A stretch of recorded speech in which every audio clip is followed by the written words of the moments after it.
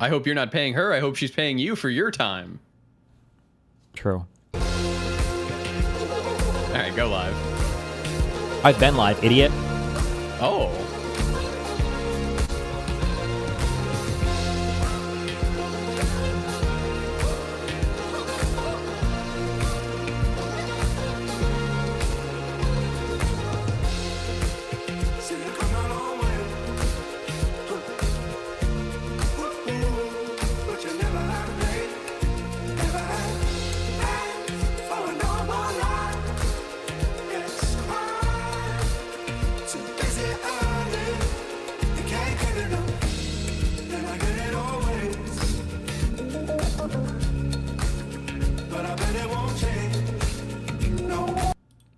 What? Just, can I not breathe, man? I had a hard shift today at the office. What'd you guys cover today? Trump did a... oh. Nice. Break everything, bro. Yeah. Smash it! That's alright. Hold on, I'm pulling out my notes here. Alright, Trump did an Oval Office thing. He had questions. Here are my notes. Trump has a plan. No nukes. 42,000 dead unarmed protesters in Iran. His blockade is genius. US is doing a service to the rest of the world. He's got a simple plan. No nukes. They did not want to go that far. For the Irans to not have nuclear. They shot 159 ships down, so they have 0 ships now. They have no anti-air guns, no radar. Iran intends to give over the nuclear dust, I guess. At least they did a few days ago. But then they said that the US or China will have to take it out. Trump ordered 22 new B-2 bombers. The Tomahawk shot from 200 miles away from a submarine. 2 days ago, they changed their mind, Iran, about giving us the nuclear dust. No nukes. And then Trump said, for a very long period of time. And then he later on said, no nukes at all. And then the Kurds, he was mad at the Kurds. He said he's disappointed with them. They took the weapons. He hates them now. The U.S. has the weakest ceasefire. It's on life support. It's the country was dead. No nukes. 111 missiles. I mean, that's pretty much it. Did you just write down every random thing he said? Yeah. Any breaking news type shit that I felt was true. Wow. He said Xi wants the U.S. to not sell Taiwan weapons. I don't know if that was breaking news or if that's, you know, normal type shit, but... Type shit? Type shit?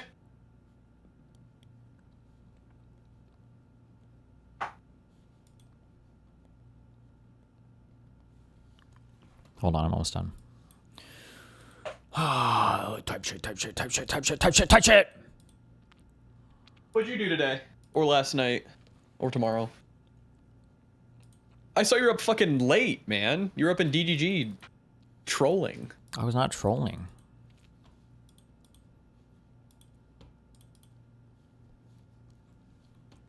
Why the fuck would I ever do that? Hold on, someone said you have a nice shirt on. Check it out. Me? It's just a blue shirt. You want me to ban them then? Fucking... You know what you gotta do. Just kidding. I know what I gotta do. Just kidding. Don't do it. Don't ban them. Don't ban them.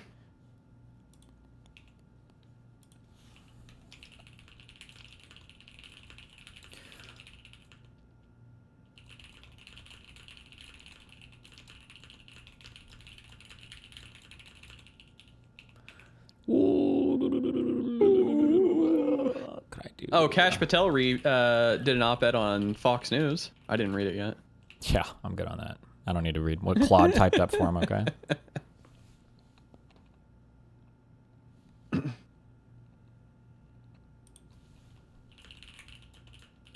Oh, Benjamin Netanyahu did a 60 Minutes interview earlier. That was interesting. You know, it's like 13 minutes. Benjamin Netanyahu did an NBC interview? Is that what you just said? 60 Minutes interview. Oh. Interesting, okay. Trump had unhinged tweets. I'm sure that you got them, but Jesus Christ. I haven't seen them, but I mean, he's unhinged tweeting shit all the fucking time. These were, yeah. I mean, they're not the craziest I've seen, which is The sleazebag radical left congressman from the failed state of California, Ro Khanna, should not be allowed on Fox News unless you have an anchor who's capable of disputing his lies. He goes on to call Hakeem Jeffries low IQ.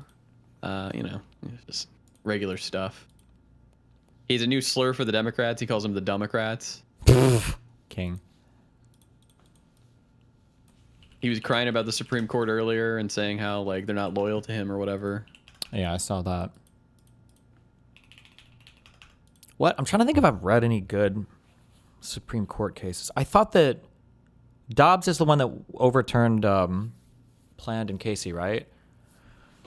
It was a long time ago, but I feel like Dobbs was like an interesting read. Like the arguments and everything I felt like were fairly interesting and somewhat compelling. The last few cases I've read have just been complete and utter fucking dog shit. Just the most dog shit Redditor horrible fuck arguments ever. Oh my god. Legal slop. True. Who did the Dobbs ruling? Was it the same Supreme Court? Did Alito write Dobbs? There's no way, right? Who wrote the majority for... I'm looking. It was Alito, okay. It was Alito, yeah. Oh. Dude, that Virginia one was so bad. They actually got so fucked. It's actually such a dog shit. And it's like, it's Redditor rules. It's literally like... It's like punching a girl in the face in 4th grade, and the teacher's like, you're going to detention for that. And then somebody's like, the Declaration of Independence says all men are created equal, not people. And the teacher's like, oh, shit, he's right. He's fucking right. It's all men. They don't say women at all. And it's like, let him cook. Unreal. It's like unreal. Like that's the level of Supreme Court writing we have right now. Or Virginia Supreme Court writing. Holy shit. Yeah, pretty cooked. You have one Supreme Court in Virginia going by spirit of the law, and then you have the Supreme Court going by like fucking letter of the law. Or both. It depends on how you view it. I mean, from either way, yeah.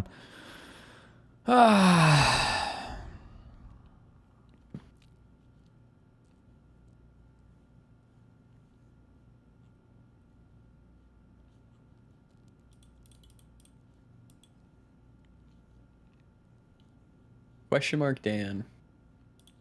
Oh. Where the fuck was Dan at today? It's Monday. He always comes on time and leaves early. Comes right when he means to.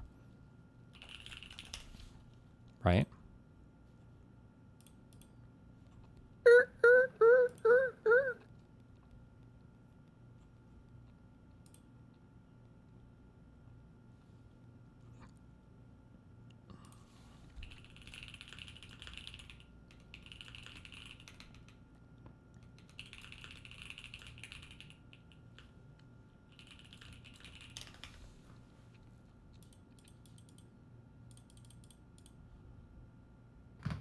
Shut up. Hold on, sorry. Almost done. 5 more messages. What the heck, Mr. Mooten? This is gross language. What is this? It's a meme. Is it? I am the #1 segregationalist. Are you serious? In the Mooten? entire universe when it comes to and and that's why I think Montreal does it the best. That's why I think Montreal does it the fucking best. They keep the to their own. And they keep the to their own. But I say you just get rid of the get rid of them. Wow. It was about bikers and car havers.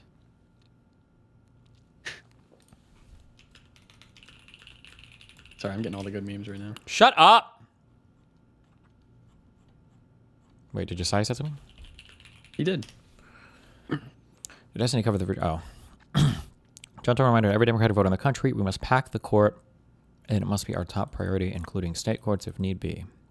Go forth with this mission, Godspeed.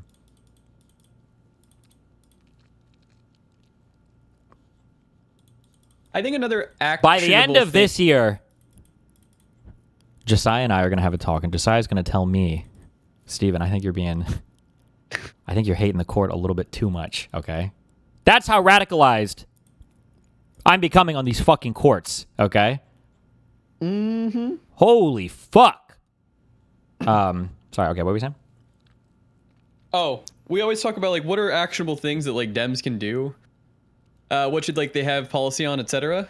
I think we need a voting fucking holiday. I don't know how that's not a thing. I thought That's you a were super about to say easy something win. completely different. Oh, no. A voting what? Oh, no, I know what you mean. Yeah, it might help a little bit. I don't know.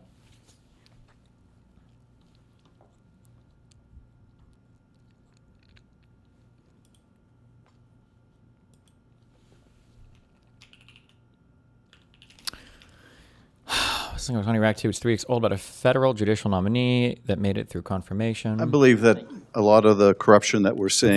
Are these the same 3 that wouldn't answer whether or not Biden won the 2020 election, or is this another one? Oh, I can't talk about those people.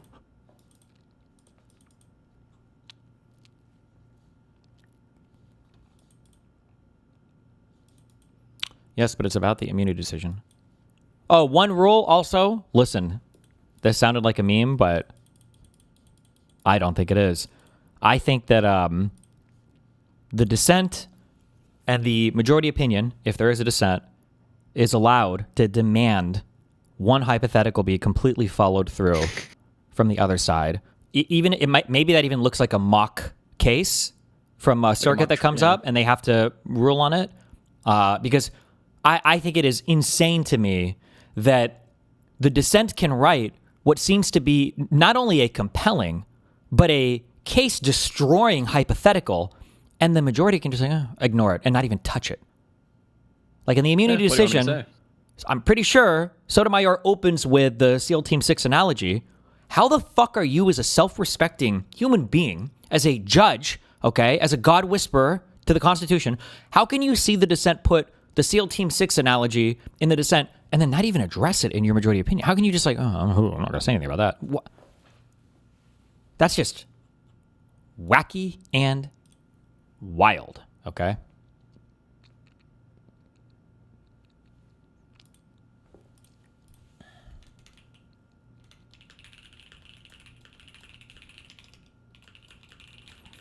What was the analogy? Well, in this Virginia decision, it's the way that it's just so stupid on so many different levels.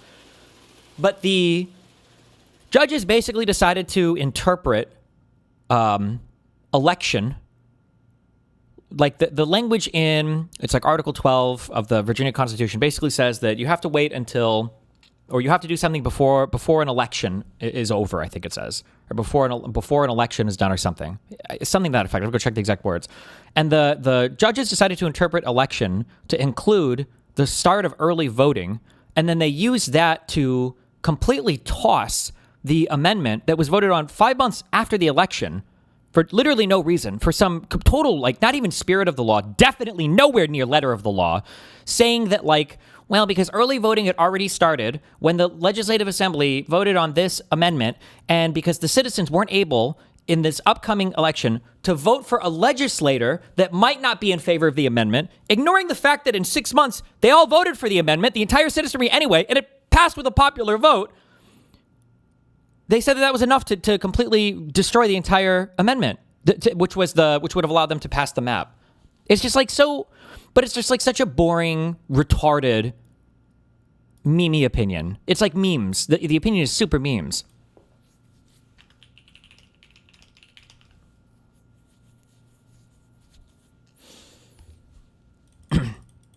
And then I thought the dissent in that case brought up a lot of really good points where they were like, first of all, if for nothing else, interpreting the election as lasting for 45 days is literally out of step with federal law. But then secondly, there are so many parts of the Virginia Constitution that talk about an election, and it clearly means a single day.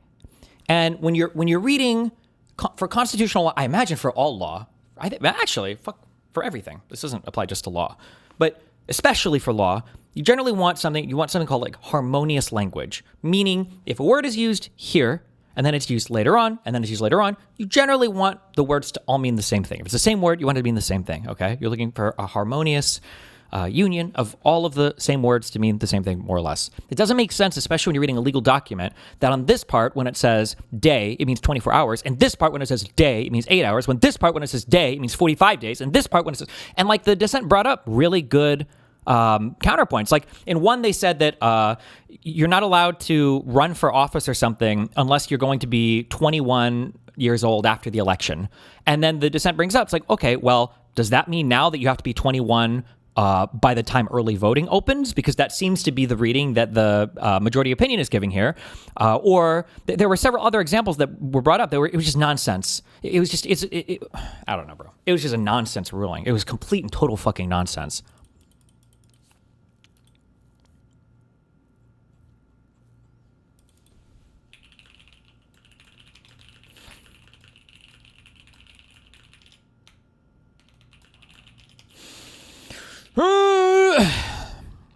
Apparently there's a leak of Anti-Fan full Discord, and at least Lonerbox got it. He talks about it at the beginning of his stream today.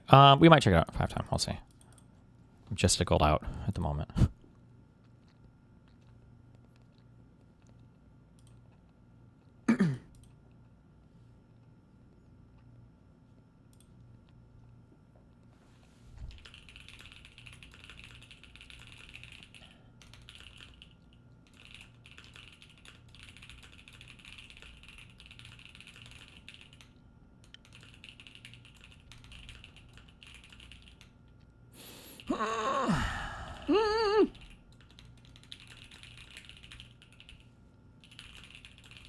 Play the vid.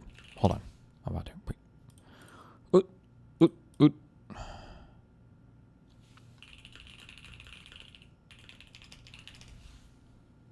It genuinely feels like we either pack the court in the next 4 years, or we literally just watch the constitutional legislation / voting in the country become memes.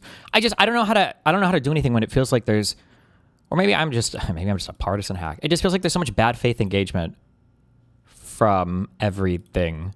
Like I don't know how you counter anything if I don't know, bro. I don't know what you do.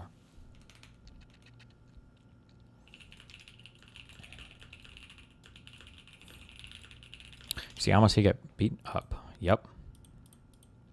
By animes.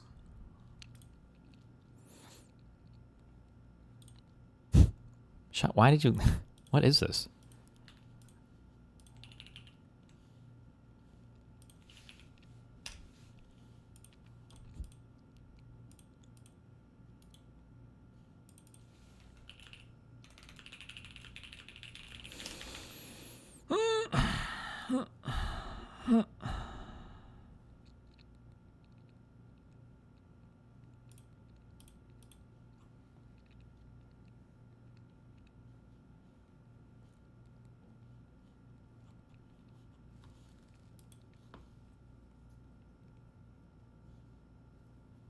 Okay. You're not allowed to laugh. You never played Elder Scrolls? This has nothing to do with Elder Scrolls. This is Skyrim, you fucking idiot. I believe that a lot of the corruption that we're seeing in the administration and the White House traces back to a single decision of the Supreme Court granting the president immunity. Absolute immunity when it comes to certain core functions of the executive, a qualified immunity as to other official acts. The only area where a president would be personally liable for prosecution would be purely personal conduct, which is hard to imagine what that entails given that the president is president 24 hours a day. Yep. It's impossible to, which is why the people that authored that decision couldn't give you a single fucking example. Part of the president's legal team, defending the president, articulating the president's position in Trump v. United States. I want to ask you about that. In the Court of Appeals, John Sauer, one of the counsel for the president, was asked by a Court of Appeals judge, Pan in the D.C. Circuit, whether under your theory of the case, his theory of the case, a president could order SEAL Team 6 to assassinate a political opponent and not be... You think it's worth purging SCOVA? What the fuck is SCOVA? Subject to prosecution for it. Sauer's answer was effectively, that's right. unless he were impeached first, he would not be subject to prosecution. Is that your view as well?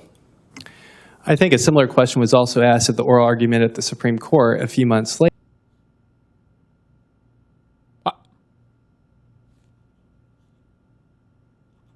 Is this guy 19 years old? Hello? Wait. What? Hello? I think the Supreme Court has now set forth a test in Trump versus United States that would address that hypothetical situation, which a question was also asked at the oral argument at the Supreme Court a few months later. I think the Supreme Court has now set forth a test in Trump versus United States that would address that hypothetical situation, which, based on my relationship, I might add, I think is outlandish, and I see no reason to think that that hypothetical would ever be a possibility. Oh, well, why don't you walk us through the test, and please tell us in detail how you would meet this test. Why is it that I can't? Fuck, wait, my brain is broken today. Hold on. Okay. It's okay. I have Trump derangement syndrome, and it's affecting my mind. Every single thing I want to say and every single thing I'm saying is just so obviously true and just so retarded. No, it's just like, why do all of these committee hearings sound like things that a layman could pass?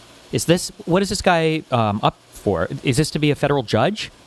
Like, we should be able to dig through some very difficult legal questionnaires to figure out if you're qualified, because it's not supposed to be a fucking rubber stamp. It's not supposed to be. But we should be able to ask, like, detailed questions. Not questions that a retarded fucking congressman from Tennessee can answer, right? We should be able to get, like, a solid answer on the record about complicated things that we would expect a federal judge to understand. I don't know. I just feel like I hate all of these hearings and everything that has to do with that. Well, so is it your view as well, as it was Mr. Sauer's, that, yes, the president could assassinate a political opponent and not be prosecuted for it if his party won't impeach him in the Senate? I think Trump versus United States that you mentioned, Senator, now has addressed to some extent the impeachment judgment clause, and that is set forth in the opinion. It would be something that I would be bound as precedent to apply if I was to. What is the impeachment judgment clause? Is he just talking about just impeaching the president? It can't mean that, because didn't Schiff just say if the Senate doesn't impeach? Didn't he just say that, or did I mishear it? Maybe I misheard it. Sauer's, that, yes, the president could assassinate a political opponent and not be prosecuted for it if his party won't impeach him in the Senate. I think Trump versus United States that you mentioned, Senator, now has addressed to some extent the impeachment judgment clause. Oh, wait. I know what he's talking about, actually. Never mind. I'm sorry. I jumped the gun on that. And that is set forth in the opinion. It would be something that I would be bound as precedent to apply if I was to address. With my hypothetical, Schiff is actually legally incorrect here, or he's not understanding the Supreme Court. One of the, oh God, I hate everything, bro. One of the insanity fucking defenses that the Trump, I think, I don't remember who argued this case, actually. Wait, who argued this case on the immunity ruling? It wouldn't have been... I have no idea. Was it Sauer? What are the parties in Trump v. as his personal lawyer, or...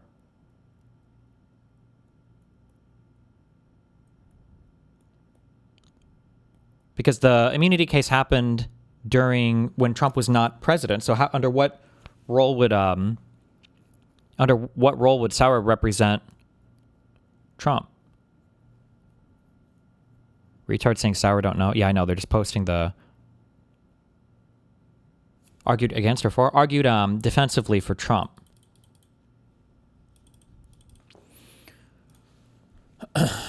Argued for would have been Sauer. Was Sauer the Solicitor General under Biden as well? Biden's solicitor. I thought it was a woman. Solicitor General. Are you just saying random shit? Are we just saying random shit?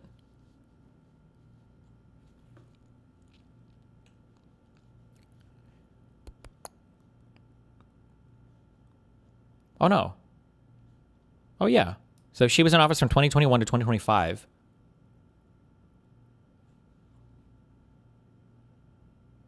I believe Sauer was arguing for Trump's side as his personal lawyer. There's no way.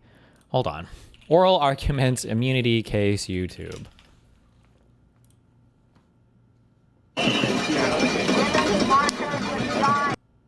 That he's not doing these acts in furtherance of an official responsibility. He's doing it for personal gain. I agree with that characterization of the indictment, and that can.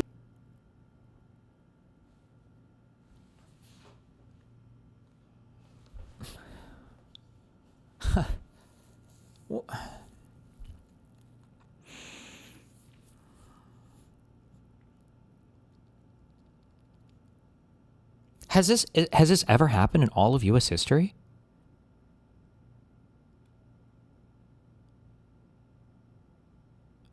I don't know if I can. I don't know if I can continue on. I don't know if I can make it today.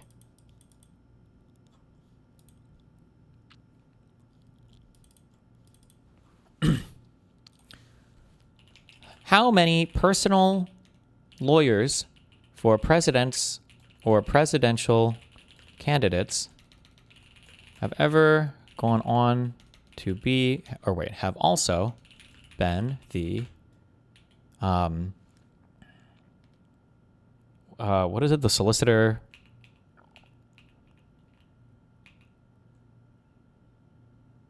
Fuck, my brain is fried now. General.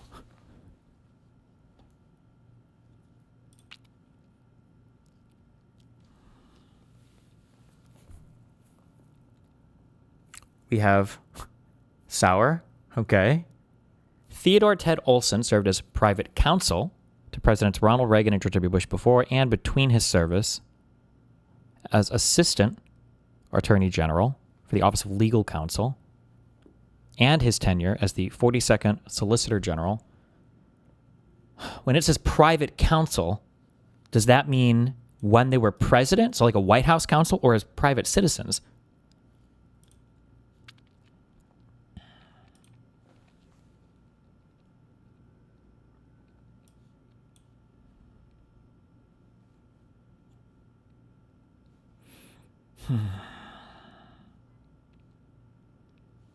Don and Crutcher as an associate in 72. He was named a partner from 81 to 84. He served as the assistant AG for the Office of Legal Counsel in the Reagan administration. While serving the Reagan admin, he was legal counsel to President Reagan during the Iran-Contra affairs investigation phase. He was also the assistant AG, the ELC, when Ronald Reagan... Okay.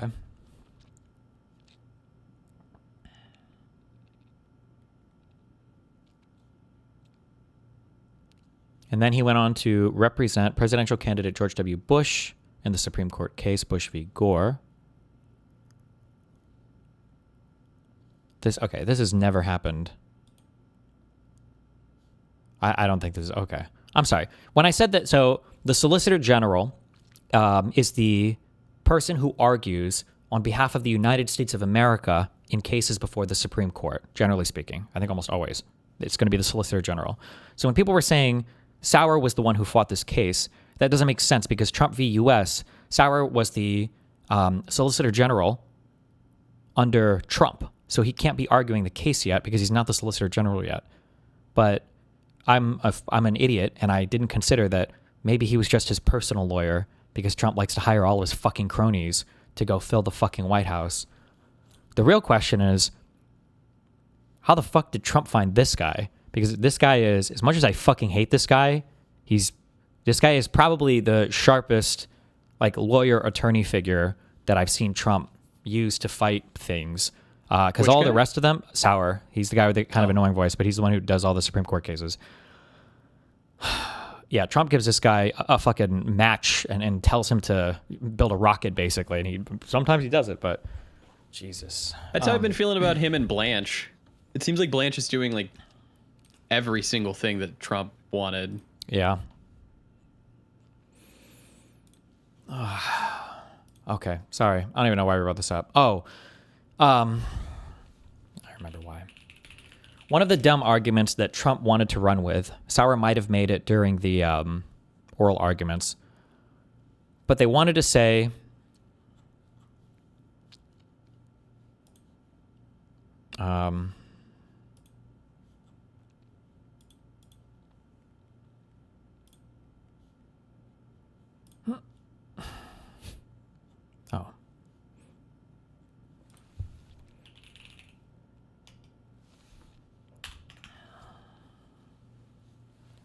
Where do they even get this language from?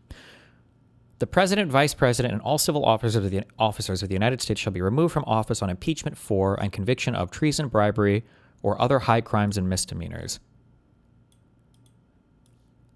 Was there another sentence, or was it really this one that was this fucking weak? They tried to say that the president of the United States cannot ever be actually charged with any crime unless he is impeached for those crimes first.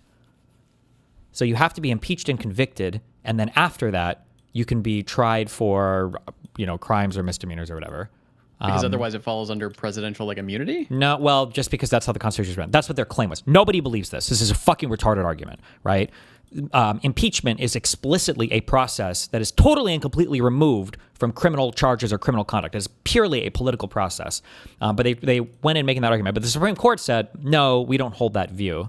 So when Schiff here brings up the impeachment judgment clause or whatever, that way that Schiff is reading it is not how the Supreme Court chose to read it. And this guy, the 19-year-old kid here, the Justin dude, is correct in that the Supreme Court struck down, or they said, we're not going to read it this way. And yeah, okay. Anyway, in the Senate. Sorry, this took way too long.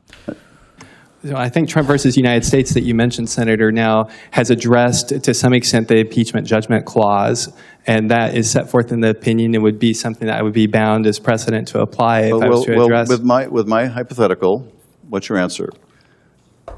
The president orders SEAL Team 6 to kill his political opponent, one of them, maybe several, uses the military to do it, so it's within the scope of absolute immunity. Is it your view that he is not subject to prosecution for that if the members of his party will not impeach him? With that hypothetical or any hypothetical that you might try to pose, Senator, I would just refer to the test that the Supreme Court has set out. I'm asking you your view, so just tell me yes or no. Yeah, and I want to tell you that as a judicial nominee, I don't want to prejudge any case, regardless. Well, I'm not asking you to prejudge. I'm asking you to talk about your view and also what you argued, what you counseled the president in that case. Did you? All right, you're right. It's actually called the impeachment judgment clause. Thank you. Judgment in cases of impeachment shall not extend further than to removal from office and disqualification to hold and enjoy any office of honor, trust, or profit under the United States. But the party convicted shall nevertheless be liable and subject to indictment, trial, judgment, and punishment according to law. This was the one they tried to cite to say, oh, well, if you want to charge the president or if you want to indict him, take him to trial and try to convict him of a crime, he has to be impeached for that same thing first. That's how they tried to read this, which is totally not proper reading of this clause. But that's what they were arguing. Okay, thank you.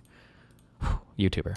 You make the argument as a member of the president's legal team that, yes, he could assassinate his opponent if he used the military to do it, and if his party wouldn't impeach him, that he would be protected. Sorry, hold on.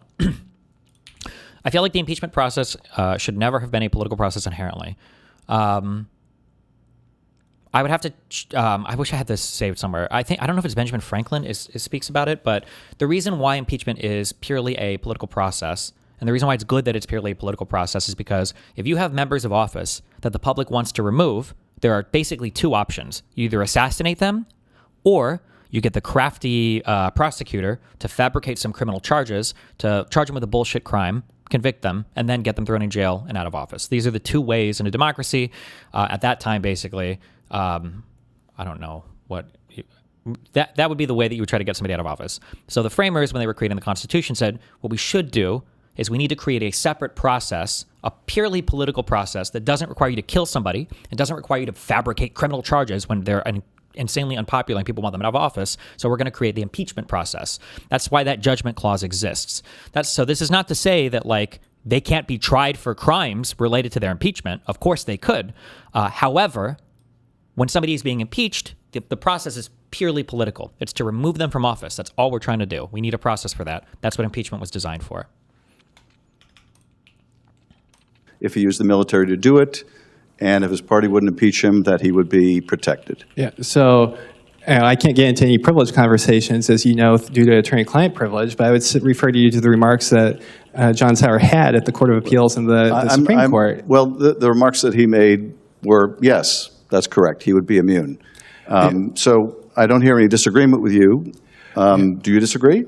I would disagree with your characterization of how he responded to that question. I think he said it was outlandish, would not happen, and that there would be a process to hold someone like that accountable. What's the process? if they don't want to be impeached? And I think Well, Trump, the process, the question from the judge was, if he were not impeached first, is that your position? And that was Sauer's position. It sounds like that is your position as well. Let me ask you about a different part of the court's opinion, that is, that the only area where he's truly liable is purely personal conduct.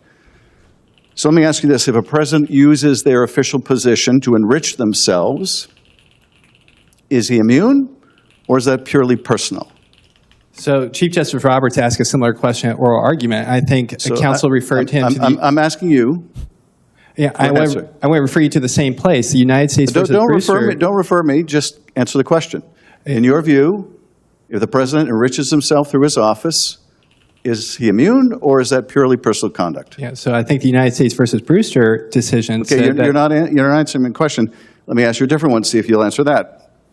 If a president took bribes to change the country's policy in the Gulf, purely personal or subject to immunity? Brewster dealt with bribes, and in that case, the court said that a legislator could be prosecuted for bribery. We're not because talking it was about legislator, we're talking about the President of the United States, who has immunity now thanks to your work in part. So let me ask you another question. If a president demanded money from a media organization in order to approve a merger, immune or purely personal conduct subject to prosecution? Every hypothetical situation will be addressed by the test in Trump versus United States on what type of immunity would apply. Yeah, so you're not going to answer the question. What if a president falsely arrested a sufficient... DR005. Dude, like GPT gaslighting you with details instead of just telling you shit, LOL. What if a president falsely arrested a sufficient number of Congressman? senators Judges? such that he Yep. couldn't be impeached? Is there a remedy for that? For each of these hypothetical situations, the Trump versus United States test would be applied. Okay, the Trump v. United States test would be applied, so the Ask him, president... applied as to how. Ask him to walk through the application of that test. Because one of the important things of that test, which is like, I don't even know how this would work in practice, was that you're not even allowed to probe on motivations. You're not even allowed to probe to see why a person did something if it's an official act. So how could you even fucking know? How could you even fucking know? The president is using the military to arrest members of Congress to prevent his impeachment. What's the remedy? In each of these hypothetical scenarios, Senator, the remedy is... What's the remedy? The court would go through the different types of presidential power that might be at issue. There's a different test for absolute versus... He's passed the test. He's got immunity unless he's impeached. That's what the court has held. And he's not... This is not true. He doesn't lose immunity for being impeached. I don't know where he got this from. That's not... The court didn't say that. impeached because he can't be impeached, because he's arrested enough of the Senate to prevent his impeachment or even an impeachment proceeding. What's the remedy? So, Senator, as I've said, for each hypothetical scenario you're trying to present, the court would look at the different tests that the Trump versus United States would present. I'm just going to have to conclude here that you don't want to express your view on it, because I think it's a shocking view. I think it was a shocking view that John Sauer expressed in the Court of Appeals. I think it's a shocking view that you hold, that the president's authority is so profound that he basically is above and beyond the law, that there's no remedy for a president who would abuse his power the way we have already seen and I fear we'll see in the future. I think the Roberts Court will go down in history. That will be their legacy as having enabled the worst form of corruption we've ever seen in the Oval Office. And you'll be a part of the team that made that possible. I yield back. Hater.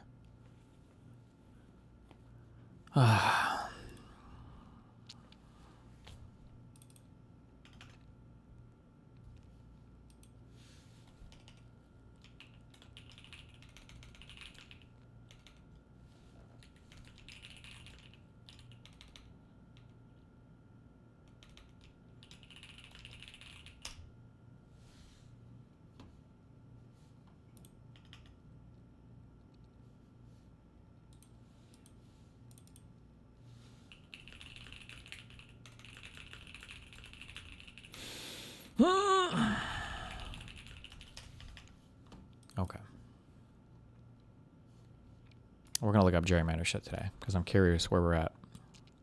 Watching it, the level of ferocity for protest, the people are watching it. They want to go out on the streets. They have no weapons. They have no guns. We thought the Kurds were going to give us weapons, but the Kurds disappointed us. The Kurds take. They have a great reputation in Congress. Congress says, oh, they fight so hard. No, they fight hard when they get paid. So I'm very disappointed in the Kurds, but they were given. I said it wasn't going to work, by the way. I just have to say it. I disagreed with what they did. They gave it. I said, they'll never get there. And I was right. I like to be right. The level of ferocity. Okay.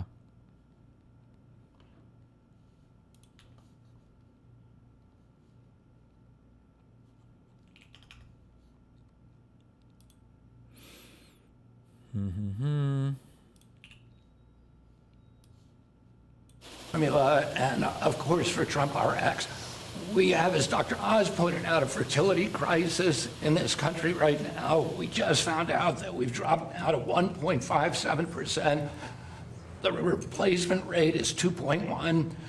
100 years ago, we were at 3.27, so more than double that we are today. 100 years ago.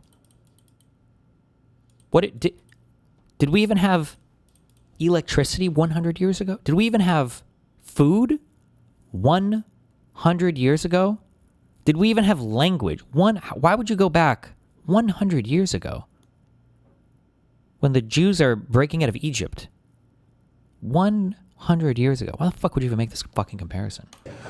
We are approaching the cataclysmic rates that Japan and China are now experiencing that is threatening their economy. It's a threat not only to our economy, to our national security, it's a direct threat to our Social Security Trust Fund, to the Medicare Trust Fund. President Trump has directed my agency to find out the cause of the fertility crisis, and that is part of this program. We're looking at the impact of metabolic challenges, which directly affect fertility, of obesity, which affects fertility, of endocrine disruptors, of pesticides, of this toxic. How is that national security? Well, when words don't mean anything, anything can be anything. So everything is national security now, dude. Duh. Soup that our young women are walking around today to try to figure it out. The fertility crisis for women began in 2007. For men in 1970, men had twice the sperm count as our teenagers do today. This is an existential crisis for our country. We had a series of presidents that were like, is this real? That there are millions of men around the United States. They all just are desperately wanting to have children, and they just fucking can't do it. The sperm counts are just too goddamn low. The sperm counts are just too low, so we're not making babies. If they just got up higher, we'd be... Give me a fucking break, dude. Trying to discourage... Thoughts on the hentai virus? I fucking love it! A series of presidents that were trying to discourage childbirth and motherhood in this country. We now have a president that is trying to encourage it, and I want to thank you again for your leadership. Thank you very much, Bob. Okay.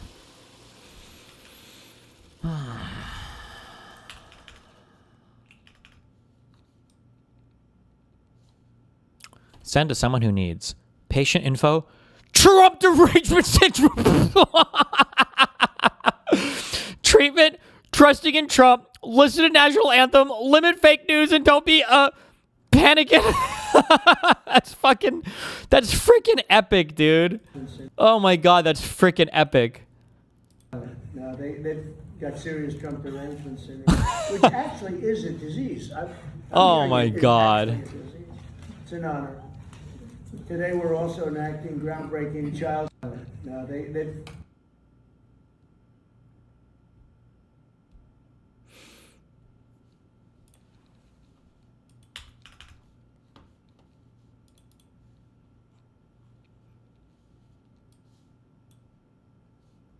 Air pollution sites, destroy our environment, open air burning, air pollution, and our beaches are dirty.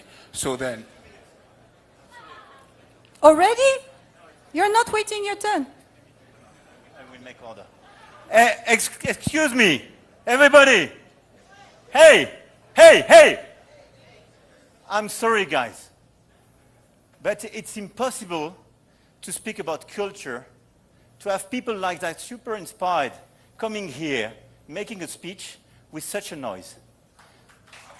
Oh, when the teacher shouts at you, when the guest speaker comes in, and the class is fucking around. This is a total lack of respect. So I suggest, if you want to have bilaterals or speak about somebody else, something else, you have bilateral rooms or you go outside. If you want to stay here, we listen to the people. And we play in the same game, okay? Thank you. Damn.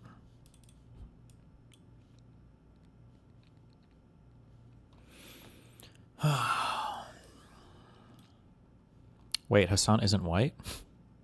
Doing here is... Oh my god, bro.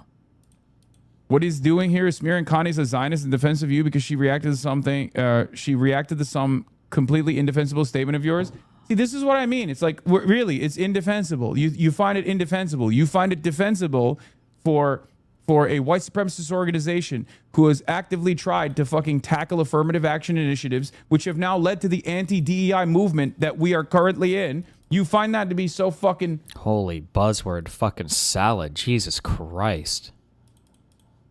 Sometimes you can't be talking like that, white baby. See, this is what I...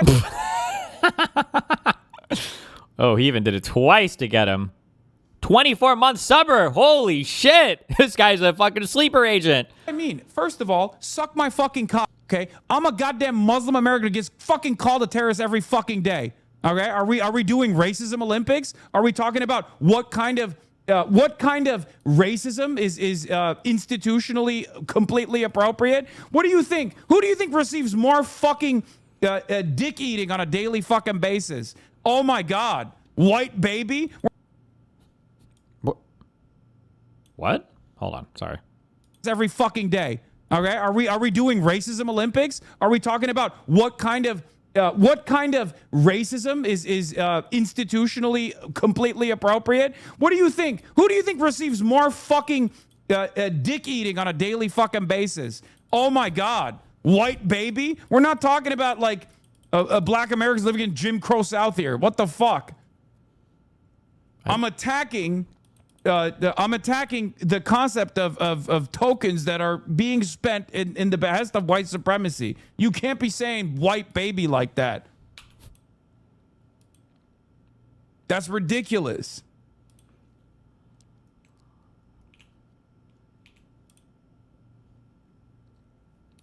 It's a joke, man. I know. It's just like very frustrating. The idea that I'm like a anti-Asian reactionary because I'm saying that the anti-DEI movement that is literally harming Asian Americans right now in...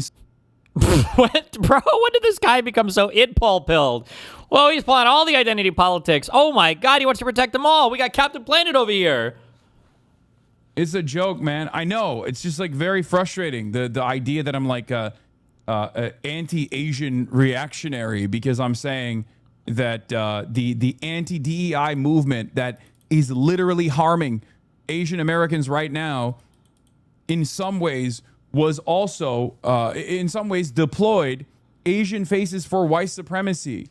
This is how it started. Wouldn't the anti-DEI movement technically help Asians? I thought that was one of the fallouts of getting rid of affirmative action, is that affirmative action technically disadvantaged Asians when they were trying to apply it. I don't even know if he, dude, there are like so many buzzwords that this guy is like throwing into everything. It's hard to even follow these sentences. Jesus Christ. That clip is one from the Republican National Committee. Of course, they don't give a fuck about. I feel like I'm just taking a big dick eating right now. You know what I mean, guys? Is one from the Republican National Committee. Of course, they don't give a fuck about Asian people. I do. Like, if I describe the context of like what okay, all right, my criticism is, and you still choose to go, nah, that's still fucked up. No, you know what I think is fucked up? I think white supremacy is fucked up. I think anti-DEI initiatives are fucked up. Okay, I think racism is fucked up. And if you are going to be a willing participant of white supremacist movements, I'm gonna shit on you. Okay.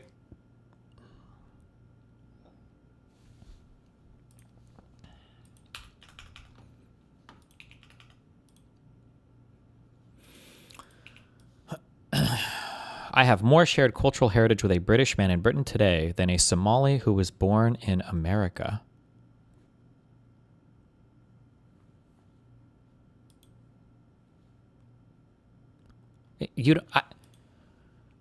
Bro, why am I... Is it just all rage bait today? Is that all we're doing? I don't even need to tweet about this. Okay.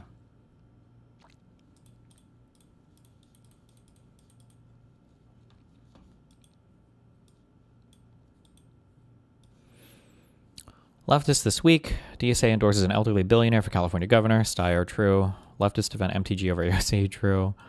David Hogg excuses Graham Plattner's opposition to an assault weapons ban.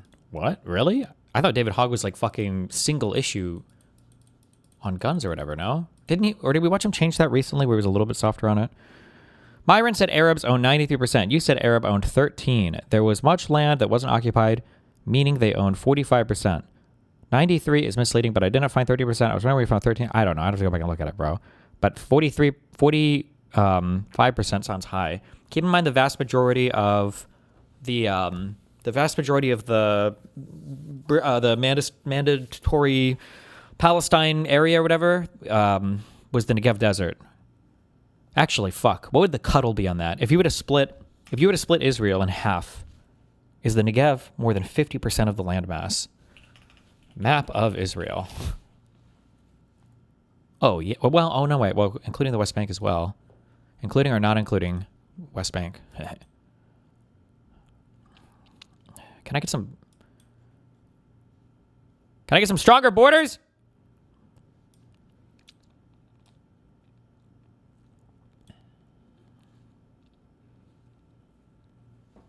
Bottom right. What do I push? This? No. Oh, layers. Map?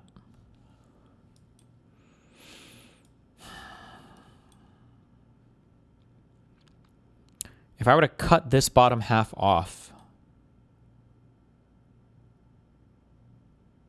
I'm pretty sure I don't know if any of this was like formally claimed. I know there are like Druze and I don't know how many Druze, but I think Bedouin Arabs lived throughout here. And then there were people lived in the West Bank, I think, right? Because this is kind of like a lushy-ish, or parts of it were a lushy-ish valley. And then there were people that lived on your port areas up here. I would have to go back and look at early population maps, though. But formal ownership of the mandatory Palestine area was pretty low. I thought it was less than like 30% of all of the land in that area formally owned. But I don't remember. Go look it up. You can do it. I believe in you. I don't care. Fuck them all. Blame Democrats for the Voting Rights Act getting gutted. Based.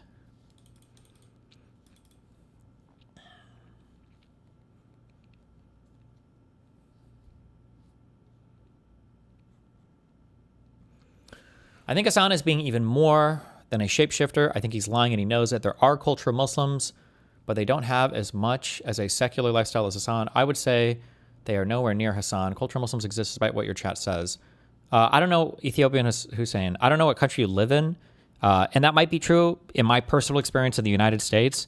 For some reason, there are just some people who don't eat pork. I don't know. They just grew up not eating it. If you happen to be Arab or Turkish, I guess, and you grew up and you don't eat pork, you just say that you're culturally Muslim.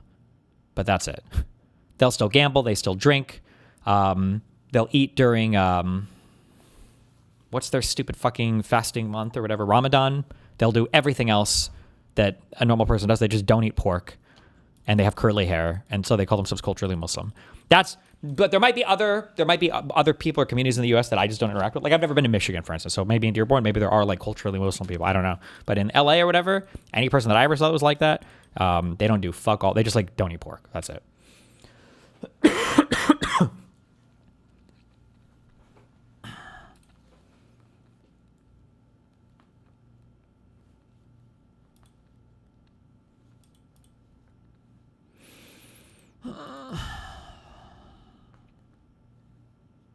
I only eat pork if it's cured. What, like the Final Fantasy spell?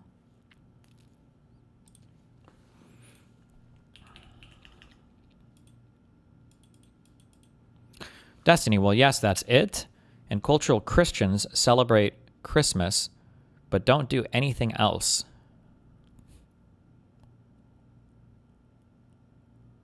I've never in my entire life heard somebody call themselves a cultural Christian. But Christmas is also like a widely celebrated, like, secular holiday too, no?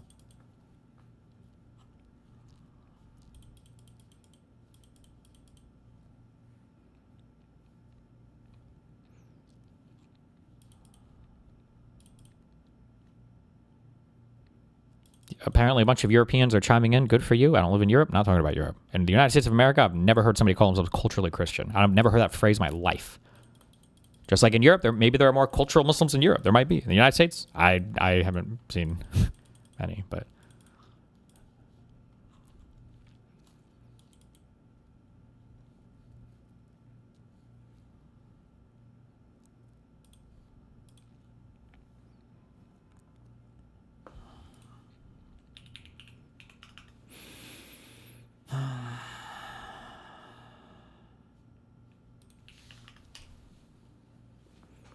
Can anyone tell me why is Hybe trying to hide this by copywriting?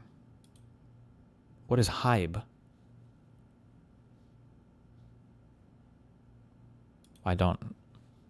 Pride of Israel. 70th anniversary watch for the state of Israel. Okay. Wow, Crane Shield.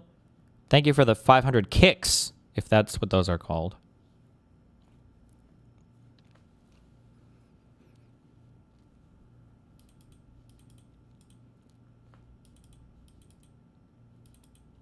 Acknowledge you've been to Detroit, Michigan, unless that was my favorite train. Yeah, I've been to Detroit a few times. I just don't remember.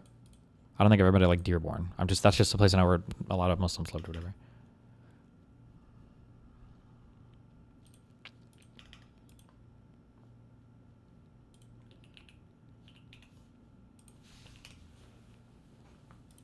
Hasan, I regret to tell you that you have anti-Asian politics. Your recent report on Asia and Asian-related news has been horrible.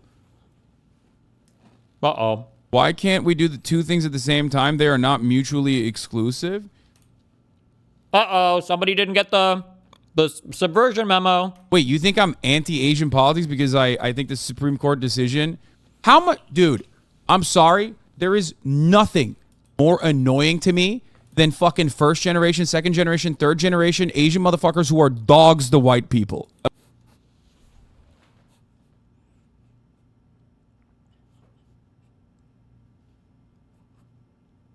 Okay, how many generations down are we gonna go?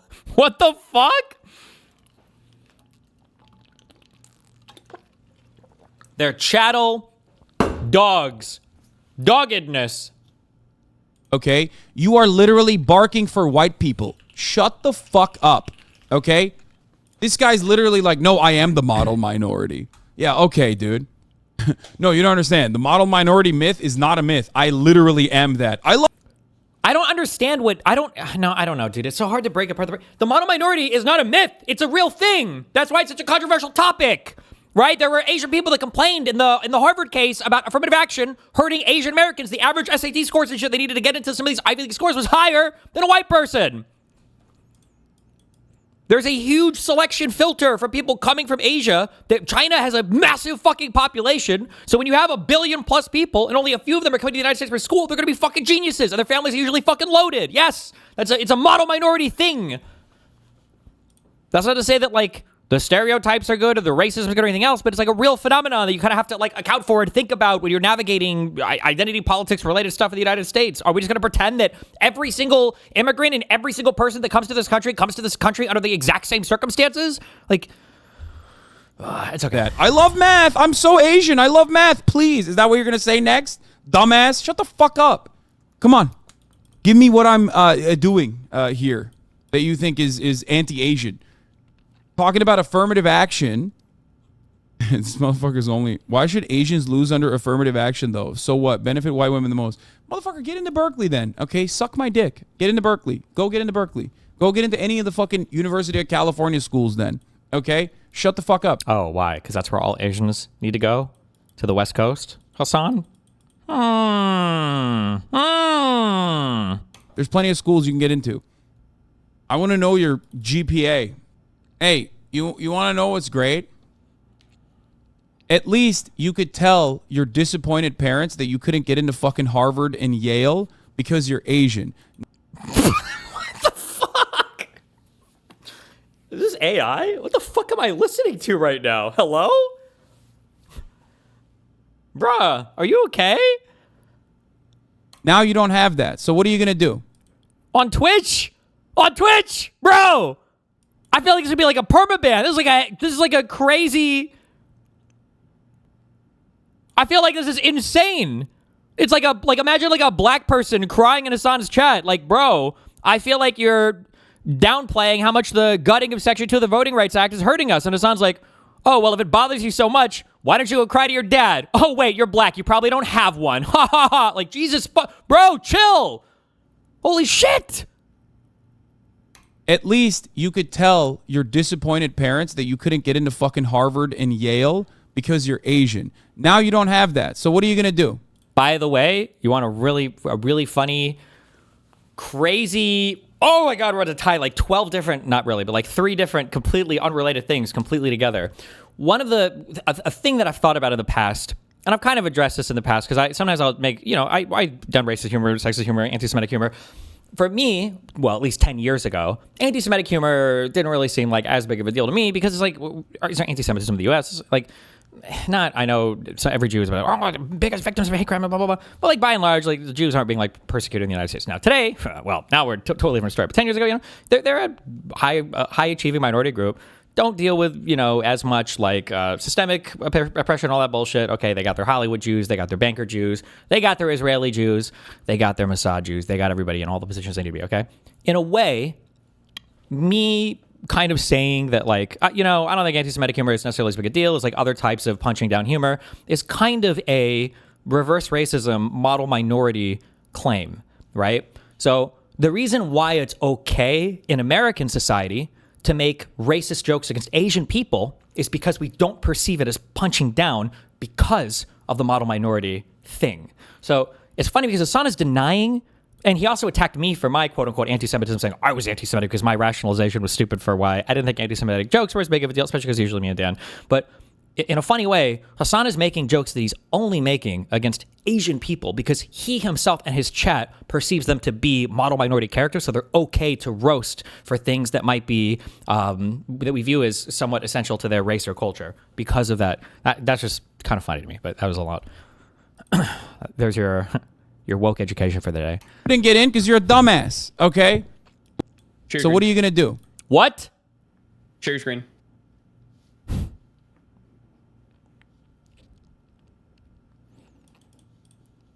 What are you going to do now? Now, you just couldn't get in because you're a dumbass, okay?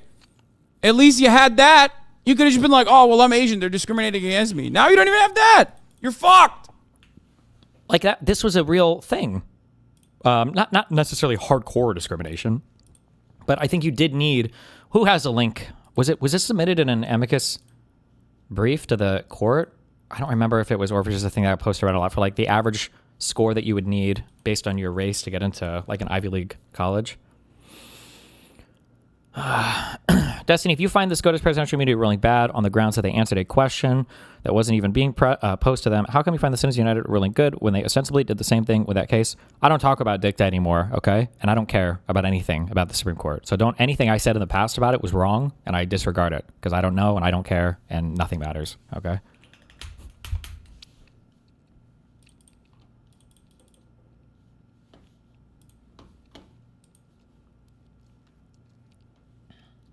In the past, my statements were, I don't know why the court goes more broadly on things when it's not a question before the court, and then I've even spoken authoritatively and said that that's improper and they shouldn't do that. However, after reading through the last decision that Alito cummed all over the court pages with about the Voting Rights Act, now I see that if you don't take some time to blog post about all of your thoughts in your spare time, that if you only write about like what is explicitly and exactly in front of you, then you'll get some cockbag like Alito who will say, well, I noticed that these guys didn't actually say anything super specifically about this one thing, so I'm actually going to fucking toss all of it. Although that's not even really accurate because they did address a lot of the Section 2 stuff, and Alito, I guess, just can't read. Maybe he's drinking too much. Maybe him and Thomas are hitting the... If I say hitting the crack pipe for Thomas and Alito, if one of them is black, does that count as racism? I don't know, actually.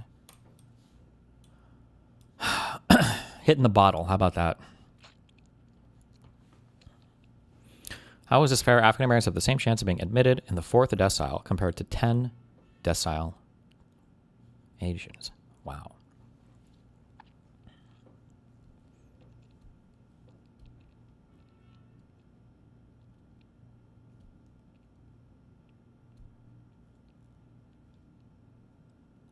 I don't know what this comes from, but this looks very, very, very shitty. This is not what I was thinking of. I thought there was a thing that was based on like average test scores. Because for this, like imagine if 1 million Asians applied and like 10 African Americans applied. If this doesn't show you, I think like the absolute number of entries, I don't know if the percentage here is meaningful. Maybe? I don't know. I don't know about that.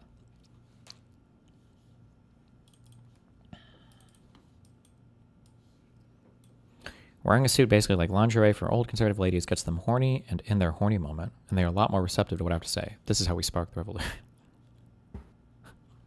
Kill me. That's a good one. Is there a reason why you're scared of getting cooked in a debate with Andrew Wilson? Not at all. Ooh. I have no problem debating Andrew Wilson on like an actual subject, but I'm not going to have like a 4-hour fucking meta debate. Or if he really wants to, then we can, but it has to be like a shot for shot. It has to be a drinking debate. If I can get wasted during it, then fucking fine, sure. But I'm not sober. I'm not debating sober meta conversation. What was the tweet that I made where I was like, it's so annoying that these guys will pretend that just because I might be a moral subjectivist, that means that I have absolutely no moral principles at all and a rape is okay. And then Andrew's like, oh, really? And I'm like, yeah, what do you want? We can debate that. And Andrew's like, okay, fine, let's debate it. And I'm like, all right, what are we? So here's the topic. He's like, no, the topic is going to be whether or not my opinion when I said that thing in that podcast was that you don't have any absolute moral or whatever. And I'm like, what? And then the next one, and then he was like, okay, not that. How about we do... Fuck, somebody can find the tweets. The next one was like, well, how about we have a debate on whether or not Christian morals would be better for American society than atheist morals? Like, how the fuck? What does that even mean? I'm good. I'm good on that one, Chief. So you're scared? I'm scared of Yo Mama. I'm scared of her too. Why?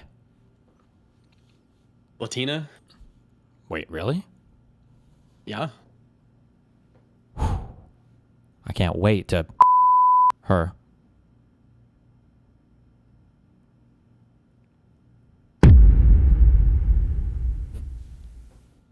Get back to the politics. Shut up.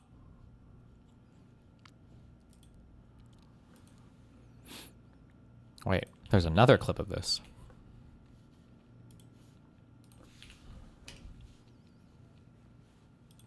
I love math. First of all, 6-second clip. Come on, we can do better. Dumbass, shut the. We already watched this. Hasan, I regret to tell you that you have anti-Asian politics. Dude, this picture, he didn't have Mein Kampf, but oh my fucking god, kill me, bro. That was a funny picture, yeah. Oh my fucking god. I like the one where they like made it Brian Griffin. That was good. That was good.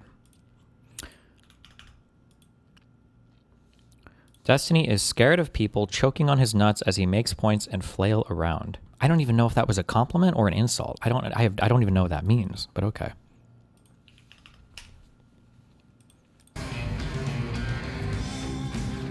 All right. Here you are, ma'am.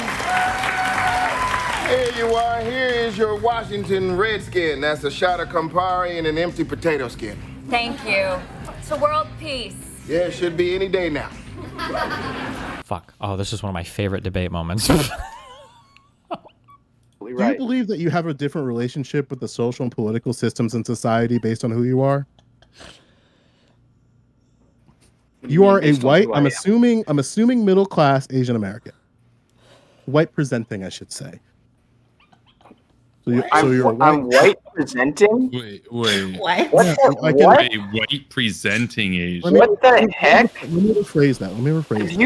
Can you look at me right now? I can simplify that for you. I can simplify that for you if that upset you. Absolutely right.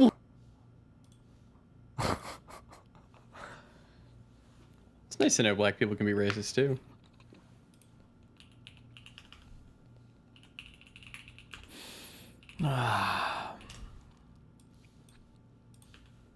See, so when I say this black person is white, because I say, and I explain why, see, I'm not even wrong, okay? You're just white presenting.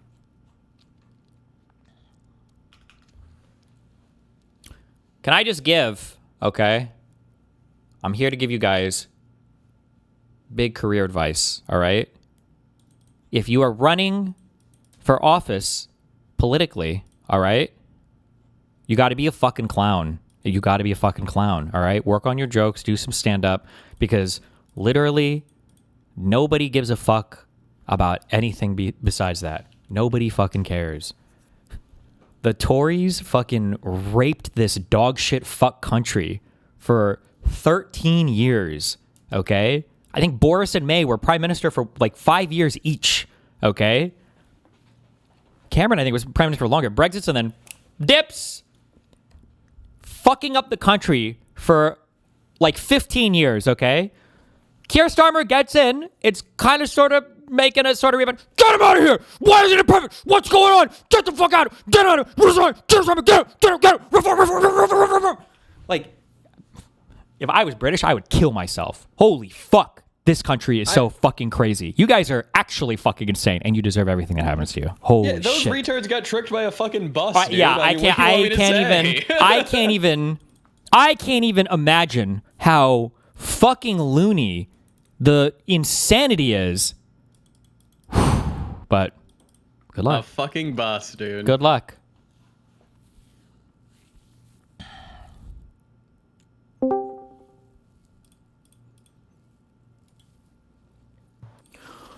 Oh, hi. Before you come in and actually me on 52 different statistics why you think the UK isn't getting better, do you think that a reform government is going to outperform the current Labour government? You know that's the direction your country's headed, right? You know you guys are. You're going reform, right? Yeah. You think the reform, is it going to be Farage, or are they going to have another prime minister? Who's it going to be? I don't fucking know. You think that's going to be better than giving Labour like a couple more years to try to catch up? No. But you can't exactly say that like it's our fault when our whole policy is decided by Trump. Like if nothing we do matters.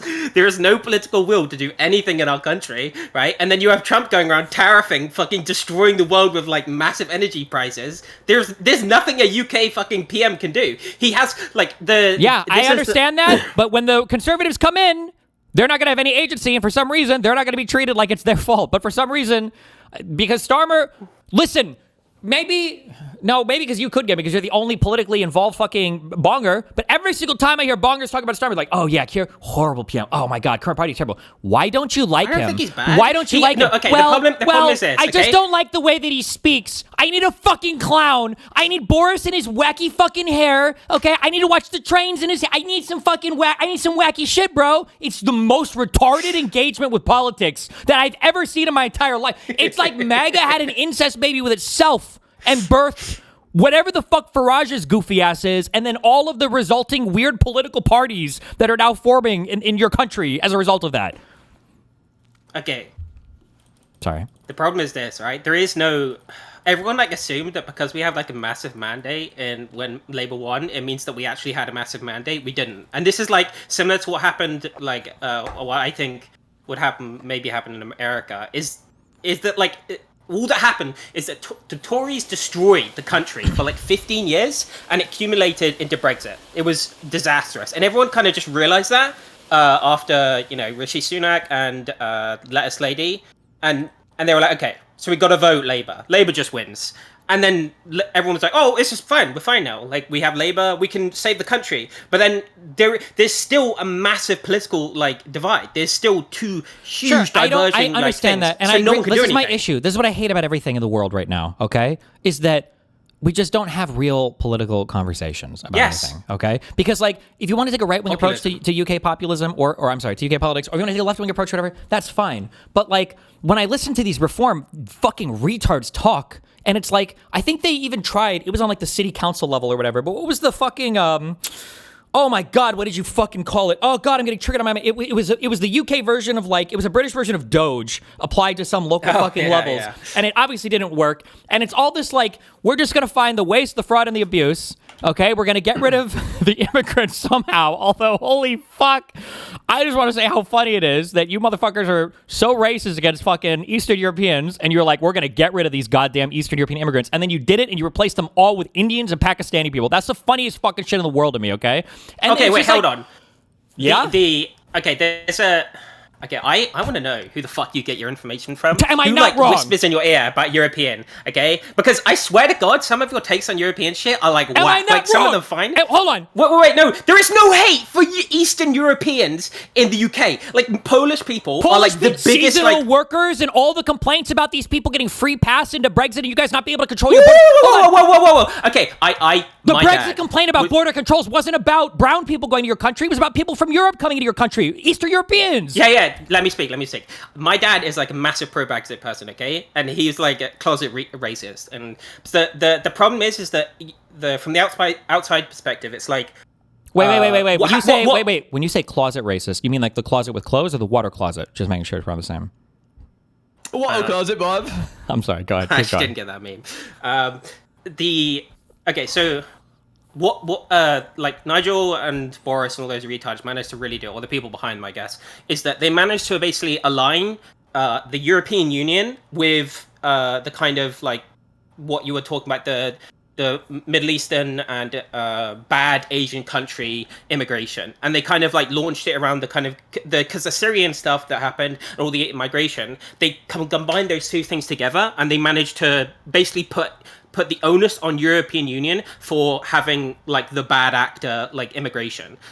There is no actual hate in the UK for Eastern or European like immigrants. Obviously, we are racist towards each other in some aspect, but there is no general like populist hate towards them. They like, similar to how Trump is able to kind of combine things into an overarching thesis that aren't actually combined, and then like advertise that and market to the people, and they can kind of get on board with it. If you want to rebrand this as though like it wasn't like purely racism against Eastern Europeans, and it was more economic. It was racism, but it wasn't against Eastern Europeans. Like maybe people like Estonia, was there not a Lithuania, fixation but, like, no on like Polish people and Romanians going a lot to the United Kingdom? When you look at I've looked at the numbers of the Eastern European to UK immigrant shit, and it was like spiking fucking massively on the Eastern European people. I think it was. Yeah. I don't know what the second is, but this was like a huge spike of immigrants, and then after the Brexit, those guys completely fall off, and then it gets replaced by Pakistanis and my Indians. problem here is like I don't know what aspect you're trying to come back from, because like I remember Brexit. I was like watching all it happen. I wasn't able to vote then, but like I remember watching it happen. I've gone through a lot of the information like in 2020. I was interested in it because I was depressed. But like I don't understand. There was no like I don't think you can find like Boris and Nigel and even wait. Can I ask? I swear to God, because you listen. I immediately admit this and can see this. Okay, you know more about British culture and everything than I do because I'm American. Okay, but just curious, how old are you? I'm 25. No. Okay. The only reason I ask this, well, I don't remember everybody's fucking age. Okay, Jesus. Yeah, but you know I'm young. What the fuck? I don't know how young. Okay, so was Brexit 2016? I'm 12. Shut up. It wouldn't surprise me if from like in the past like 5, 6, 7 years that you don't hear much like anti-Eastern European racism in the UK, that like tone has significantly decreased. That wouldn't surprise me that much, and it's been replaced by... I'm not talking about that though, no. I just don't... Okay. Like, I remember. Around that time, in, like, Brexit, there was so much racism towards brown people. Like, I don't think... British people, there was, but the massive inflows of immigrants that they were complaining about because the whole... Yeah, but what I'm saying is that if they were doing what Trump did. They weren't actually, like... they managed to take the real thing and change it into a different narrative. Like the Polish, Romanian, like German, French, not French and German, they were lowest, but like those type of like immigrants, like there is no hatred towards those type of immigrants in the UK, and there wasn't back then. But what they managed to do is they managed to change that narrative into these numbers are brown people. Right? And no one gave a shit enough. Like, I remember some fucking insane, like this is also combined with, like, the idea that we were giving too much to the European Union when that was not true at all. Like, they took all the narratives, like, the headline narratives, like, this was literally Trump's, like, thing, and then they turned it into something else. It wasn't like none of the actual like arguments they were making. Like the Turkish people, I think was like a. It's not about whether or not. I don't know what we're even arguing right now. You're saying that like there was some hate, but it like wasn't accurate. As in, am I going to argue that? Well, you're saying it was aimed towards Eastern Europeans. I don't remember ever seeing any of that. Even to like people. There were no like Polish like trucker jokes and Polish plumber jokes and Eastern Europeans coming in and stealing all the fucking cheap work and all this bullshit. None of that was a real thing. That was all just memes. I mean, there might have been, but I don't remember them staying at the top of. Like, would you say like okay, I can't think of one right now. But like, imagine like Trump, all of like Trump's anti-immigration stuff, and then like, I do remember. Like, I know that the Syrian stuff was a big deal. Somebody posted a thing in chat, and I remember seeing this stupid fucking thing where you see like because the term would always be fighting age men, but you see like the lines of brown people on the fucking road, and they're all coming to the UK. Sure, but I think that one of the big things was controlling immigration in general. The majority of the immigration, I think, was still coming from East European countries.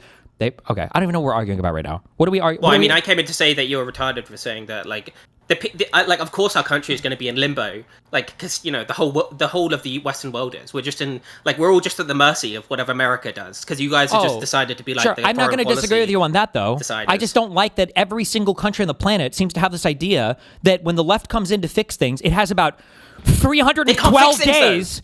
What? They can't fix anything. They can't do anything because there is no mandate. Hold on. So at least for the constant debate, the stuff I was doing the most was like the immigration research. But it seems like for the immigration stuff, it seems like that the Labor was largely working through all of the fucking boat backlogs. They were reducing the amount of people that were boating over illegally, that the inflows of immigrants were substantially decreasing, that everybody thought it was going to be 1 million plus, and the number had fallen by like 60% to like, I don't know what, like 300,000 from 750,000 the prior year. So like they were working on that economically and everything. I don't know how much fucking progress can be made anywhere in the world right now, but the fact that it's like a year and a half for Labor, and now the country's like, holy shit, this isn't working. We got to go back to the last 15 years of even crazier conservatives. They'd have the same people, the same fucking people. Farage was UKIP. It's the same people that are all coming back. Your argument here is literally like, why are people doing retard things in a time of like massive inflation? It's like this is literally every single time ever. Like, if you go back through history, what I'm asking is, how did people survive? Because they're fucking stupid. No. The same, like, here's what I'm fucking telling you. You fucking bong fuck. Okay, if Keir Starmer was the prime minister when you guys rolled out was it AstraZeneca or whatever? Yeah. He would have been fucking guillotined in the street. But because it was fucking Boris Johnson, and because you guys have no fucking, anybody cares about what conservatives do, he was prime minister for fucking like 5 years. I don't think a Labor PM would have survived for 3 days. There would have been one AstraZeneca death, and they would have fucking hauled this guy off to France for execution. It seems like every single time anything happens under a liberal ever, it's immediately the liberal fault. They gotta get rid of the government, they gotta change out, and then they go back to the same dog shit conservatives. Because liberals are giving everyone wants easy solutions. They want the easy. No, I do not. You're missing what I'm saying, motherfucker. I understand that people want easy solutions, but conservatives get such a long leash. Why? Because they will say they can give the easy solutions. Though, but they don't do it. But they don't do it. Yes, they don't do anything, but they keep saying it, and that's what matters. Because people just want to hear. They want to hear that it's being fixed. I agree. Then you shouldn't be mad at me, because my advice at the very beginning, at the top of the hour, was if you want to be an elected politician, you got to act like a fucking clown. And that's okay. Sorry, yeah. If you want to be an elected, keep saying that conservatives have this long leash. Where is the long leash? They went through like 5 people in what, like 3 years? My bad. My bad. You got me. My bad. They got through 5 conservative prime ministers over and over and over again. My bad. Oh my God. That must be crazy for conservatives to have your party's PM over and over and over again, but you have to different one. That's horrible. Dude, if I was conservative, I think I would kill myself. Wow. Oh my God. I love how you're like, I prefaced first that, like, if you want to have a good thing, you got a good thing. But these countries are all retarded for, like, being retarded in a situation where you're completely fucked. Okay, well. What do you want us to do, bro? Do you want us to, like, just become liberal? Like, I just don't know why it seems like in every country. Your whole point is that America. No, I just don't know why in every country. Owns the world. Yeah, I understand that. I just don't know why in every country, and it happens in America too. Okay, so for everyone trying to complain about your country, it's 12 times as bad over here. Is that and that's going to translate to us when liberals are in power anywhere? But for some reason, it never seems to apply to conservatives. I just don't know. You guys have to set the example. You guys have to set the example. We have to set the example that you have to hold all of your politicians accountable. No. The policy example. We cannot, like, the only thing the European Union or like our area of the world can do is just like add more regulation and policy. There is no willingness at all to like make inroads or like push the frontier anywhere. There is none. America has to do it or no one does it in the West. It's just as simple as that. And if America isn't doing it, if you're going backwards from doing it, then we are going to be ultra fucked because we can't go anywhere without you giving us a direction. So if you just set us on this path to like limbo land, then all we're going to do is just keep going in circles, right? And we'll keep fucking ourselves and you'll keep fucking everyone up even more. Okay, I don't even know what we're disagreeing about, okay? Listen. I just don't like your sentiment. You're just like... What don't you like about my sentiment? You don't like it either. You seem to not like You're the ones that are fucking us! It's your fault! You need to fix your shit, okay? You're your own country, though. You can be better. You have to lead for us. No, okay? we can't! America's we're lost right now, okay? We need you guys to find yourselves so that we can find ourselves. Why can't you guys just be... Why can't you guys just be Canadian and elect Carney? The Conservatives were for 10 years with Trudeau, and then, yeah, I'm just saying. Supremacy. The Conservatives had... No, the Conservative Party in Canada had the biggest seat lead in the history of our country. They fucking lost anyways. So I'm just saying, lock in, guys, lock in. Unironically, it does seem to be the exact opposite of there, because I heard everybody, but I don't actually know how true it is, but I heard people complain about Trudeau for fucking ever, and this guy's been prime minister for like my whole fucking life. Holy shit. But like, even Bolivier is not a clown isn't a clown like fucking Farage. And British people elect fucking clowns instead of even the normal conservatives. Canadians at least just vote get harder. Bolivier. Just vote harder. Yeah, exactly. Just vote harder. What do you understand the tweet on your screen to be saying about the Labour MPs calling for Starmer to resign? What did you understand that to mean? I think they're unhappy about the wave of the local elections that just happened, where Reform seem to be winning a lot of seats, and so they think that if they swap out Keir with another fucking Labour PM, that magically that's going to assuage the whole British population's fears about Labour, and Reform's not going to have some huge fucking national win in the upcoming national elections, whatever the fuck those are. Yes, so it's the exact same thing that the Conservatives kept doing like 5 times. How is it any different? Yeah, I mean, you're saying that there's a different... Well, because my understanding is on a leash. Yes, thank you for representing what the chatter said, that when Labour swaps a PM, it'll be another PM. The difference is that the Conservatives kept winning their elections. My understanding is, and I could be wrong, and I hope I will be wrong or whatever, is that it looks like right now Reform is like slated to have a pretty good performance in the upcoming elections. Like that seems to be the case. Is that not the case? That seems to be the huge fucking fear right now. The general elections are 3 years away, so I mean, who knows them? But yeah, for now they are prevailing like win. 300 plus seats. Yeah. That seems to be pretty spooky. No. I mean, I don't think it matters, honestly. I think the problem is with, like, as I said before, is until the left in the like Europe at least gains like some populist movement and we go radical mode, we're just gonna keep losing to the what is the right, what is the requirement in the UK to call your snap elections or whatever? Oh, the PM has to do that. To do like a referendum, like for a new prime minister, the PM has to do that. If the party, if people swap, there's no way in hell. If people swap or parties swap and you lose your majority government, can you lose your prime ministership that way, or how does that work over there? They have to defect from the party. Like they have to vote. So then you would lose your majority. Okay. They're not doing that. You know what?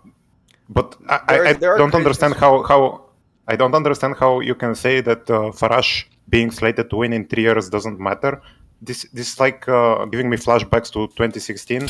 People for years were talking about how Brexit will never happen. How that's it not was my like point, you idiot. I'm saying it doesn't matter because we don't know what's going to happen in 3 years, and it's the same as talking about who the fuck's going to win in 2028 for like America. Like I don't give a shit about what happened in 3 years. I care about what happens now. Okay, there's a fucking massive energy crisis happening right now. We're all going to fucking maybe go into a recession, and Trump doesn't give a shit. He's going to China. Like, why the fuck would I give a shit what happens in 3 years? Chilling. Those things are connected. What happens now is what will make their victory in 3 years. And this is the road that you are on right now. Thank you, bro. Thank you for amazing. Listen, Wait, what? Metaloid. Wait, do you remember? Excuse me, you were the one that. Do you remember when McConnell at the end of 2021? I don't know how many people know this, but President Trump was impeached in the House, and they had the votes in the Senate to convict him. But McConnell thought it'd be really unpopular, so they made up some bullshit excuse thinking he would never run again. So they didn't actually convict him, and they said, "Well, we don't know if we can convict him because he's already out of office."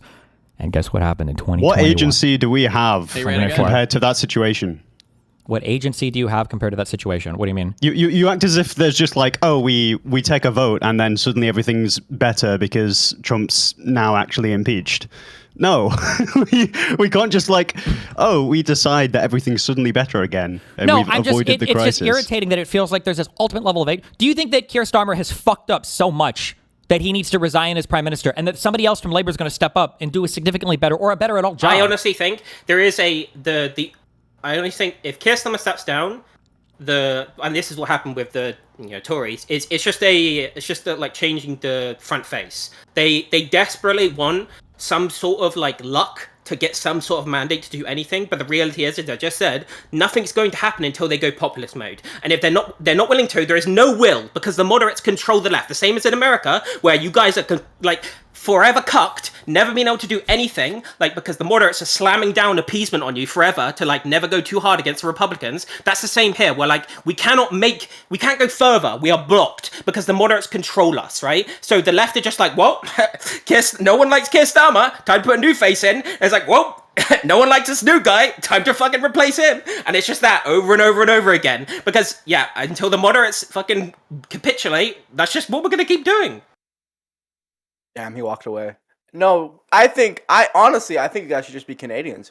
Carney is ostensibly a moderate. He's a neoliberal economist. He was in the Bank of England, he was in the Bank of Canada. Kanye's not doing anything. Like he's doing so much. He's building. Bro, you're looking at this guy is just going to a bunch of countries. He has no power. I hate you fucking people. You guys who like say Kanye is gonna like fucking bring on the change of the world. They are a landlocked country. The next pipeline to fucking for TMX expansion is gonna take fucking 20 years, and it's gonna take indigenous people fucking standing in front of the things, being like, nope, you're not doing anything. Stepping on our fucking like fucking spiritual grounds. Okay, there is nothing Kanye can do. He can't do anything. All he can do is just either make inflation worse.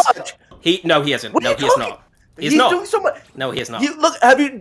Have you seen any of the bills he's been fucking passing for the housing shortage? I don't give a shit about the bills. You are controlled by a set of things and your economy, okay? Your exports, your imports, okay, and your productivity and those sets of things, okay? He has no power to do any of those things because you have Trump, who is destroying the fucking the world economy every 3 months, okay? And then you have land. You have a landlocked economy. He cannot make an export market. It does not exist outside of services. No one's ever going to switch to fucking Canadian services, okay? No one's going to switch to a fucking Microsoft, can you explain? like Amazon or Google services. What does landlocked economy mean? I don't understand what you mean by that. Landlocked means there's no way you're going to turn, like you're not going to like a lot of people when they're like, they get a very popular government say like, oh, we're going to increase our exports, or we're going to make more trade, like trade things with people. There is no ability to do that with other countries because Canada doesn't have any export capacity outside of its like mineral base and oil. And the oil expansion is not changing for decades. The TMX expansion was the last one that finished, and that took 20 years to build. It is. I keep up with this so much more than any of you. You see headlines, and then you see people going, like him going to other countries and being like, "Yo, we made this new trade deal with like XX country." Yeah, you're way out of line. No, you're not. You can't get me to. You can't. I live where the oil is made. I keep up with this shit. They're obviously gonna fucking make some ground, make some progress. Yeah, the First Nation stuff is gonna put like a little. No, that doesn't matter. It takes 20 years to make a pipeline in Canada. You can't, even if you like speed run this shit. Okay, the local governments have way too much power. You can't just federally veto shit. That okay? I was literally up to date on the TMX pipeline building every day because I was invested in Canadian equities, and watching that shit was a clown show. Okay. It is never going to happen. You're never going to become a major export. You're always going to be a cuck. Or Canada's always going to be a cuck to America. We're not going to It's always going to happen. We're going to the European Union, buddy. We're going to the European Union. Yeah, no one in Europe is going to buy your shit. Oh, you'd rather buy Russian oil while they're bombing fucking Ukrainians every fucking day? What are you talking about? What do you mean? No, we're just going to buy American oil because they can actually export it. Okay, that's just the truth. That's what's going to happen. And you don't have any services that we want to buy, so your trade deals are moot. Okay, you can't just fucking like magic like economic activity out of thin air. It's stupid. I hate all these people, these liberal retards. Like Carney is the incoming grace of us all. Like no, he isn't. He's just a very good. He's a very good speaker. Okay, he's a very good speaker. He knows exactly what to say. He's got a very big mandate from his people for now until inflation comes back and he's fucked again, or people realize house prices are not going down because home builders are not going to build more because they need incentives to, and you cannot give them to them in Canada. Okay, all these things are like structural things, and these are the reason why we are in a populist brainwash narrative right now where Republicans and conservatives keep taking control, because you can't just magic these problems out of thin air. They are part of the system now, and we need an actual we need America, ideally, to come in and say, okay, we've had problems for the last 30 years. We have a bunch of people that genuinely have actual real problems, and they are translating to political will, and we need to fix them, rather than just saying, oh, we're going to make, inflation down, or, oh, we're going to make house prices cheaper. I just fucking hate this shit. Listen, I don't know how you're shitting on my glorious country when you're literally going to elect a fascist in 3 years. Shrimp alas. What did Farage say about like Pakistanis? What do you say? Can I get a recap on that? Why do Canadians elect moderates and British people elect people who are going to run them into the ground every 10 years? Because we're better. We're just better people. We just actually vote correctly. If they are as fucked as the UK, why is that happening? Why can they choose Carney, but you go for Farage? Well, because the situation in the UK is probably a bit more financially dire than the situation in Well, no, you can check. Canada. You can do. Wait, do you disagree with that I just said? You guys. No, yes, I disagree. Yeah, Do you think that the average working class or middle class person in the UK is doing better than the average working class or middle class person in Canada? Okay, I think that there's a very simple dynamic. No, I disagree with what you said in terms of the application onto politics. I think the simple answer is that Trump is very disliked because of his massive aggressive stance towards Canada and the way that their sovereignty what does that have to do with it? kind of enriched upon. Okay, because he asked how come they can put Carney in and then we're doing Farage. Is that not the thing that we're going off right now? Well, yeah, but I'm just saying that I feel like if the situation is a bit more hopeless feeling, that I think I can understand a little bit more why people might be a bit more desperate in British politics to elect somebody more. That the Syrian refugee crisis was rough, that your guys' economic conditions seem to be a lot more sensitive to war in Europe. I think the Russian, I could be wrong, and I'm rich now, so I don't care, but I don't remember the Ukraine-Russia war. I know that gas prices spiked a bit in the US, but you guys... fucking low. Well, you say that, but looking at I remember when Canute and other Europeans were complaining about their energy bills, it seems like a lot of Europe got fucking raped for an entire season on utilities. And we had that was the biggest reason why the Republican or the Conservatives lost. Sure, yeah. We had high gas prices, I think, for a bit, and Europe utility bills were from 90 euros for a month of heat to 1,000 euros for a month of heat. It was insane shit. So it seems like the situation is a bit more precarious over there. And then plus you all have all your other conflicts going on and everything else. Over here, it's just Canada and the United States, and we're really the only two people over here, and we throw up a lot of fake bullshit problems, and that's what Trump runs on. But in the UK, I feel like there are problems that are a bit more real than what we have over here. That's just the feeling. Yeah, but you have to remember that the problems that so when I talk about the structural problems, they all come from a general kind of theme, where it's that we are all in kind of period where populations growth are kind of reaching plateau kind of growth rates, and the productivity and economical gains are kind of becoming a lot different than what they used to be, right? So the problem is that there's that translates into a lot higher inequality and less housing being built, so people find it harder to kind of move up I the don't buy chain of, this. this is a problem. This is a general thing around the entire Western world. Economies. Yeah. Yes. Yeah, but I think Destiny's ways a mixture of right and wrong. The immigration stuff, the Syrian crisis, didn't really hit the UK that hard. In fact, the biggest issue in terms of immigration is after 2020 that we've got a lot more non-EU citizens coming into the UK, and that immigration is pissing. Sure, but even I would say even on that, like you can say it didn't hit the UK that hard, but however hard it hit you guys, one, it hit you harder than it hit America, which has no immigration issues, despite how much we like to pretend we do. Number one, and number two, you guys saw your neighbors have a great deal of discourse about it. There was a whole bunch of talk in Germany. There was a ton of issues in Sweden. It's a rhetorical thing, but well, no, not not just significant.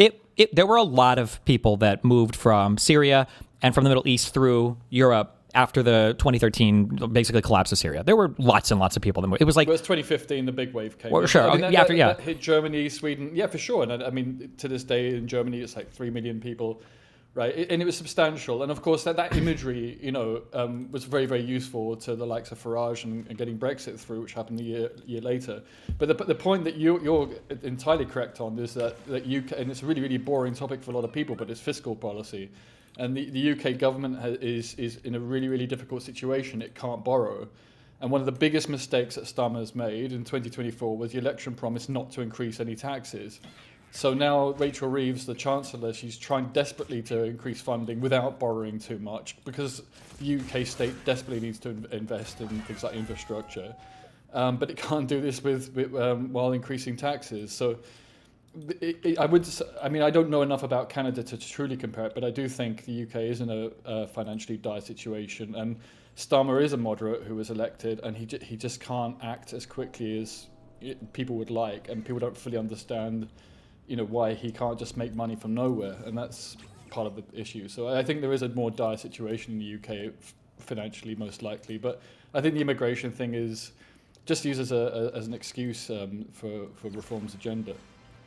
But people are feeling it, and people are feeling on the taxes point as well. I think there's it's very emblematic of Labour's larger, I guess, fuck-ups in the eyes of a lot of people. Where yes, they're not technically raising taxes, but they're also doing a whole bunch of, I guess, creative work around the edges, where they are effectively raising certain kinds of taxes or doing unconventional taxes or that kind of thing to try and, but to a lot of people, anyone who's staying up to date with it is usually going to say, they're raising taxes, which is not what they ran on. So it's like the worst of both worlds, where they're not doing what they actually need to do to raise money for some weird promise thing when no one really sees them as keeping it anyway. And that's emblematic of, I think, a lot of Labour's missteps. No, I mean, Rachel Reeves is using inflation basically as a means of borrowing, right? She's being very, very creative, and I really respect her for doing that, because no one can point and say, hey, look, I can see taxes actually rising. Effectively increases taxes, but it's not really, openly a tax increase. I think it's very clever what she's done. But I mean, a lot of problems also go back to, this is something that's probably, Destiny's going to be pissed off by for me bringing it up, but Starmer kicking Corbyn out of the party, however much he's liked or disliked, he represented a certain wing of the Labour Party, and that wing has now become the Green Party, and it was incredibly predictable what's happened. And even more recently, he's prevented Burnham from becoming an MP because he sees him as competition, even though he could have been introduced into the government and made the government even stronger. And so this kind of insecurity that Starmer represents, I think, is actually the bigger thing that's just lost him support, because it's lost him support among people who have been natural supporters of him and actually wanted to really, really support him, and they simply can't. So he's just burnt so many bridges, but also on top of a really challenging time in which no government was going to succeed immensely. But the financial situation is really bad, and fiscal responsibility of any UK government right now is something pretty important. And there is a danger, of course, like with the Greens, that they pretend that their wealth tax will be enough. It clearly isn't enough. If you look at their policies, they're quite moderate, actually. I think it's like a 2% tax, but it won't bring in very much. So what are they going to do? They're going to have to borrow, or they're going to tax the middle class, which they're not saying they're going to do, right? So this issue of fiscal responsibility is a scary one, because there are plenty of parties out there. I mean, look what Liz Truss did, who will screw up the whole UK economy and the country. So it's scary times. Okay, I completely disagree with the idea that the especially Destiny's kind of heuristic approach, where real things actually matter. I think genuinely all that matters is optics, and until the kind of structural like reasons for why the conservatives and Republicans in the Western world keep taking power over again over the liberals, even though the kind of liberal dynamic in the world has like looks like it's going amazing, like genuinely, like we are making massive like successes everywhere basically where liberal stuff is being pioneered. Is the fact that there are problems that liberal stuff can't fix, and we're not talking about the fucking like what's the word, the thing that like Ezra Klein and shit talk about, but like like just the idea that like male loneliness or stuff like that, like these societal cultural kind of things are like I think those are the type of things that actually translate really, really hardcore into the political kind of like economical shit, and people just cannot see that because when they see these massive like economical things like an energy crisis or massive immigration things, they just immediately translate them into like why the political parties are winning, when in actuality if you just look at the trend in the last 20 to 30 years, it's always been in one direction, and all these like, you know, different problems aren't making that direction. The direction is happening alongside things that are kind of linearly scaling upwards. It's not like the energy crises that are happening, it's not the economical crises, it's these like cultural societal aspect crises that we are dealing with, and the liberal regime can't fix that. So what you have is you have these Republican and conservatives keep coming along saying, oh, I'm going to fix your shit, like I'm going to make it so you can have a job, or I'm going to make it so you can have like a family and a wife, or like or stuff like that, and they, you know, they appreciate that feels like they'll fix it. Or like the parents in the world have a massive crisis where like kids are like having huge mental health illness and health issues, or they're, you know, lonely, or they're not going outside, or etc., like having to, and the internet and that aspect, and the societal social aspect of like dealing with, you know, fucking, I don't know, social media and stuff like that. Like these, they provide very easy solutions to all these answers, and they aren't really like, they aren't like an economical kind of answer. Like they're kind of just like an answer to a social cultural problem, I feel like. And if that doesn't change, like if those issues don't change, I think we're just going to keep going back and forth, and people will keep saying the next crisis or economic crisis or immigration crisis is the reason why we are where we are, when it's not. No, I totally agree that like simplifying it down to a few problems, whether it be rhetorical or economic, I think is a mistake. I think there is this kind of perspective that's very doomer, that's basically pervasive in our societies at the moment, that in itself needs to change. But at the same time, certainly in the UK context, like there are 14 years of too few taxes being collected by the Tory government, and you can't just go, oops, oh, we'll just take all that money back now and then invest it back into infrastructure, into education, to healthcare. Like needs to be done. And that is a serious, substantial problem for the UK. And I don't know necessarily other countries. Like I live in Germany now. I would say that they've got their balances of taxation about right here. So I think in Germany, I think you're more accurate actually in terms of it being kind of this issue of mental health, this issue of perspective that needs to change. And in that sense, I mean, that's why part of the solution is a more optimistic, more positive view and vision that a party needs to share, rather than just continuing the whole doomer narrative of, yeah, things are terrible, we need to change everything. And I mean, it's happening both on left and right in say the UK right now, right? The Greens are saying everything's terrible and we need a revolution, and the right's basically saying the same thing but with a completely different vision. And like the whole problem there is this kind of unhappiness with what we have and not respecting actually what we still have and what we still should preserve and respect. So I think it's both. I don't think it's one or the other in terms of perspectives, in terms of mentality, but I do think there is an economic side, certainly in the UK situation.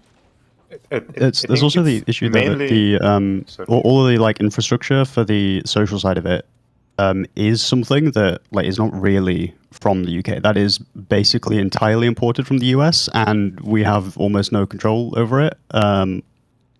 As in, like, I think the most similar thing to the sort of crazy right-wing domestic stuff you have in the US is GB News, which is only like a recent thing, and that's maybe, I'm not even sure if it's comparable to Fox News, because some of the, like, is it Jesse Waters or whatever, is insane compared to even some of the craziest of GB News. But yeah, basically all of the like right-wing radicalization stuff and all of like the crazy stuff for the social side is being done through stuff like Twitter, which, I mean, we can't do anything about that other than if like just straight up banning Twitter, but that's not going to happen.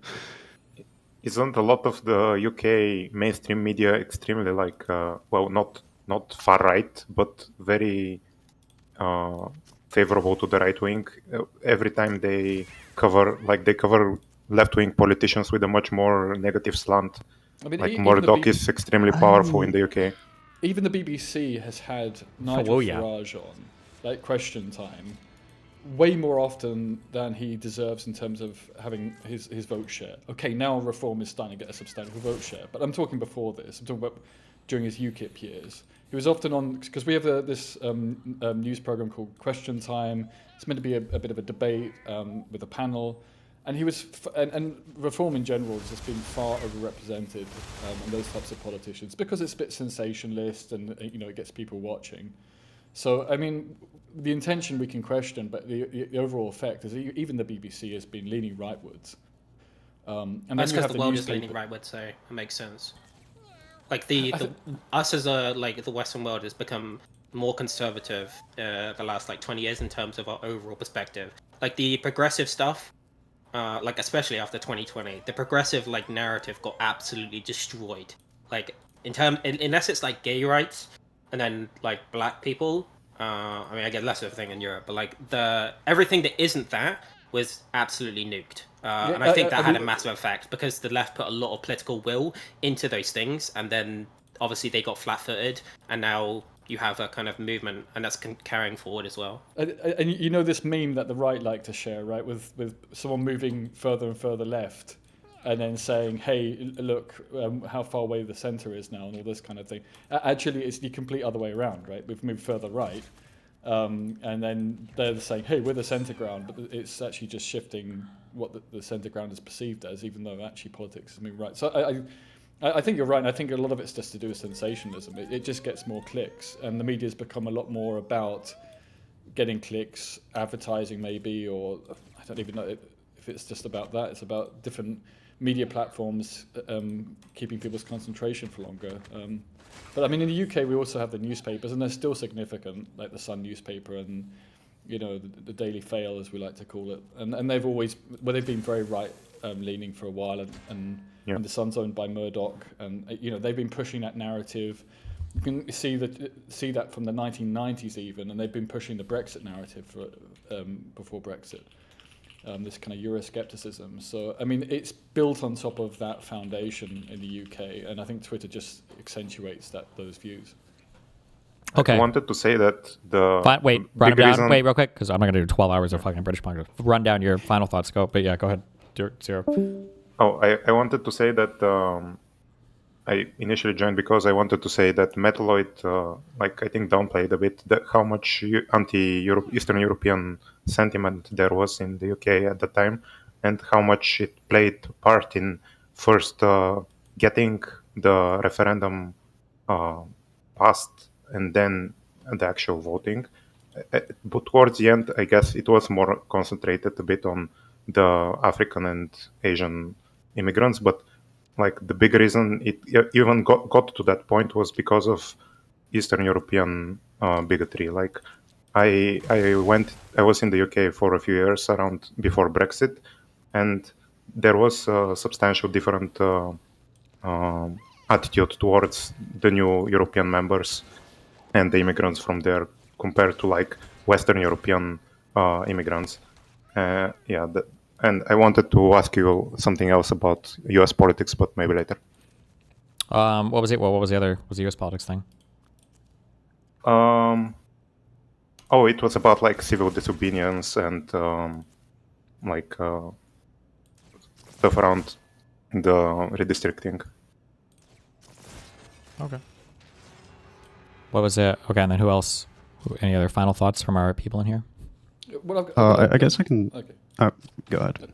I was just going to have a kind of a positive note that, I mean, if Andy Burnham gets a seat, and if he did become Labour leader, I actually think he could make the difference. And as difficult as it would be to accept, if there was ever a Green Labour coalition, which I would find hard to accept, but we are dealing with a country without proportional representation. It would be needed. I think there is a potential for a turnaround in terms of left-wing politics winning against reform in the next election. There are paths out of this situation. Okay. All right. Thank you. And what would you have? Wait, Uni? I got one more. Hold on. We'll let Uni do something. Yeah, I guess two quick things. One, in terms of the Eastern European racism stuff, it's not that it didn't exist, but it was my impression at the time was very much that the main source of animosity was just a general immigrant thing, and particularly targeted towards heavily Pakistani immigrants and not quite so much Indians, but to some extent that as well, and then North Africa and Middle East. So yes, there was some racism towards Middle Eastern, but it was they were considered, I guess, maybe B-tier immigrants as opposed to A-tier Western European immigrants, and then you had F-tier was how people were seeing them as from Pakistan. Well, in 2015, Nigel Farage said that Indian immigrants are better than Eastern Europeans. So we split. I would say most people that I know would split India away from most of the rest of brown immigrants, and that there's a bunch of reasons, but okay, but what's the stereotype of a Polish immigrant in the UK? A hard worker. I mean, I feel like that's largely and tradesmen as well. Tradesmen and NHS workers is what I've always known. Well, that's probably what it should be. But I mean, there was a lot made in right-wing media about Polish people involved in petty crime, involved in theft, bike theft of wait. roofs. Did you say that the stereotype for Polish worker were tradesmen and NHS workers? What do you mean? When I don't know if there's a different thing for British and tradesmen. You mean electricians and carpenters and stuff, or? Yeah, plumbers, electricians, that kind of thing. Okay. I mean, I think that exists, around the center of politics on the left, but in the right, there was definitely a push of a very negative image of Bulgarians and Poles, and they often complained because Tony Blair had opened the doors much earlier than most of Europe, I think, to Eastern European migration, and the numbers were higher than they expected, so it looked like it was out of control, and it was a big issue in the 2000s. So I don't. Of course, it's complex, and there's multiple motivations and arguments to the right of use. But I do think it is a good point that it was built on this dislike of Eastern Europeans and the stereotypes around petty theft and crime, which weren't possibly. I think it's more so just during the time of Brexit itself. I feel like there was, especially right around the vote, there was more being made of immigration in general and North Africa and Middle East, and with refugee crisis stuff, that was the kind of stuff that I feel like was being imminently focused on. So I mean, it was the cherry on the cake, right? And there's the famous poster that Farage had, right, the Breaking Point poster. So, I mean, you didn't see many Polish people in that poster. There were refugees from 2015. So it's not that there's one or the other. It's just that was building on already resentment towards Eastern Europeans that definitely did exist. And I don't know about today. I think people are distracted from that. It's on a slightly brighter note, and is if we're really lucky, maybe with all these new reform councillors, people's bins will start not being collected, and they'll start really hating reform by the time the general comes around. Who knows? We can only hope, yeah.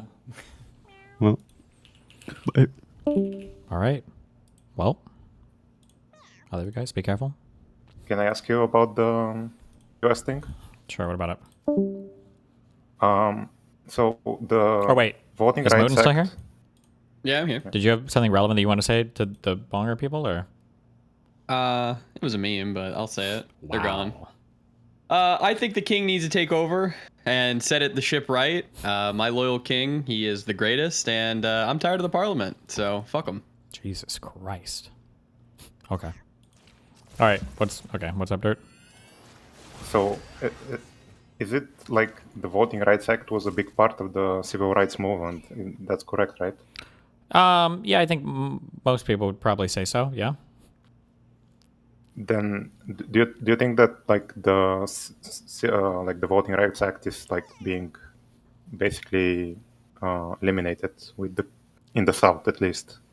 Not really. The biggest thing is that now you're going to see that there's just no more racial protection, basically, for how gerrymanders are done. So every southern state will be gerrymandering out basically as much of the black vote as possible. Basically, if you're in the South and you're black, your vote's just not going to be represented very much or at all when it comes to the House of Representatives. And that's legal now. Yeah. So in effect, wouldn't it be in effect like, or in effect, it would be gotten around what they intended. So the intent of the Voting Rights Act, as far as I understand, is to give representation to the people of the South, of the black people of the South. And sure. You get to just get right to the point. You're trying to build up a whole. Just go to your point. Yeah. So shouldn't like Democrats or like organizations be advocating for returning of the civil rights movement and the tactics that they employed to get those historic provisions, namely to civil disobedience? I don't know. I don't know if there's the political will for it in the United States, and I don't know if I don't even know what we would do right now. I'm not sure. I'm asking this because, like, I think yesterday or the other day, someone asked you, like, you said that protests don't seem to be working, and like the courts are going around. The issue is that black people were not fucking retards, and they had real problems in life that they really needed their grievances solved for. White people in the United States are generally spoiled fucking losers that have had no real problems, and so they don't actually know how to fucking protest, right? So when black people were protesting in the South, they had meetings with each other, they strategized, they were trying to maximize for media coverage, they were applying pressure to politicians, and they were pushing for landmark, monumental legislation in the United States. When white people protest, we just cry about random shit, and we hope that we get enough retweets, and then maybe somebody like Elizabeth Warren does some fucking bullshit, and we all get to come in Congress, and that's it. So when you ask me that, it's hard to say because like the civil rights era was like laser fucking focused on getting landmark legislation passed to address grievances of particular people that were led by intelligent, well-spoken members of society that were applying pressure to politicians to try to get certain things done, with the threat that if you don't, we're going to show up in your state and start protesting, and you're going to look fucking bad and you're going to lose office. But we don't have the mind for politics anymore in the United States. White people or black people, anybody. Nobody has the mind for politics anymore. It's just senseless rioting and senseless protesting with no end action in mind, because both parties are the same and legislation doesn't matter and everything is broken and the cops are all corrupt or whatever, because it's all slop. It's all slopulism everywhere. So like, there's a world where what you're saying I think would work, but it's not. We don't have the culture or mind for it right now. I blame social media for it, and nobody wants to fix that. So, fuck it all. But broad protests don't do anything when you don't have strong leaders that are pointing you in an actionable direction. Without that, I just don't think it does anything, in my opinion. So you would first need like a proper platform, and then if that isn't met, to have then you can apply the measures like civil disobedience. Otherwise, it won't be effective. What are you civilly disobedient for? What's even the goal? Well, the redistricting, maybe. I don't know. Redistrict? How? Like, nobody even knows how the system works. Like, people don't realize that, like, but you can even see how white people engage with it and romanticize and fantasize about the BBC protests. Like, it wasn't actually MLK. That guy was fucking retarded. It was fucking Malcolm X. He was the one who was really threatening everything, and that's why the white people did it. No, it was people who were highly strategic with very particular strategic political aims. This isn't a fucking mystery. They write about it all the fucking time. MLK loved to fucking write, okay? This dude had a fucking MySpace, okay? He would have 1 million fucking blog posts on it. They wrote a ton of letters. They talked about how they strategized. They did all this shit, and they got their stuff passed that they wanted passed. But we don't have that aim or direction right now. So I just don't know what to... Yeah, nobody even knows how any of this shit works, right? How any of the parts of the system works. I don't even know what that... Yeah, I don't know. I guess, like, maybe... tangible like thing that is related to this is like it was Memphis, right? That's the city that got carved up in Tennessee.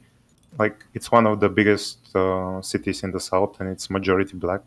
And those people will effectively lose their representation in Congress through this redistricting.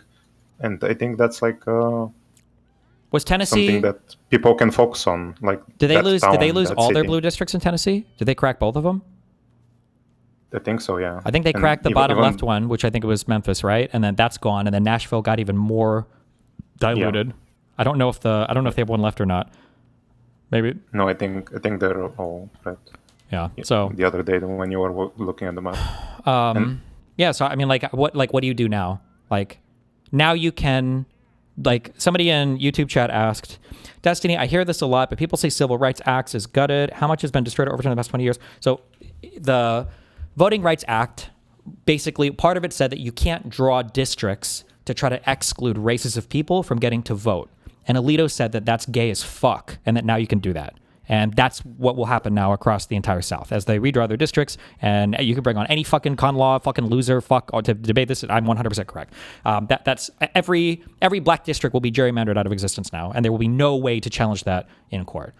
So that's what's going to happen. Legally, you have no recourse now. So now the only way to change that is, we would either have to swap members of the Supreme Court, or we would have to amend the Constitution, because due to the fact that the Constitution is written in English, and the only people who are allowed to truly read the Constitution are the Supreme Court justices, and the fact that Alito is fucking illiterate, apparently, means that we either have to change the Constitution or have to change the people that read the Constitution. I don't think you could pass a Civil Rights Act again, or a Voting Rights Act, that would make it so that you can't so that you have to be sensitive to race while districting. Alito would say, no, that's unconstitutional. You can't do that because it's sensitive to race. You can't have a racial gerrymander. So that's gone now. So we either have to amend the Constitution or get a re-ruling by different justices. Yeah.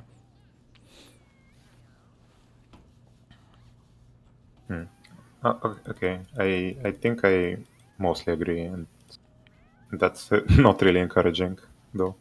It's just like one of the annoying things. I even on Reddit today, the problem is just that everybody is just so fucking slopulous doomered on fucking everything. Anytime there's a cop post, everybody's talking about how every single fucking cop is corrupt and evil. Every time there's a post on Congress or some bullshit, everybody's like, wow, they're saying the same thing. Oh, what was it? It was some fucking retarded shit on Israel about funding corners. Like, oh, the Dems and the Republicans are the exact fucking same. And then anytime you see every single part of society, oh, that's a business owner. Oh, he's corrupt and evil. Oh, those are policemen. Oh, they're covering for themselves while they're raping minorities. Oh, that's a guy with weird side ponytails. He's probably a Mossad Jew that's raping some fucking kids on Epstein's Island so he could blackmail politicians for Israel. Like, everything, nobody has any trust in any fucking part of society. So how do you even begin to have a conversation about reforming anything? And then all the energy is on the conservatives, whose only goal is to destroy as much of the country as possible. So their job is easy, okay? They don't need, you don't need an architect to tear down a building. And then you've got the far left people who are trying to architect some fucking Marxist revolution. Who the fuck knows what their end goal is? And then those are the loud voices that we have right now in the United States of America. So is it possible then maybe you can't go against, like, in the places where the Republicans control, like in the South, but are there more possibilities to redistrict unilaterally in safer blue states? Yeah, you can try it, So but I think the issue is without that blue referendums. states, the issue is that blue states, okay, unilaterally disarmed, I think. I would have to go back and check all the constitutions, but I think that it is the case that most blue states, because they want to be so fucking fair, okay, they want to make sure that their asshole is equal opportunity to be fucked by anybody. Blue states were like, we're going to make it so that we don't partisan gerrymander, and we're going to put it in our constitution so that we can have a fair state. So the red states go, fuck the blacks, bye. And then the blue states go, okay, guys, we're going to counter them and we're going to fight them. So what we're going to do is we're going to go through our state assemblies, and then we're going to try to put up an amendment for our constitution. We're going to get the people to vote on it. We're going to try to change our constitution. And so they have so many more hurdles to jump through. So we just had a few illiterate dipshits on the Virginia Supreme Court basically disagree about whether or not a day is 1 day or 45 days. And so the whole Virginia redistricting thing is scrapped. It's gone. The Virginia redistricting thing is out. Okay. I don't know how many other blue states are going to run into similar problems, but it seems to be the case that that red states have an easier time just fucking doing it because they don't even make the pretense of trying to be fair. They know that they've got Twitter and Instagram to sell those messages, and the blue states are just going to continue to fuck themselves. So, but at least thank God we have our moral high ground, and we're going to win the midterms. Thank God. Actually, there was that's it, a- bro. We're gonna win the midterms so hard, okay? Everything's gonna be fine after we win the midterms, all right? Woo! Hell yeah, right? Hopefully. There was an interesting video by Vox with the Progressive Caucus head guy that might be interesting to compare with Ken Martin, and also they talk about like their platform. I think like the moderates or the majority of the Democrats need like a punchy, easy policy that they can advertise. Otherwise, they get attacked from the left with Medicare for all, and from the right with take the immigrants out. So might be a good to contrast like what are the actual priorities of the liberals compared to like the lefties and the fascists. Okay. I posted the interview in chat if you want to look at it later. Gotcha. Okay. Well, thank you for your time and see ya. Have fun, be careful. DGO. Bye.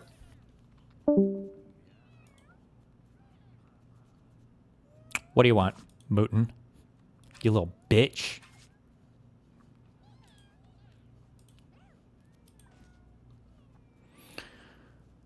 I'm triggered. What is this? Almost every second new Twitch account registered over the past year has been from Russia. The total number of Russian accounts has already exceeded the country's population, reaching 150 million, and is growing by 1 to 2 million every month. Maybe they just want multiple accounts, guys. Problem? Troll face? Problem? Troll face?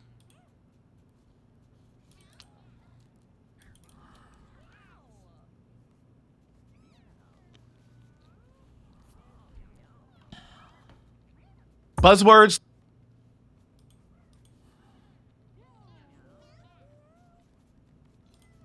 Refugees come in, they get $5 grand. This is what we got to. They get $5 grand for coming in. Right. And they get $5 grand for a shop. If you like, True. you say you wanted to buy that.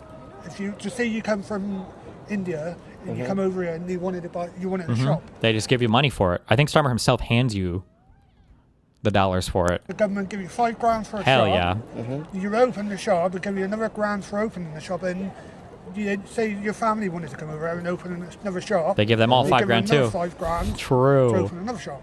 Right. So all the shops at the moment they're being taken by people coming over from abroad.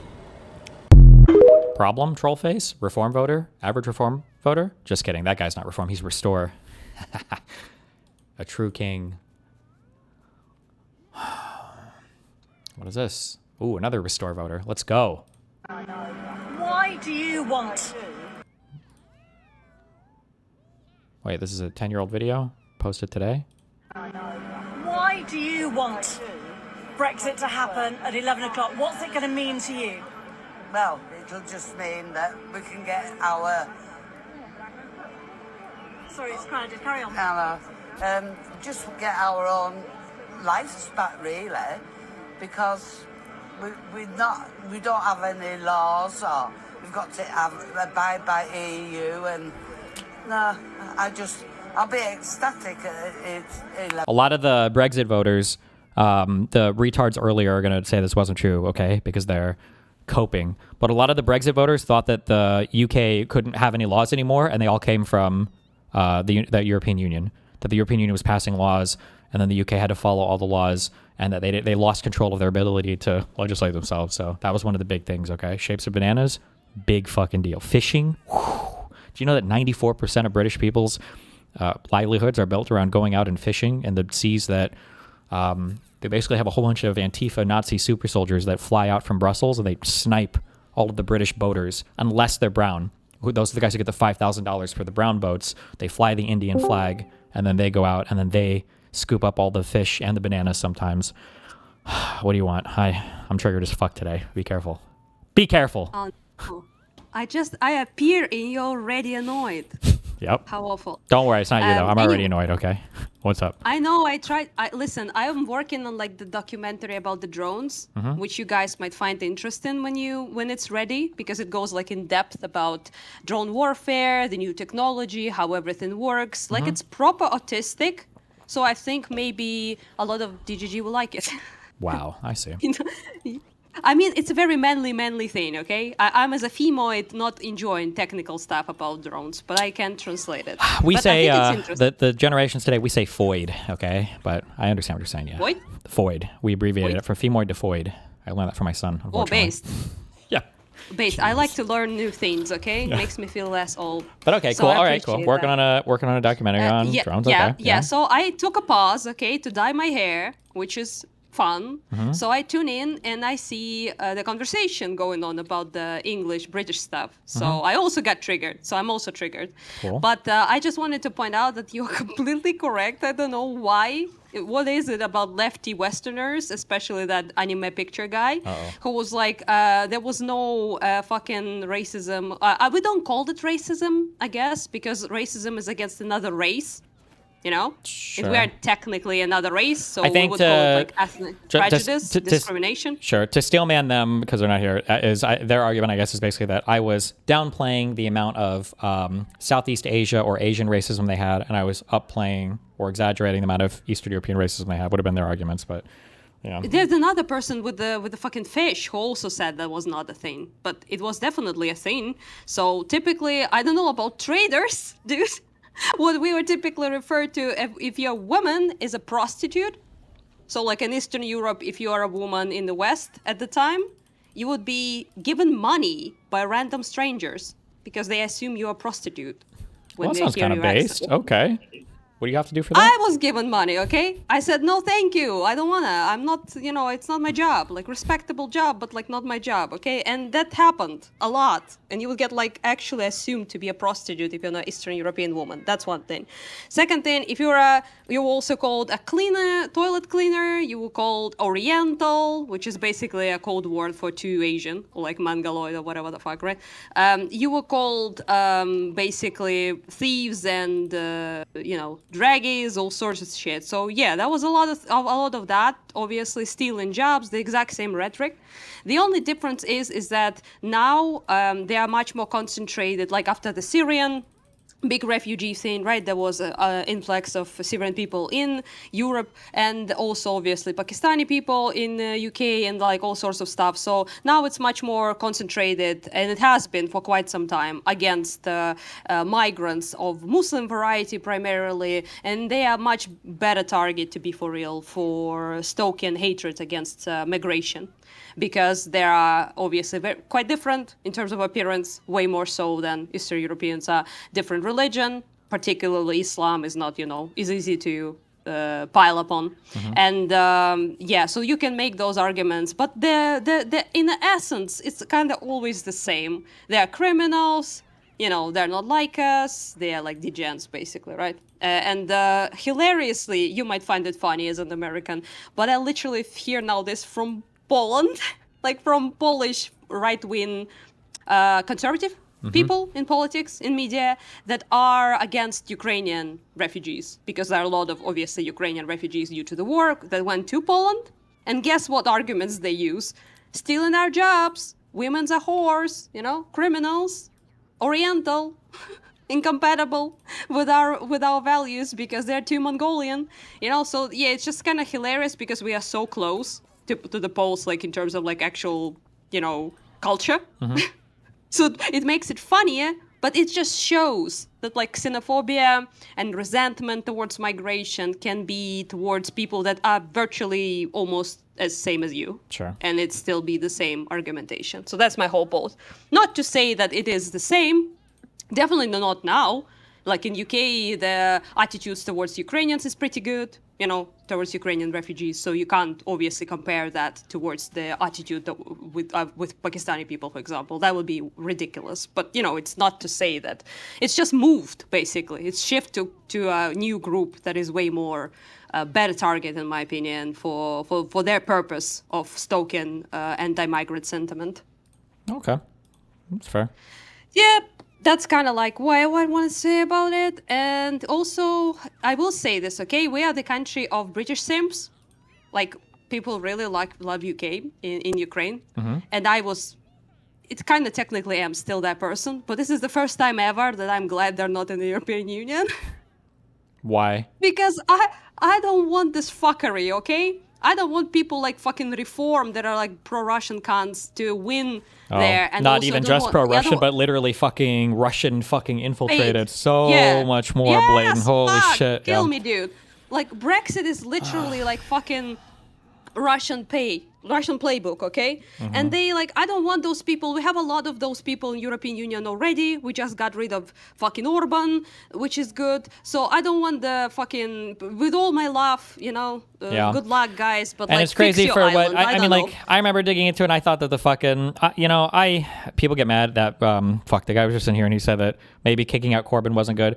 Corbyn, I feel like, fucked around with the left a lot. His electoral performance was pretty bad. I think in their election was like one of the worst in all of Dude, left fuck history. that guy. Yeah, but like the Fuck issue is that guy like so people hard. were very eager to go to the anti-Semitic arguments related to people around Corbyn, and I think there was some legitimacy there. But however strong the arguments were for that, there is way worse shit surrounding Farage and weird Russian shit. Way worse shit. Farage is But for is some reason, on the Russian conservatives payroll. they just skirt by on literally fucking everything. Nothing sticks to conservatives because their voters are amoral, satanic demons. They have no values or principles for their own side. It is actually fucking unbelievable how conservatives can operate in such an amoral fashion around the world, or at least in the Western world. It's crazy to me.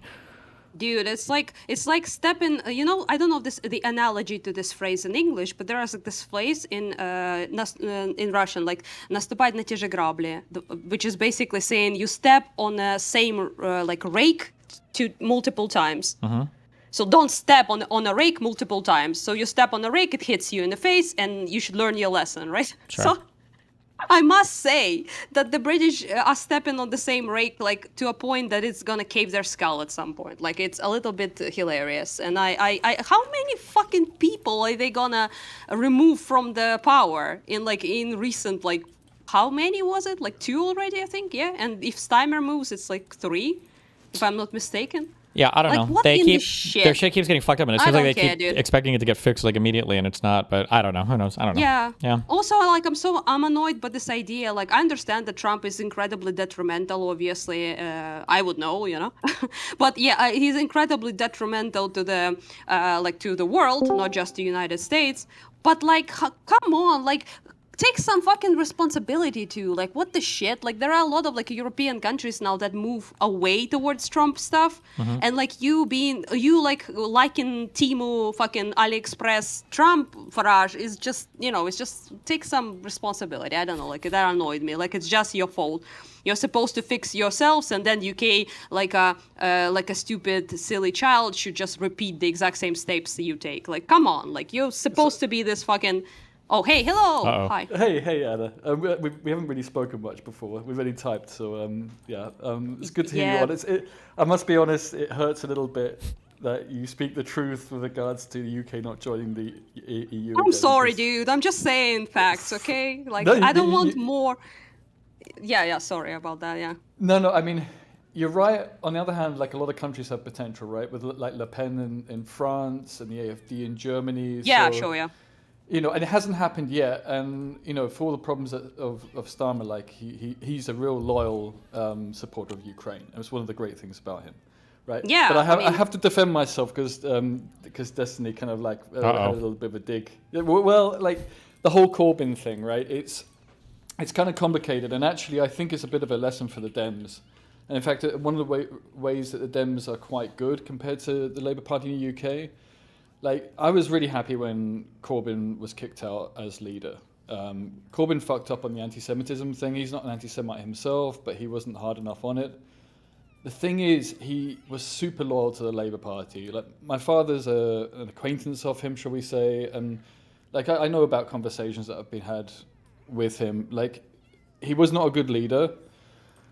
He's naive. He's an old school lefty, but he was loyal to the Labour movement.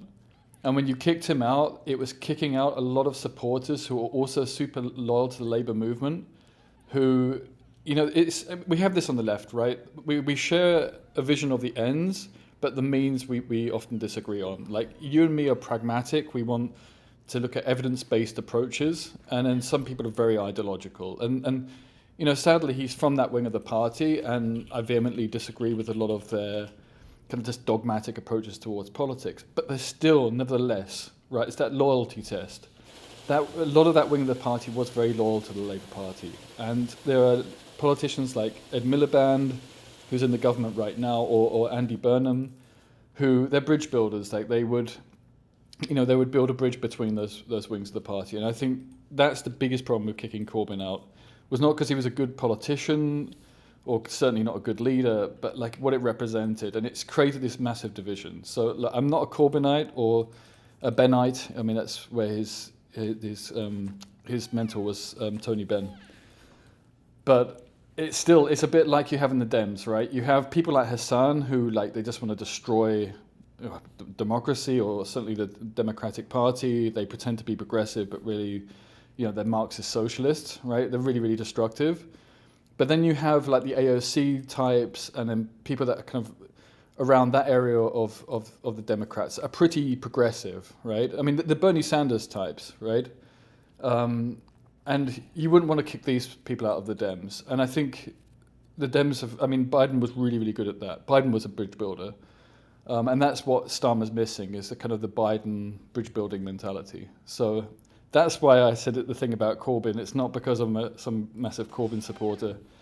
I'm sorry, I've completely barged in, Anna, and you were making lots of good points. Nah, it's fine. Yeah, I mean, isn't the Corbyn? Am I mistaken him with someone?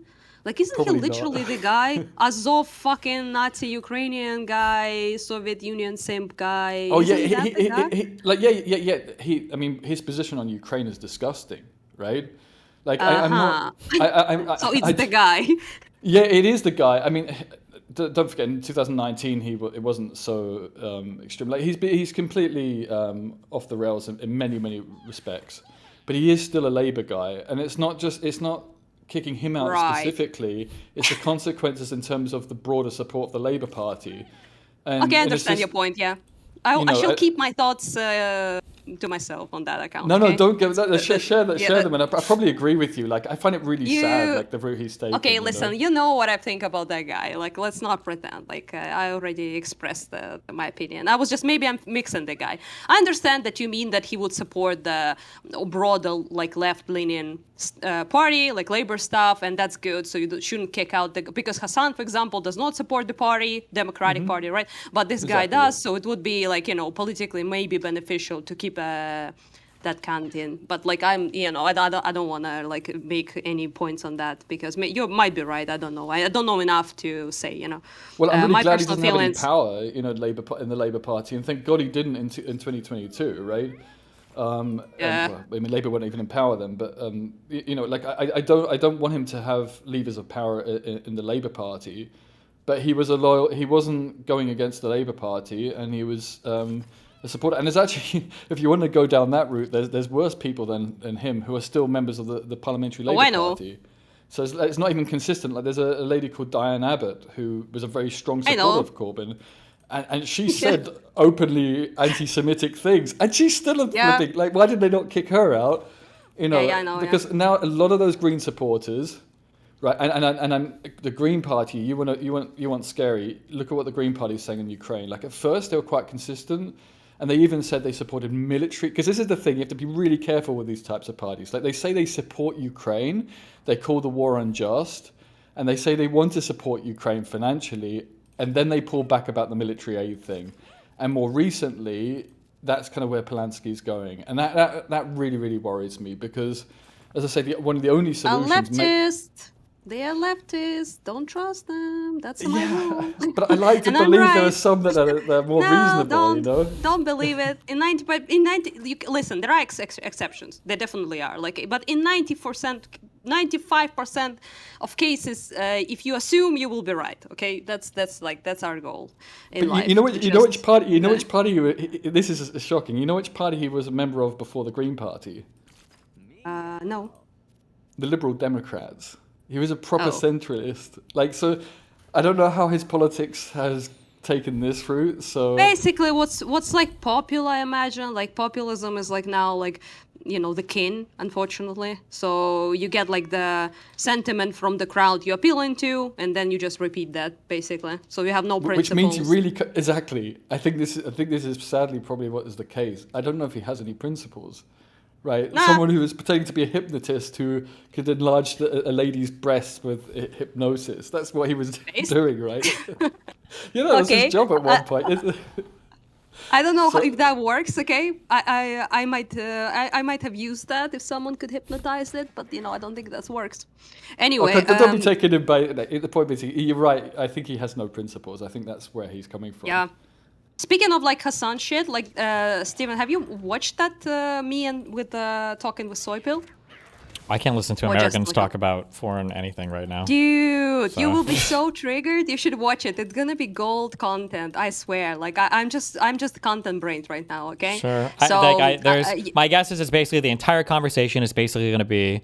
So you think that that protecting ethnicity is okay, and you'll be like, well, yeah. I mean, like in cases where your ethnicity might be under threat from other people, and then the American response is, okay, but like, isn't that racist? And then you'll say, well, it's kind of different when they're, and then it's like, okay, but like in America, if we did it, wouldn't that be racism? And you go, but what if an ethnicity is actually under threat from somebody else? And then they'll say, but slave owners in the United States thought that black people were going to kill all the Americans. And in South Africa, they thought all the black people were going to kill the apartheid people. Okay. And you go, yeah, but it's different. And, and so the reality is that I think I was spamming this because I listened to like 2 minutes of comedy to you. The reality is that in America, our population is just literally never under threat from anything. So it's kind of like me that's living. My point. That's what I brought. So we don't have to think about anything like that, and then we can kind of like lord our standards over everybody else. Yeah. Yeah, like that was my whole point essentially. Like you're like half correct. Like he wasn't as stupid about it, to give credit to like Soypill, because he wasn't even like that bad. I wasn't triggered to like super angry about this talking with him, because he at least like tried to engage with some stuff. Sure. He did try to, I mean, so it wasn't a bad conversation. I think I had like way more stupid conversations with like left-leaning people in the West. But the point was a little, I was still a bit frustrated. I hope I like brought up some points, because I was like, listen, I gotta speak their language, okay? The lefty fucking Western language. Let's talk about privilege. Let's talk about how, this is the privilege speaking, use that cringe verbiage. And like, I think it kind of worked, because I saw like many comments that were saying that they understand like the perspective a little better now, which I think is good, overall. But I was like, yeah, what you said, I was basically just trying to explain that you're looking at it as a country that never have been invaded proper, that has never have been colonized, or you are the colonizers, no offense, like you like did the thing the other way around, right? So you were never under threat. Your language was not prohibited, your culture was not prohibited, your ethnic wear was not prohibited, even naming yourself Ukrainian was fucking prohibited, okay? So you don't really know what that's like, and especially like when it comes to your vision of it, your version, right, is to look at it from the perspective of someone of complete fucking security and safety, and then you think, what do I need to protect my ethnicity from? Sure. Like there's legitimately nothing, right? And what is even ethnicity in terms of American? Yeah. It doesn't really exist. It's a nation state, right, with a civic nationalism at its base. So I was trying to like bridge that perspective and brought up examples about like other countries. I didn't want to talk just about Israel, because fuck that shit, but like, you have to kind of, but I was talking about like Ottoman Empire, which people hate on the left apparently. I was talking about wait, people on the left hate the Ottoman Empire, or you mean they hate bringing it up? When you talk about it, well, because I don't know if you're aware of this or not, but the United States is the only country on the entire planet. Oh, and Britain and France are the only 3 countries on the entire planet that have ever done imperialism. Yeah. That's it. That's the only ones. Yeah. So yeah, bringing up the Ottoman Empire and shit is not good. Very racist. Very evil. Just to add on that, like when I've been in Turkey, like the mentality of people like harking back to a time of empire really reminds me of being in Britain. There's a lot of this similarities. Yeah, empires are all the same. I don't know why people can't understand, but the principle is similar. You can have like different culture, different language, but ultimately, if you talk with the Turkish like nationalist, like very pro-empire guy, and you speak with the exact same guy from Britain, they're basically same. They will accuse. I would say. People always talk about like Americans being cringe in Europe. I always felt like the Turks were the fucking Americans in Europe. Instead of McDonald's, they set up kebab shops. God, Instead of McDonald's, they set up kebab shops. They all love their fucking country. They're all fucking beautiful and rich. They all go around. I don't know. Maybe that's just the Turkish people I saw in Turks Sweden and also Germany. love their guns, like in the countryside, like at the weddings. Like I think there's a statistic about this, but every year people die from accidents with guns at weddings. Yeah, there's maybe that cultural similarity as well. That's pretty. Yeah, That sounds. I mean, so I brought it up. Like I brought up the fact that how the terms of like ethno-state are used in different ways, and how he uses, I don't think applies. I mean, how he uses applies to literally every country except New World countries, basically, which annoys me.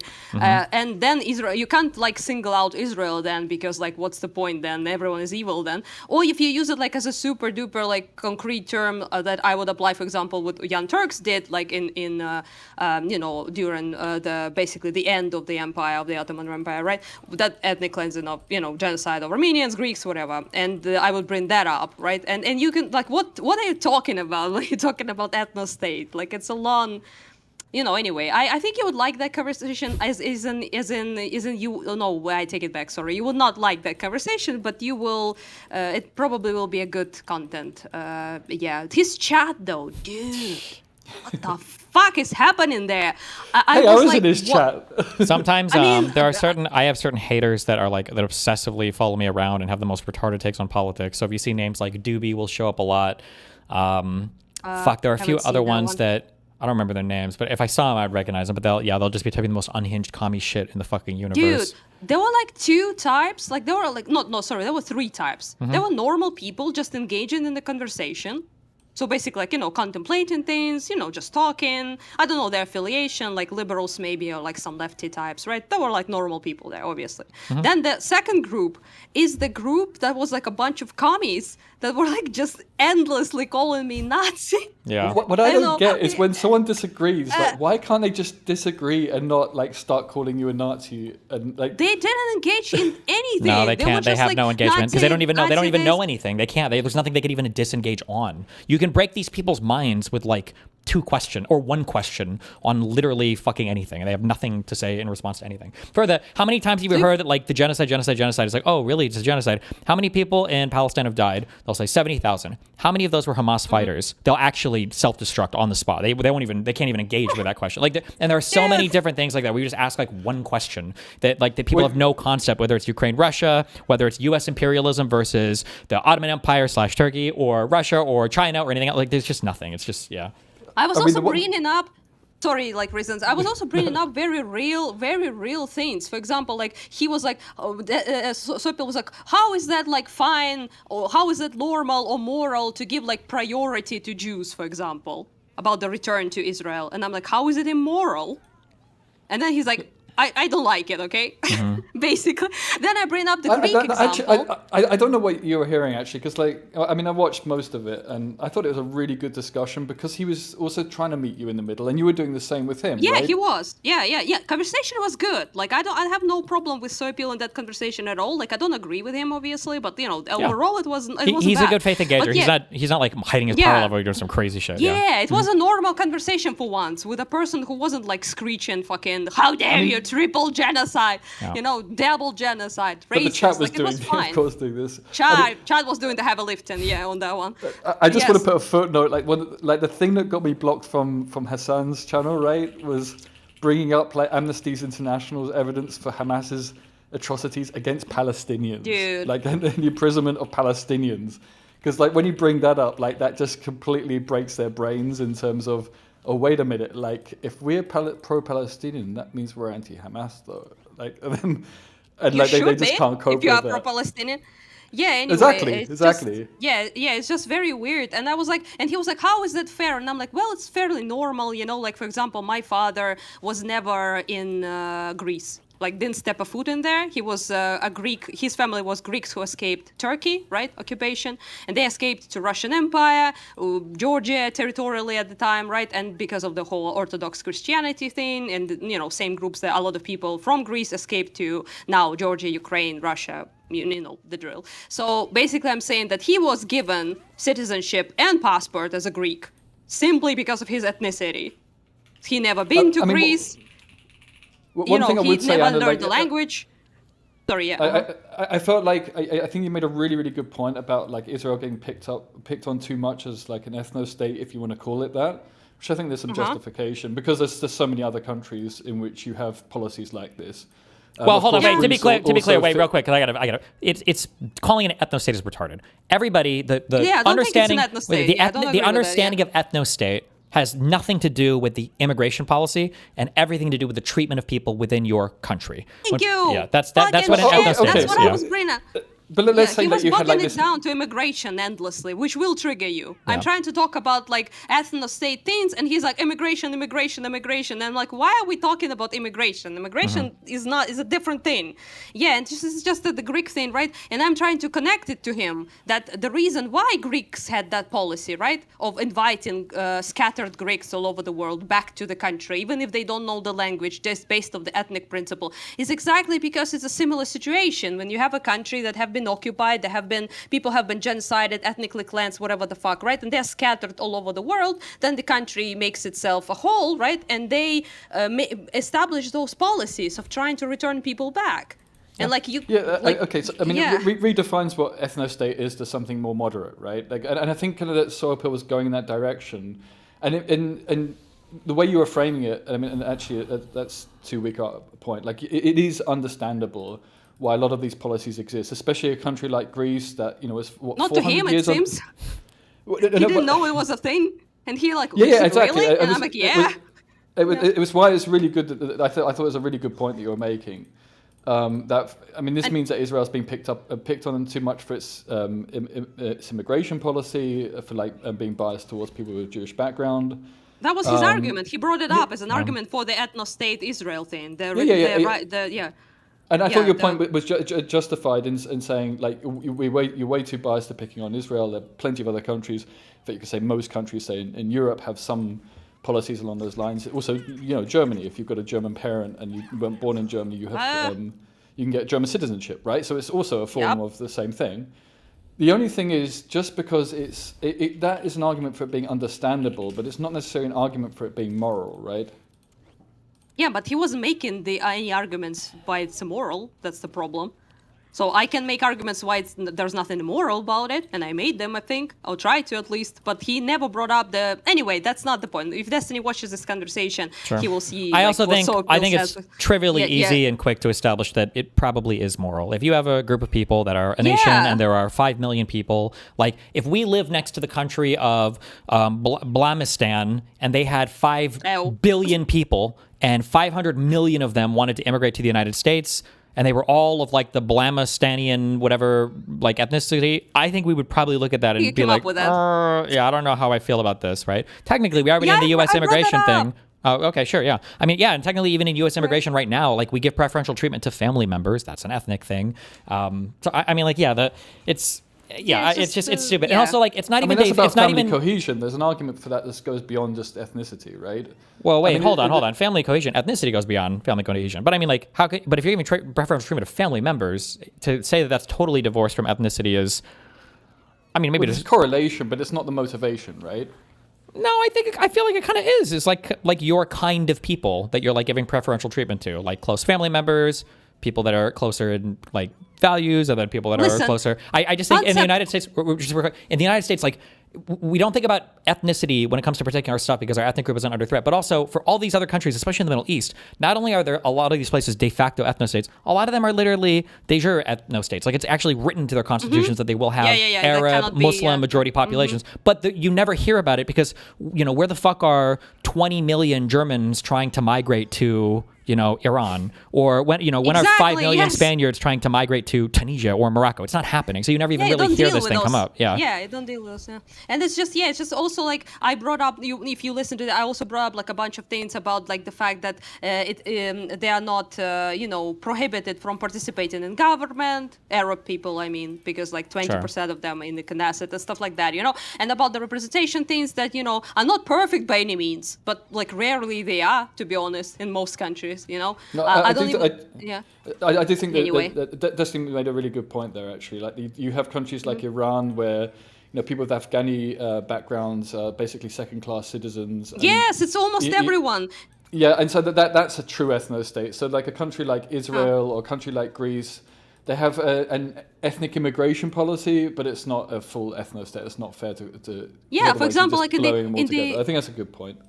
in the Ottoman stuff, for example, right? If you were Armenian or Greek, which were two quite big, like, you know, minorities in the empire, right? You couldn't be in the ruling class at all. You paid a completely different fee. You pray, you know, or whatever. Yeah, and yeah, it's just Anyway, so yeah, it's a kind. I think it's an interesting conversation, but the chat just like blew me the fuck. I didn't look at it when we were talking, which I never do. Sorry, chat, but like, you know, I just can't do that. Like, look at the chat and talk with the person at the same time. I'm the opposite of ADHD. Okay, and the point is that I just looked at it afterwards because like Wick, food shops, and like a bunch of other people were sending me screenshots of like absolutely unhinged stuff people were saying. And it's the third group, by the way, the second group was Nazi, racist, triple genocide, Nazi banderite, whatever the fuck. And by the way, Soapil told me that he was deleting the comments in real time, basically, that were calling me a Nazi. And I'm like, how many were they? If you were not trying to clean them up, Jesus. But yeah, anyway, it's the point is that, you know, I'm Ukrainian, I'm used to that shit, so it's not a big deal.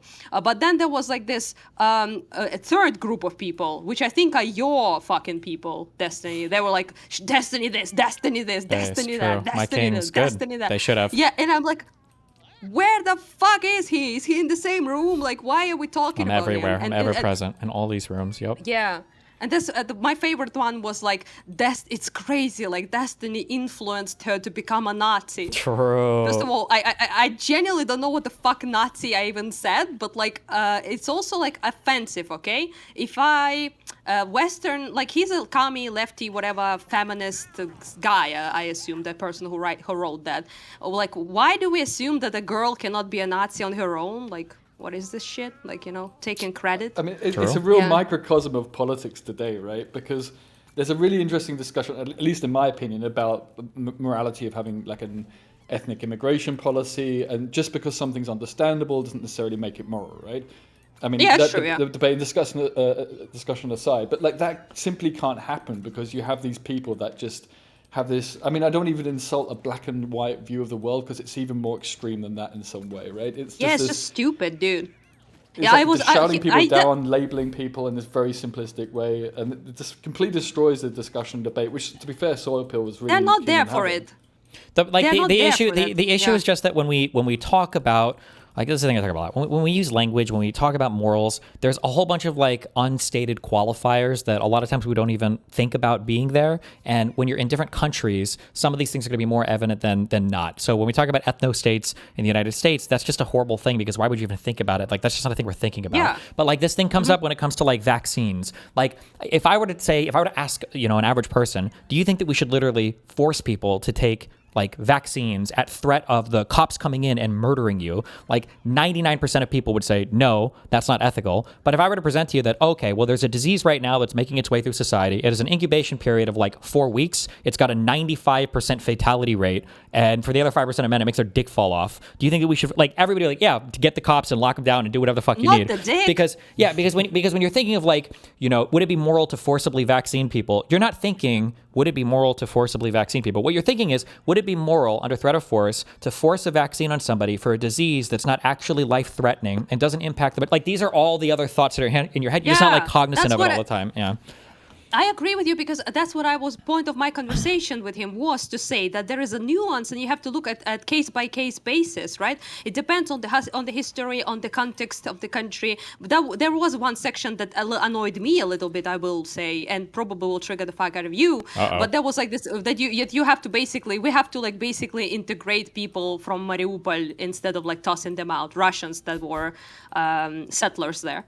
And I'm like, so you want to ethnically cleanse them, is what you're saying? Yes, I was saying, like, I asked him his opinion about this, and he was so uncomfortable, poor guy, because, you know, obviously he can't say, you know, that he agrees with ethnic cleansing there because it's the most awful. The flip side of that, the super easy flip side of that is you just ask people, like, do you think that it would be moral for Israelis to completely leave the West Bank and then you flip that verbiage around on them. So you would ethnically cleanse the West Bank of all Israelis or Jews, and they would say they have to own that. And that's a really hard one for them to own. Yeah. Yeah, it's a difficult, and he was like having trouble there. Obviously, I mean, very genuine. Again, it's not like he was like evading this question or anything. He was like genuinely puzzled there, and I was like, and then he was like, well, you know, you'll be tossing out people that are, you know, not that bad because like they just might have moved because of like financial stuff, and I'm like, dude, like, why the fuck are you demanding suicide from people? Well, but also, like, but think about it from an American perspective. We haven't done that in a long time because we haven't been under threat. What did we do in World War II though?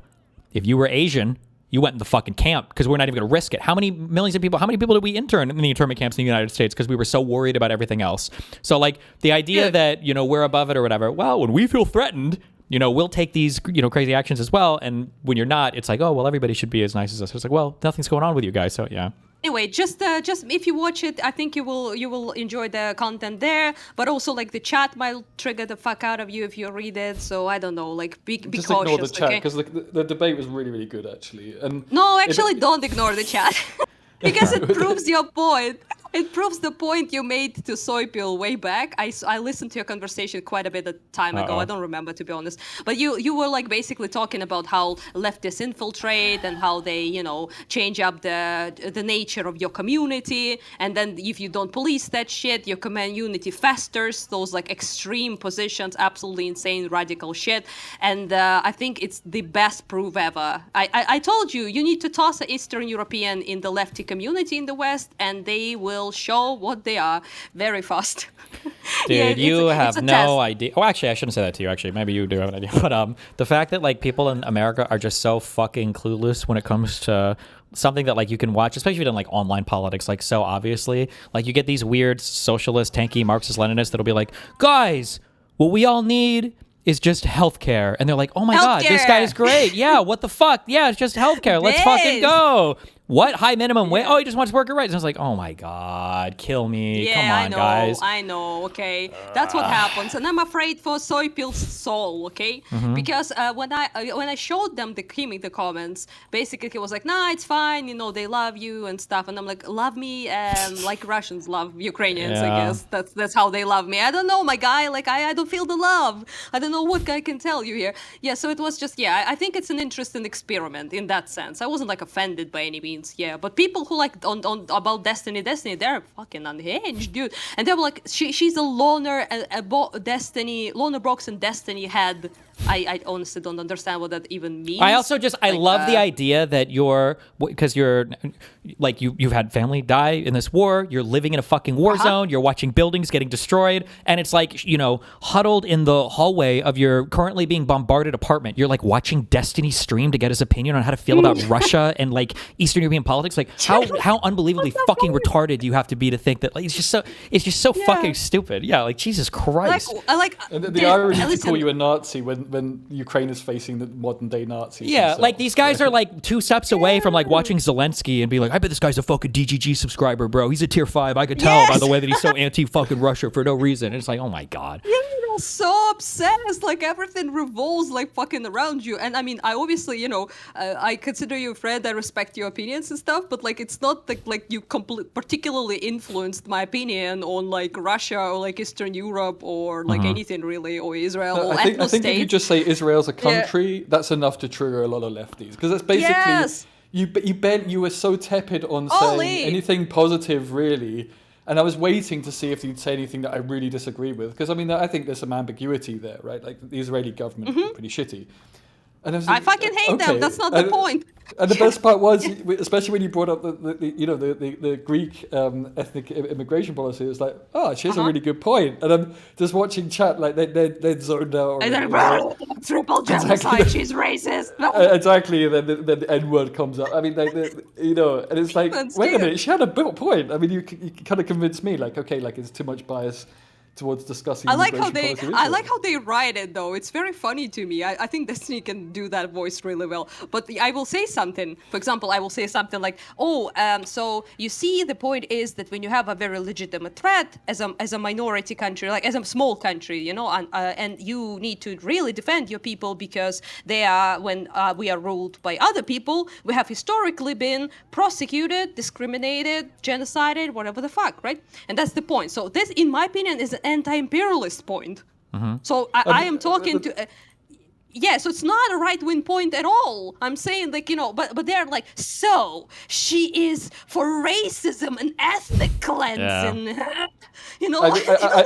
I brought up the fact that when the Kurds gained control over northern Iraq, there were numerous cases of Arab-dominant villages having massive. I think they were almost eradicated. Like the buildings were being knocked down because they were reacting to the fact that they'd been suppressed for a long time.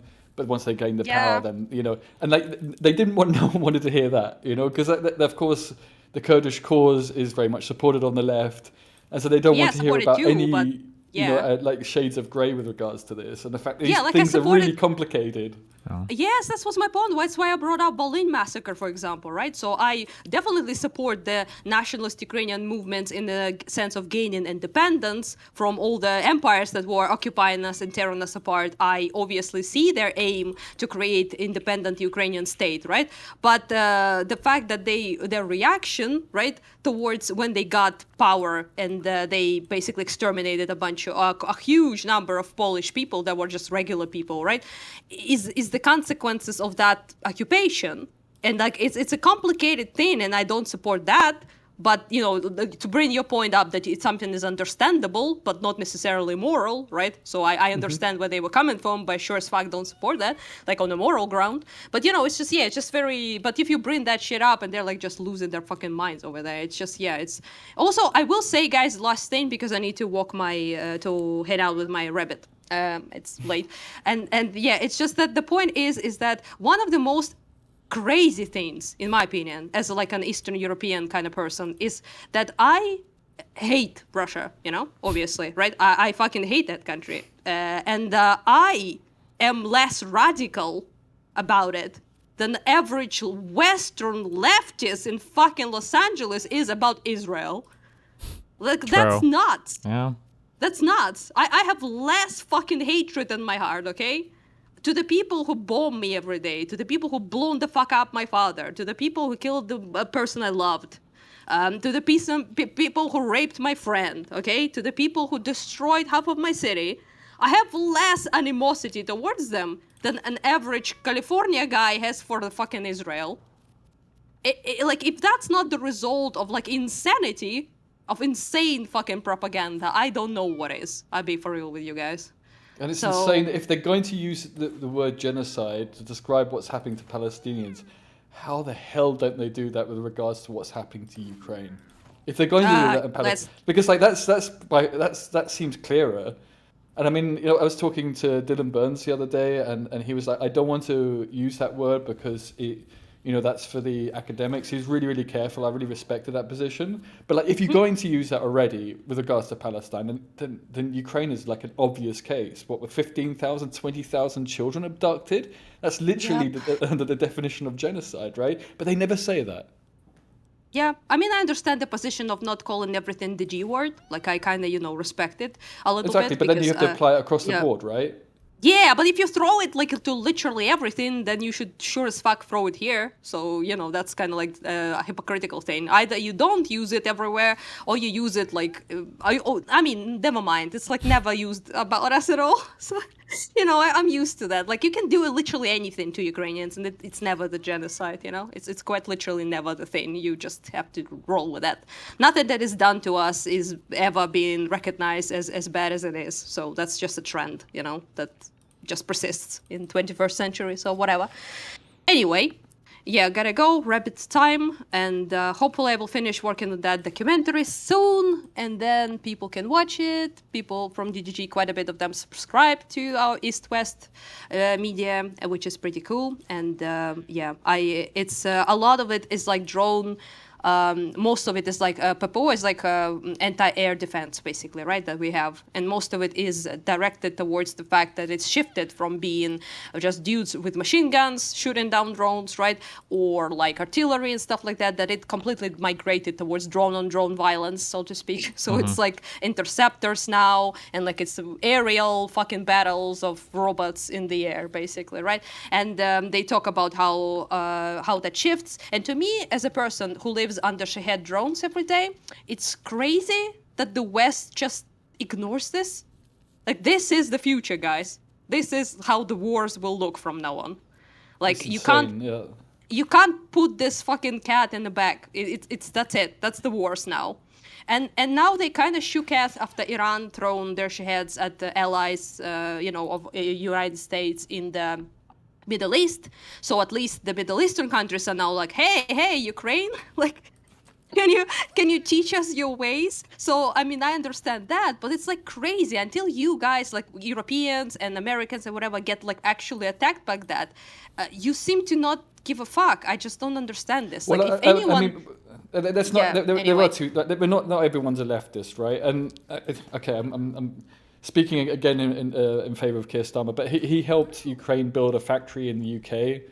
For drone production, right? And then now tens of thousands of drones are coming out the UK, Ukrainian-designed drones, right? And I think that also represents. Come on, let's be honest. He's also being there's a selfishness to it as well. Yeah, but there's the issue is that like what should happen is that like even if every single American fucking hated Ukraine, even if our leadership fucking hated Ukraine, the United States government and military should have their like hands all over that conflict just to study what's going on the battlefield. Even if they hated every motherfucker, we should be keenly interested in how it develops there because it's going to be obviously relevant to conflict with the rest of the world. Like about the moral stuff, about like helping stop the biggest war in Europe since fucking World War II. If you don't give a fuck about any of that, you should be incredibly interested in this because it's like the actual like field experiment right now going on, right? Where the first big two countries that are fighting in the first war like that, using like drones on both sides, and like our people, our drone guys, right? They are just absolutely dumbfounded by the fact that nobody wants to, get their expertise, like talk to them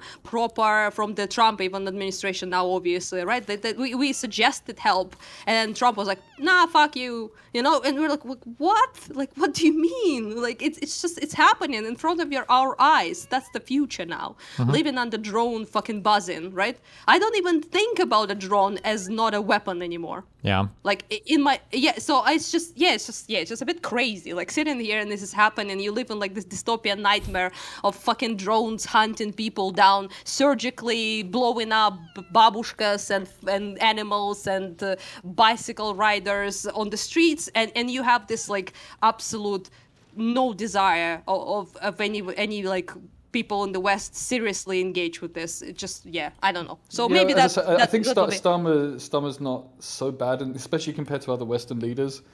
And even from a selfish perspective of getting the technology into the UK itself.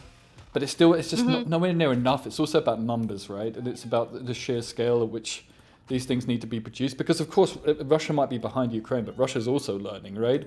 And that's what I find scary. Not at all. They're not behind us at all, actually. I don't think like why Ukraine support people. Don't burst the bubble. Like, I'd like to believe like there's still...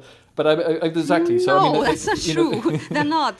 It's actually we are behind them all the time because we are on the defensive end, right? So they invest... A new thing, and then you've got to figure out how to counter it, but you lose civilians and you lose medical personnel, everything in the Okay, but it's even worse. It's even worse then. My point being is like Western Europe has all these weapons, half of which maybe are redundant or useless if it's not used in conjunction with drones. And like people just sit there and they talk about the GDP or the value of the weapons in the West. It's like, it's not just about the value, it's about the type. And it's scary, like the ignorance. It's definitely pervasive. But so strange. Unless the commentary will speak about that quite a bit, because one of the most weirdest things about drone warfare, right, is the tempo. It's like so fast. So each year, we have new things we have to understand how to deal with them.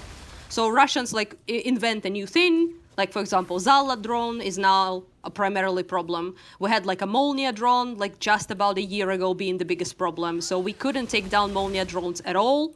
So it was like pretty bad. But then our guys figured out how to do it. And now it's another drone that we cannot intercept. And it's like every year it's like this. So it's new stuff, and you always have to be like catch up basically, right, with what they throw at us, and then you have to invent things how to deal with it. Like basically, like it's like every 6 months there's some new shit that was relevant. Like I made videos about drones 3 years ago. Nothing is relevant there anymore. Yeah. So like nothing. Yeah, it's just Anyway, I think like all the men, okay, here, because all of you are dudes, I know this, okay? So you will be interested in like this technological sort of aspect of how the drone warfare develops, or how it happens, and how it even works, and which nobody talks about for some reason. So maybe you will be... And where is it going? Yeah. Like, can you like forecast where in 6 months' time you might think it will be, in terms of numbers and the types of drones involved? Basically, right now, it's all about interceptors. So this is like have been a new thing, and I don't think it will leave anytime soon. So it probably will develop in that direction. So complete drone-on-drone violence in the air, basically. So this will happen. Probably we have way less crews on the ground, I imagine, trying to shoot down drones. So it will be primarily operators versus operators, and the speed. The speed is the main thing. So the faster the drones, the more difficult to intercept.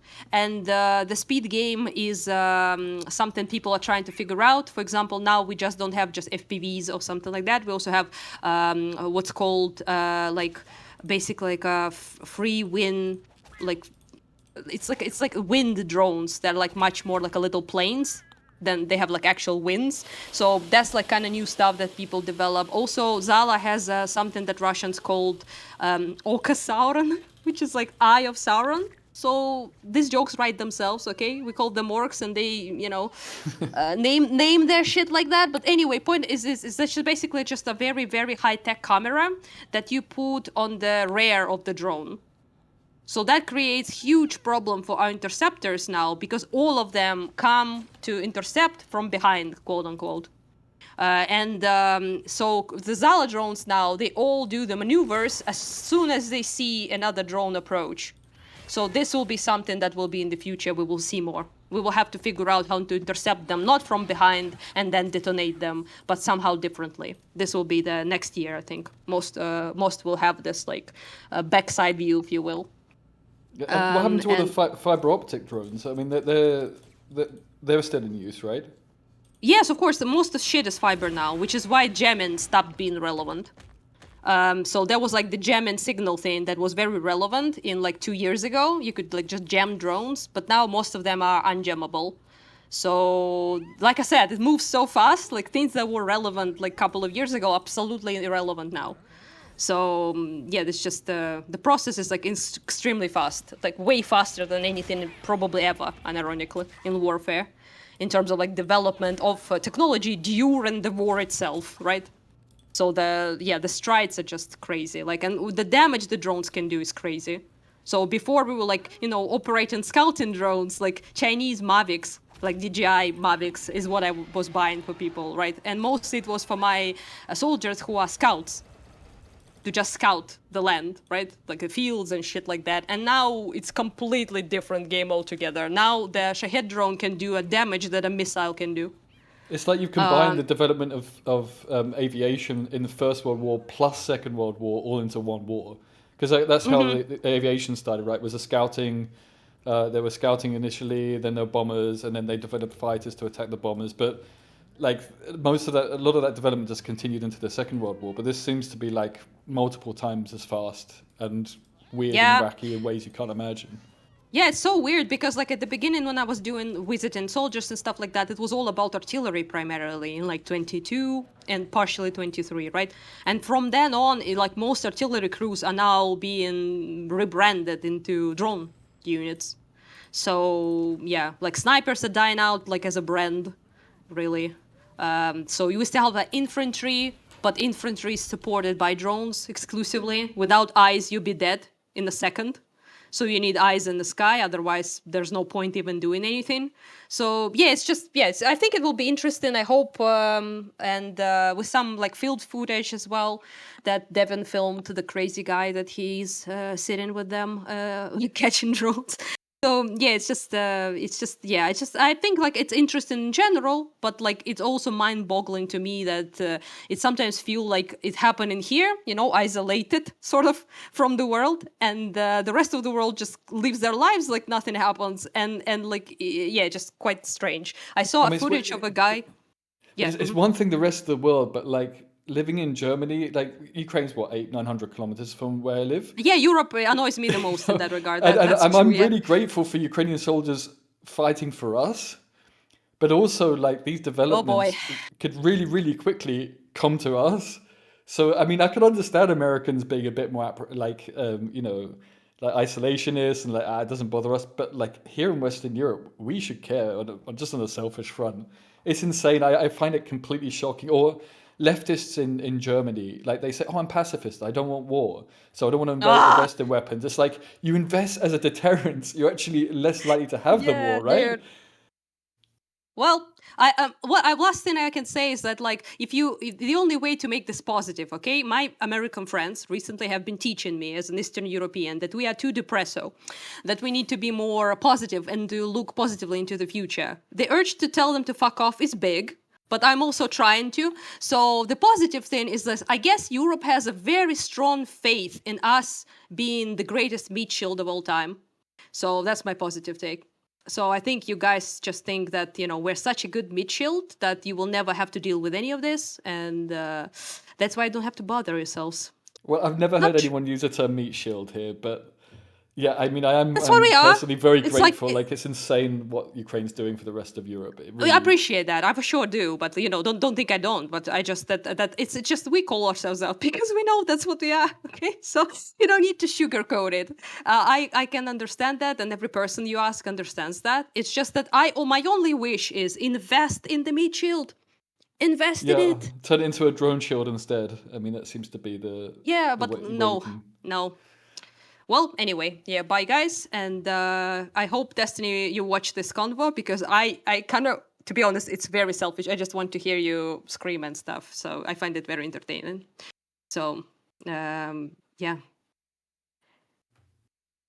Is he there? Is he abandoned us, Euro people, to talk about Euro shit? The typical American abandoning Europe, huh? I did abandon you, but yes, I will. I'll watch it, okay? Okay, yeah, anyway, just for memes, okay? Maybe when I sit in the corridor, like you said, and I actually watch, you know, your stuff, and it will be fun for me instead of like exploding. Yeah, so, yeah. Also, it's very funny when you scream. I don't know, it's just hilarious to me. I don't know. Okay. I don't know about your blood pressure, though, to be honest. Maybe it's not good for you, but... I'll survive. You know, I got RFK Jr. backing me up. I'm good. Oh, no. Not the brainworm guy. Anyway, yeah, bye-bye, guys. Yeah, see ya. Bye. Yeah, thanks, Anna. I'll leave as well. All right, yeah, have fun. Be careful. Bye. Reuters. Virginia Democrats ask U.S. Supreme Court to intervene after state Supreme Court invalidated pro-Democratic U.S. House map ahead of November elections. I don't even want to... Do you think they'll decline to take it, or do you think they'll take it and Alito will bust out the dictionary and try to actually affirm why Virginia can have an election that's 45 days long, even though in federal rules it's only 1 day long? 11 o'clock. How will you feel? Just to feel as though we're getting our freedom back. What does that actually mean? How's your daily life going to change? It's just total independence, you know. Give me 1 minute. Let me just watch this. Hold on. Jeez. It's just going to No, so much. No, I won't give you a minute to watch this. It'd be nice to see I get a lot of our industry back. You know, I feel as though we've lost a lot of that fishing. You know, like. What does it mean to you, Stacey? Well, it means ruling our own country again, and having our say over what goes on here instead of being ruled by an EU state. And for you, what does tonight mean? We've just left the EU. We have, and it's amazing. It's what we've been waiting for 4 years. It means we get our country back, we get our sovereignty back. Thank God. What does that actually mean? The fish, in the bananas. Terms, what do you mean? Fish well, bananas. The Fish country's bananas. ours again, and we can have a lot more say, a lot more rule to what happens in it. Over which rules? The fish bananas. Our court laws will be changing to ours, so we have what say goes on in this country. So human rights and everything will be turned into our laws, and we will have the right to. Well, our courts will have the right to say what goes on instead of Germany. Thank God. Fuck Germany. What do you hope is going to be the Last one. benefit from it then? Why are you happy? But we can do, we can have our own rules, not Brussels tell us what we Brussels, can do. hell yeah. Fuck them. Brussels sprouts. Because Brussels says you've got to do this, you've got to do this, you've got to do that. And we can do ourselves what we want to do. What's up, buddy? I watched your video where you were going over that, the response to your MSJ. But I saw a few things you were talking about and thought they might make for good discussion. So there's like this whole question of spoliation going on in your case, right? Oh, God. Yeah. So, like, I don't know. It's strange because I've seen the other side in this has claimed, like, oh, we can't make a spoliation filing until after discovery is over, right? Which doesn't make a ton of sense. Usually you would want to make a spoliation claim as soon as you know it's happening. Of course. To try to get the judge to stop it, right? Yeah. But then there's like another part of spoliation where if you can prove this, I did it, well, they've destroyed it. Now nobody gets that evidence, right?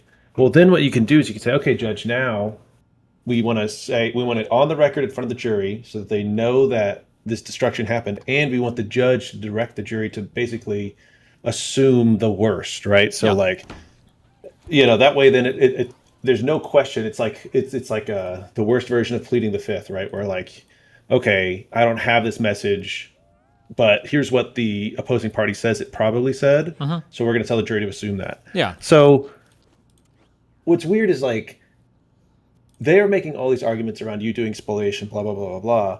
But even just in the deposition that you were reading to chat, it was like, oh, like you could probably prove spoliation from Doe's side because Doe messaged her ex-boyfriend, right? And then y'all were like, hey, where are those messages? And he's like, oh, I deleted those. Okay.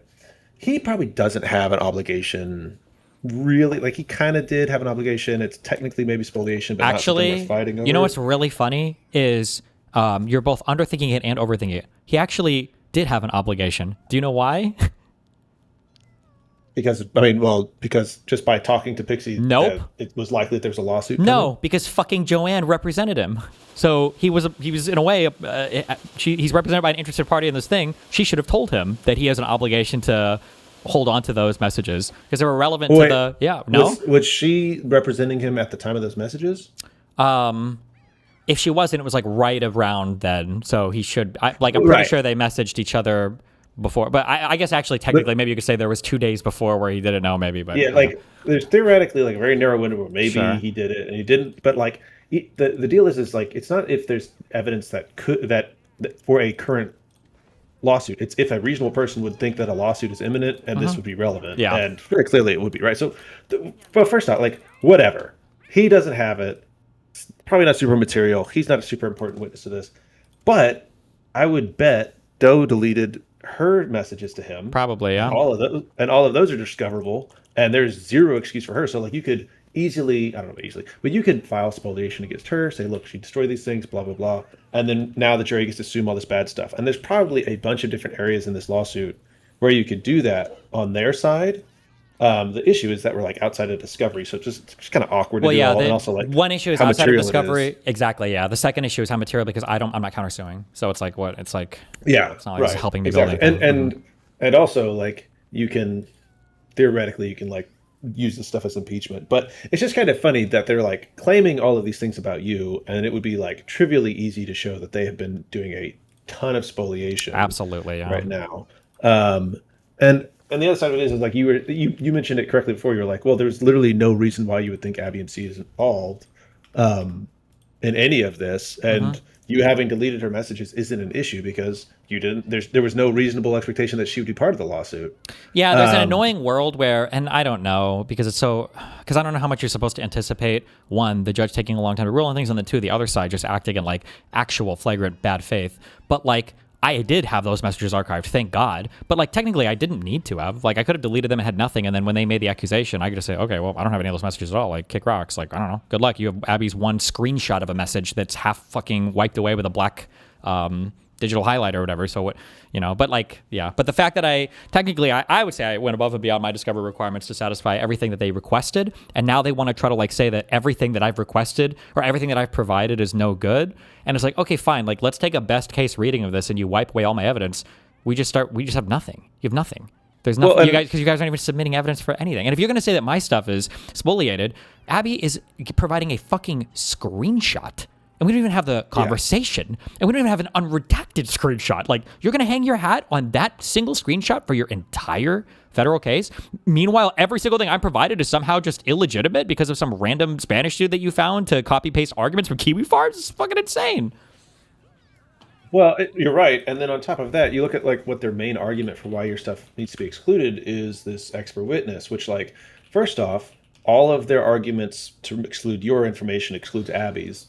And then second off, like, let's say the problem is that that's not really how it doesn't really work where they introduce this expert witness and then the judge excludes the evidence. Almost certainly what would happen is you would introduce the evidence and then they would use the expert witness to call into to question the foundation or credibility, right? And the issue is that they can't really do it such that, in my opinion, the judge would exclude it. Instead, what would happen is the judge would say, well, we're going to let the evidence in, and then this guy can testify as to how this stuff works to undermine the credibility of that evidence. Sure. Right? And then you would go up there and you could ask the questions of like, well, even if you had metadata, couldn't you edit the metadata? Right. And what you're doing is you're asking the jury to give a shit about a super complex idea and concept, and then only agree with that theory and not agree with and not understand the fact that metadata is also editable. Right. And so it's just a very stupid way to attack evidence. And it also really undermines them. So it's just, yeah, it's a very, not to mention then it's like, okay, now like, Pixie, you need to explain why you have no messages with Lauren. You need to explain why you have no messages with Aaron. Like, and then it's just like, yeah. Like when we were doing I don't know if I read from the transcript on that, but like when we were doing the depo related to the Lauren messages, her argument was that we never had a single conversation at all related to the court case, and I didn't set those to auto delete. I didn't delete anything. The other party in the conversation set them to auto delete. Right, and it's like it's one of these things where it's just like, okay, I mean, like you can say that, you can testify all this stuff, but like none of this is building a very believable or strong case. None of this is going to serve you that well. And then like the only saving grace is that there aren't counterclaims that are going to roast you alive. So yeah, I guess, right? And now I wonder if maybe for future, hopefully I don't do it ever in court cases again. I wonder like what high profile or whatever the fuck civil litigators think or whatever, like should you always have some type of counterclaim just to kind of like check the other party, where it's like if you start doing wild shit, then you can start stacking these up? Because it is really annoying that there's nothing. I mean, I guess I can try to countersue after maybe, but that's going to be a whole other court case and everything else. And it's like, I don't know how much of, I mean, I'll try to sanction her for as much as I fucking can, but fuck, it's annoying to see how much like retarded, like blatantly fucking retarded behavior they can try to get away with on their end. And well, yeah. And there's like also the thing where it's like, there is every possibility that they do everything, get up to the day of trial and go, okay, we just drop everything and walk away, right? Like they make you spend all of the money of prep, all the stress, everything like that. And they get there and go, oh, screw it, we're just not going to even do the trial. I think that you can get penalized for that, right? There are certain places where it's like it's supposed to be improper to drop. But I mean, like they're already facing some sanctions, like maybe, hopefully. And the sanctions that they get is going to be like less than what they would probably pay if they actually go through the trial and stuff. I mean, like it's just, I don't know. It depends. There's a whole lot of it depends in there, but it's very, and like you said, like, okay, now they've got it like in this MSJ, how much are they even citing to this deposition? And then all the parts that they cite to any depositions, you guys can just also cite to the transcript and go like, hey, look, like they totally misrepresented this part of the transcript, right? And yeah, there's not really like a good out for them here. There's no big like, oh, haha, we've won. Everything is a repeat of what it was before. But you mentioned also like, oh, I wonder if there's like an industry for third party or for expert witnesses, and there 100% is that. So like if you need an expert witness to say something, you can find them, you'll pay them, they'll say it. So much so that like whenever you're in a lawsuit, whenever someone names an expert witness, the first thing you do is go look up their name to try to find them in other lawsuits about the similar things to contradict them and be like, hey, in this other lawsuit, you submitted a report that said this. Why are you saying it differently here? Oh, fuck. Right? There was another lawyer guy that emailed me and they're called, there's a name for this. It starts with B. There's like a type of exception or a type of thing that if an expert witness fails on, it's like very humiliating. I want to say like Bobber, but it's not that. Do you have any idea what I'm you're talking about Dalbert hearing? Is that it? Where you can exclude? Yeah. Yeah, it might be that. Yeah, where like it's a type of one year. It's Gotcha. it's where you'd say like, oh, okay, like this, we want to make sure this expert is an actual expert and has the credentials to testify, and so you do a specific like evidentiary hearing outside of the and the judge can decide if they're juries, credible or not or whatever. and then the judge will go like, if you fail that, it's fucking sad. But yeah, I mean, it was like, I don't know, like there's not a ton to say out of this MSJ response. It's not much that like there that we didn't expect to see, and then like as far as like any additional, you know, It's so statement from crazy Abby, to me. it This doesn't really make disgusting sense. fucking cunt, dude. She was coached so hard on how to answer like very specifically for like so many different lines of questioning. Like on the I'm just scrolling through for looking at the signal thing. She says this over and over again. I did not delete anything. Miss Hayden set it up for deletion. All of our conversations were about another lawyer's personal life, and she just says this answer over and over and over and over and over and over again for why there are absolutely no conversations on signal, and she just repeats it. Oh God, she's such a fucking liar, dude. God, I hate her so much. Well, and so there's like another awkward, like, I'll say this, like, if their strategy was to do this, it was actually like very effective, where like they knew they were gonna get depositions, or like they were trying to get depositions here, because if they did depositions during discovery and acted like this, then you guys would very clearly move to compel, because it's like, oh look, these people showed up and were bad faith and evasive, and now at this point it's like, oh well, yeah, we did the depositions, but like, are you really going to slow everything down some more because we were evasive and stuff like that? Like at this point, you guys might be able to like move for like, I think is it 37? Rule 37 sanctions, and be like, look, obviously like destroying evidence, they showed up to this depot in bad faith, like you could probably move and try to get that after the trial. But like, yeah, because you can't show up to a deposition in bad faith, and if you do, if someone does, like, you know, we're presuming Doe did, you could very easily like show that to the judge and go like, look, this person showed up and did not answer questions they should have had answers to. They were not showing up in good faith. I told you you know, there were, if I control like left, like authenticate, there shows up did you hear the reading of her answer for this? Yeah. 99 times in the deposition. When we show her like, here's the logs, this is what you said, can you explain this? Her response was, I can't authenticate the contents of this document, nor can I confirm them. I have no personal knowledge of how they were created, by whom, or if they accurately reflect the conversations I had. And every single time we tried to ask her anything about any conversation, she would constantly just repeat that answer over and over and over again. And then at one point, Andrew asks her, what is your basis for believing this document is not authentic? She says, because the defendant never submitted his discovery to a third party. There is no reason for me to believe this is authentic. This isn't even a thing you have to do. It's retarded. But No. yeah, the amount of coaching that she went through for this to just repeat like the same bullshit ass fucking answers over and over and over again is so fucking annoying.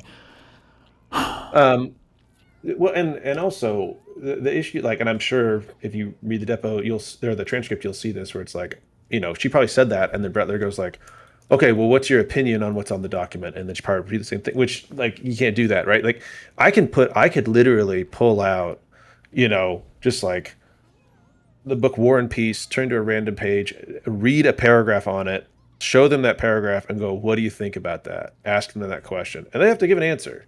And if they can't, they really don't get to say, oh, I can't authenticate. Who cares if you can? I'm asking what your opinion is about the thing that I'm showing you right now. I want your opinion. Tell it to me. Yeah, right? nope. She And if you have a literally, problem when with it worked, they tried yeah. that, and her lawyer, the guy defending her depo, was literally like, hey, do you see this? Do you have an opinion about this message? And she's like, again, I can't say. And then they start fighting. He says, Miss Doe, I'm going to interrupt you. It's a yes or no question. And then her defender, you know, she's answering your question. Let her answer. And then Andrew's like, go ahead. We're going to be here all day. Please tell the jury you cannot identify whether or not this is an accurate depiction.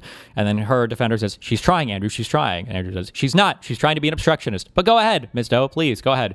And then she answers, as I've stated before, I have no knowledge or recollection of these messages. I cannot authenticate this document nor confirm it. I have no personal knowledge of how it was created, by whom, or by whom it was created, or when. If you wish me to authenticate something, you have to show me the original Discord export. But this is not it. Like, these terms don't even mean anything. Original Discord, they're not even real things. Right. God, I don't know. Well, like, and I was in a depot, like, I was conducting a deposition last week, and it was like, okay, like, show a guy a contract. And I was like, you recognize this? And he's like, well, I recognize this as like a template, but I don't recognize the specific one. I was like, all right, let's talk about stuff in it, right? And then at one point, the other attorney goes like, I was asking like, what do you think this part means? And the other attorney's like, he said he didn't know what this was. He didn't write this contract, blah, blah, blah. And I was like, I'm just asking what he thinks.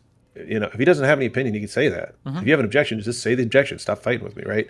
And so like, if you show up and say, here, judge, here's 40 times she just went on this authentication line and is very clearly dodging questions. Normally you can get like sanctions, or they have like different mechanisms to compel them to actually show up in good faith.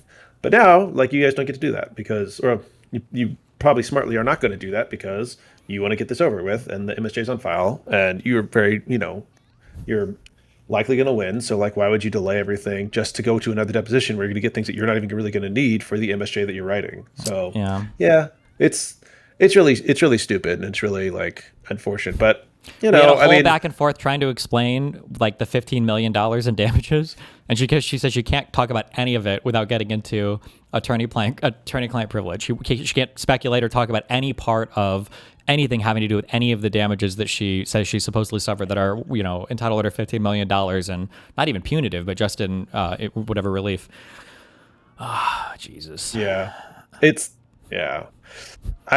Well, look, we've got, hopefully she'll, I mean, I don't know if you guys are doing a reply, but like, we'll probably get an answer in 2 or 3 weeks from the judge. And I hope so. Hopefully that'll be that. And then, I mean, then, I'll no longer be necessary. You can finally get rid of me, and then go on to happier times. No, but I mean, what I'm wondering about is like, if you guys do a reply at this point, if you guys do that, is it going to just delay the opinion from the judge, or do you think you guys need to do a reply for some of that? I feel like we should, right? Why not fully brief your MSJ, right? This is everything. The thing that scares me the most, I actually was chatting with him earlier about this. The thing that scares me the most is that like, I hope that, and I know the clerks don't give a fuck about this case because it's just the most retarded random civil suit in the universe. But the thing that's scary is when you read like their filings, they're like they're pretty confusing. And it's like, defendant claims that at 10:34 p.m. he sent this, but in actuality it was like 10:14 p.m. and it was like 10:27 p.m. and we see here that it's like, I hope that when they're reading this, I hope that the clerks or the judge is not looking at this like, wow, there's like a big dispute back and forth over like the validity of these logs, as opposed to like, okay, the plaintiff has submitted absolutely fucking nothing. And all of these complaints are trying to needle and nitpick to death what the defendant has submitted, but there has been absolutely nothing on the record contrary to anything the defendant has submitted. Nobody has contradicted anything that I've shown. Nobody has provided anything that contradicts anything. It's just this weird, endless needling and nitpicking around like time zones and whether the format is okay or whatever else. So, because the material dispute of fact is the only thing I'm worried about, that there's going to be like, wow, fuck, maybe they really are, in disagreement about who has the correct logs. And it's like, they don't have any logs. They have nothing. Well, and that's kind of the thing that, a lot of people are asking me like, oh, what happens if, Doe doesn't respond? It's like, well, technically what happened, like in function, generally that means that the MSJ gets automatically granted. But really what happens is the judge then goes in and goes, okay, well, like, since there's nothing on the other side, I'm going to assume everything that the movement wrote is true. And then they put it through the analysis. And on your end, like, what's funny is in their response to you, it actually functions similarly, where it's like, okay, Destiny laid out these specific facts, and then on the other side, what do they have to counteract it? Yeah. Well, they don't actually have specific facts to counteract it. They just have pleadings and arguments. Now, that can be sufficient. They can say, okay, look, like, even though Destiny has these specific facts, they don't fit the elements of what we're here to talk about. But they haven't really shown that, and they also haven't done anything to dispel your arguments. They've just said like, oh no, like, we just don't disagree with the way that he interprets it. And it's like, okay, sure, but like... And then you're going to try to get an adversarial reading on evidence that I've submitted that you don't even have a counter to? What the fuck? Yeah. Right. And it's like, even if you read it in the light... Like, the problem is that they're asking the judge to read it in the light most favorable to the non-movement, which is right. But the problem is that just because you're reading it in the light most favorable doesn't mean you interpret the evidence in a way that's most favorable necessarily, right? Because like, okay, Yeah, like this imagine date could be- like do you have a video or do you have like a log from your ex-wife in 2017? And you're like, no, I don't. And they're like, we want an adversarial reading on that because we're going to claim that in 2017 with no evidence that he told Melina that he was going to do all this horrible video stuff to Pixie. It was like, what? Yeah, just retarded. Like if you had evidence of like, you know, Abby can show here that she thinks that this was sent here and she has like some kind of evidence here and then I'm deleting it all. It's like, okay, that's a stronger argument. But the fact that you could just like got at the gaps, your evidence on all of this is like, what are we doing?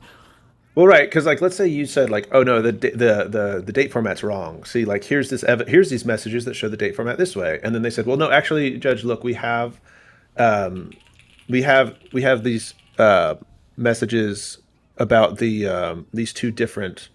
One second, sorry, we have these logs that show that like no, we can frame that message around them to show that this date format is correct, right? Okay, now we've got two different sets of evidence showing different date formats.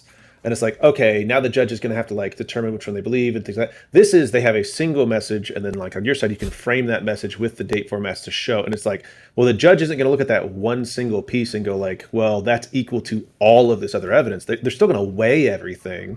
It's just, they're going to like interpret it in a way that's favorable to plaintiff. But then also like the other issue is that plaintiff has largely abandoned the original thing with Rose. And then now with Abby MC, all they have are these two declarations. And the problem is that like the declarations aren't in conjunction with evidence. So usually if you have a declaration, if you're just talking about events that happened, right? Sometimes you can't provide evidence to support it. But but if you have like specific documents or events and you're talking about them in a declaration, it doesn't really mean much if those documents don't also enter the record, right? So if Abby MC is like, oh, there were messages that I received of this stuff, and here's a message of me talking about receiving it, well, the judge isn't going to go, okay, well, those exist. The judge is going to go, well, these don't evidence that the messages exist, just saying it, you're saying it. Sure. Or at the very least, maybe that's okay in like your pleading stage, but like I imagine you would want to develop that a lot more during discovery, right? Well, but that's the thing, right? So like your pleading stage is where you get to just kind of say whatever, as long as you meet a minimum threshold. And MSJ is where it's like, no.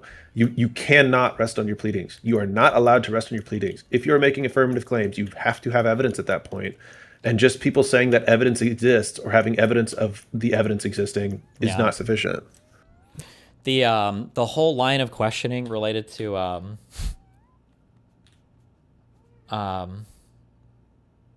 so she tried, this is her explanation. So in the middle of the page here, there's an indication that Pixie wrote at 2:13 a.m. I feel like whatever I ask you to cover will be too high a price, and then I'm going to feel even worse over it. Do you see that?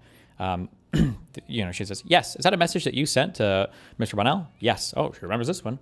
Okay. And were you referring to, what were you referring to when you said, whatever I ask you to cover will be too high a price? What did you mean by that?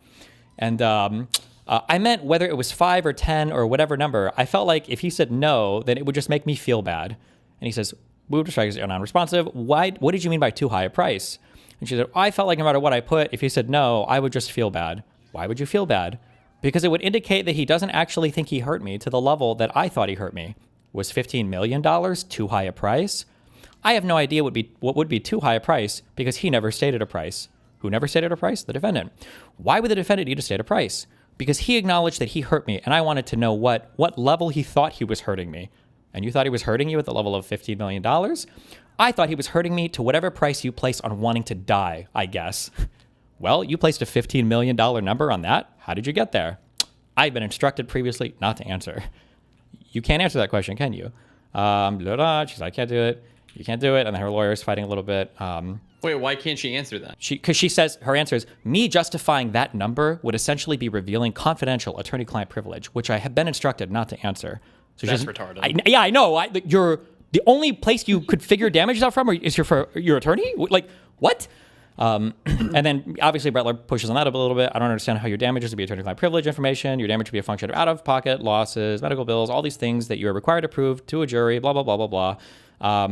And then she just says again, like, I don't understand the question. I don't think I can answer this. As I've stated before, justifying the demand would include revealing attorney-client privilege information, which I've been instructed not to answer. So it's not that I guess I'm unable to legally answer because it's attorney-client privilege. And then she has a funny way of like bringing this up again later on. So he says like, Ms. Doe, how much money do you earn every year? She says, well, I'm currently in law school, so I'm not earning money. And at the time you filed your lawsuit, what was your salary? I don't know. At the time you filed this lawsuit, were you making any money? I don't know. Did you file taxes in 2025? I think so. Okay. Did you report that you earned income in 2025? I don't remember the specifics. I sent that stuff to my lawyers and I let them handle it. To your lawyer? She said, well, the taxes, whoever's in charge of doing the taxes. Did you ever make any money in 2025? I assume so. You don't know? I can't recall the specifics of my financial situation. Keep in mind that she had 2 apartments in Miami at the time. Oh, this is coming up. Yeah. Where did you live in 2025? Florida. Where in Florida? Miami. Where in Miami? I was under 2 different leases. And then one is how she lived in one place. He asks, is that the order you lived in those places? I won't reveal the address. And she says, I was actively on both leases. And who was paying for those leases? I was paying and my wife was paying. How much was your rent? I don't know. I can't recall. How much did you pay? I can't recall. How much did your wife pay? I can't recall. You don't know how much you paid in rent? Not a year ago. I've moved since then. It's only been a few months. We're in April of 2026. Yeah, a lot has changed in my life since then.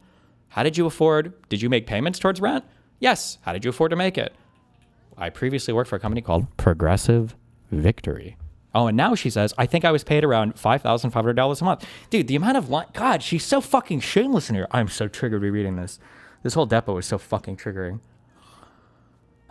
Well, I mean, that's kind of the thing is it's like you whenever you're at a deposition like that, where you have a person just like very clearly caught in lies and making a bunch of those kinds of statements, if you're in the discovery period, then you go, great, here's what I'm going to do. I'm going to go in and say, I want every lease I want a copy of the leases that she signed. I want a copy of pay stubs from Progressive Victory. But discovery's over, right?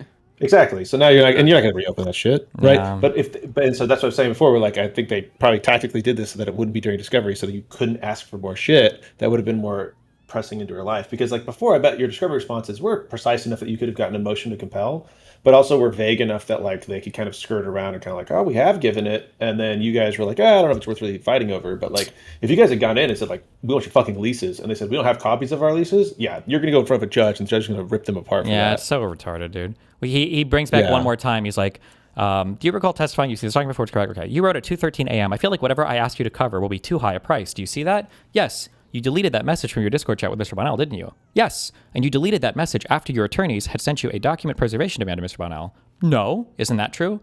That's not true. No. No. When did you delete this message? When I created my Substack. When you created your Substack, she said, yes. When was that? Well, that was before I filed anything or before the request was sent to Bonnell. You're certain about that? I'm pretty certain about that. She's lying there, by the way, because the Substack was published a month before her lawsuit. So whoever rehearsed her on this fucked the dates up, but that's fine. And then he says, why did you delete that message? And she says, because in my Substack, I wanted it to be clear that what I was trying to communicate was that he was downplaying how I felt, and I felt like the message exchange was taking away from that clear connection.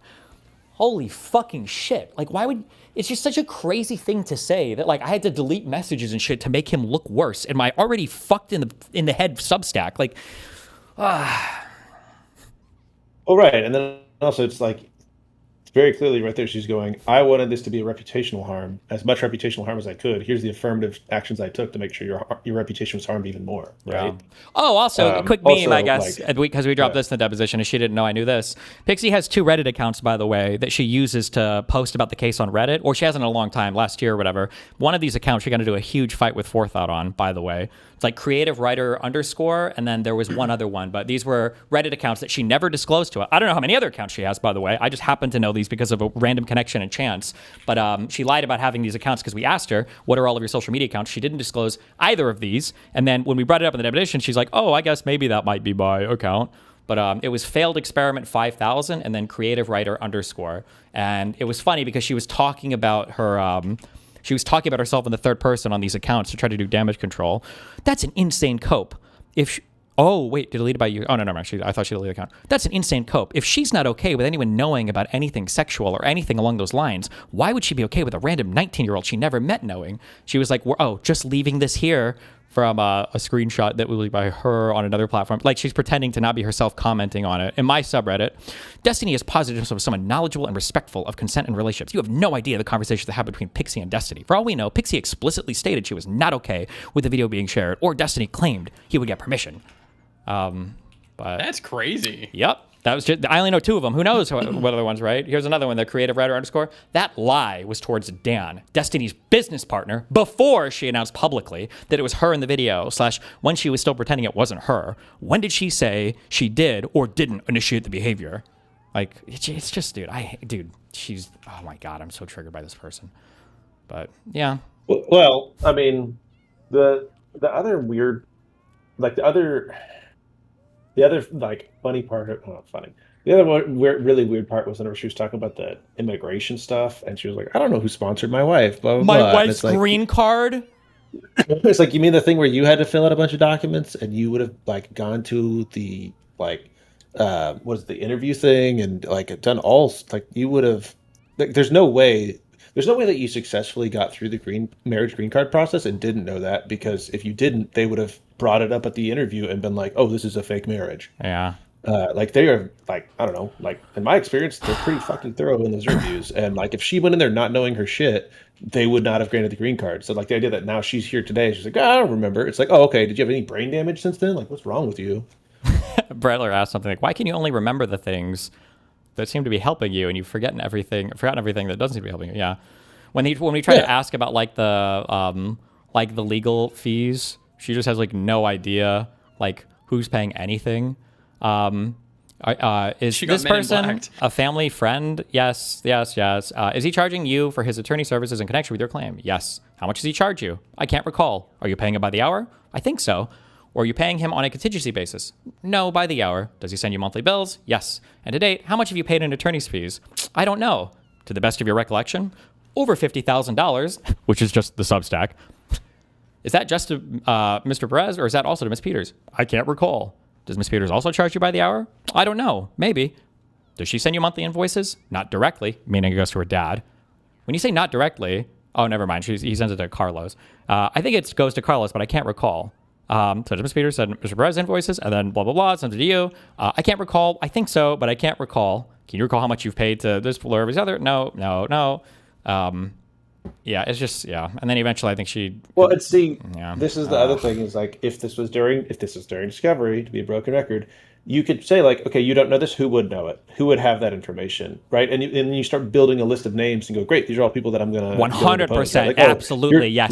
Your dad's paying for all this? Cool, we're going to go ahead and let's go figure out, exactly, right? Yep, yeah. Yeah, like, that's what you do, and that's what we do, is like, whenever you have a person that doesn't know anything, you're like, great, who would? You don't know anybody that would? Okay, let's go down this. Who do you know? Right? We're stuck in this room for 8 hours. Let's do it. Pull out your phone. Who's in your contacts? Right? It's that kind of shit.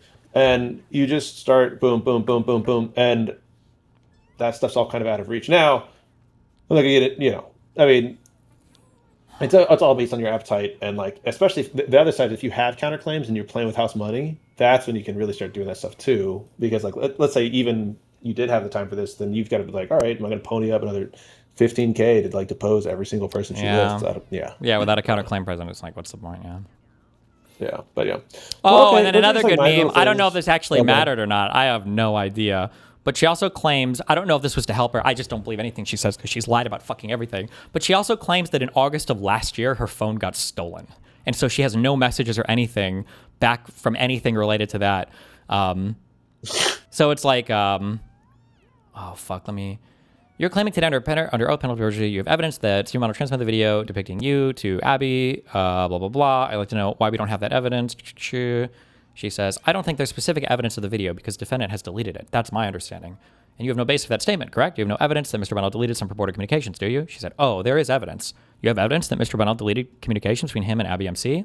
He has stated multiple times on his stream that ever since the lawsuit dropped, he erased communications between him and essentially every woman in his life. That is video evidence that he has done. He has said it on his stream and it is recorded, so there is that evidence. Are you aware of any communication between Mr. Bennell and Abby MC reflecting him transmitting the tape featuring you and her? No. Thank you. Did you ever have your phone stolen? Yes. What were the circumstances of having your phone stolen? I was on my way back from school, I think, and I was in an Uber or Lyft, more specifically, and I left my phone. I exited the car drove off, and my phone was still in the car, so it got stolen from there. It got stolen or you lost it? No, it got stolen because I found out where the location was, and when I contacted the Uber driver, and by that point, somebody had taken the phone. And so there's like no messages that she's able to give apparently before August of last year as well. Don't exist. Is the fact that your phone, that you left your phone in a car, a reason why you would be unable to produce responsive documents to our request for production? Well, it's possible that the data in that phone was gone, that was stolen. When was your phone stolen? I can't recall. October of 2025? I don't know. Was it before or after you filed the lawsuit? After. Oh my fucking God, dude. It's shameless. It is so dude, I hope I can get her banned. God, I hope I could fuck her character fitness stuff so bad, dude. Oh, Steve's gonna be showing up to every 100%. I'm gonna be on that panel. 100%. Christ. That's great. Well, I mean, it definitely would. I'm sorry, like this kind of stuff, especially if you guys do move for sanctions at the end, citing some of her behavior, things like that, it could definitely affect it. I mean, like, just to talk about, like, when I went through character and fitness, like I didn't even submit stuff wrong. I accidentally filled out one of the pages wrong and like hit save, and I'll come back later to fix it. Mm-hmm. And then I came back later and fixed it, and they still were like, "Hey, what was going on there? Like, why did you say that you'd been arrested for a crime whenever you haven't?" And I was like, "Oh, like I accidentally put yes when I meant no." And they're like, "Okay, go to the DA of your jurisdiction and get an affidavit saying you've never been arrested." Yeah. And I was like, "Are you serious?" And they're like, "Yeah." And so I called the DA, and I was like, I called the DA. I was like, "What do I do?" And they're like, "We don't know what the fuck you're talking about." And I was like, "Can one of you guys just send me an email that says I never got arrested?" And they're like, "Fine, whatever." And they sent me one, and I gave it to character and fitness, and they're like, "All right, but we're going to be watching you because obviously something's going on." Yeah. Okay, So, this document pretty asks for a tight. number of categories of documents, including documents between you and your ex, anybody else that you communicated with pertaining to the video, anybody that you communicated with pertaining to Mr. Bonnell at all, and all of your communications with Lauren Hayden about this lawsuit, about Mr. Bonnell. In fact, request number 23 specifically asks for all documents communicated between you and Lauren Hayden from October 1st, 2019 to the present on the mobile application Signal pertaining to defendant. Do you see that? Yeah. And you produced not a single document responsive to that request, correct? Yes, because we didn't talk about defendant. Such a joke. Shrimple ass. Yeah. Shrimple fucking ass. Didn't talk about you. Yeah, well. Oh, dude, Rattler's so funny in these typos. Request 24 is to do the communication between you and anyone else pertaining to defendant. I wasn't talking to anybody else on Signal. So the only person you were talking to with automatically deleted messages on Signal was Lauren Hayden, correct? Yes. Your best friend, correct? Well, with nothing pertaining to the defendant, correct? Sure. You think the jury will believe that? They should. Okay. Why were you automatically deleting messages if it had nothing to do with this case? Oh, that guy objected. And he said, I withdraw the question. It was a hypothetical.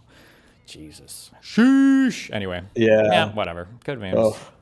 Yeah, good memes. But yeah, well, good luck. Hope everything goes well. Look forward to the reply, or if no reply, then just the order. Yeah. Did you read any of the of that Virginia case?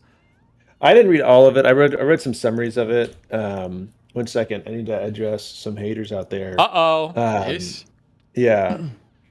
I was very big on this case, like succeeding when it got to the Supreme Court, because there had been challenges to this vote prior to it actually happening. People actually challenged similar, like they made similar challenges, and the Supreme Court was like, "No, we're going to let the vote go." I didn't read through all those, and I was like, "Oh, okay. I guess the procedural shit doesn't actually matter."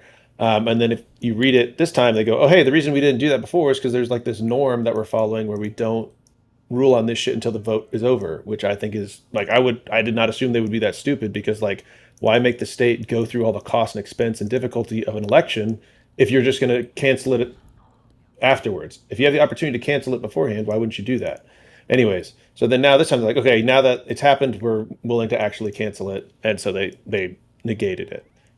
I don't practice in Virginia, and if you know anything about any of the states that were formerly 13 colonies, they have the worst law codes that are gigantic and full of old stupid rules like this. So I didn't know it, and so I lived out on in public, and people saw and they made fun of me. But yeah, just had to get that out there for the haters.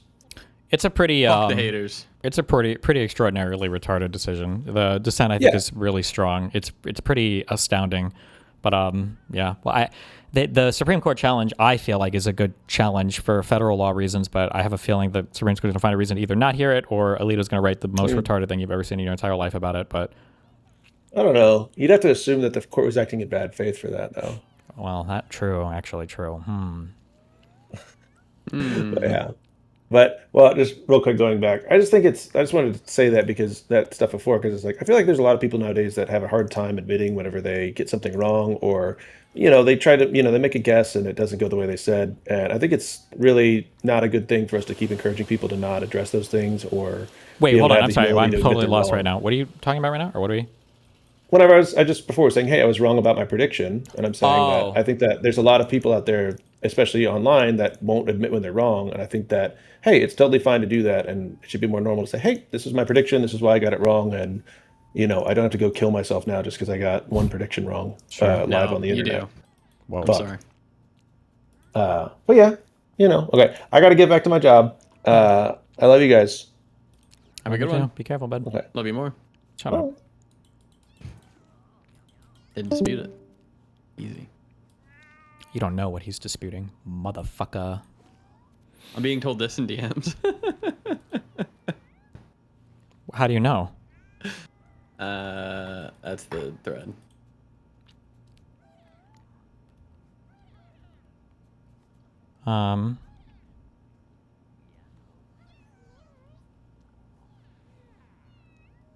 I feel like that's not strong. He might have just been misremembering right now. Oh, okay. But I have no idea. I would assume that you would have known.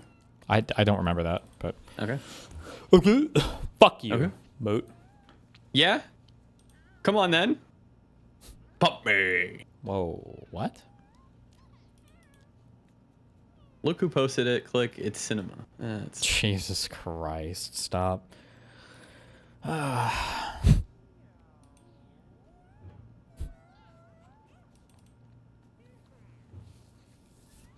Jones gonna ask you for that DM in Discovery. Discovery's closed. But that has nothing to do with any of their shit anyway, so fuck it.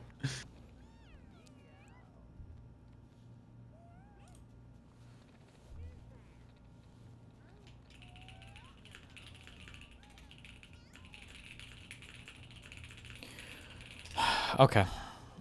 Somebody said to watch some 20 minutes of this, of Asmon as Mongoloid. I saw this, by the way. This is crazy. So look at this right here. The Americans... What? You gotta watch the Benjamin Netanyahu 60 Minutes thing. I'm curious of your thoughts on it. We got to it. Married by age 30. So in 1975, 91% of women were married. 91% were married in 1975. Now it's 25%. So you've had more than a 50% drop in marriage. Like this is, I mean, this is crazy. That's insane. If you look at this much of a drop-off, this much of a fall-off, oh my fucking God. So anyway, look at men are at 81%. So men are always going to be lower for obvious reasons. But you look at it right here, 37%. And then at 2025, 16% of men are married now. Wait, what's the reason for that? Is it because... Married by age... Oh, married by age 30. The reason is actually probably because men tend to be about, I think, 2 years older than women in terms of dating. So I think it's 2 to 4 years older on average. So a guy could be 31, woman could be 29, 28, and that's, yeah, okay. Only 16% by age 30. That is fucking crazy. So is it religious intermingling? So why is this happening? I mean, I think that there's a lot of reasons why. Oh boy, time to get some great analysis. I'm going to guess that he blames feminism, some kind of guys are pussy now, and fucking Anita Sarkeesian in video games. It happens. Like what caused this? So let's see what people are saying.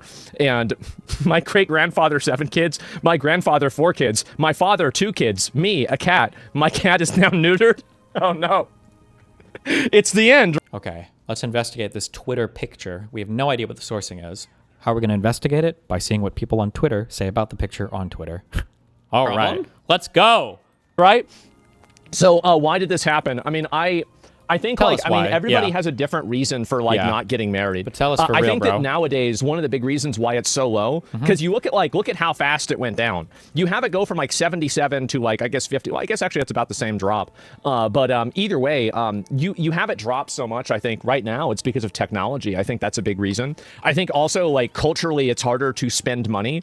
Like, you know, you go out on a date and this is like probably like I saw something that said a millennial date is like $200 and something dollars in order to go out. Right. And I hate you all so much. I hate all of you, and I hate your generations, and I hate every single one of you in chat. Sorry. And so Anyway, 1970 says an awful economy, bro. Yeah, maybe that's it. I don't know. Lots of people are common law, which is like being married. Yeah, but that's not being married, right? That's what that was sourced from. What? There was some fucking tweet or a Reddit thread where it was like the average millennial date now is $253 or something like that. What the fuck are they doing? I don't know. 253. God damn. Gee, sheesh. The movies is like, I don't know, $60, $70. I mean, if you get popcorn and everything, sure. You gotta sneak your shit in. Hell yeah. Good one also. Right, it's obviously not. I'm engaged in my 30s. Women are absolute trash, and it took forever to find one. Reagan, no-fault divorce. I mean, I do think that allowing people to get easy divorces. Oh my God. I mean, like, do we want to go back to the days where the way to get a divorce is to kill your spouse, right? I mean, because that's what they used to do. Okay. And like that was like kind of, you know, like the get out of jail. Well, I mean, ironically, get out of jail free card is like, how do you get out of a marriage that you don't like? Well, you kill your spouse, right? That's the solution. And so, sounds. Actually, that is true. Actually, what do we mean when we say millennial dates? Because if the average millennial is like fucking 32 years old or some shit, actually that might not be that surprising. You're like going out to you're like an adult with kids and shit. Like you're going out to restaurants with, you know, like a night planned maybe. Yeah, I don't know. Didn't it say first dates? Well, even first dates. Well, damn, 250 though. Jesus, I don't know. Good, yes, definitely. But anyway, I don't really know. I do think that like divorce being super easy to do and marriage and everything. I think that overall, like right now, there is a lot of people on the internet that, and I think that the internet kind of like it elevates this more than it actually is that people on the internet, like there's a lot of gender wars and like men versus women. Women are bad, men are bad, right? I mean, like women are whores, men are rapists, like everything, right? And so you have these things going on. How much are your dates? I think it's like $14.99 to order the high def version of the movie on YouTube, and then what, like $10 for a fucking bottle of, what are they called? Is it like, it's Prosecco, right? That's all I need, baby. And we're fucking good to party. But the reality is that if you go outside and you like, I mean, I can only speak for myself. I can only speak for like, you know, what my opinions are and what my friends are. Every single guy that I know is married, basically. Either some of them are divorced, okay, to be fair. But they have all been married except for like, I'm not even kidding you, like one person. Like, if I really have to think about this, like, same? Yeah. And so, like, because I grew up, like, I mean, I grew up in a time where, you know, half of my friends were online, half weren't. And just overall, statistics should be by age 35 by nowadays. Yeah, I would say so. You? Well, no, I mean, besides me, right? Besides me. Listen, you remember, what's the one meme where the guy's like, rent $50, electricity $10, and it was like collectibles $5,000 or whatever? Okay. And it's like, and the guy's like, how can I balance my budget? Listen, here's your problem, okay? I'm gonna clue you in, okay? If you're trying hard, all right, we got dinner. If we can do this for $60, okay? We got movies, share a popcorn and a drink, and bring in your own candy. Fuck it. We could do this for $50. Share a drink. What the fuck? You're on a date anyway. You're gonna on fuck. a first date? Sure, fuck it. Hell yeah. That's not happening. If they're not sharing the drink, I'm not wasting the money. I would do that first. Just don't even have to wait. Yo, we're not. Yeah, fuck that. Okay. We got dinner. We got movies. We got what the fuck else? Ice cream, maybe after. If you don't but do that's it, you're going all out. Let's do ice cream. No, that's cool because we can go to a different place. Okay.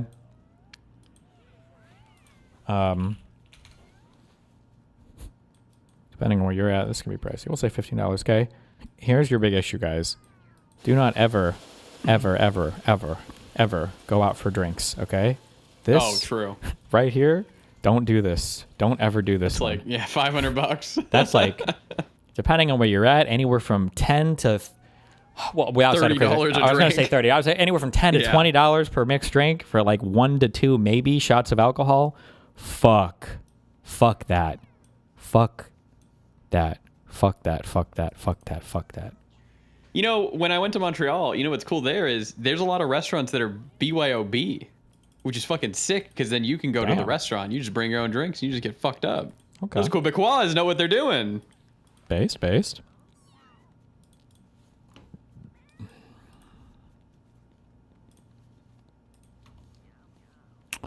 Not sure what he's crunching, but this is relevant destiny.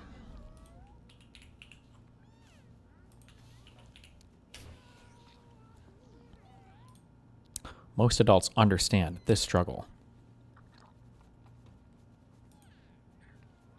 When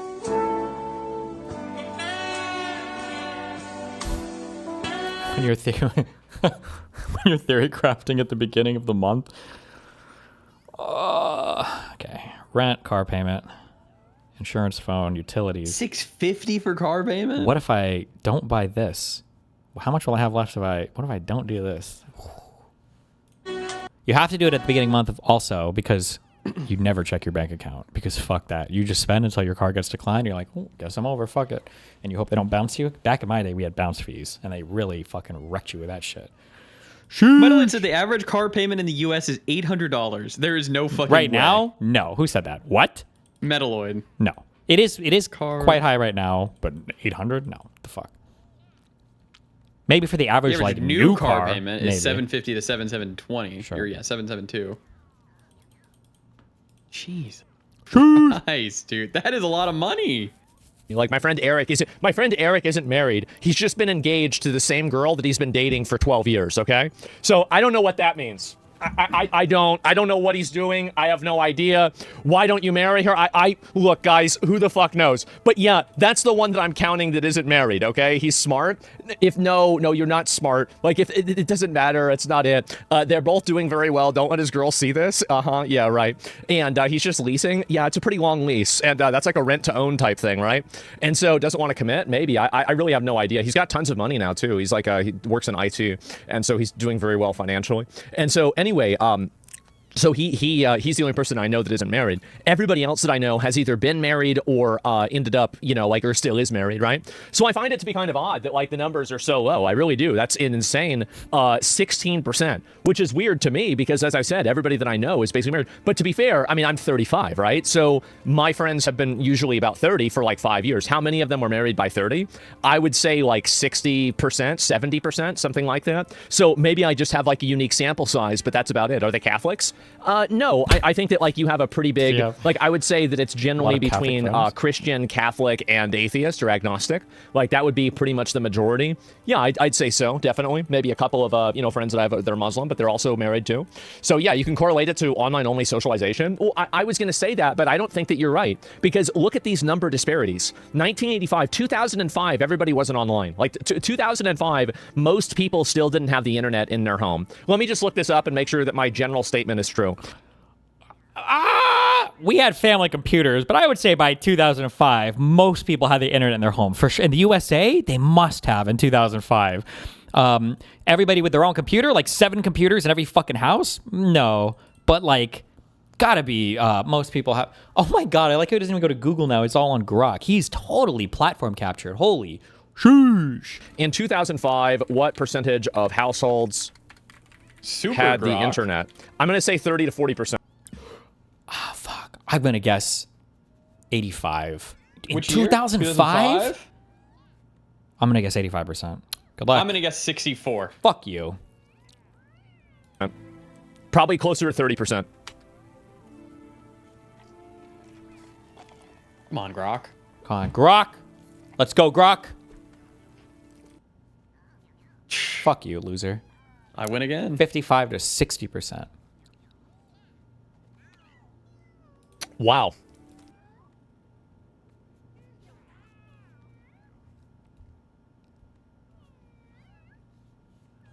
The fucking pores are bringing us down here, guys. Wait, when did the first iPhone come out? Was it 2007?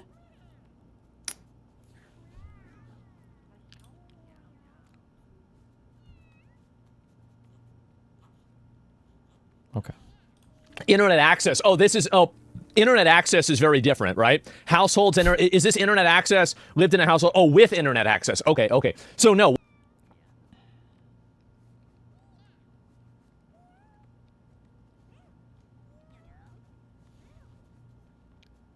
Wait, what the fuck does this even mean? In the US, around 55 to 60% of households had internet access in 2005. Pew Research says that 73% of American adults lived in a household with internet access. So are these like a bunch of households with exclusively children in them, or what? What does that mean?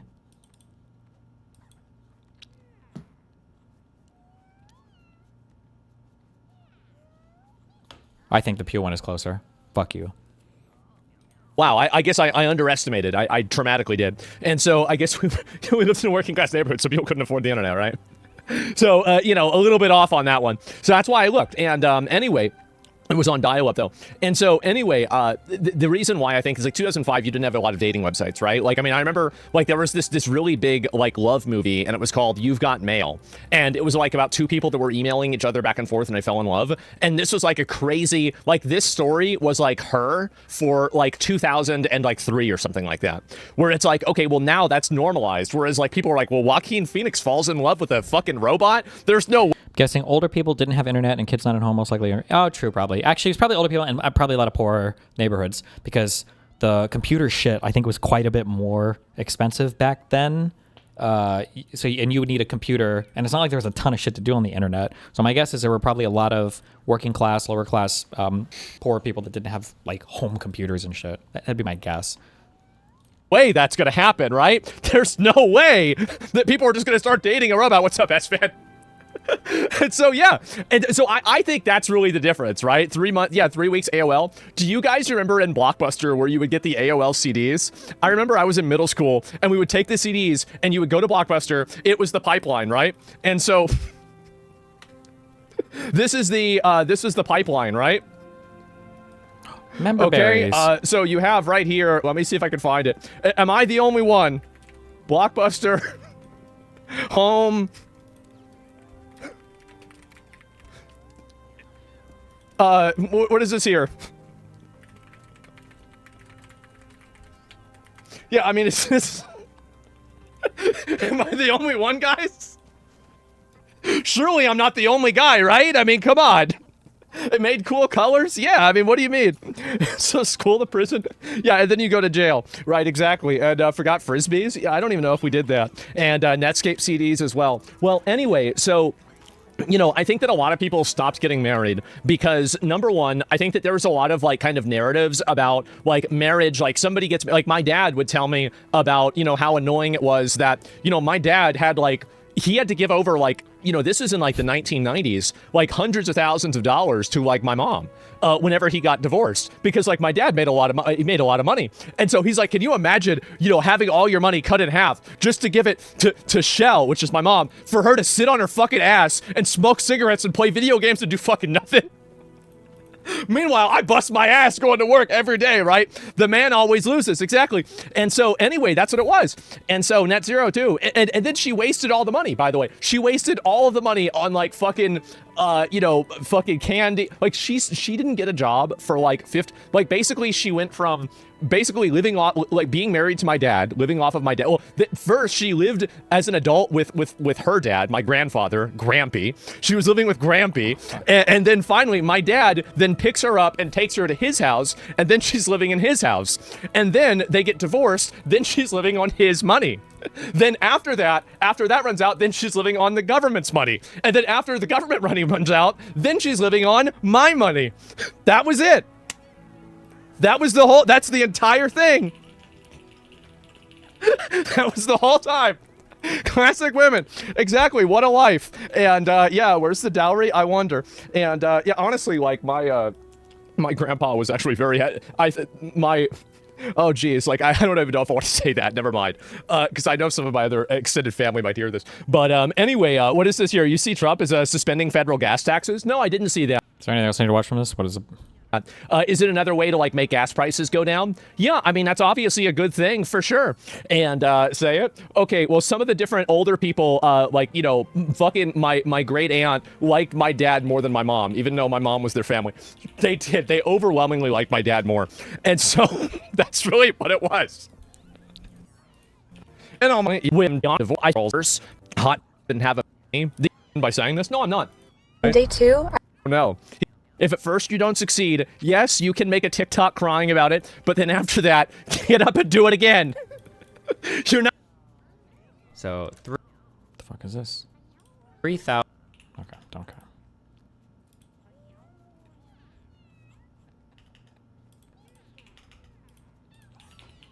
Uh-oh. Not gonna win every single day. We're making big business moves? WCAT? As soon as this... Let me tell you. As soon as this is over with Iran, as soon as it's over, you're going to see gasoline and oil drop like a rock. Okay. Going to be dropping down like a rock. I mean, already, look, just on the basis of, you know, things have happened. Things. When it first came about, 20% of the oil came out of Hormuz. That's a lot. Yeah. But, you know, with time, it's like they go into Texas, they go into Louisiana, they go into Alaska, a lot of Alaska. Alaska's, you know, sort of, it seems like very far away from Asia, but it's actually a relatively short trip by comparison to other locations. Wait, Alaska's close to Asia? Really? That's crazy. They have to go to get oil. And they go into Alaska. In fact, our big problem is we're building bigger docking, to fill up. But we have, we've become very big on the filling station. We're a big filling station. And what's happening is, when people heard about losing Hormuz, they said, oh, it's genius. Genius. They're finding other locations. And some of those people, I spoke to them, companies and countries, some of those people are going to continue to go to Texas. They like it better. Ooh. They said it's an extra 45 minutes. They like it better. And it's sort of amazing, you know, it found its way. So a lot of people thought oil would go to $250, $300. It's not. I mean, today it's at less than 100. Think of that. Now, when this ends, you're going to see it drop like a rock. How long are you going to suspend that tax for? Till it's appropriate, yeah. Okay. You know, just whenever. King. That's a thing. Oh my God. Oh, finally. Some real fucking shit about civil rights, not all this fucking woke shit.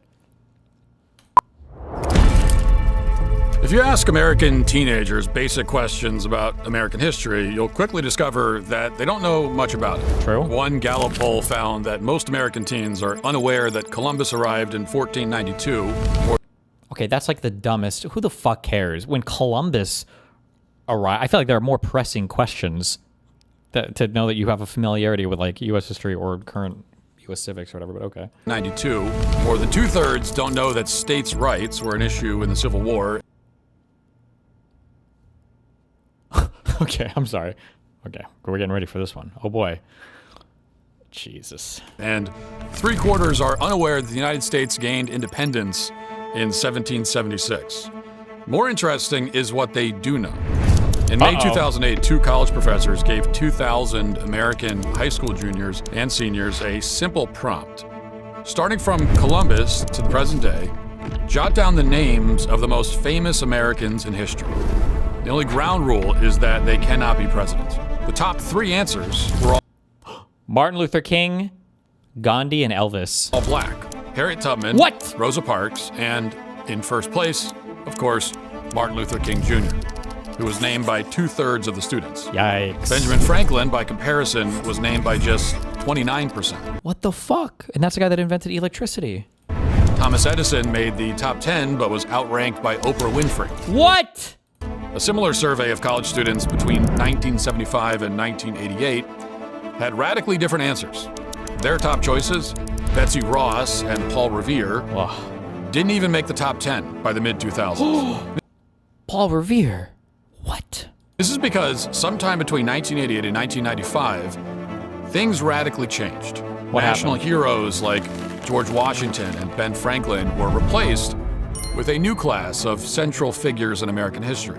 As the authors of the study put it, by the mid-1990s, quote, African Americans and women had moved to the center of American history. Ask any American who went to public schools between 1995 and today, they'll tell you the central feature of their social studies classes, as history became known, were the histories of slavery and the civil rights movement. They likely remember watching videos like this one in school.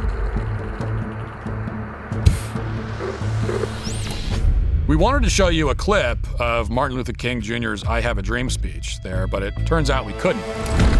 That's because King's family owns the audio from the speech, and they wouldn't let us use it. You might think that's weird. What? This is America. Surely you can use a short soundbite of an extremely famous speech in an educational video. And in most cases, you'd be right. But according to our lawyers, we can. In fact, why is the audio desynced on this? We can't show. Is that? I feel like I can't believe that. That you wouldn't be able to show a clip of an MLK speech because they have the. There's no way, right? Quotes or read on air any portions of speeches owned by King's estate. Read on air any portions owned? There's no shot that's true. No way. It turns out his family has done all sorts of things to stop people like us, including, amazingly, releasing the speech as an album so they could secure special music rights. They published his life's work as a book to secure additional rights, and recently blocked OpenAI from allowing users to recreate King's likeness. These gimmicks gave them total control over how King is portrayed in media today. Uh-oh. Why would they rig our legal system like that? True. Well, money is one reason. When CBS broadcast portions of the I Have a Dream speech on air, the family sued and the company settled. Mm-hmm. King's family has made a lot of money suing media outlets. But another reason is that they want to silence critics like us. True. They need to protect his legacy, to keep making money off him. What they're doing makes it very difficult to honestly reevaluate Martin Luther King Jr., and you're about to see why they don't want people to do that. It turns out the King you've heard of is a carefully curated creation. His estate's efforts perfectly illustrate what the civil rights movement has become, and as we'll show in this episode, what it always was, a gigantic lie. Over the course of this video, we are going to judge Martin Luther King Jr. not by the color of his skin, but by the content of his character. Oh, shit. Oh, shit. With an interview, Derek Chauvin. How do you feel about this one? What you will see will shock you. Some of it isn't suitable for young children. Oh my God. We'll also confront the movement that he spearheaded. Were his true aims a colorblind society or something far more radical? I bet it was more radical. Who bankrolled him? What did other civil rights leaders think of him? What unfolded behind the scenes in Birmingham, Alabama in 1963? What did happen? Was civil disobedience actually peaceful? And most importantly, is America today stronger, more unified, and racially equal than before King's rise? These questions demand answers, and as Americans, we are entitled to a full accounting of the civil rights movement and its consequences. King's movement fundamentally transformed our country and our system of government. For the worse, though, right? That's why we're tackling the topic in two parts. First, the hidden history of the civil rights movement, its key figures, agendas, funding, and scandals. And second, the profound, lasting changes to our society and their consequences. This is the real history of the civil rights movement, Part 1, A New Constitution. Part 1!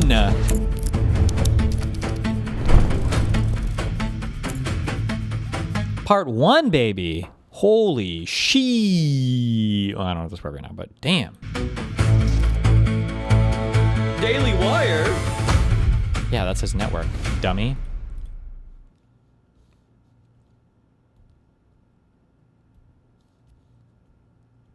That was Dan's next stop if the free press didn't take it. Oh, God. The fuck is this? Communicating with different pediatricians prior to... This is the woman who got 5th place swimming, and her whole life is based on that, right? Communicating with different pediatricians prior to, you know, her being here. Some of them require you to get vaccines or they won't see you. That felt totally... Based. I don't know if unethical is a good word. It feels unethical to me. What do you mean you're not going to see a patient because they don't have the vaccines you want them to have? Doesn't that go against some... Lord Jesus Christ in heaven, I want you to crush both my nuts right now. If this woman is in favor of forcing doctors to provide abortions and whatnot, if it's against their moral... their individual moral standards. I guarantee you she thinks that doctors should have a right to refuse certain types of care if it's morally disagreeable with them. Guaranteed. And God didn't crush my balls, so I'm right. Doesn't that go against some part of the Hippocratic Oath? I don't know. It sounds like in my head it should. Communicating with different pediatricians prior to, you know, her being here. Some of them require you to get vaccines or they won't see you. Oh, we're just repeating. You're watching it again? What's up, buddy? I like it so much. Hi, what's up?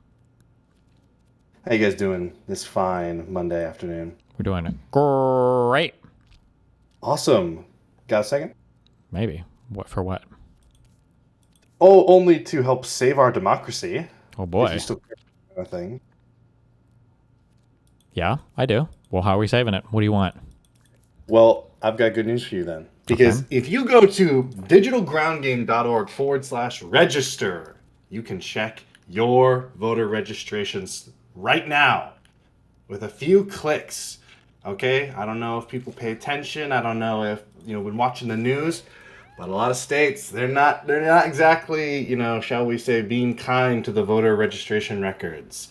If you are not registered to vote, or rather, if you are purged from voter registration, you are likely not going to find out until you go vote, okay? Especially if you live in like a red state or more of like a middle state, you can and very are likely to show up on voting day, election day, and they're going to tell you, oh, your voter registration was out of date, so we purged that shit 2 months ago. And the deadline to register to vote for an election was 2 weeks ago.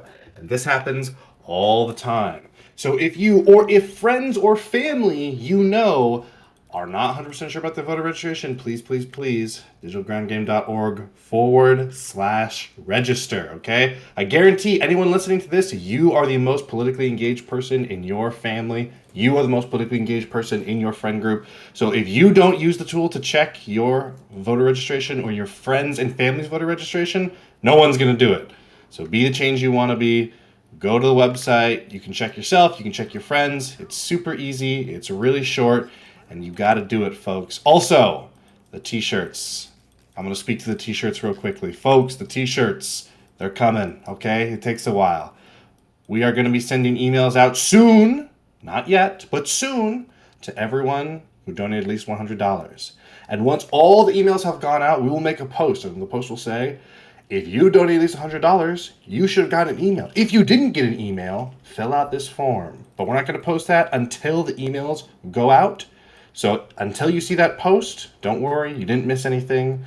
Once the emails go out, we will be sure to notify in all the places so that if you did miss the email, you are aware of it.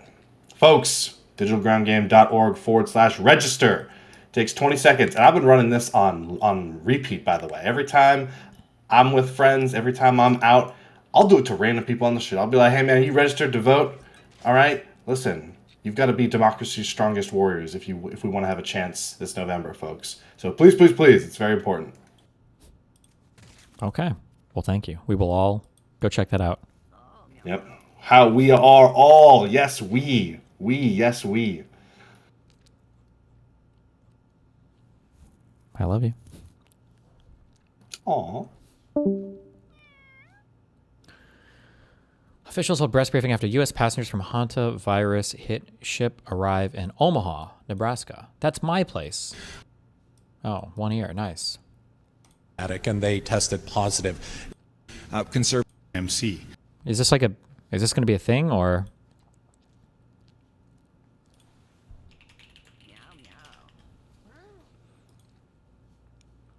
I had this Walsh video linked yesterday. Why? Enough of the billionaire class. Okay, yeah. No! It was like 10 minutes. For all. Yes, obviously, and the genocide. What are you going to say up there? You're pro-genocide? I didn't come to the rally expecting that. I guess it would be more interesting if they did say that. That'd be very novel if they pulled that one out, out of their hat. But the energy, I guess, the thing that interests me most is we need to move from having the correct positions, which is, again, boring, banal, important, but boring. Is it banal? I thought it was banal. I don't think it's banal. That sounds like anal. That sounds like my name, though. Bonnell. To something that really energizes people, which is enormous, overwhelming amount of hate, which is why I liked Hasan's speech the most, even more than Saikat or oh God, well, or anyone else's there, because you need to tap into the critical messaging here. Being right is what. Oh, enough of the billionaire class. Okay, yeah. Everyone says this. Who's the enemy, and how much do you hate them? See, it frustrates me that Democrats still won't settle on the messaging that Republicans are evil. It's crazy. They fucking are. Okay. Most of the speakers there were a bit sloppulist. Can I be so for real with you? I think the term sloppulist is massively overused. I don't think you can call it slopulism unless it is senseless or if you're advocating for something stupid because it sounds populist. You know what I mean? Like, a lot of the stuff that gets called sloppulist is literally just good and correct. Like, Plattner says a lot of stuff that is good and correct, and people are like, oh, he's a sloppulist. He's not a sloppulist. He's a populist. It describes an affect, right, and his interests. But what's the slop there? I mean, he's just correct in the thing that the stuff that he believes. I don't know. Like, is it slop when you don't elaborate on everything with policy wonkery? I don't really get it. If anything, the Republican Party's way more slopulous than the progressive Democrats, you know? I mean, true. Yeah, anyway, I think it's a very overused term. Reform here in the UK are slopulists. Yeah, like any fascist party would be at this point, I think. Just the right.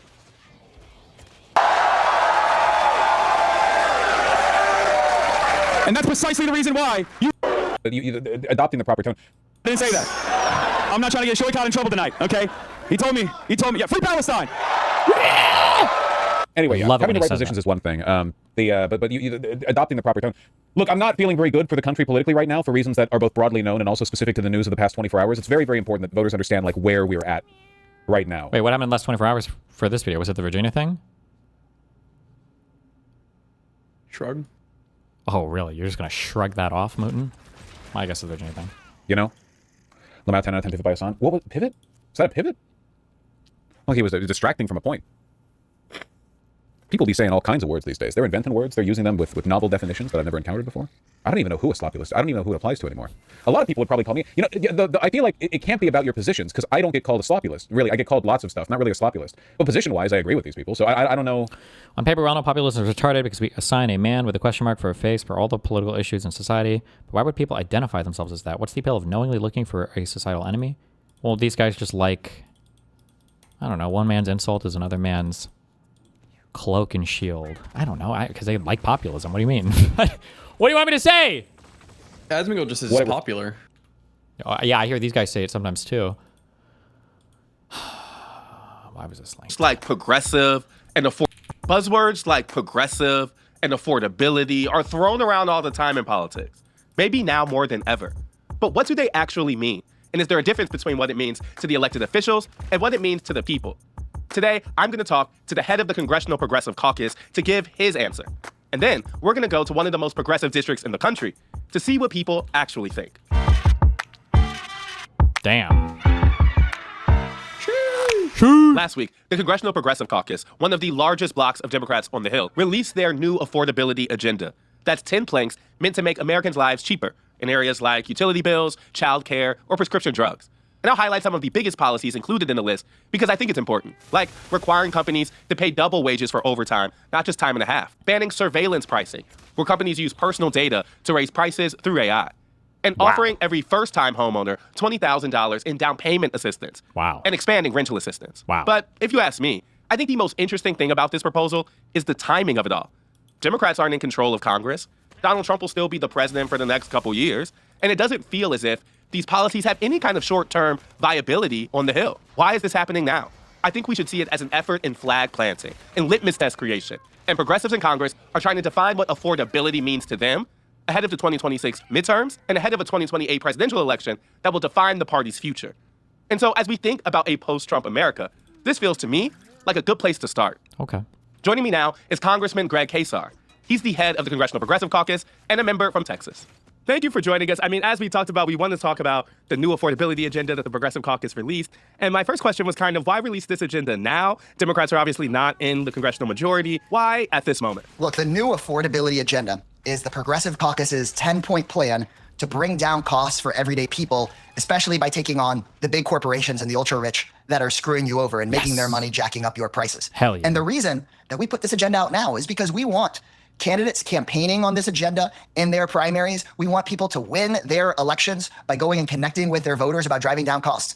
And then here's the radical part. If we take the majority, I want us to pass these kinds of policies to bring down your utility bill $500 next year, to pass policies to cap your child care cost or reduce the cost that prescription drugs cost, and then dare Donald Trump to try to block it. If they pass it, great. If they block it, then voters will know who to blame. But right now, the idea I hear from a lot of voters is, okay, they know who Trump is. They might be really pissed off at his lies and how he is, but they want to know what Democrats stand for, especially when it comes to these day-to-day economic issues. It sounds like you find these planks achievable in, you know, the ability to kind of keep Democrats together and kind of unify the caucus around them. Can you explain that to me? Because, you know, Congress hasn't necessarily gotten itself a reputation for passing big bills over the last couple years. How achievable is this stuff?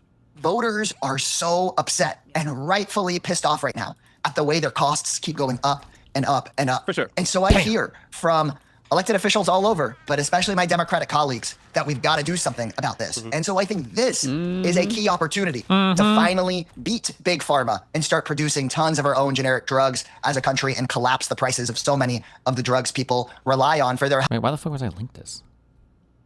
Who linked me this again? healthcare. Right now Somebody is tell a me to watch moment this. to Who's in finally Discord? take on these super PACs that are trying to buy politicians and elections and policies. And so I smell blood in the water in this moment while voters are upset to forge a new consensus in the Democratic Party. If I hear you right, it sounds like you're saying some of this agenda should be seen as a signal to fellow Democrats in 2026, 2028, saying this is what affordability means to us. Yeah, look, as a progressive in a progressive district, I could put is forward an LmSlop? economic agenda that polls really well in Austin, LmSlop. Texas, but maybe has more trouble, say, in some rural parts of the country. We chose strategically not to do that and instead put out an agenda that polls very well with 2 out of 3 Trump voters, 7 out of 10 independents. And I didn't just do that for political reasons. We did that because we want to get this agenda passed. This is a kind of no excuses agenda. Okay, quick meme break. Hold on. Tony Hinchcliffe is here, looking like both a child molester and the doll they give the child to show where he touched them. lmao. That was freaking Tony epic. reminds me of Charlie Kirk, in that he's definitely been on camera letting a guy unload in his throat. Epic, okay. Oh, you don't know me? You don't know me? Yeah. Yeah. Kill Tony! Please, someone, fucking kill Tony. Freaking epic, okay.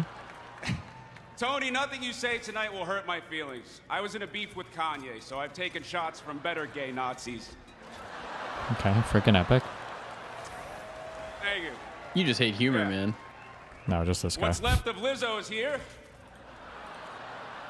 Either that or Eddie Murphy just premiered the newest clump.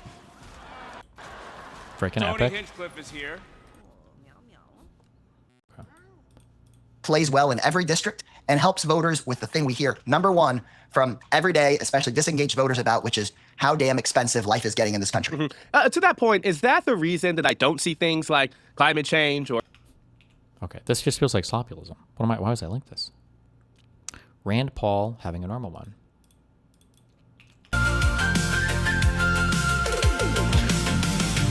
Every day when you walk. I introduced a constitutional amendment to end birthright citizenship. The 14th Amendment was never meant to reward illegal entry. Legal immigration built this country. Illegal immigration is being used to game the system. Only children of legal residents should receive automatic citizenship. Okay, good one, dude. White House spokesperson Anna Kelly on high gas prices. The day, President Trump said again from the Oval Office today, he insists that this will drop like a rock once this all comes to an end. What is President Trump and what is the White House saying today about these high energy prices? Well, look, the president has been incredibly clear-eyed with the American people since prior to the start of Operation Epic Fury about what could happen if Iran tried to subvert the free flow of energy in the Strait of Hormuz. And he's right. Once this long-term and short-term volatility presented by Iran is removed, then those oil prices, those gas prices are going to drop dramatically. But look, I know there's a lot of confusion, it seems, on the Iranian side and in the legacy media about the state of play right now with Iran. Let me be very clear. Iran has been incredibly decimated. Military, their navy is at the bottom of the ocean. Their ballistic missiles are destroyed. Their production facilities are demolished. Now they are being totally crippled economically by the weight of Operation Economic Fury. So the president is not in a rush. He has all the cards at his disposal. We have the because he knows cards! that Iran is getting We have all the weaker cards. We're the and weaker hottest by the day, nation. while It the was United dead. States is getting stronger love the and cards. stronger. You're just mad because it was fucking dead. You're just mad because you don't have the cards. No, I got them. Oh. I hold them too. Really? Really? Name some. Name a few cards that you think you have. 1, 2, and 3.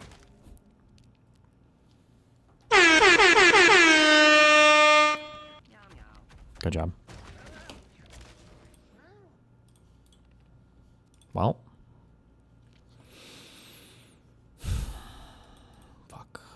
are these about?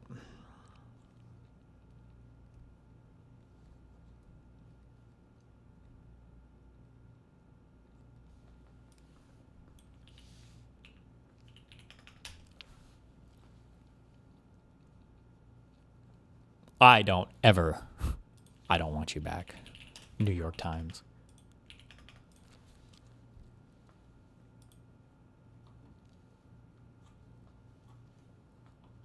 Okay. I can get you on my year-long family plan. I'm waiting for it to run out. Hell yeah. Okay. Need to win this battle, and then we'll do the... We'll see where we're at for the gerrymanders.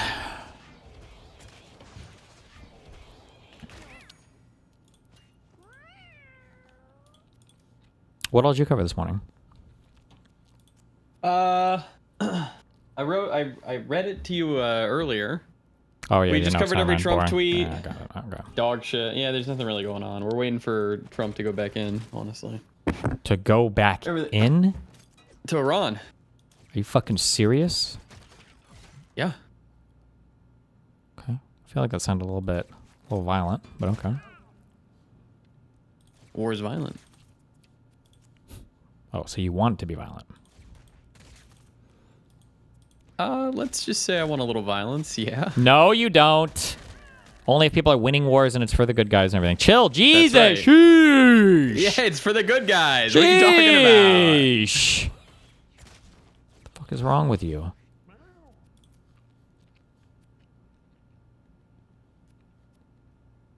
I just want the good guys to win.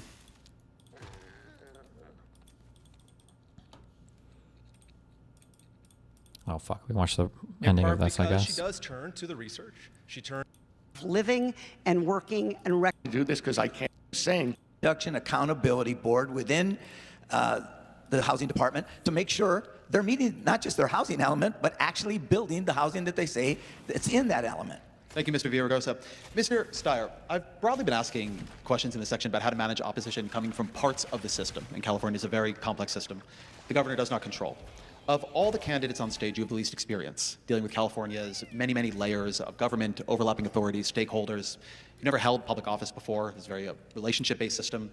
Many people I've talked to who like your ideas are worried you'll get overwhelmed by the system. It overwhelms even people who know it very well. What's your answer to them?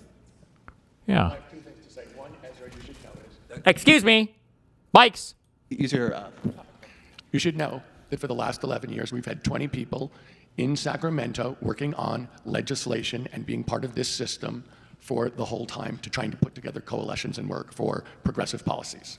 Second of all, I've run 3 ballot initiatives in the state of California, all of which have required a coalition of legislators, of unions, of interest groups, including many times chambers of commerce, including in the case of getting a tobacco tax, getting the people in the medical associations. But let me say this too.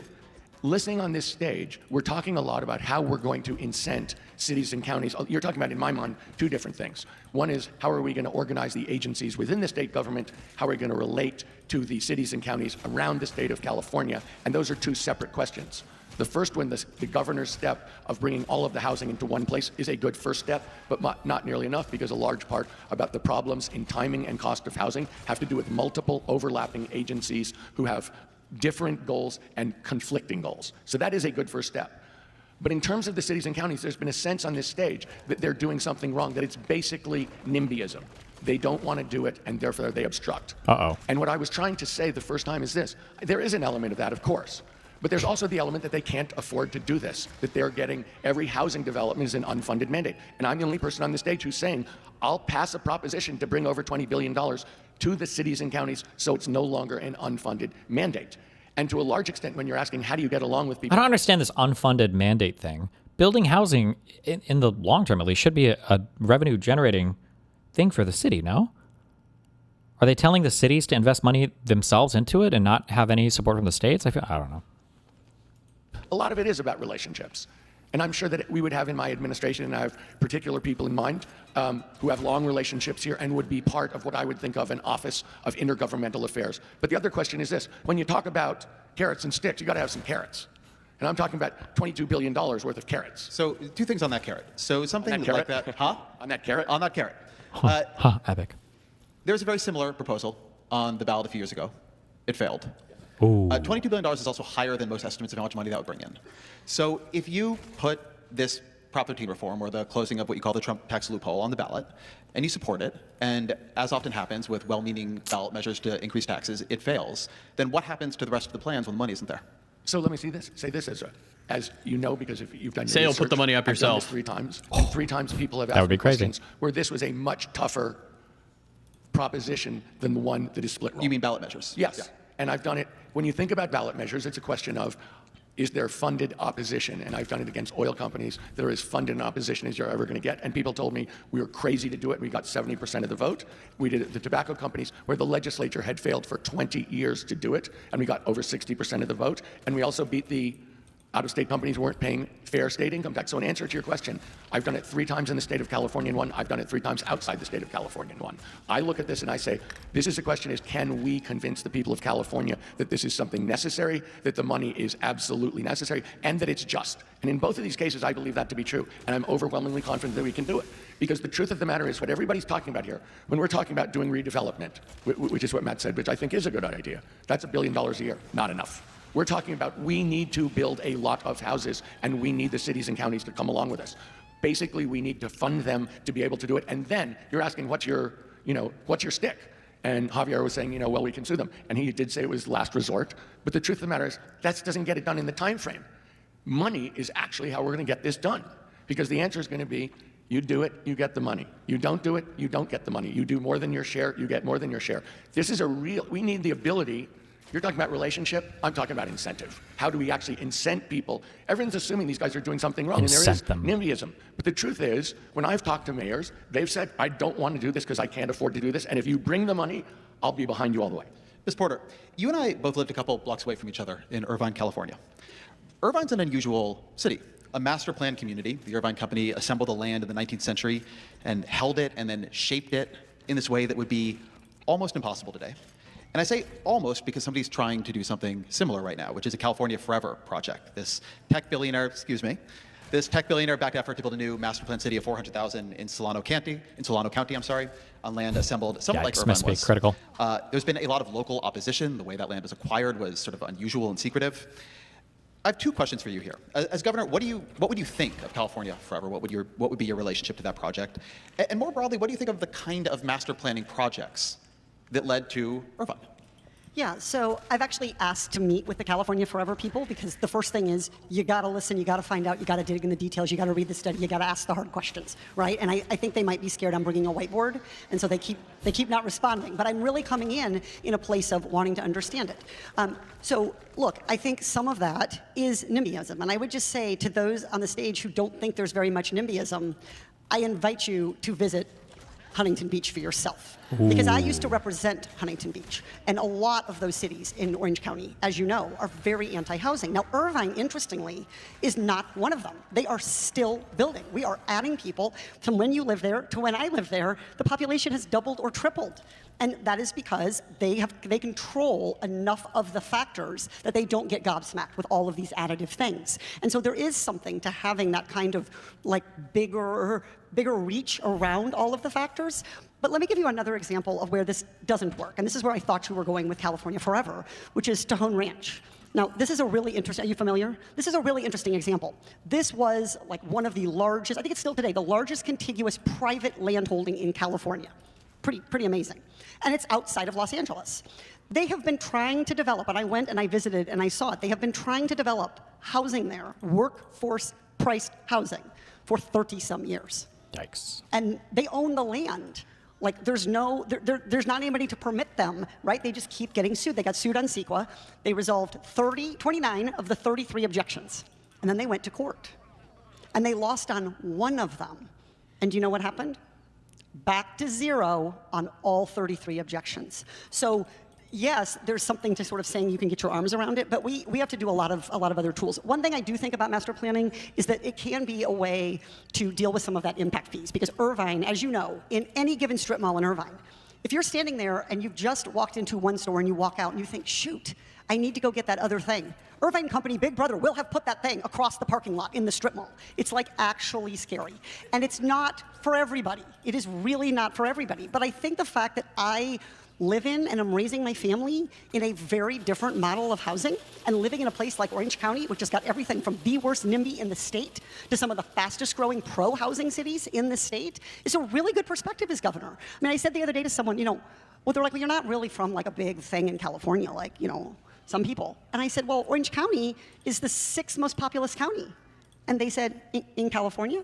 No, in the United States, people.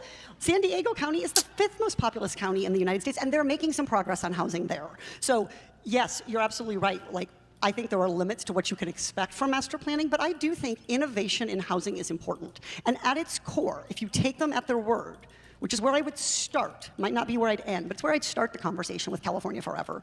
What they're saying is, let us innovate. Let us show people what a different model of living and working and recreating can look like. And I think we need imagination about what housing could be, so that we're not just fighting about 40-story apartment buildings and single family. There are so many other permutations of housing. Long-term leases, which is something Europe has that we don't have, that I campaigned on this in my Senate race. I'm campaigning on it now. We need more housing innovation. And at its heart, that's what I think some of these projects offer.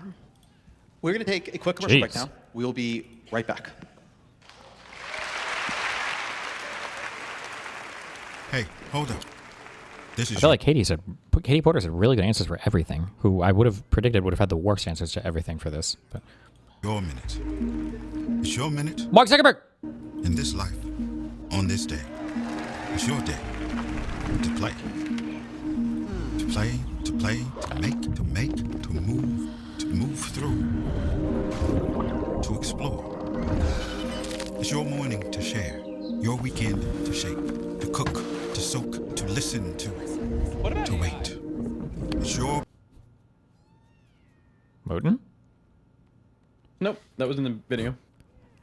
Wait, did you hear that? What about AI? Yeah, that was you. Yeah. That was you. In the video. No, that was in the video. Listen, you schizo. Listen. To cook, to soak, to listen to wait. See? That was... We have the 3 Moten theory. What the fuck? Weekend to shape, to cook, to soak, to listen to wait. It's your body to rest, to nourish, to grow. It's your mind, you know? It's your place, your country, your life, to love, to rise, to dream, to change. It's your world as much as anyone's. It's your world to understand. What about AI? All right, welcome back, everybody. Welcome back. We're welcomed. No more fun crosstalk. We're back to housing. Mr. Becerra, as Secretary of HHS, you oversaw one of the federal agencies is most directly involved in homelessness policy. The Biden administration largely embraced housing first as the dominant federal framework. California spent something like $24 billion on homelessness from 2018 to 2023, mostly within that framework. And the unsheltered population has continued to grow. What went wrong? We've gone from homeless to unhoused to unsheltered. I don't think Ezra is woke on that, but it's just funny language. We didn't focus on outcomes. The accountability wasn't there. $24 billion was there, but the outcomes didn't result. We didn't see that people were moved off the street fast enough. We didn't provide the services they needed. To me, the homelessness crisis is as much a mental health crisis as it is someone needing a place, a shelter. And we didn't provide the types of resources to make sure we could stand people up and make sure they wouldn't go back to the streets. I also believe that we have to do far more to prevent people from ever becoming homeless. I don't have control of the streets of Los Angeles, of Oakland, or the counties as governor. What I can control is the monies that we send and try to demand accountability. But the most important thing I believe, and this is where I will focus as governor, is trying to help that person that is on the very edge of losing their housing, whether it's their home or their apartment that they're renting. Because there are people who, under some circumstances, you lose your job unexpectedly. You're trying to get back to work and it's taking you a little longer. You used up your savings. You're on the verge now of losing your apartment that you're renting. You have a medical emergency. You break your piggy bank open, you use it all. This guy's retarded, right? I don't know if I'd say he's retarded. I don't know if anybody up here is retarded. His answers are just a little bit unsatisfactory. I do think that one thing that's very fucking annoying, I've made this complaint a billion times, is we're like, we want to be so fucking woke on everything and we want to broaden our language so much that we can't have like realistic conversations about any problem because we can't identify what the problem means sometimes. Like when you ask how many homeless people are there in California and then you get a number, do you know what homeless means? Because there are so many different definitions. I think that the current widespread definition of homelessness in the United States is like somebody who doesn't have a consistent place to sleep. But that's way different than like on the streets, you know? Not to say that one is good or bad, but it leads people to have such like stupid fucking conceptions of things or not understanding I guess like how big the problem is or how we should deal with the problem. And like these are like meaningfully different groups of people. Like what he's talking about, a person on the edge of losing their job and then losing their home or whatever has a much different set of needs than a person who has crazy mental health issues who's screaming on the street, who also has a much different set of needs than somebody with a family or somebody who has family that they can stay with, you know? Ugh. It all up, it's not enough. You still have a big bill. All of a sudden, you have to make a decision. Do you pay the bill or do you stay in your home? And I believe those are the folks that if we provided more support, and I would create a stabilizing fund that would be there to help those Californians who are in a home make sure they don't lose their home. It will cost us far less to invest in someone maintaining their housing than trying to pull them off the street, get them to stand up, provide them the services, get them to temporary shelter, and then help them get reemployed. And so let's invest in prevention before we start talking about just trying to pick people off the street. Excuse me, hold it till the end. You mentioned seeing much of homelessness as a mental health. Good job, Ezra. Question. One of the difficult questions within that conversation is the role of coercion. What do you do when people are on the street having mental health problems and they don't want to go in for treatment? They don't want to go into a home. What would your approach to that? This has probably been like I think this has been the best hosted like candidate interview thing I've probably seen in the last decade. He's asking really good questions. He's asking really tough questions, and he's asking really good follow-up questions. I think Ezra should just do every single fucking hosted debate or whatever from now on. What's his last name? It's Ezra Klein. He's the New York Times guy. Oh, this is the guy who wrote the article that you were mad about. And did the Ben Shapiro interview that we were mad about. Based. Okay. This guy's getting Schrodinger's drink right now. It's either going to be a good glass of scotch or some uranium-infused scotch that tastes really good, and I'm just joking. What do you do when people are on the street having mental health problems and they don't want to go in for treatment? They don't want to go into a This is home. what I was talking about yesterday or the day before. It's really hard for adults. What do you do with adults? Because they're adults. You can't just tell them, you go to psych jail, right? It's very difficult to deal with these types of people. What would your approach to that be? First, I think we have to give everyone an opportunity to have an out. And when I established the 988 program, and I hope some of you are familiar with it, it's like 911, but for mental health crisis and suicide prevention. And if you dial 988 or actually text or chat, you'll get someone who will help you, not as a police officer, but as someone who can provide you services. We do that. We have a dedicated line for veterans who are hurting. We had, but this administration took it away, a line for LGBTQI who wanted to be able to speak to somebody who would understand their concern. We have to give people an out, an opportunity. But what happens too often is we don't do that, and then we don't do the second thing, is to make sure that we tell folks, we are your keeper. I am my brother and my sister's keeper. We will not let you languish in the streets. And if you keep saying no, and it's clear that you need help, then it's really our responsibility as civilized people to make sure we provide our brother or sister some assistance. And so I think we have to get to that point. We don't let people make that decision when it's clear they're not making the right decisions for themselves. When you say that you want to see, hold up, boss. When you say that you want to see more accountability in the homelessness programs, that's not a new thing to hear from leaders. It helped. I know he took this from me. He did. I emailed him. We've been chatting a lot, guys. Sorry. He took this from me, and I gave him the idea. So I'll come out and say that right now. That you shouldn't have any applause during these debates because it substantially changes the way that people engage with the questions because they're not just trying to like farm clappers from the audience. They're actually trying to give a meaningfully good answer. And it's good that Ezra keeps reminding the audience like, stop clapping, you degenerate fucks. Right? It's not like Governor Newsom doesn't want accountability in the homelessness policies that he puts forward. When I've talked to mayors of major cities, they talk about this. So very specifically, what would you do that has not already been done? Very similar to the carrot and stick approach, which I use, by the way, at HHS. We had to help doctors switch from paper record keeping, prescriptions, their medical records, to digital, to finally join the electronic world. A lot of folks said, we can't afford it. And so what we did was we scaled it. We said, look, we're going to give you incentives to change your practice into one that can function electronically. And we're going to give you incentive, but at some point, it's going to become penalty if you don't join the real world. We would do the same thing. There's a locality. You have programs, but they're not resulting in success.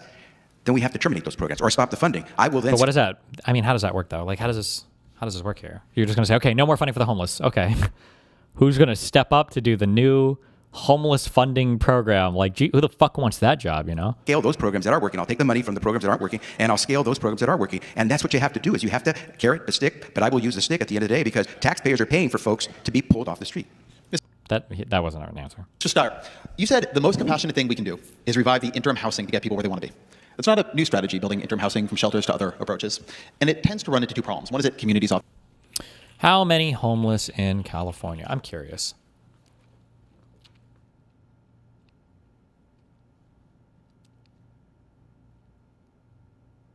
We have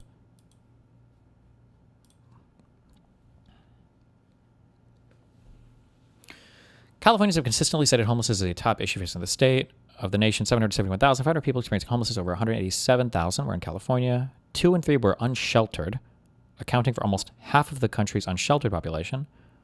Higher rate. Okay. So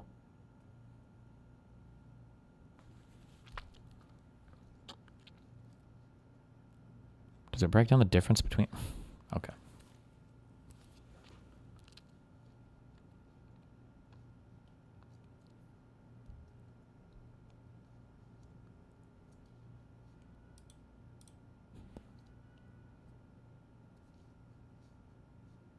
Am I just supposed to know what the difference between sheltered and unsheltered homeless is?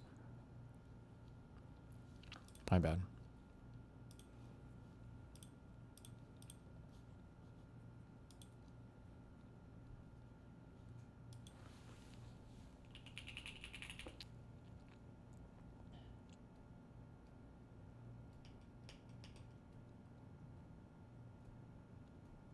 So it's like 70-30 or 60-40 or unsheltered versus sheltered homeless people. I wonder if sheltered includes like in a homelessness shelter too, or if that's like just people who are couch surfing or live in their car or whatever.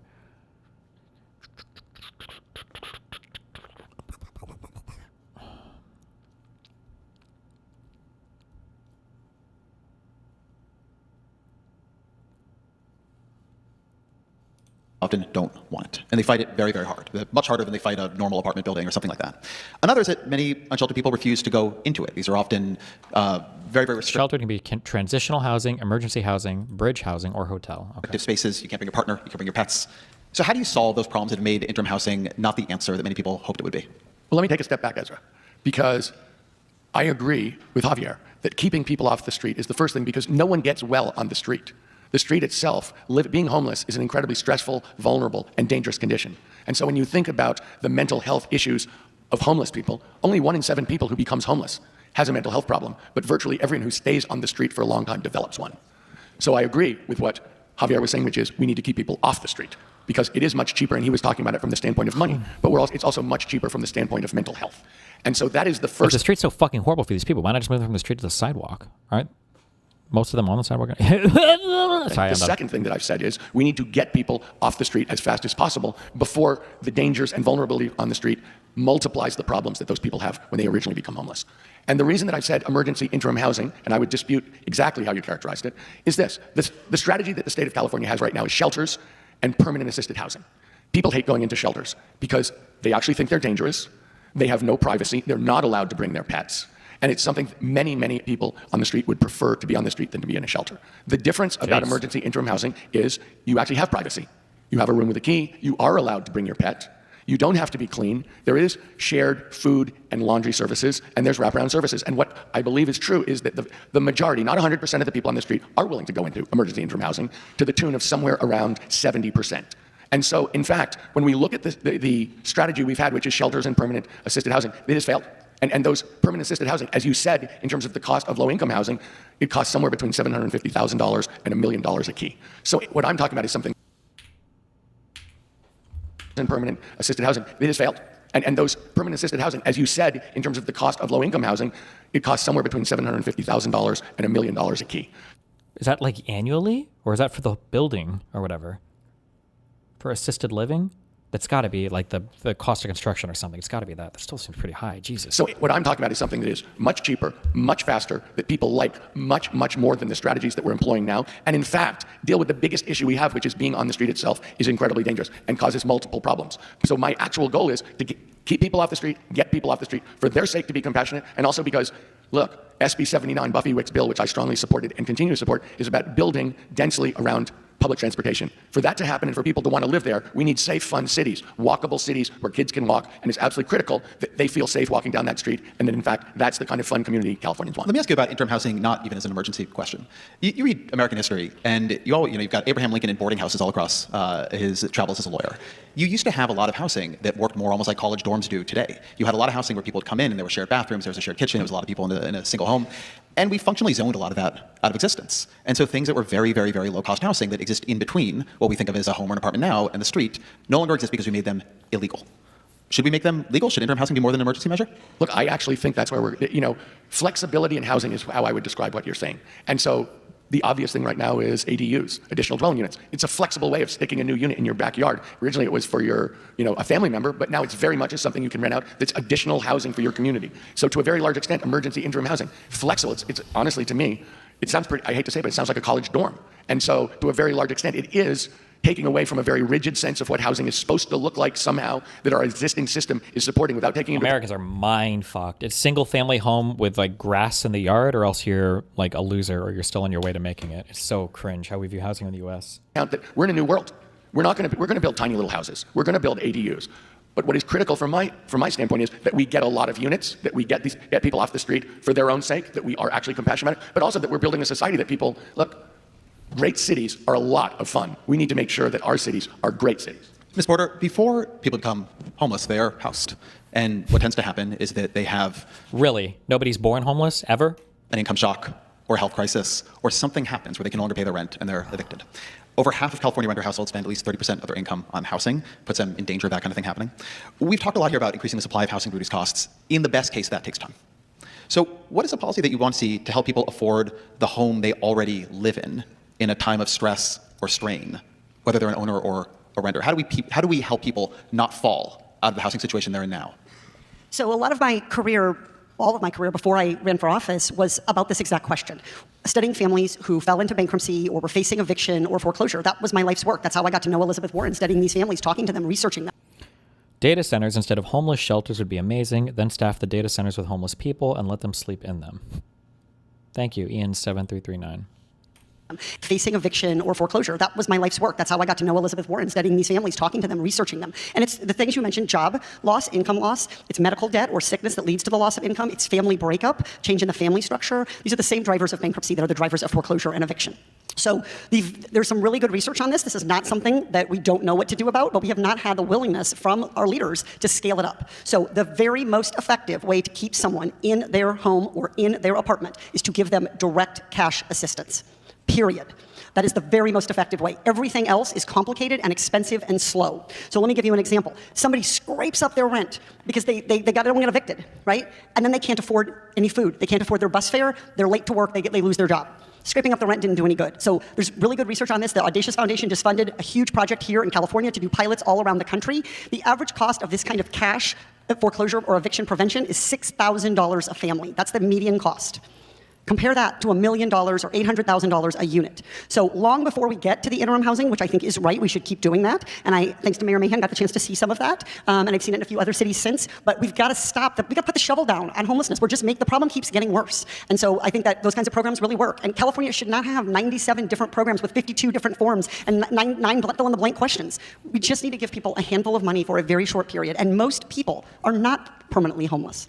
They become permanently homeless because they lose the housing they have. So if they could stay put for just a little while until they get better, or they find that new job, or they get back together with their partner, whatever it is, they will never find themselves in that situation in the first place. Let me ask you about that. And by the way, I did a lot of this when I worked on the statewide foreclosure prevention, eviction prevention program with Kamala Harris. This was a big part of what we asked the banks to do, was they had cheated people into these loans. They were cheating them on the way out. My research exposed that. But a big part of what we said to the banks is give them cash so that they can figure out then whether they're going to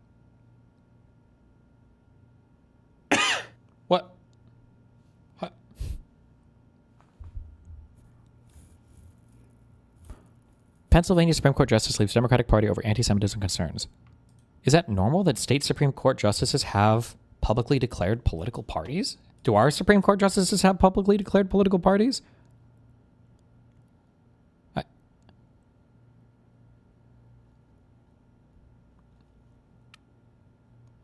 That feels kind of weird, no?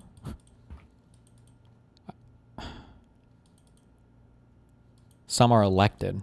Ah, okay. Never mind. That makes more sense. Well, the U.S. Supreme Court justices are not meant to behave as partisan actors and do not run for office as a party candidate. Yeah. But in some places, their Supreme Court justices might be on the ballots. They run. Yeah, that makes sense. Your party affiliations. But even then, I don't even think they should have that on the ballot.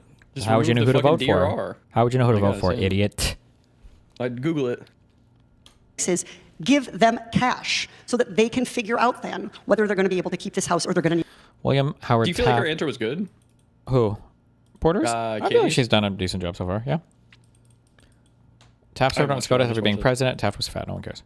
Give them cash so that they can figure out then whether they're going to be able to keep this house or they're going to need to make a transition. Give them 10 grand and 20 grand. In that case, the banks were wrongdoers, so we could ask for big amounts. But give them that money to make that housing transition. Let me ask you about that fractured nature of California's homelessness and income support and rent support. Do you think programs. it's that easy? I remember give them $5,000 to get back on their feet, and then they just do? I mean, not all the time, but like there are definitely things. Sure. There are things in life where if you let it slip, you get mega fucked, and then you get pushed into a corner to where the cost is going to be so much more. Maybe like tooth problems might be a good example of this. Like getting a cheap cavity blasted out might cost, depending on how fucked you're getting at the dentist, maybe like $100. But getting like a full-on fucking hardcore cavity might be $300, $400, $500, $600. Or whatever. Yeah, depending on how much it goes. Yeah. So like, I mean, you have like if there's somebody who's like on the verge of homelessness and you can provide some kind of cash assistance to keep them in their home, then it's probably way better than having them go homeless and then lose their job, and then that shit can snowball into fucking horrible, terrible shit. Wish you could have like assistance. So you talked about in the past how you didn't even look into food stamps. Are there not like assistant methods that are already out there to like help people not lose their house? I'm sure there are, but the just in the limited personal experience that I have, and then in just looking around and seeing at all of the third-party services that are offered, it feels like in the United States, navigating government benefits is like very difficult. Like there's like a whole industry set up on,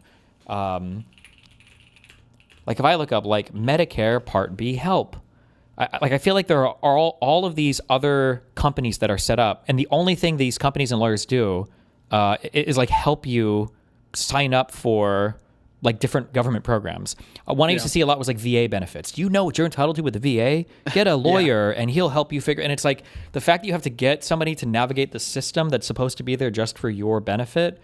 That's a whole. I mean, look at our taxes. We have to pay people to do. How much money do I owe the government? I don't know. I need to pay somebody else to tell me how much money I'm supposed to pay you, even though you already know. Would you rather like a DMV type system for like benefits? I guess.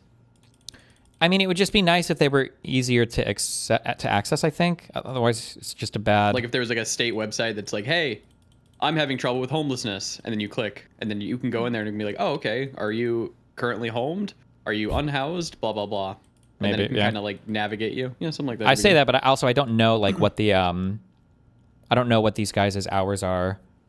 Or I'm sorry, I was thinking hours. I don't know what it's like to apply for benefits in California anyway. So maybe it's hard, maybe it's not. But yeah. I remember talking to someone who had run homelessness prevention in LA. And I remember saying to me, look, everybody thinks I have $1 billion to spend. I wish I had $1 billion and you would let me spend it. There's $1 billion and I can't spend it because it's coming in so many sources and it's audited in so many ways. And I hear this. Rumors are that Katie Porter is a bitch behind the scenes. So I think people are afraid she's a mask on corrupt. There was like one video where she was like kind of sort of rude, I guess, to somebody in the background, but no, it's not that big of a deal. And people lost their fucking mind over it. So I don't know. People always find women to be meaner than they are. Yeah, but the progressives hate Katie Porter for some reason. I don't know why. I just haven't watched them close enough yet to know what they're actually dog whistling. I think they say she's a bitch, but I think all the progressives and tankies fucking hate Katie Porter. That's the impression that I get. I feel like I don't know if I've seen Hasan or people talk about it, but maybe just because they love Steyer.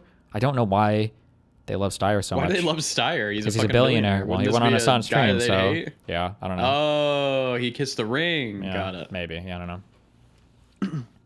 I think not focusing on mental illness and drug addiction undermines the entire conversation. So the mentally ill and drug addicted are massively overrepresented in the homelessness population. But of all the homeless people, it's like less than a quarter of them have like severe mental illness or drug addiction issues. It's not like if you fixed that, you would get rid of even the majority of homeless people. They're just like they're just like the loudest people in the room, kind of. For sure, yeah. There's $1 billion and I can't spend it because it's coming in so many sources and it's audited in so many ways. And I hear this again and again and again from public servants, that if you would let me do my job, I could do it. But instead I spend all my time managing these overlapping authorities and these different people I report to. So how do you actually unify some of these authorities and give the people we have tasked with these incredibly moral, important, difficult jobs the authority to do them? So, I mean, the state can think about doing some of this in our own programs. So replacing 5 and 6 different programs designed to help you meet your basic needs with something called Cal Need or Cal Necessity. It's one program, it's one chunk of money, and you trust families to figure out what they need to do to stay afloat. And by the way, poor people, low-income people are really, really good at juggling money because they have to be to exist. And the opposite perception that we can't stay afloat. And by the way, poor people, low-income people are really, really good at juggling money because they have to be to exist. And the I would heavily disagree with that, but okay. I think she's talking about like what bill you need to pay, and then like you pay that, and then you skip the other one. I guess, but I mean, yeah, Eventually just run out of money, yeah. That we can't trust people with cash, we can't give low-income people cash, is racist, it's sexist, and it's wrong. And it costs us a fortune. Stop clapping. Have to be to exist. And the opposite perception, that we can't trust people with cash, we can't give low-income people cash, is racist, it's sexist, and it's wrong. And it costs us a fortune. So you could take that same approach. So broadly, let me just say, I drive a minivan, you might know, the license plate is oversight. So I've thought a lot about this. We do oversight backwards. And in our state and in most government agencies. It's burying people. It's death by 1,000 paper cuts, but they still bleed out. You are much better crushing, and really crushing, cheaters, and trusting most people to do it right in the first place. And that would be my approach. Mayor Mahan, you have in San Jose done quite a lot in flexible housing to try to help with homelessness. And so I want to ask you a sort of open-ended question here. What have you seen work better than you thought that should scale statewide, that if you were governor, you would really put resources behind it? And what have you tried, or what does the state support that you have not found is effective, and you would like to somewhat move away from it? It's a great question. And, I'm actually going to start not on interim housing because I think Katie's description of prevention was right on. And we have partnered with our county and a local nonprofit called Destination Home, this is the model. We created arguably the nation's leading prevention model. And Notre Dame University studied it and showed that up to, I think the longitudinal data was maybe 3 or 4 years by the time they did the study, over 92% of households who were helped with one-time rental assistance paired, by the way. The one thing I would just add is the importance of the case management, really supporting someone and helping them bridge past the job loss, the health issue, the unexpected debt that came along, the cars that broke down, whatever it is. Really, over 92% remain housed and don't need ongoing public subsidy. It's incredible. So it is very cost effective, and we've reduced inflow by 50% as related to those who are coming off of our streets. We're getting to a point where with enough supply of interim housing, we can get to functional zero unsheltered homelessness, which has been my biggest focus, has been to say, you started, Ezra, with, well, where did all the money go effectively? Tens of billions of dollars. And I think we made a mistake politically in trying to convince voters that if they invested in something we need, which is the development of new affordable housing, that they would suddenly see all the tent encampments disappear. And it's not either or, but the truth is one solution is very slow and expensive and only so scalable, frankly, at least with that mechanism. And as the tent encampments persisted, I think we lost a lot of public support for the approach. And so what has worked in San Jose, and I've stood in room after room, we have built 23 interim housing sites. And I've seen rooms with hundreds of angry neighbors, red in the face, shouting and saying, we're going to recall you. And my commitment to them has been, we're going to make your neighborhood better, not worse off. And this is, I think the details matter. What we've been able to demonstrate to residents around those 23 sites, and we're not perfect. I'm sure if I say this, someone's going to tweet at me with a photo of something that's gone wrong. So I'm just going to acknowledge that up front. But what we've done is we've been really radically pragmatic. When we buy that old motel that's run down and we convert it into transitional housing, or we buy those modular units, some of which are now stacked and built at $300,000 a unit, and you could live in them long term. They're very nice. Some of which are... We should have a city. Wait, do you know what the veil of ignorance is? I've heard of it, but I wouldn't be able to. It's like a kind of like a. I was going to say Pareto distribution, but that's not really true. I don't know. Basically, the idea is that like the best society is one you could construct where everybody would agree to participate, understanding that you could open a curtain, a veil of ignorance, whatever. You could open this curtain, and you could step into the role of anybody in that society, and you'd be like reasonably happy being that person. So the idea being that, resources should be distributed equitably enough that like everybody has like a decent life. What if there's a city that ran an actual like monthly veil of ignorance experience where 100 citizens in that city had to swap for 1 year with other people? I wonder how the outcomes of that city would improve. That'd be interesting. So someone like would have to like swap from like a desk job. You have a lottery. You are in the veil of ignorance. This month you get to be a billionaire, or this year you get to be a billionaire. Next month you're a fucking whatever taxi driver. Next month you're a sanitation person. I think. I feel like it'd be a lot easier because you'd be like, all right, I got a shit job this month. Fuck it. Next month we're gonna high roll. Oof. True, actually. Imagine going into that with high hopes and it ends up turning into a... Have you ever heard of The Platform? No. It was like a small budget Spanish movie where you can appear between like floors. Like they think at the beginning it's 1 through 150 and there's like a food thing that moves down. You've never heard of this show? Oh, whatever. Fuck you. Or a teen movie. Literally just tiny sleeping cabins. We made a commitment to the neighbors in a radius around that site that there's going to be a local preference. If you're homeless in that area, you get first dibs. Basically, the moral of that movie is what you just said, is that when people are in the really high-paying jobs, they'll fuck over all the other people, and then if they roll like a lower-paying job, they'll just like eat it, and they'll be whatever, and hope they get a good one. Eat it and wait on, yeah. There's a sequel to that? Oh shit, I didn't even know that. That sounds horrible. Sounds like a good chat movie. Oh boy. On that housing. Number two, after a period of time of outreach and moving people in a smaller radius, we're going to create and enforce a no encampment zone. Because with the early sites, what didn't work was allowing people to still choose to camp a block away from that interim site, and it completely visually undermines that trust and belief that we're making progress. Not everybody loves the idea of a no encampment zone, but that's how we got community buy-in. And what we've seen, and this was the case I made, but we had to prove out, and it took... Okay, maybe this is just local governor debates, and I just haven't seen them. This is an insanely good faith, high quality conversation. Somebody else pointed this out earlier, and I didn't really consider it too. It's 90 minutes, and it's on one topic with these people. But what he's talking about is very important here, because one of your big pushbacks when it comes to dealing with homelessness is community buy-in is hard. Because, not to be mean, nobody wants homeless shit in their city. Nobody wants it, right? And so, like, him talking about the balance here of, like, you got to have places to house these people, but in order to get community buy-in, you have to have, like, an exclusion zone so that people can't set up encampments or whatever, because you want to attract a bunch of people. Just like, all of these people have gotten pretty good on the back and forth here. I want to thank my colleagues and others down in San Jose for having the courage to do this. We were finally able to show people, and they felt that when we built interim housing and got people stabilized indoors and connected to case management, calls for service for crime, 911, for blight, 311, plummeted, which actually makes perfect sense, common sense. You get people stabilized indoors and not in an unmanaged tent encampment with noise and fires and drug use and all the challenges, and everybody's quality of life is better. But I will say the thing that we've done that has not worked super well is as we have tried to throw local public dollars at building new affordable housing, you pointed it out, our cost to build is 30% higher than the private market. Frankly, if I could go back, I would have encouraged us to buy the older housing stock that's $300,000 a unit rather than build new at $1 million a unit when the private marketplace could have built if we had just incentivized them at $600,000 a unit. So I think we should be buying and preserving the older stock. Why is the public... Why can the government not get to the private rates? I think because they have more qualifications on how they have to hire labor, and the standards they have to follow are stricter. Okay, but isn't that also a good thing? Yep, but it's more expensive. Yeah, okay, I get that. Like, every car could have, like, a perfect safety rating, right? Where nobody could ever die if you, like, limited them all at 30 miles an hour, but there's trade-offs. True. Right? Yeah, that's true. Wow. Wow. Let's do funded inclusionary requirements and buy down affordability on new market rate units, but not subsidize at the least efficient with no cost controls or innovation. I don't think it's scalable, and I think we lose public trust when we just keep throwing money in an inefficient way at the problem. Mr. Villaraigosa. Antonio's fine. I'm gonna maintain formality here. The New York Times is a wholesale guide I have to follow. The Tenant Protection Act is going to expire during the next governor's term. That law caps annual rent increases to 5% plus inflation. Some tenants have seen the rents jump by nearly 10% per year, all in. A recent bill to cap rent at 5% a year failed in the legislature. There's a lot of lobbying in both directions on that. Rent caps are a tough issue. Both sides make good points on this. What did you say? Rent caps. Rent caps. Yeah. What is your view on them, particularly in a place like, I mean, we're in the Bay Area. You have all this new AI money sending prices skyrocketing, and a lot of people do not work in AI. They're not part of that. So how do you think about the Tenant Protection Act, and how should the annual rent increase caps be decided? As a temporary situation, I'm for it. They passed that temporary protection act, rental protection act, because people were starving, they were going on the streets, we had COVID, all of those things came to play at the same time. But I think you look at any study, you've been in the job that I've had over the years, and one thing is clear, we need supply.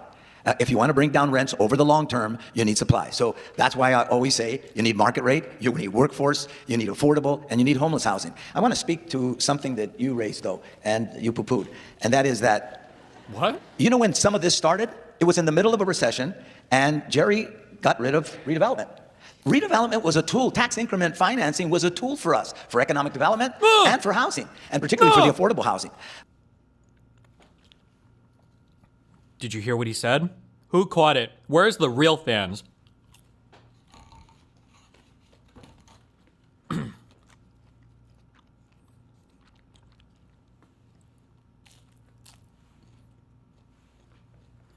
Nobody.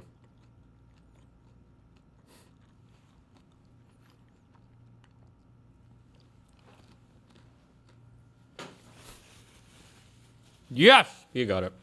Obama.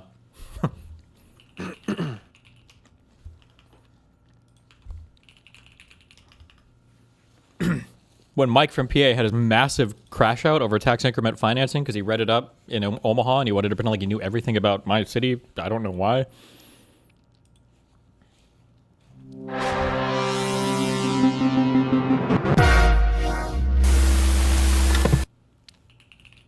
Redact from Redacted. Whoa! Malding about Voosh, part 1. Oh my goodness, we got multiple parts to this. Let's go. So I want to be perfectly clear from the get-go, okay? No! Does he not say it in this? What's a TIFF? What's a TIFF?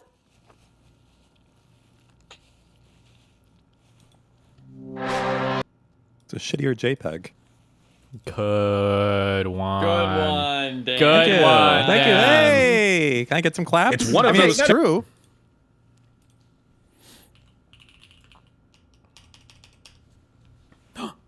Info, okay? What's a TIFF? So the difference. What's same thing. So I'm going to explain this to you really quickly. This could be you You gave me don't some know info. shit about municipal politics. You gave me That's some why you're info earlier. stupid. Now I can give you some info, okay? What's a TIFF? So the What's difference a TIFF? here No, Google was that. it real quick. So hold on. What's a TIFF? Hold on. What's a So, TIFF, wait, Voosh? hold on. What's a TIFF? I'm not letting you get out of being educated on this one, Mike. This is very important if you're going to be a socialist advocate, okay? So I'm explaining wait, hold on. something to you. Wait. Because you're So dumb, you don't know shit would you, about politics. what would you do to solve the brain drain problem? Ignorant, and you don't know anything about politics. What would you do to solve the brain drain problem? I'm trying to explain. Wait, that what would to you do to solve the brain drain Holy problem in Omaha? Out of curiosity.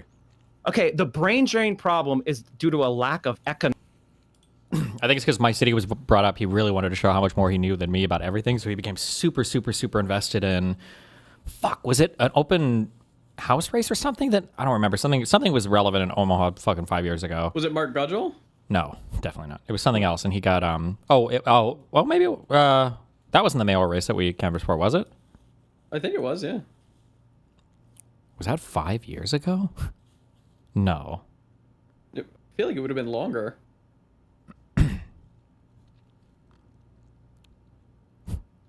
Okay. Oh yeah, because I flew down from Miami, yeah. Sheesh.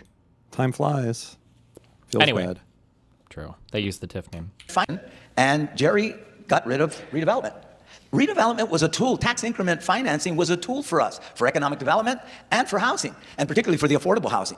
But one of the things I want to say about this conversation, because I've heard you speak to the others, we spent $24 billion at the state level, and the fact is homelessness went up. The LAO, the legislative analyst, did an analysis. Only 2 programs worked. A program that we're all for, rental assistance, help these people when they lose a job, cars broke down, whatever it is, from going homeless in the first place, and Home Key, which is temporary housing. But right now, the average unit, and this is where, getting back to your book, abundance, this is where the Democrats get it wrong. I really appreciate the street teamwork here. We're looking for perfect, everybody. The average unit in LA for permanent supportive housing is $850,000. Your kids can't afford that. We can build tiny homes. We're doing it in San Jose. We're doing it in LA for $100,000. The fact is, what we're doing is we're looking for perfection, and it doesn't exist. In Santa Monica, it's 1.2 million. That's what the average unit is. That doesn't work. So I loved your point, and I had forgotten boarding houses because before my time. At the end of the day, we should have an all-of-the-above approach. That's what happens when you're practical. I tell people, I came out of the civil rights movement. I was a labor leader for 25 years before I got elected. I am unabashedly a progressive. But after being a big city mayor for 8 years, the one thing I know, the only way we're going to deal with this is an all-of-the-above solution. Let me speak about something we haven't spoken about yet. Democrats love to talk about Ronald Reagan made this problems worse because he got rid of mental hospitals. Democrats have been in office for 28 years. Why don't we build mental facilities? We did the care courts, and there's no accountability at the county level to, start to use the care courts to make sure when parents who love their kids or a spouse who loves their partner wants to put them in an institution, it's almost impossible. And, One Flew Over the Cuckoo's Nest was one example, crazy. But the other example is that there are too many, nobody goes to locked mental facilities. So part of the problem is that we have to understand there are too many people on the street, and you're right. Who are considered the front runners right now in the Democratic, or in the California governor race, gubernatorial race? Steyer, and I'm not sure of the other one. Why is it called gubernatorial? Guba. Why? Goober. Why? I don't know. Becerra and Steyer. Wait, why didn't she show up to this? Ooh, she was too good for it. I've been with Hope of the Mission, and let me tell you something. A lot of these people that are on drugs and mentally ill now, they weren't when they first got homeless. But after being homeless and threatened to be raped and beaten up and no food and everything else, yes, they start getting on drugs and they have developmental illnesses and a drug problem. So we have to have those services. But if we keep on doing what we've been doing, just saying only this works or that works, we're never going to deal with this problem. And what I say is this. Oh, but Sarah's there. Just kidding. Trolling. What is compassionate, humane, or progressive about people living in their poop? About people, getting beat up at night and stabbed? There is nothing progressive about that. Nothing. Thank you, Mr. Villaraigosa. That is our final question. So I'm going to end with a variant of what I always do on the show, which is, what is one book you'd recommend? Which one is Becerra? Somebody said, was it this one right here?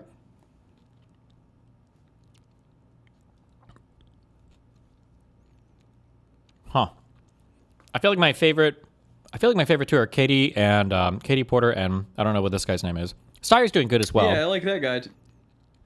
I feel like I haven't heard much from this guy over here. He seems to be empty platitudes. I don't remember hearing much that I thought was good from the Becerra guy, but I don't know.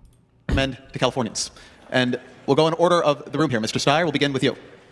Wait. Gubernatorial. Goober. That didn't help anything. You got to use your mic. The book that I'm recommending is called The Hour of the Predator. And it's a statement, it's a nonfiction book about how the power in our society and around the world is changing. And it is an absolute plea for us to preserve our democracy. Mr. Becerra. Let me give you something uplifting after this conversation.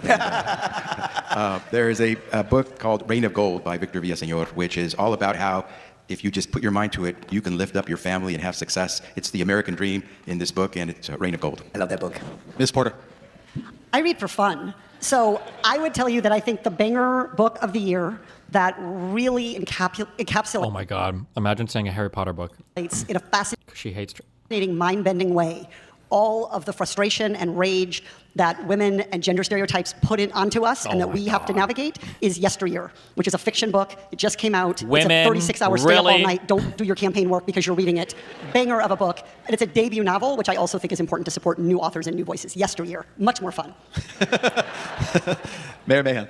All right, so in this audience, this is totally unoriginal, but the truth is I just read Why Nothing Works. I think you just interviewed Mark Duncan. I know, I literally just read it. It's on my nightstand. And it was great. It was really, it got me thinking about this mix of top-down, more centralized, get stuff done approach. I feel like if you were to ask like a conservative fucking panel or whatever, it would be like, what was the one? Bullshit Jobs by Mike Rowe. The 4-Hour Body.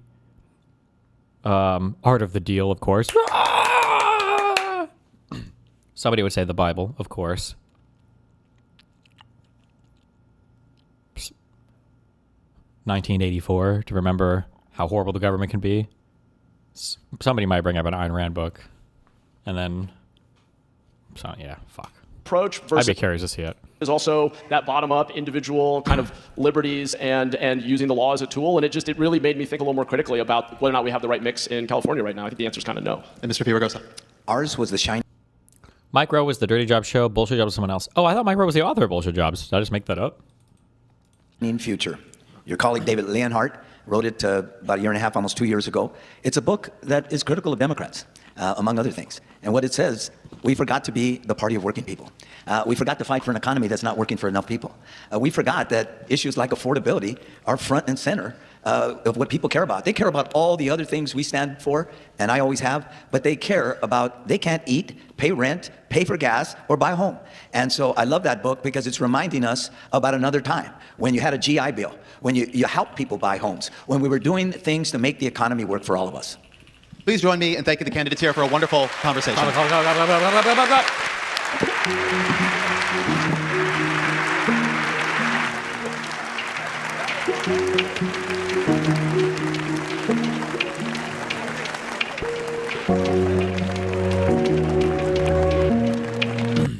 Did I start fist fighting with Katie Porter on stage? Whew. The crazy MAGA Cardone guy you debated was on iced coffee. A consultant, I would have. What? I can't believe how fragile this guy was. I didn't even know. To be fair, if I would have known these guys, like, had Trump's cock so far up their ass, I think I probably would have used different examples if I would have known they were so sensitive. But, like, this guy got fucking triggered off a mountain into the next dimension, and I wasn't even trying. I had no clue.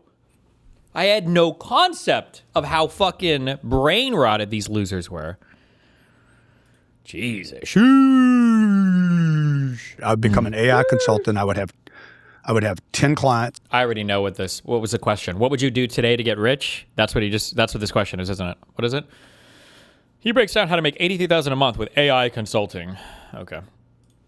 I would become an AI consultant. I would have 10 clients, each pay me $8,000. Oh, okay. A month? To go in and push all their AI, all their programs. I'd probably bring three AI platforms into the company, figure out 3 or 4 different projects they want me to handle. I wouldn't be on their healthcare, wouldn't be on their payroll. They'd pay me an $8,000 consulting fee. I'd make $1 million in year one. $83,000 a month. 10 people, $8,300 each. Let's break this down to actionable things. So if you were watching this right now, let's just say they're a 25-year-old guy, not up to a whole lot, and they want to make the crazy amount of money you just described. Email somebody. Email them at random. $83,000 a month. So about $1 million That's your a year. target. Yeah. What is the first thing that they do? Like a You got to step-by-step? you got to become an expert at AI. Oh, just become an expert. Well, fuck me. Can I come on next? Here's what I would do. 25 neurosurgeries, 1 year, $1 million. Easy. Easy. Step 1, well, you've got to become an expert at neurosurgery. Of the year. What is the first thing that they do? Like a You got step-by-step? to become an expert at AI. Okay, so how would you become an expert now? Well, if he says ask the AI, I'll donate every dollar I have to this guy.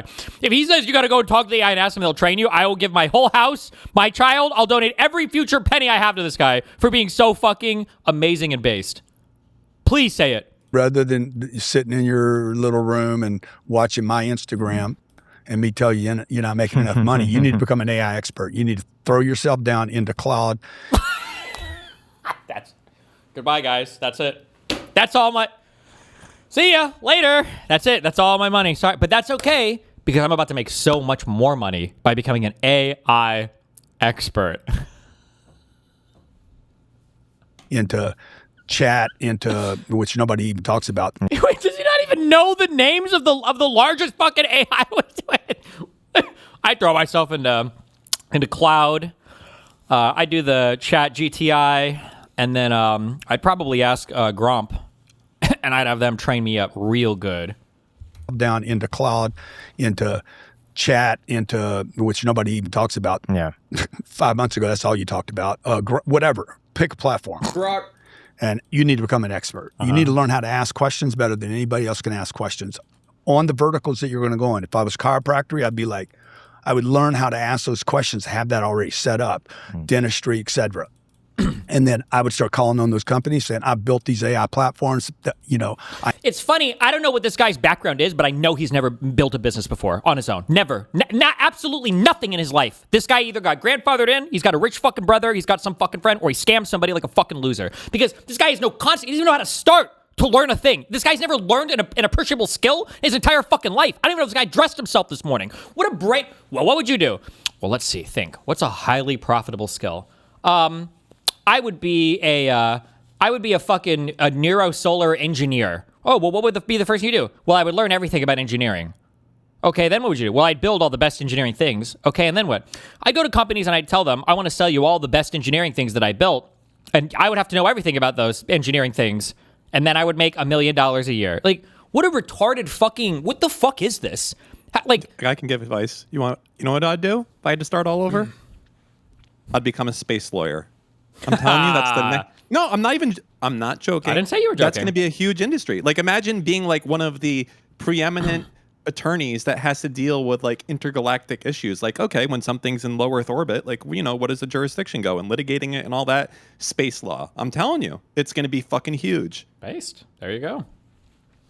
And then I would start calling on those companies saying, I built these AI platforms that, I am an expert in this. The guy you're calling on will not know whether you're an expert or not. Self-report. That'll be determined by how good work you do for them in month 1, whether you get paid in month 2. Oh, thank you. Oh, I have to do real work to get paid a second. Oh, okay. But this is a brand new open space. The other thing you could do is the social media. Oh, social media! So people are still terrible at social media. Oh, Jesus Christ. AI expert. Or social media. All these people I'm talking about, all dropship. Sell me dropshipping, baby. These verticals I'm talking about are horrible. Verticals. Holy, he's a real business cat. Whoo! At best, they have a LinkedIn account or maybe an Instagram account, and they misuse them. Car dealers in this town don't know how to use their social media and don't know how to use their AI. Every car dealer in this town would be a player for an AI consultant. Once you become a genius at this, whatever this AI platform is, now you need to become a sales genius. You need to become a sales god.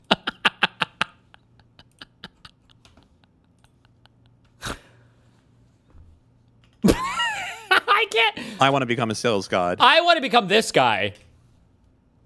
Wait, you know what we need the link of? We need the link of the your business card sucks guy. That's what I feel like right now. Who's got it? That is the most shrinema. What's this guy's Twitter account so I can tag him and trigger him?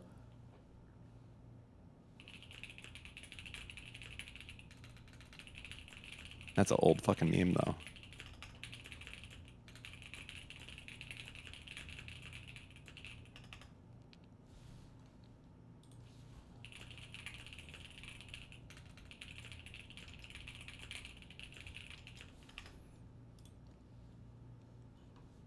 Pick the correct brother. Oh, Grant Cardone.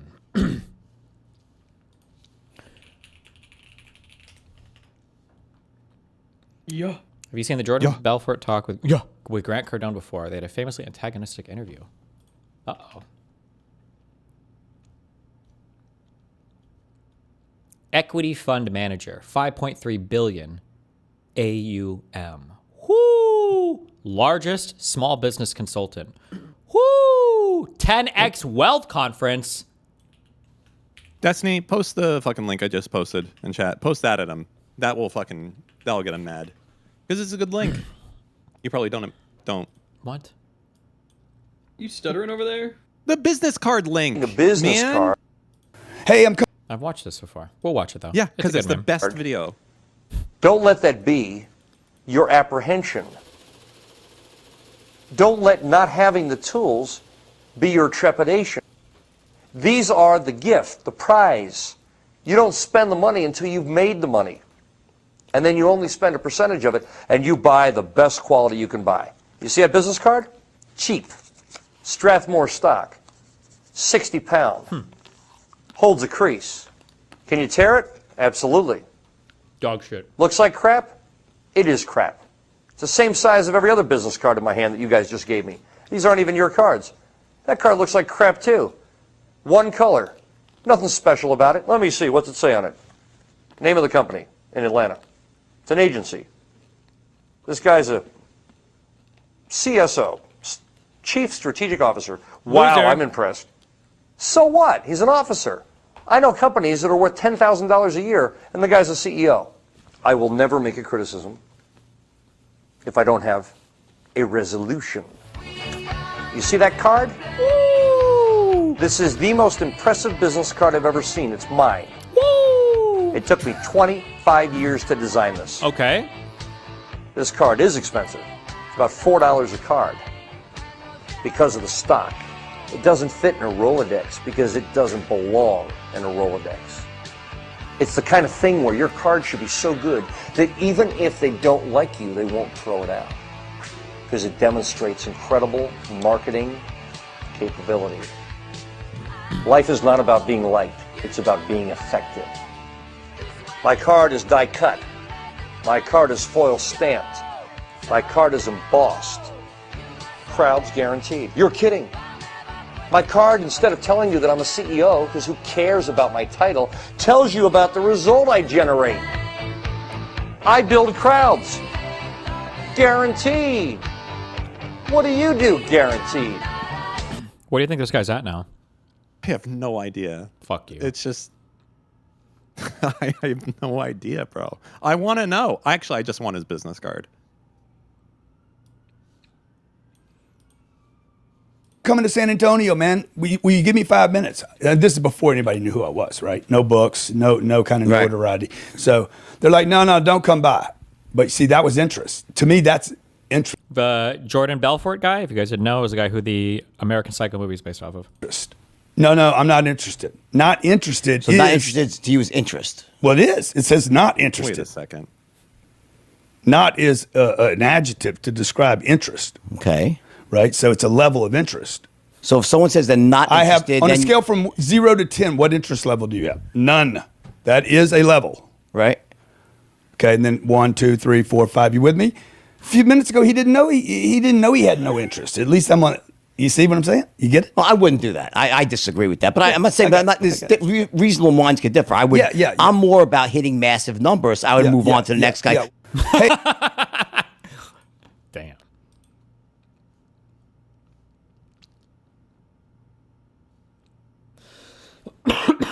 Wait, was this in part 2 or part 3? I didn't watch part 2 because it was boring.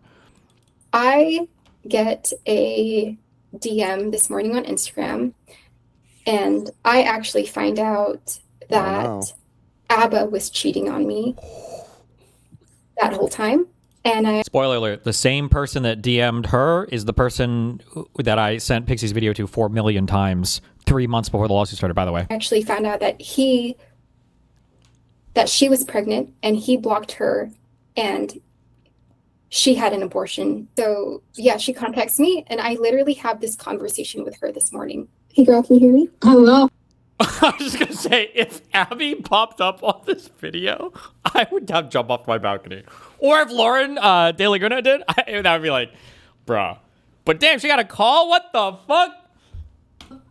Yeah, I do. I'm sorry, I was talking to Abba and it really fucked me up. Abba's got to type. She was really Wait a second. Wait a second. When I told her that we were talking in March, she was like, apparently you had told her that she was a whore for having Instagram in March. But we were having don't know that whole story. You don't know what that's about. So just don't bring that up. You don't know. January, March, you were still all the time talking to her. That's weird. If I don't want to talk to someone, I can talk to them anywhere. You don't even understand the whole context. But I just came on YouTube and the first video was like, what happened? And I recognized your face from his like phone gallery and him telling me that he had a really toxic ex. And I listened to the story and it's like, oh, you got an abortion and you were blocked? So I was like, oh, I also got an abortion and I was blocked. Hold up. Wait. Didn't Abba and this other girl break up like a couple months ago? Yeah. No, this can't be real. Also, he's supposed to be not very fertile. What's going on there? This can't be. This can't be real. He's got the magic penis. This can't be real. What do you want me to say? My people are known for many things, but unfortunately, the magic penis is not one of them. However, we make up for that. God damn, there's a non-zero chance. Humor. I need Lauren De Laguna to show up in the next video. Oh my, that would just be the absolute most fucking Kino. Cinema. Did you see, by the way, there's a, I don't know if it's happening right now, there's a conference going on. It's Web Summit. And there's like a panel on podcasts. And there's like fucking, it's Bree and Lauren Southern. And it's like our podcast, The Future or something. Yeah, wait, it's whether or not they should terminate them. It was Michael Tracy, it was Lauren Southern, it was Brianna Dreg and one other person. Yeah, I saw it though. It was quite the meme panel. Why? What about it? Oh, you actually got to see it? No, I saw the advertisement for it. Has it happened already? Oh no, I don't think so. I wanna see what that is. That's gotta be fucking awesome. Oh, and Brett Weinstein.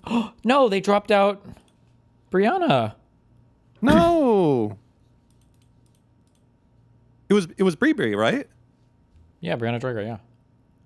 You know, enough people do not say to her, "Where's Virgil?" And I feel like that's still a really good meme to do to this day. Right?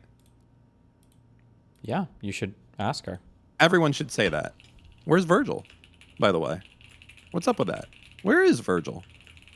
What are you talking people about? in chat, they don't even know what Virgil is. You're so old. No, this is... Whoa. Moot, do you know who Virgil is? No, man, I'm not a fucking boomer. Not a good look, Mr. Mitten, to not know the "Where's Virgil" meme. You claim to be in politics, but Dan shows up at the kindergarten and is like, "Where's my hog?"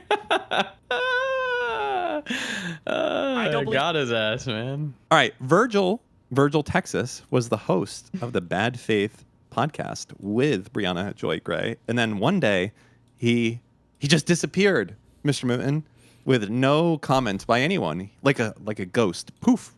Ooh, spooky. And to this day, no comment on it. Just like nothing ever happened. So it's a really cool question to ask. Hey, where's Virgil? All right, hold on. We got a few memes. What the fuck is this? Justical creating Lauren Northern fan fiction. Is this today? Yesterday? So either in like he basically was telling everybody that this guy was like a cuck who liked watching, and that's why she sent a bunch of these videos to him, right? That the boyfriend was. Wait, what? Hold on. I don't believe so either. Like he basically was telling everybody that this guy was like a cuck who liked watching, and that's why she sent a bunch of these videos to him, right? That the boyfriend was. The audience for real believes that this was an elaborate catfish, and Desi can't do anything to help take Solo down because that bitch Pixie, fake victim by the way, is trying to go after his money with Lauren to help bring him down, and he's really fighting the Matrix. No. That's because Lauren De Laguna wants to make it as a MAGA influencer. She's like a MAGA operative trying to take him down to stop him from championing liberalism and saving America. They're going to champion liberalism, but Lauren De Laguna, as a MAGA operative, saw this and knew she had an opportunity to take Destiny down and thereby destroy America. He's talked about this Lauren De Laguna person basically doing a whole bunch of shit to fuck with him. Some of it could be true, but the idea that... Some of it? Which part have I lied about for her? Dear leader would never lie. I have Lauren De Laguna's ex-best friend saying as much. She's the one that drove Pixie to the lawsuit. I have discovery from Lauren De Laguna that shows that she contacted... it was Nick Rekieta, Legal Mindset, tried to contact Ethan and Hasan. I don't know if either of those two responded. Contacted Amy Dangerfield to make that video on me. Was in contact with Luke Radowski, Ian Crossland, and Tim Pool. These were all people she was talking about for making that video about me. There were a couple others I don't remember. Yeah, so I mean... And then was trying to help Pixie find a lawyer in the beginning, like aggressively. And then also mysteriously, all of her messages with Pixie are apparently not relevant to her case and are all gone and disappeared. Do you think that's her motivation to make you less politically effective? No. That's probably just like a nice side effect. Like it probably makes her feel good, but it's a personal thing, 100 million %, of course. Like if I was a fucking MAGA influencer, I imagine she'd still be pushing Pixie for the same thing, yeah. Yeah, listen to the beginning again. Some of it could be true, but the idea that like she made up anything to Pixie about doing this case is just laughable. It's very laughable. Very goofy. That she made... Wait, what does that mean? Just laughable. It's very laughable. Very goofy. Pixie about doing this case is just laughable. It's very laughable. Very goofy. Wasn't Brianna Wu involved in all this too? I think Brianna Wu recommended an attorney or something. Like obviously she was... I don't believe so either. Okay. And then we've got anti-women slop. Do you watch? Yes. I think like a week ago. I'm not like a week ago? A week? Yeah, or something. Or something? It's not something out there, but what do you think it was? Oh, I don't like this question anymore. It wasn't really, I wouldn't say there's a category. There's just on the internet. Ouch. For real? Dead serious, yeah. No way. You're like, This is yeah, that's a huge, whoa. What do I do that annoys the hell out of you? Watch. Yeah, there you go. That's gonna be. Wait, I thought this was like a dating show. Are these their boyfriend and girlfriend and they have no idea if the other's allowed to watch porn or not? Is that... They're not randoms, they're a couple. So I guess it can give more context if they establish it as a boundary already. Well, it sounds like they haven't even talked about it. Be on the internet now. Do you think our life is getting better or worse? Better? After this, I don't know. Maybe. Worse then. We've got some stuff to talk about. That's true. That's true. Like what? What's the most pressing thing? You watch? Yeah, I do. That's really weird. I don't like it. Okay. You also called it weird. It's not weird, it's gross and it's dehumanizing. And you called it gross and dehumanizing. Somebody said Is he read just repeating her? the thread. I love that more and more women are calling other boyfriends or watching that misogynistic trash. Wait, is there porn to like pop up here? Pro-porn people are so embarrassing and how aggressively they support it. To be clear, I'm against anyone watching porn. Men, women, single people, people in relationships.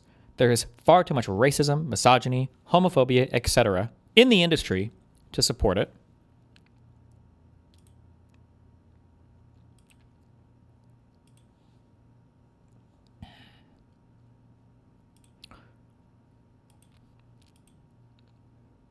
I'm sorry, but y'all are a little delusional. Men do that. A lot of y'all be using y'all Rose toys too. Jesus. I mean, if he's doing it every night, that's insane. But like, come on, y'all know men do that. Never forget, we're on our women-hating arc forever. For now and forever. However, if you ever want to see the most purely, perfectly distilled forms of racism and sexism, pornography is absolutely the place to do it. I am so glad every single day that I'm a white man and I can watch whatever porn I want, because if you're Asian and you just want to see like normal porn, good luck. Good luck ever finding normal porn with anybody who looks like you. If you're black, whoo, good luck ever finding normal porn involving black people. You want to talk about like fucking stereotypes on fucking steroids? Fucking pornography, I feel like is like super fucking loaded with all that shit, which is unfortunate, but what are you gonna do?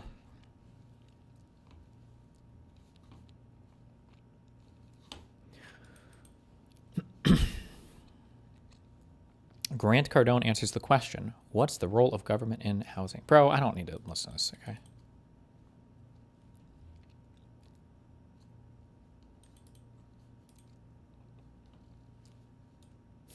Uh-oh. Pisco slop. I was thinking of replying to this, giving him 4-to-1 odds on a $1,000 bet that they settle or that Denham's loses. Damn. What do you think? I don't know. I haven't read this yet. Hold on. I have it open, Jess. I just haven't read it yet because I have a feeling it's going to trigger the fuck out of me.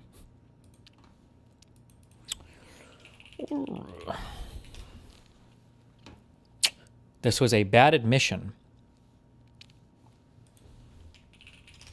by Ethan Klein's lawyers in the case against Denham's, who pounces on it. Also note Denham's lawyers correctly, in my view, noting that factor one is objective. The others are too. Case against non-strong or non-nuke, still strong, but nuke is not as clear, in my humble opinion.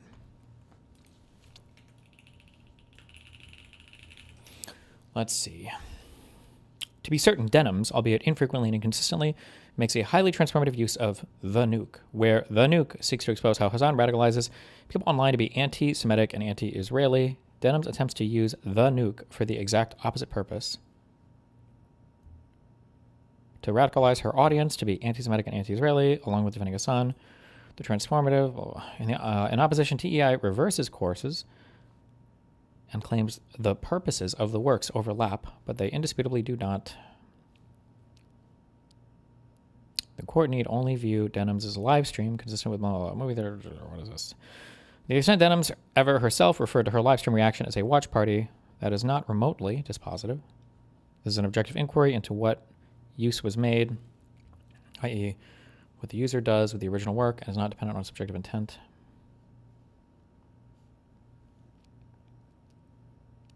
Okay.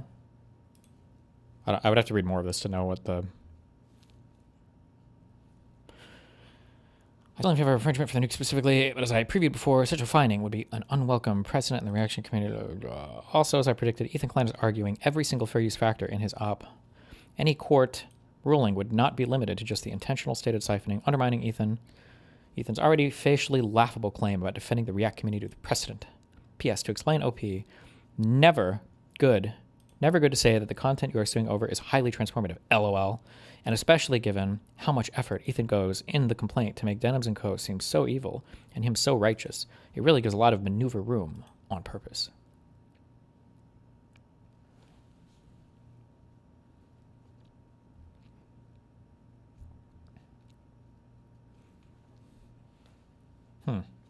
Now that's crazy, chat.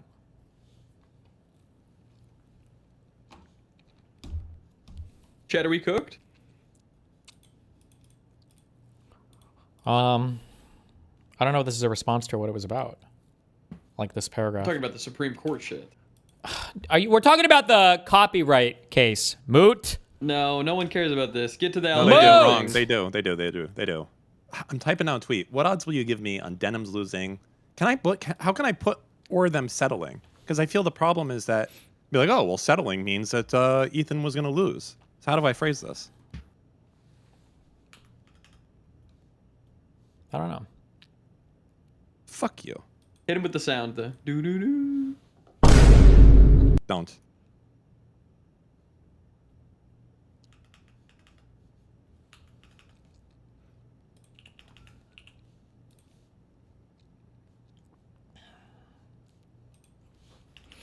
Okay. Finally. Shut the fuck up. I hate you.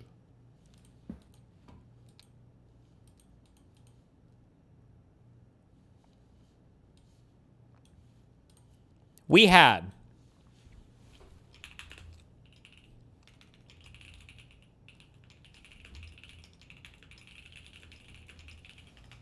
California.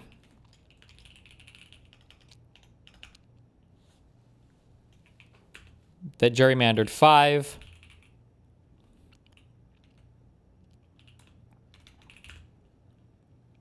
Republican to Democratic Party seats.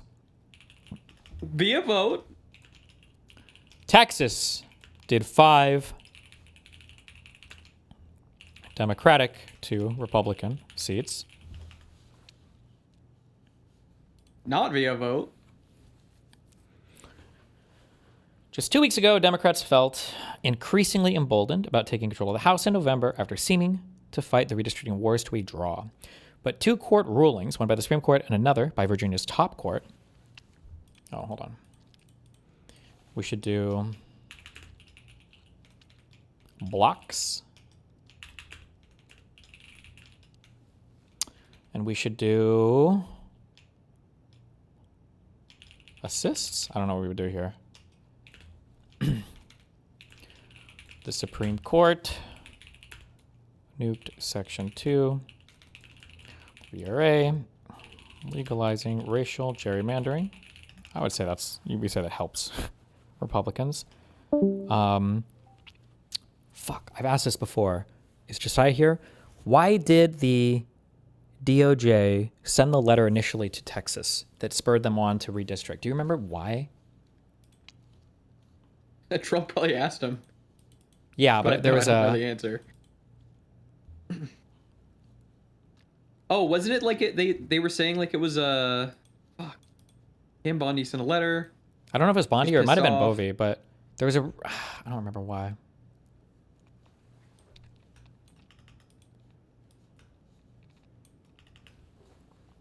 It might have been Thomas wrote something in opinion hinting at changing something, maybe, but I don't remember why.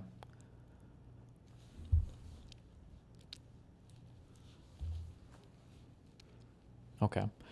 Just 2 weeks ago, Democrats felt increasingly emboldened about taking control of the House in November after seeming to fight the redistricting wars to a draw, but 2 court rulings, one by the Supreme Court, another by Virginia's top court, and an aggressive new push by red states to carve up congressional maps have delivered the Republican Party its biggest burst of momentum in many months.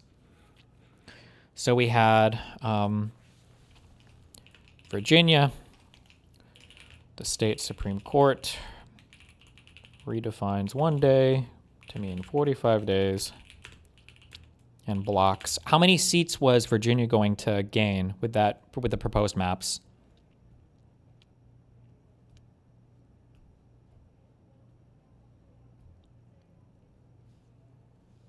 Was it 5 seats? Hold on. I feel like there's a party in my hallway. Was it 5? I thought it was like +3 or 4. Where are the trusted flares at? Virginia was going to gain as many seats maybe as California? +3 or 4. Mistyped. What?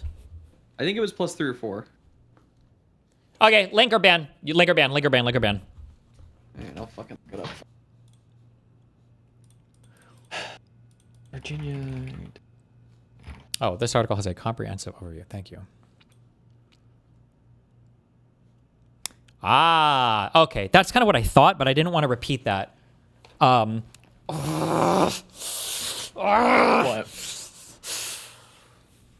I just think this shit is dirty, okay?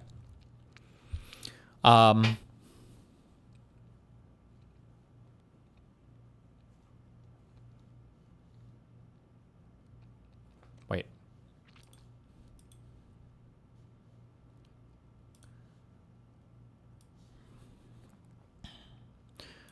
Thomas wrote a dissent in the Louisiana v. Calla case, but what case? This was the one that ultimately was decided, where Alito got rid of Section 2.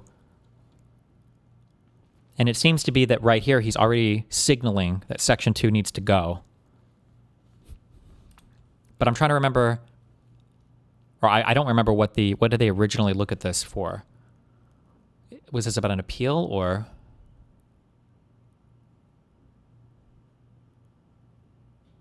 The Supreme Court's not allowed to just write about random shit, right? That doesn't come to them. Well, one, they can, but two, it seemed like that this was a ruling they issued earlier in this case.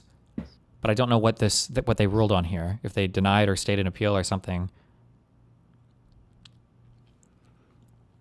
These cases are restored to the calendar for re-argument. In due course, the court will issue an order scheduling argument and specifying any additional questions to be addressed in supplemental briefing. Justice Thomas dissenting. I respectfully dissent from the court's decision to set these consolidated cases for re-argument. Congress requires this court to exercise jurisdiction over constitutional challenges to congressional redistricting, and we accordingly have an obligation to resolve such challenges promptly. That resolution is particularly critical here, as these cases highlight the intractable conflict between this court's interpretation of Section 2 of the Voting Rights Act of 1965 and the Equal Protection Clause of the 14th Amendment to the Constitution.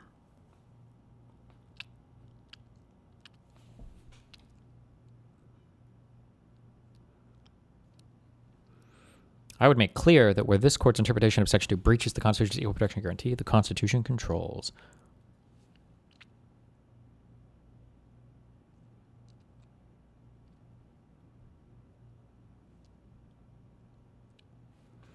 These consolidated cases involve a constitutional challenge to Louisiana's most sue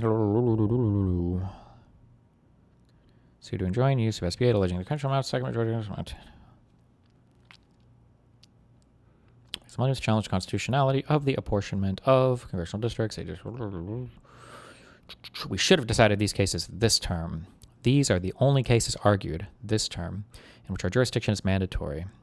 That an act of Congress requires that we decide these cases should have prompted us to resolve them expeditiously.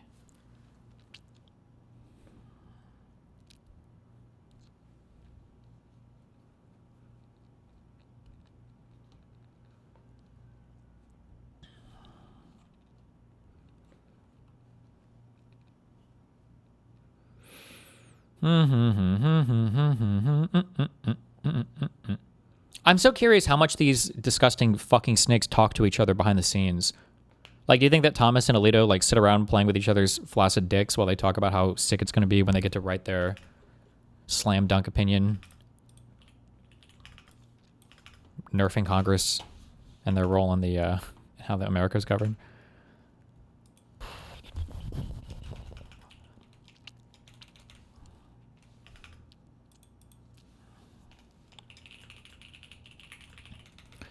This was signaled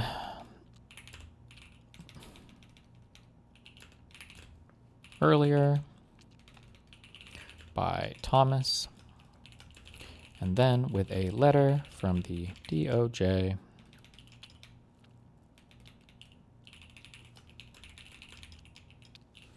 and then what was the Department of Justice letter? Texas racial districts.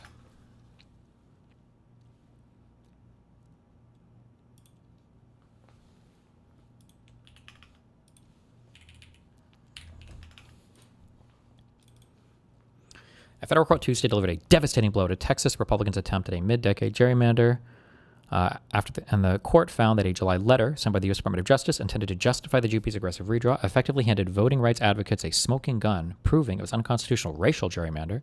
It's a major embarrassment for President Donald Trump's hand-picked Justice Department leaders, including Attorney General Pam Bondi, a staunch Trump loyalist. Republicans hope to carve out as many as 5 new safe seats to protect a fragile U.S. House majority. Instead, they are left with a stinging judicial repudiation.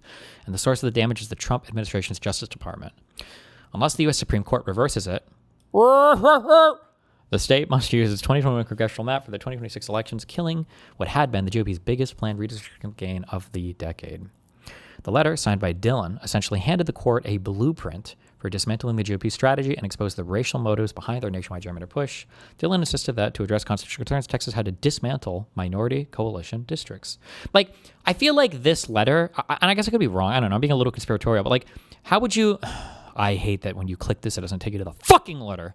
How did the DOJ have the confidence to send this letter openly to Abbott and Paxton to tell them to dismantle those 4 Texas districts? And then Texas does it. And it's pretty obvious that this was like a racially, like this would have required a different reading of the Voting Rights Act. So Texas did it. It got blocked, obviously. But then the Supreme Court, Alito, this is our recent ruling, is like, actually, we don't think Section 2 is actually a real thing. And then they just get rid of it all. And Texas is like, thanks for the assist. I don't know. Seems a little wild. Which districts, which majority, minority districts to eliminate?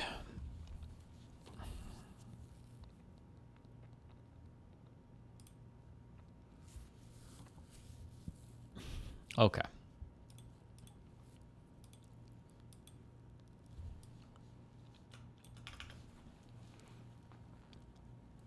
Oh.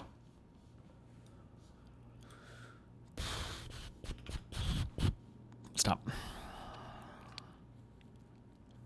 Does it list Virginia in here? Virginia.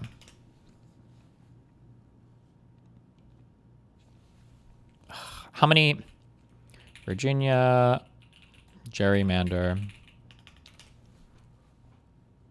Do you think they started this fight knowing that Alito had their back? I mean, it seems like it, right?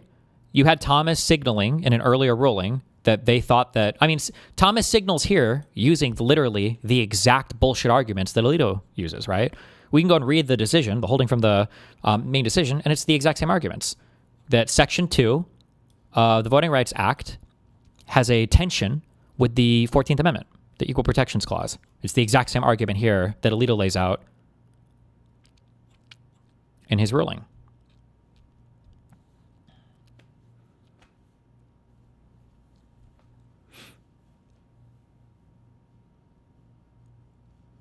So...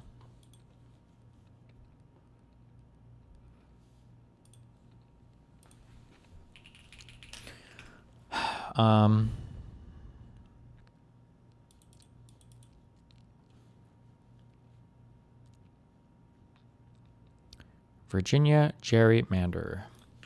How many seats changed?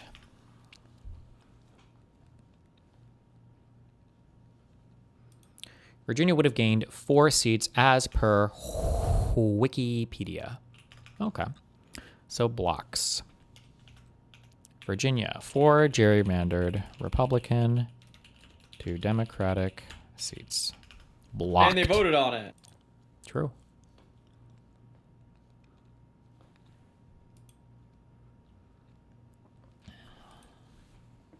Then on Monday, Virginia's Democratic leaders appealed to the U.S. Supreme Court, arguing that the state court was deeply mistaken and it defied the will of voters. Of course, it was the Supreme Court. That's not really what they appealed on, did they? What did they actually appeal on? It's got to be the federal, maybe federal definition for, I don't actually know. That would be my guess. I don't think you can just appeal to the Supreme Court for your state Supreme Court, because this is something where the states should have almost plenary authority, right, to decide how to run their own elections. In an emergency application, the state's attorney general and other officials urged State officials claim that the ruling by the Supreme Court had amounted to judicial defiance of the will of the voters to create a new district map. The officials asserted that the state court was deeply mistaken on critical issues of federal law. There it is. Yeah, I think because according to federal law, I think election day literally has to be a single day. I think there's like explicit federal law that states this. With profound practical importance to the nation, the decision argued to deprive voters. I wish they had the exact argument. So they are fighting it to the Supreme Court? They did an emergency appeal. Federal thing? Yeah. Yeah, all right. That would be crazy, though. No? What? A state Supreme Court getting overruled by a... Well, so here's part of the issue is how fucking retarded, the...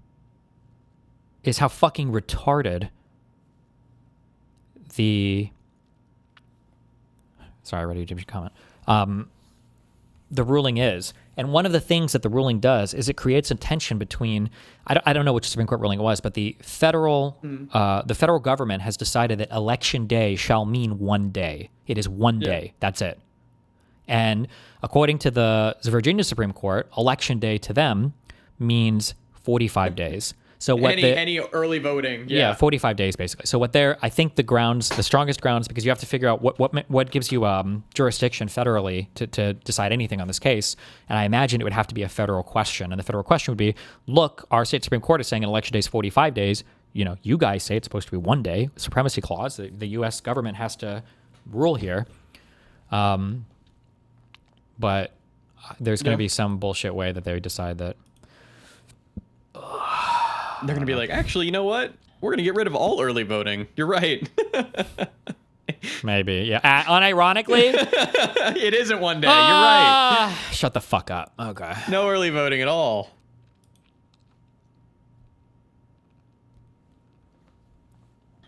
Okay. Of course, it was the Supreme Court which also upended the redistricting battle by ruling on the Voting Rights Act case in late April, striking down Louisiana's voting map.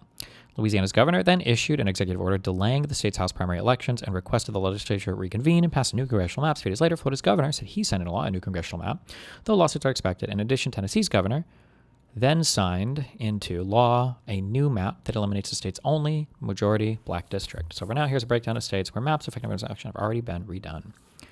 So we've got Texas,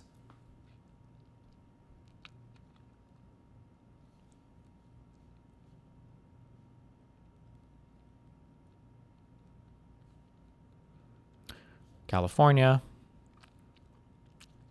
Missouri, I don't know the status on like, are these all considered still like contested? But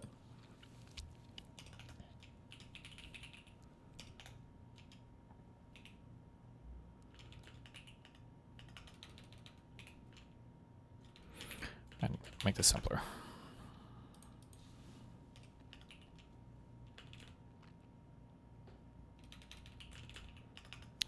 Okay, California would be D plus 5. Texas would be R plus 5. Missouri would be R plus 1. North Carolina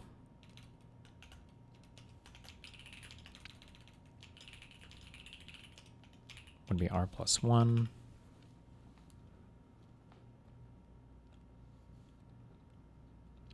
The Republican-controlled legislature approved a new map in October that imperils the re-election chances of Representative Don Davis, a Democrat who represents the northeastern corner of the state under the new Constitution. Governor Josh Stein, a Democrat, cannot veto the new map. Okay. Ohio could add 1 to 2 Republican seats. Even before Mr. Trump's push, Ohio was required under its state constitution to redraw its congressional map. So in October, a state commission approved plans to dilute Democratic-held districts near Toledo and Cincinnati. Nah. Wasn't Grant Cardone one of the 2 brothers on the debate show that kept muting you? Yep, that's where we watched it. Utah could add 1 Democratic seat. Oh boy. A state judge in November tossed out a map drawn by the Republican-dominated legislature as being unfairly tilted against Democrats. The judge then adopted an alternative proposed by a centrist group that preserved a Democratic-leaning district surrounding Salt Lake City. The Utah legislature appealed to the Utah Supreme Court, while 2 states' congressional Republicans have filed a federal lawsuit to void the map. Against Democrats, I thought you could do it on party lines. Federally, yes. That's like not a rule in the United States. But different states, individual states could have a rule against it. Got it. Let's see. After the Supreme Court ruling on the Voting Rights Act case, both chambers of Florida's legislature passed a new map in late April, which was signed quickly by Governor Ron DeSantis, a Republican. Republicans control most states. States have been eyeing a gain of 3 to 4 seats. Oh, so there's no way that one is getting challenged, right? In Florida? RIP?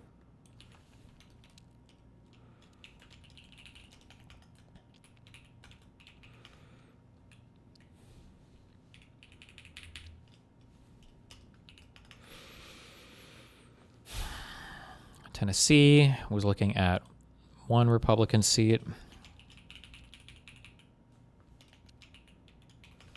After the Supreme Court ruling, the Republican supermajority in the Tennessee legislature quickly undid a ban on mid-decade redistricting and then passed a new map on Thursday, which was signed fast by Governor Bill Lee, a Republican. The changes split the only Democratic seat currently held by Representative Steve Cohen of Memphis into 3 districts, scattering black voters. The map also moves to bolster Representative Andy Ogles, a Republican from Middle Tennessee, by diluting the liberal capital city of Nashville. We saw that. Later that night, a coalition of voters and Democratic candidates sued state officials in federal court over the new map, arguing that putting new district lines in place this close to a primary, which is scheduled for August 6th, was unconstitutional. They're never hearing that in the Supreme Court. Good one.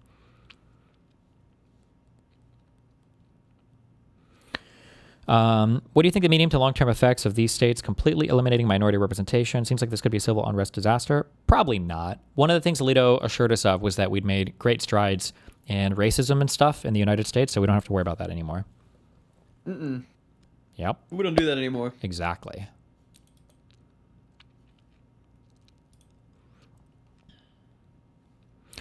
One Democrat is accused of being a Republican in disguise. Another plans to drop out to boost independent. Oh, Nebraska, California, Iowa. Okay. So right now, if everybody gets what they want, we've got 6 seats, hopefully. California's for sure. 6 seats going to the Democrats. And we've got 12 to 14 going to the Republicans. Problem? Kings.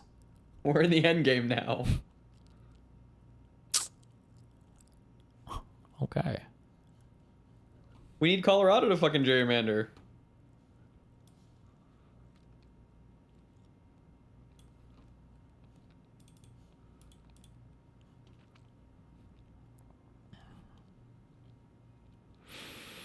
Oh, wait.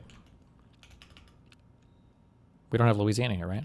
Louisiana was the one that that court case was over, right? So that's good now. Which is, and that was a 1 seat? 1 to 2?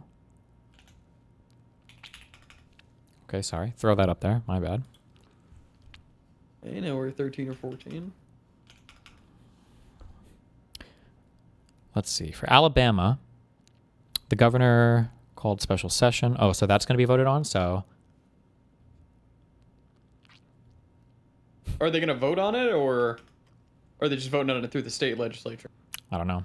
It says governor called special session, which implies the state assembly or state legislature. Yeah. All right, well, that's going to pass. Yeah.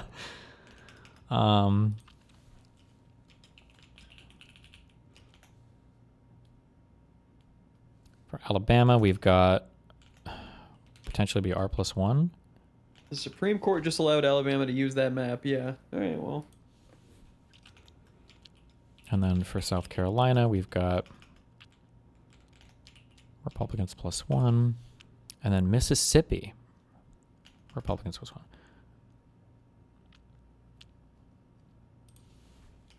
Now that's what I call based.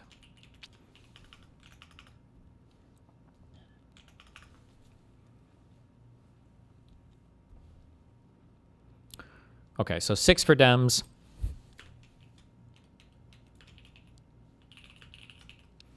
And 1, 4, 5, 6, 7, 8, 9, 10, 11,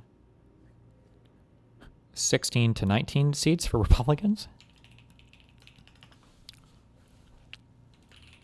So they're about at least 10 up after the gerrymandering, assuming all of these go through.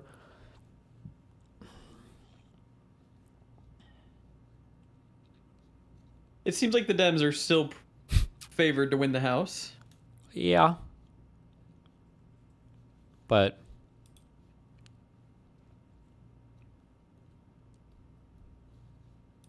what are you going to do? Yeah.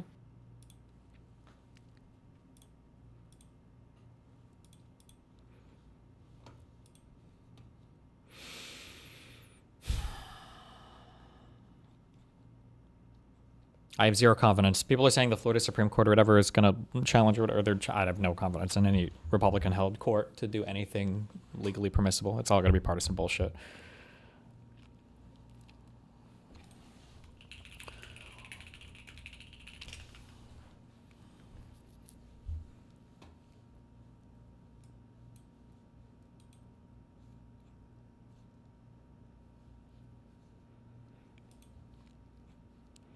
Day after Florida Governor Ron DeSantis signed a new gerrymander into law, several pro-voting and civil rights organizations are suing to block the map.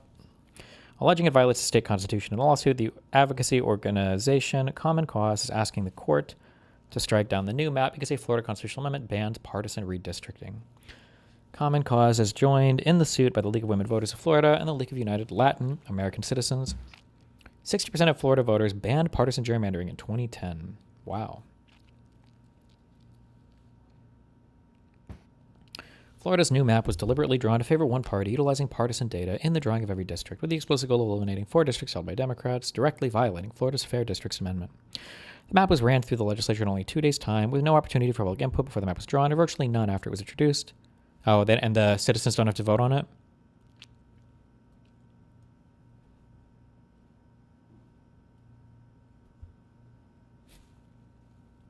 Or do they? They must have to, no?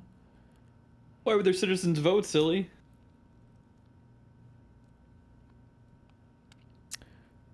DeSantis revealed the map just a day before the session began, giving voters little chance for input. Republican state lawmakers also acknowledged that they had no role in drawing it.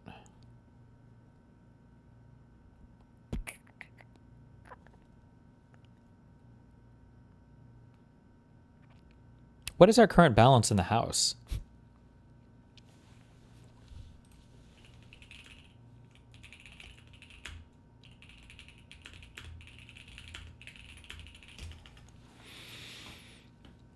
It's 217 to 212, Republicans to Democrats.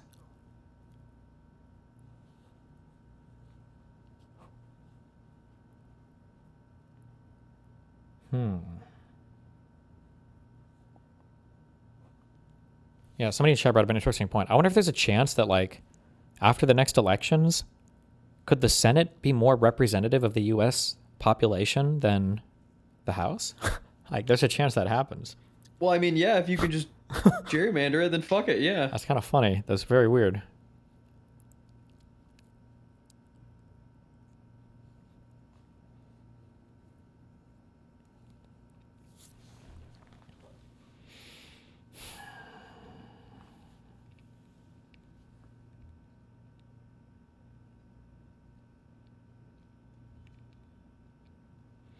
The map was also expressly predicated on expectations that the U.S. Supreme Court would overturn Section 2 of the Voting Rights Act.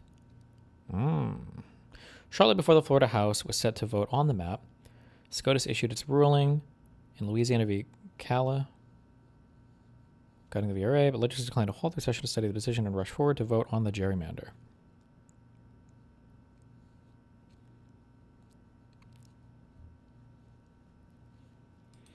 Dude, how fucking sick would it be if they challenged this in the fucking state of Florida, and Florida just said, actually, it's a racial gerrymander, and in Florida we don't ban racial gerrymandering, so fuck you, eat shit. And then they're like, this is bullshit, and then they appeal it to the federal Supreme Court, and then when they get to the United States Supreme Court, Florida says, it's not a racial gerrymander, it's just a partisan gerrymander. And the Supreme Court says, oh, well, you know, it's fine then. Good to go. And then the Florida people are like, wait, what the fuck? Holy, that wouldn't even be that unbelievable.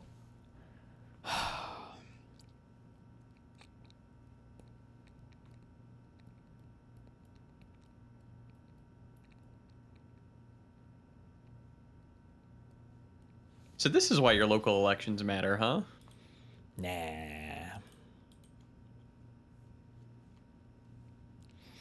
Nah, I say nah, homie. Caleb Hammer video. What is this?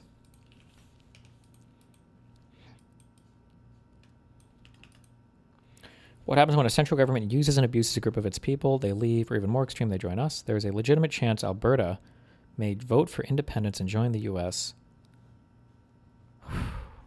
Talk about a worst case scenario. We should go to war with Canada. If Canada were to try to offload Alberta onto us, we should go to war with Canada and force them to retake it, like Egypt did with the Palestinians in Israel. We do not want Alberta. Keep it. In January It's basically 2026, Alabama. Keep it. A group of Albertans walked into the United States State Department in Washington, D.C. Why are they doing politics videos now? Oh, man. They weren't tourists. They weren't diplomats. They were separatists. Citizens of a Canadian province who wanted to talk about something that would have been unthinkable 10 years ago. They wanted to discuss what it would look like if Alberta left Canada and joined the United States. The group was led by Mitch Sylvester. Unthinkable 10 years ago. They wanted to discuss what it would look like if Alberta left Canada and joined the United States. The group was led by Mitch Sylvester, CEO of something called the Alberta Prosperity Project. And I don't think this is. I think Albertans have been fucking crying about this random bullshit. I feel like this was a talking point around the COVID time too. It's just not like a serious. Just nobody takes it seriously. I doubt it's being taken seriously, like that much more seriously right now. Also, I'm pretty sure Quebec would actually fucking revolt if somebody else managed to secede from Canada before them. According to reports, they floated some wild numbers. Hypothetical credit lines of $500 billion, $500 billion to help a Canadian province transition to an American state. The group was led by Mitch Sylvester, CEO of something called the Alberta Prosperity Project. And according to reports, they floated some wild numbers. Hypothetical credit lines of $500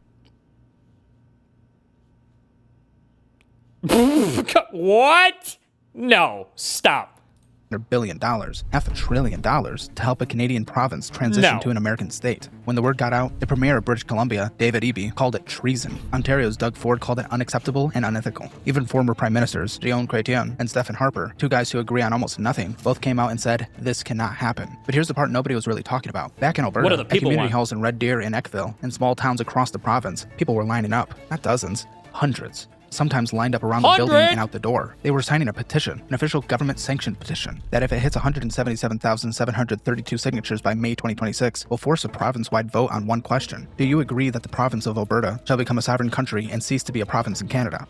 Now, does that mean Alberta is actually going to leave? Probably not. Polls say 2/3 of Albertans would vote to stay. But the fact that we're even here, the fact that a petition like this exists, that people are lining up to Doesn't the fact that it's even possible say something about where we are today?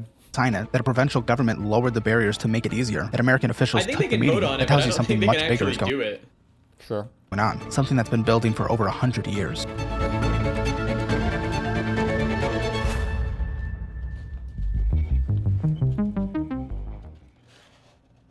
To understand why Alberta is angry, you have to understand how Alberta was born, because the story starts with a land grab. In 1868, the Canadian government bought the entire Northwest Territories from the Hudson's Bay Company. They didn't ask a single person living there, not the indigenous people, not the settlers, nobody. Canada bought the land to keep America from claiming it. That was the whole reason. Fast forward to the early 1900s. The territory's leader, a guy named Frederick Houghton, petitioned Ottawa for provincial status. He had a plan. One big western province he wanted to call Buffalo. It would have been massive, powerful, a real counterweight to Ontario and Quebec. And that's exactly why it didn't happen. Prime Minister Wilfrid Laurier took one look at Houghton's plan and said no. He split the territory in two, Alberta and Saskatchewan, in 1905. And then he did something that set the tone for the next century. He denied both new provinces control over their own natural resources. Every other province in Canada had that right. It was written into the original Constitution. The British and North American resources. Every other province in Canada.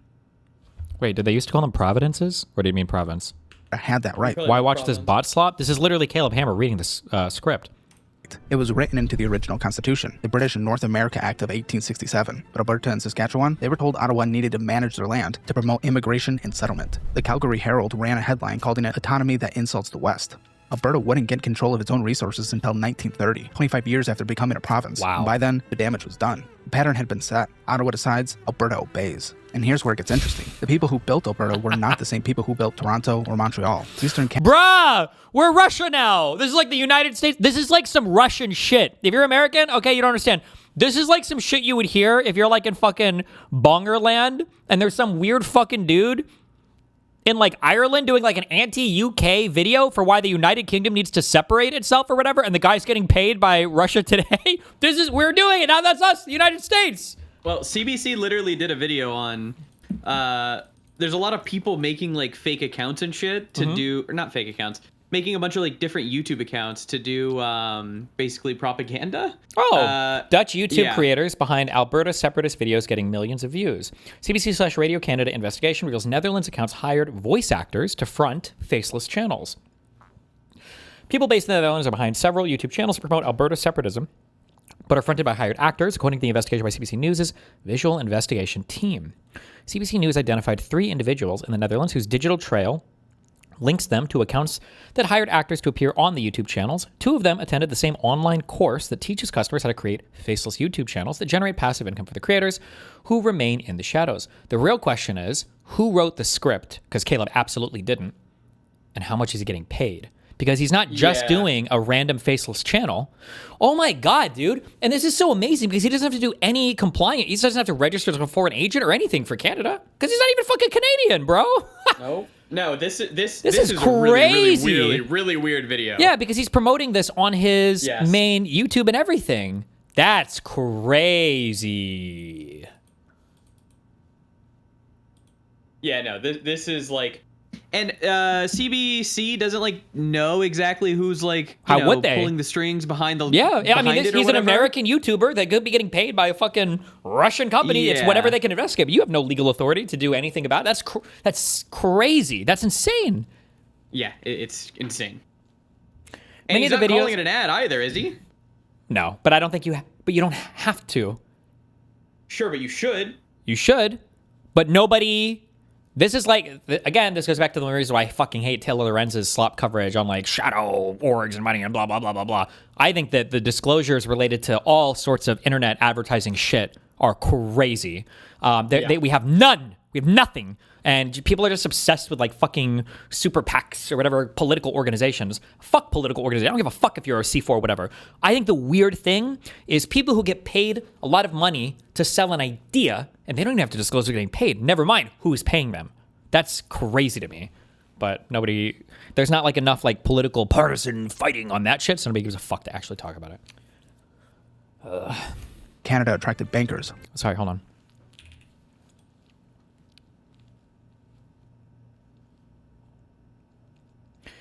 Many videos contain sensationalized and misleading views of Canadian politics and are promoted through thumbnails featuring images of Alberta Premier. Yeah, I don't know if you guys... Fuck, I don't know how much I'm supposed to point this out. This is a pro-separatist video. I don't even know the history, but I know what propaganda looks like, and this is all propaganda.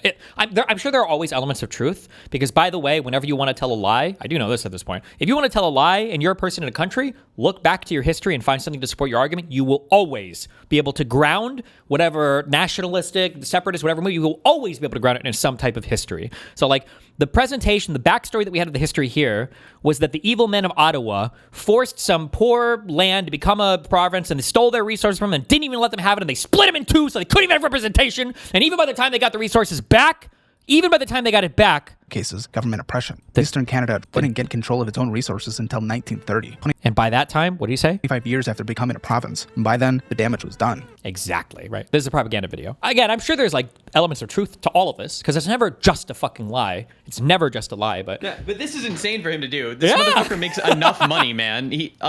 That's true. This guy's making 7-figure, probably he has 6 ad reads, yeah, man, I know, in one video. That's crazy. Damn. And you know he's getting paid because think about it from his perspective, right? Does he stream? Do you know? I have no idea. Because, like, look at the viewership: 79K, 118K, 37K, 142K on like high effort scripted videos. So other people are writing the scripts, 100%, right? But if I look at his channel, 3 million subs. Holy shit, we got tons of videos. If he felt strongly about it, he would have put it on his channel. Well, no. What I'm saying is, because this is what you have to think about it, okay? 3 days ago, wait, is this a new thing on YouTube where you can't see the viewer count? Okay. 8 hours ago, 3 days, 5 days, 7 days. So every 2 or 3 days, he puts out a video. 360K views, 740K, 920K, 2 million, 900K, 1.1 million, 960K, 1 billion, 1 million, right?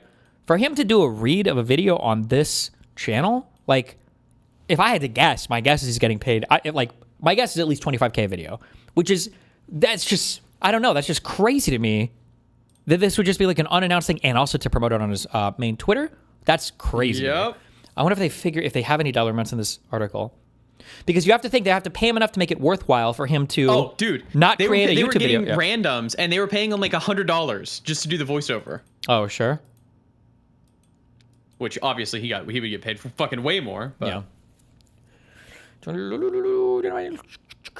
Identified 20 YouTube channels as part of a coordinated network focused on separatism in Western Canada provinces and other political issues. I can't believe it's so easy to just fuck up everything.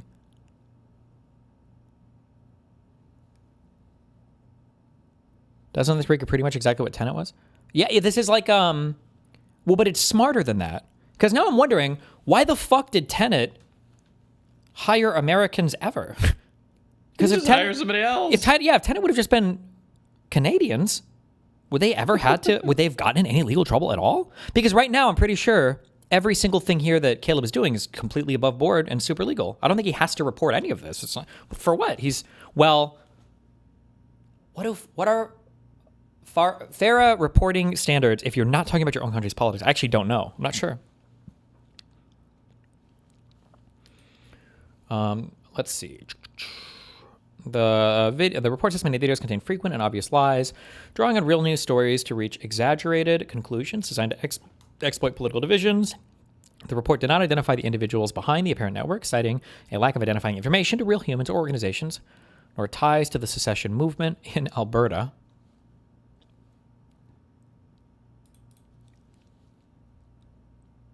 Wait, what is this? Mr. Moot, this was over a year ago too, by the way. It's been in the making for years. Oh, bro, listen, no hatred to my Canadian friends or whatever, but our Canada, in my personal opinion, cooked. That's been a racist shithole for years, bro. Yeah, no, that's our Canada is an if you were like, "Oi, aren't Canadians like real fucking friendly people? I'm gonna go check out the Our Canada subreddit." You're gonna be fucking like, "Holy these shit. Fucking Indians!" Oh yeah, bro, fucking destroy this fucking country, get them the fuck out of here! Like. It's crazy. Like, it's insanely over the top how insane this fucking subreddit used to be. I don't know how it is anymore, but... No, it's still crazy, yeah. Yeah. And then any Canada spun off subreddit, like Canadian housing was a crazy one. Yeah. I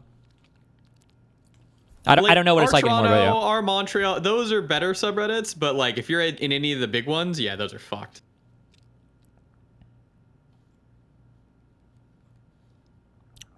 Thank you, Canada. Hart. Oh.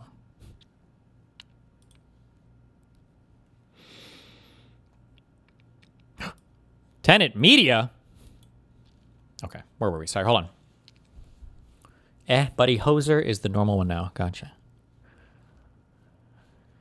I think it's disturbing that these voices are able to insert themselves in the conversation, and their interest is not to further the democratic discourse or have a healthy, authentic conversation. They're putting themselves in the middle of that, misleading Albertans, Canadians, and they're doing so just to make money. I feel so violated. One of the accounts, the Canadian Politician, received more than 350,000 total views, according to the MEO report. The Canadian Politician. And do you think it's like probably not even, it's like an American getting paid by a fucking Norwegian company? There's a video on it too. Yeah, that was what most of it was, yeah. Oh, sheesh.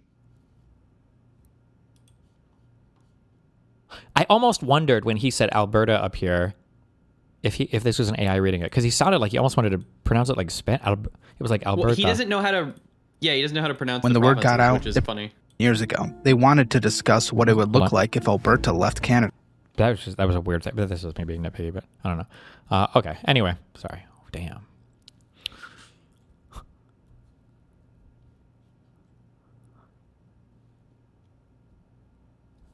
Barry provided CBC News with screenshots of his correspondence with the person who hired him on Upwork. The name used by the account is Dan Jurgers, and their profile states they are based in the Netherlands. Right. The conversation moved to Discord, where an account named Dan, shared several documents hosted on Google Docs with Barry. Yes, so the videos will be about the same topics as these channels I sent you earlier are doing. Also, in the same line as the script I sent you is the sample. This is my channel. My preference will always be that you record the videos yourself, of course, but if there's ever a time you can't, for example, if you're sick, on vacation, or unavailable for some reason, I'd like the option to use AI. So we don't even know. It might not even be his voice.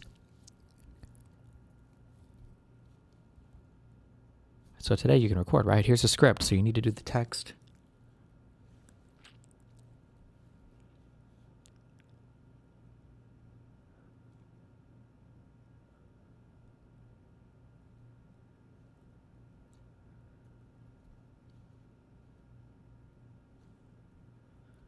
Sheesh. God, I hate how they're all fucking labeled. This is why I say it's all, a lot of the shit that I even use to describe myself is like fucking, like red flag language. One of the accounts identified by the Media Ecosystem Observatory report was Canadian Hub, which advertises itself as delivering straight talk, real context, and a clear review of what's happening in Canada and the world. The channel is hosted by Paul Nichols, who is based in the US. King! Nichols told CBC News he agreed to be paid about $60 US for the video. Oh my God. I'm in Indiana. I don't know anything about Canadian politics, said Nichols. I'm not going to do any more of these because I don't want to be a part of that. Oh. He was just some voice actor on TikTok that they saw. Jesus. You guys see shit like this and you think it's impossible that Lauren De Laguna is some foreign actor paid to destroy... I'm just kidding. No, but I think the video that he did got like 300,000 views. So even if it's like a nobody, like some of these videos are hitting and then people are carrying forward the opinions. It's insane. Of course, yeah. Which is why I'm surprised Caleb, like somebody would even approach Caleb to do it. Yeah. Do you know what would make it really hard for these videos to gain traction? Is if there wasn't algorithmically generated slot for you boxes that these things could just slide on into. Yeah.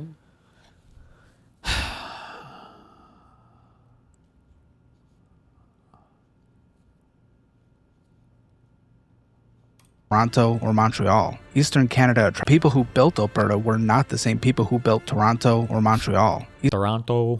I don't even know what this fucking accent is. Eastern Canada attracted bankers, lawyers, industrialists, people plunging into established systems. Alberta attracted families from Ukraine, Romania, Hungary, the Netherlands, Germany, Scotland, China, Iceland. People who were leaving behind poverty, overcrowding, and in some cases, government oppression. African Americans came, Jewish families came, Mennonites and Mormons came. These weren't people looking for a government to take care of them. They were people running from governments that had failed them. Holy shit. They're like rural people, small towners, good old boys escaping oppressive governments, and oh my God, that's kind of like Americans and like freedom and stuff. And like, who were the people in the East? Did he say Jews? Or I'm sorry, was it bankers and educated people in Toronto and Ottawa?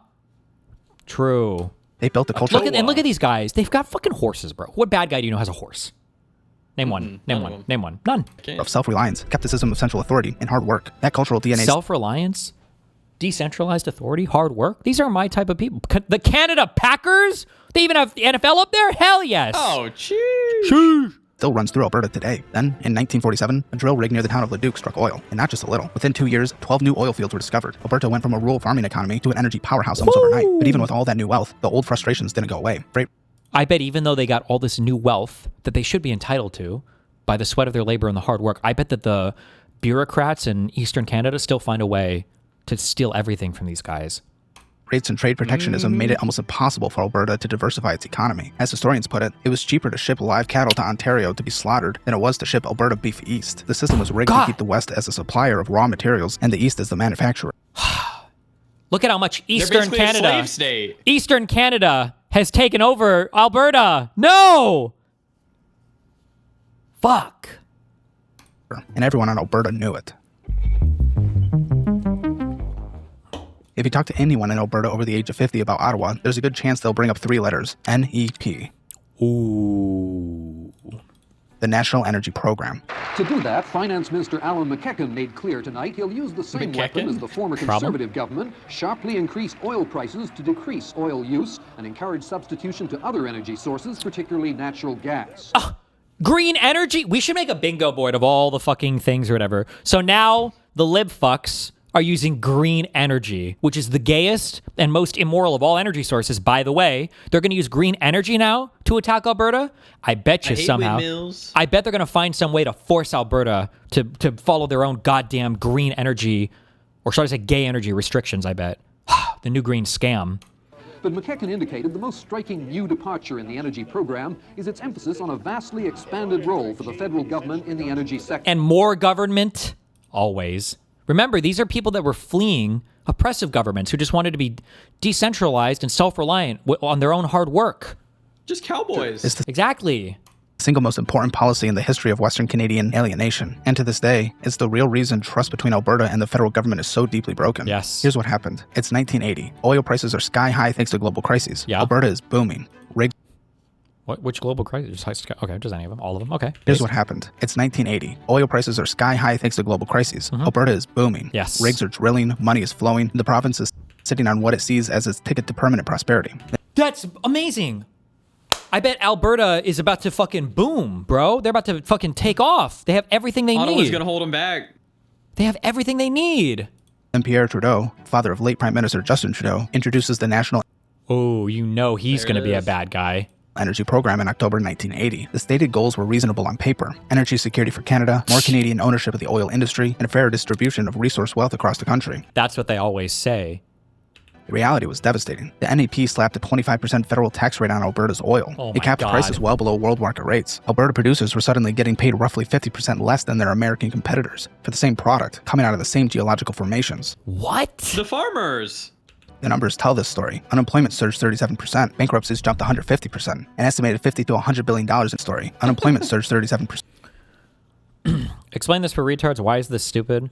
I don't know enough Canadian history to tell you why, but the way that these types of propaganda things work is that basically you have a collection of facts and you're just telling one side of the story to make, like, I can tell you everything that's going to show up in this video because I already know it, okay? The classic divide that Russia wants to implement on the West is this divide between, on one side you've got like your rough and tumble, good old boys, hates gay people and trans weirdos, okay? The hard workers, the horseback riders, you're good salt of the earth men, okay? These are the guys that you send up on the Apollo space mining Armageddon mission, okay? These are the guys who, they just know how to get shit done. They're your real people, okay?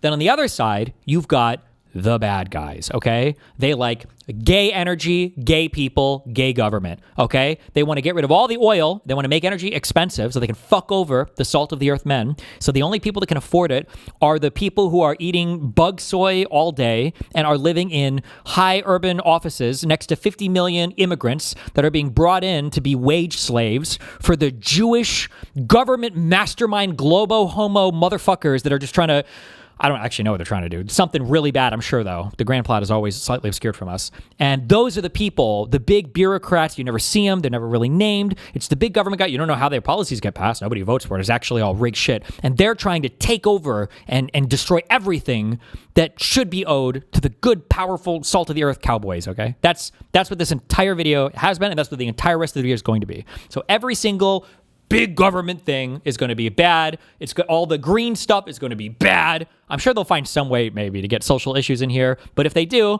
immigrants are going to be bad. Gay LGBT shit is going to be bad.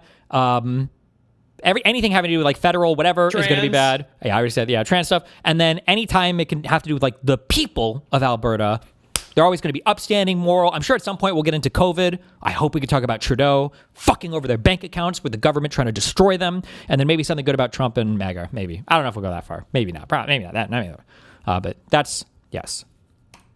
Bankruptcies jumped 150%. An estimated $50 to $100 billion in investment, depending on which study you read, led the province. The fact that Destiny doesn't think the Russians are also doing the same thing but inverse is an issue. Putin had nightmares, okay, of Hillary Clinton and Barack Obama. If you think that there's any world where they would ever be pushing for Democrats, think about the world that would exist with a globo homo empire, right? And you're Russia. What do you want to do if you're Russia? You want to play big power politics. For big power politics, your enemies have to be separated. They have to be individually weak. They have to be unable or unwilling to help each other.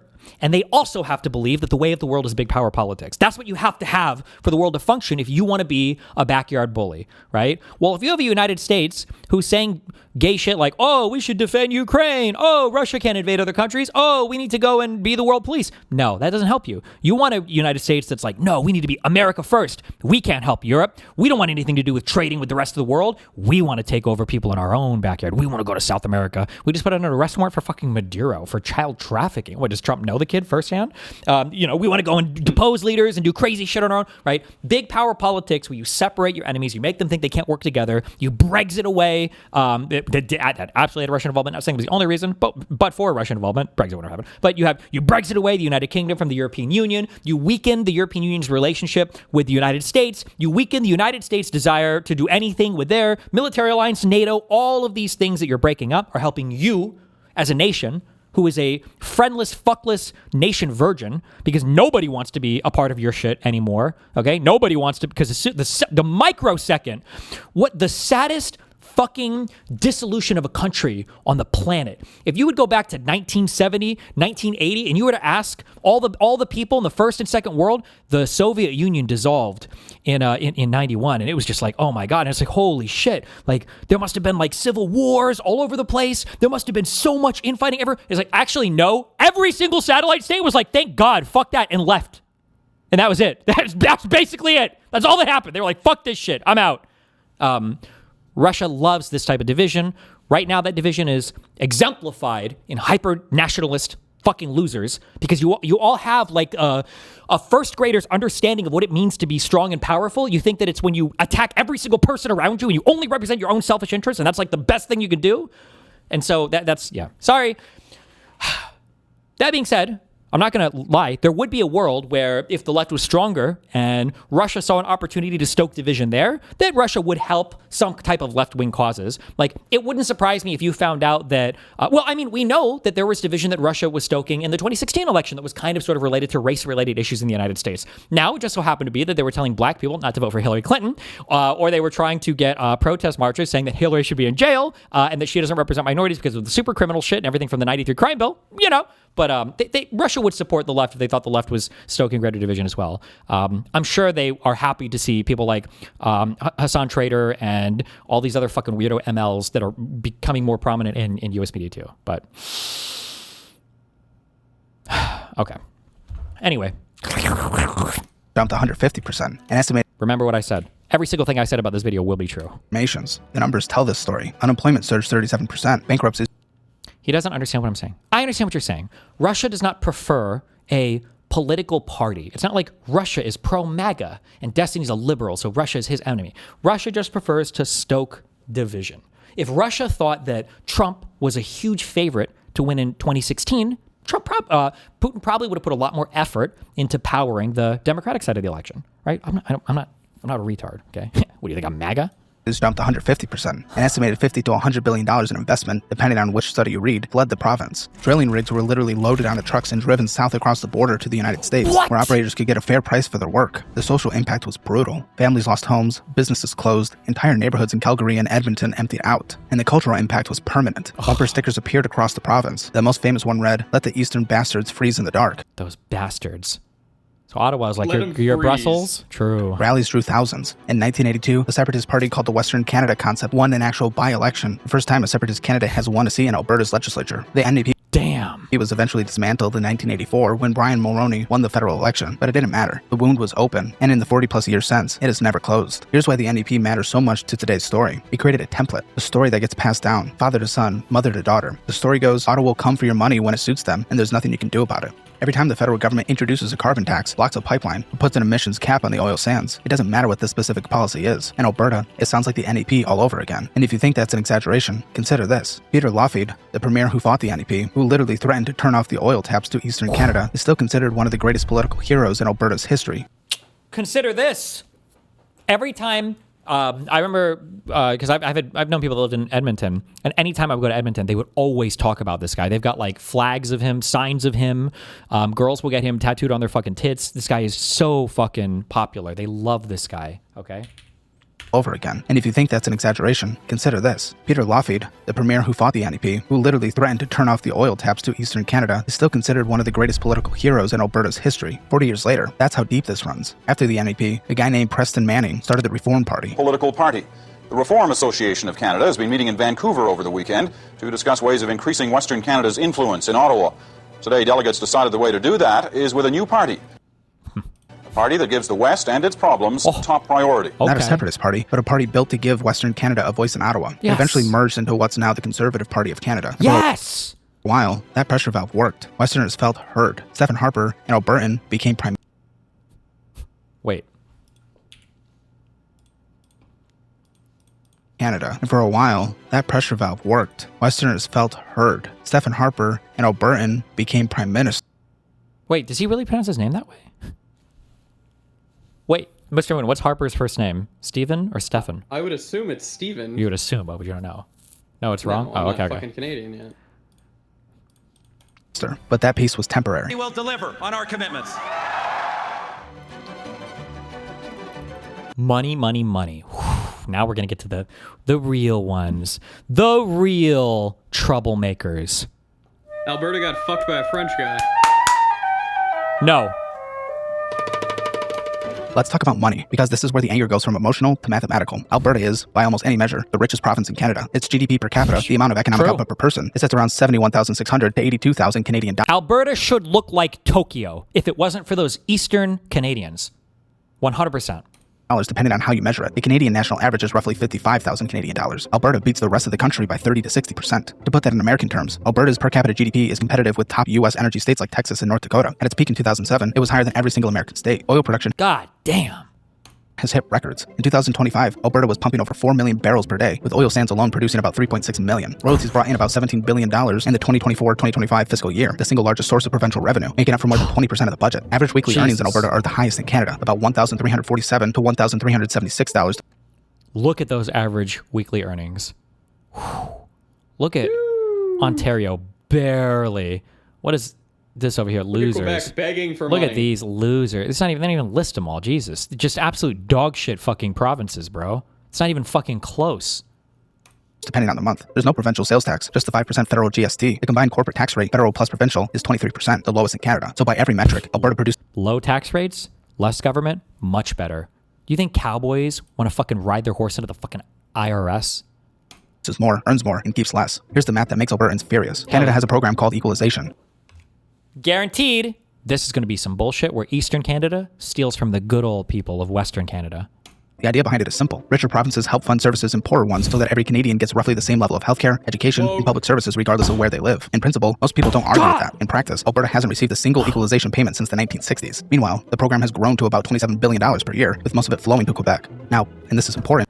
Really? Really? Quebec? Not surprising at all. Those fuckers, do you know how many heart attacks they have eating all that fucking cheese over there? Mm-hmm. Yep. Why don't you guys hey, hot take, all right? Why don't you guys fucking paint your fucking roads? You ever try to drive in Montreal? You know they don't put lines anywhere? You're just supposed to fucking look at the street and aim your car and go? Like you're supposed to know where it's unbelievable. And no wonder these guys are getting in accidents and need all the healthcare fucking subsidies all day. Equalization doesn't technically work as a direct transfer from Alberta to Quebec. The federal government collects taxes from everyone and redistributes through spending programs. Yes. But because Albertans earn more, they pay more in federal taxes. Exactly. And because Alberta doesn't receive equalization, the net effect is the same. Billions flow out and very little comes back. How much? Estimates vary, but credible analysts put Alberta's net contribution to the rest of Canada at somewhere between $15 and $27 billion per year. And they get basically nothing back. Subject matter can be hard to digest. But oh, we have an ad in the ad! Holy, is this like a quadruple dip? Most Americans, their personal financial situation is the hardest subject to approach and manage, but with the Dollarwise budgeting app, you can finally take control. And since there's a free trial, you can see for yourself. Get a full picture, automate your budget. Wait, is this his app? Oh, what? Wait. She got a black...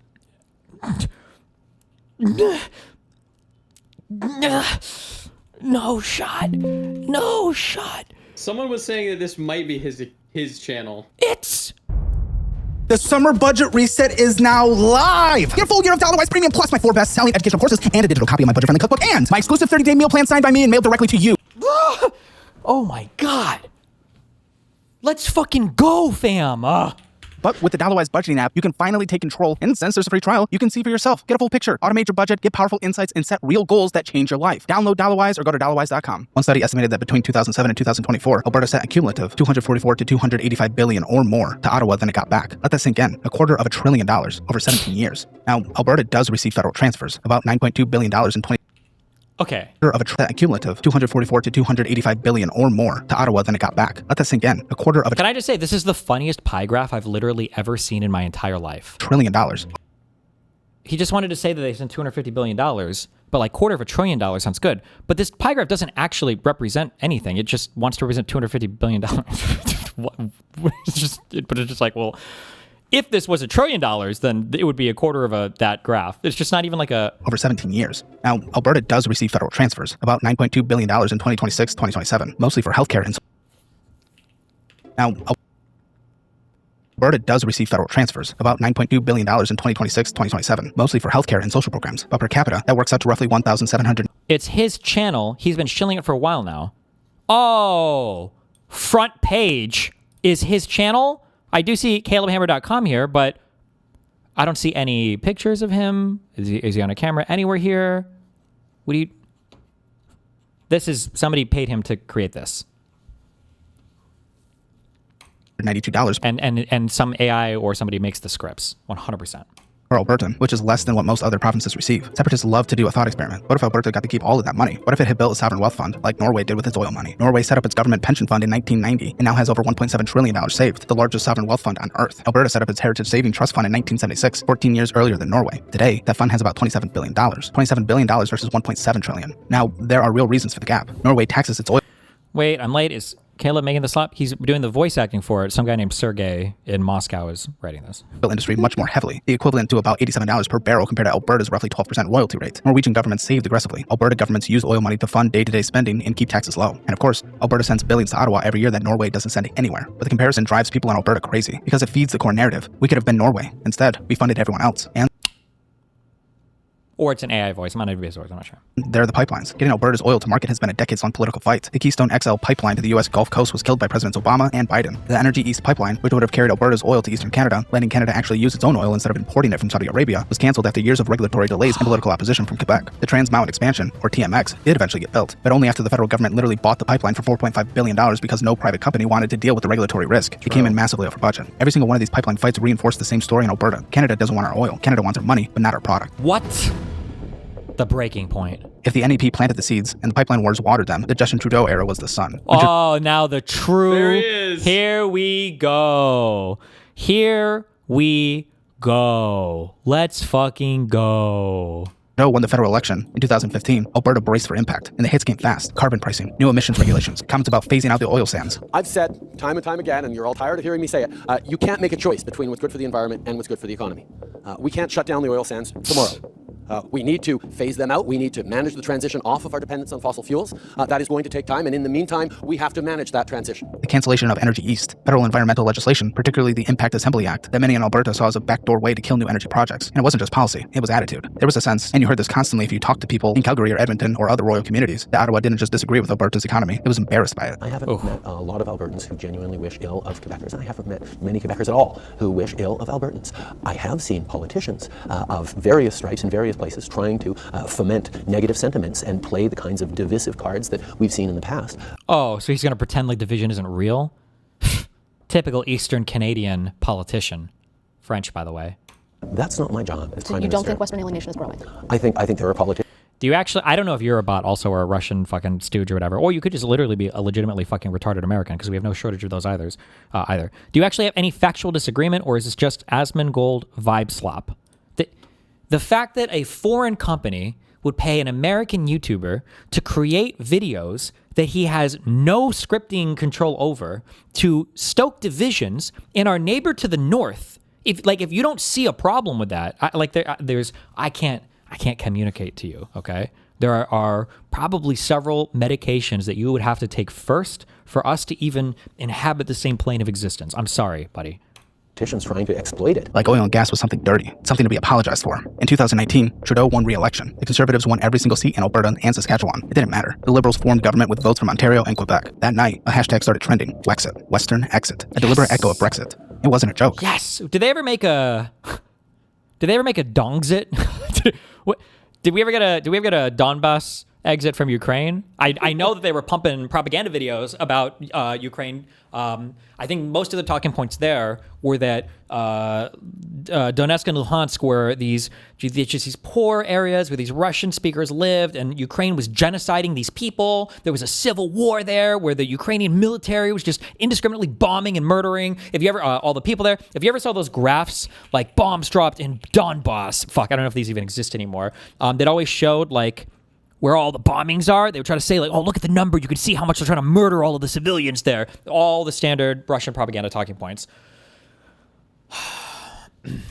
Within weeks, there were rallies, Facebook groups with hundreds of thousands of members. A political party formed, first called Wexit, then rebranded to the Maverick Party. Talks of separation went from something you heard from your uncle at Thanksgiving to something you heard from your coworker at lunch. The 2022 trucker convoy brought things to another level. The convoy had strong support in Alberta, and the Goose border blockade in southern Alberta became a flashpoint. Protesters blocked the U.S.-Canada border crossing for weeks. 4 men were arrested on charges of conspiring to murder RCMP officers. It was ugly. But for many Albertans, the convoy was less about the specific mandates, and more about what they saw as a federal government that didn't listen and didn't care. Then came Danielle Smith. Smith became the premier of Alberta after winning the United Conservative Party leadership. I'm back. It's like slavery being She ran around up- states' rights, you know? True.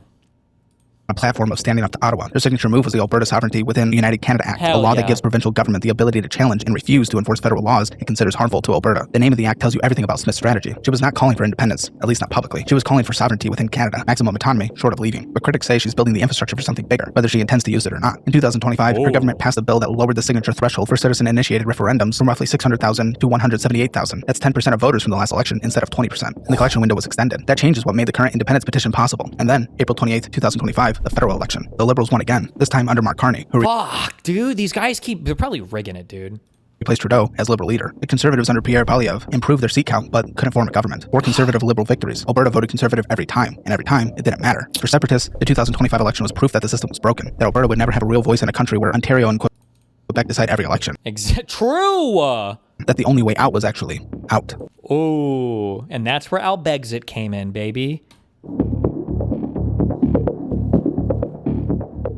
So here's where we are right now, as of early 2026. The independence petition is live. It launched on January 3rd, If this video is 100% factually correct, would Caleb still be wrong for voicing this video? I can't tell if that's a serious question or not. I think in another world where algorithms haven't gotten every fucking retard interested in politics, you just wouldn't have an opinion on this because you don't deserve to. You're too incompetent, you're too stupid, and you're too easily pliable for other countries to weaponize dipshits like you. I don't even know if you're not even a real person, dude. I could be talking to a fucking Russian bot. I don't even know, bro. You're talking to a bot right now, man.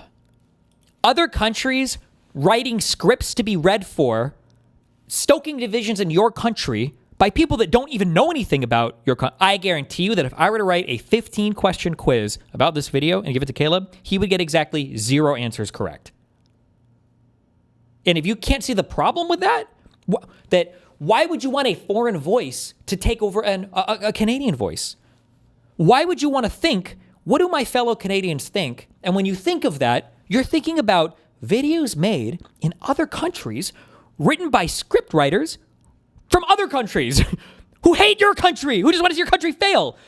If you can't immediately identify the problem with that, it's too many fundamental levels. I don't know. This is like why is murder and rape actually wrong if you're stronger? I don't know, bro. We can talk about that another day, I guess.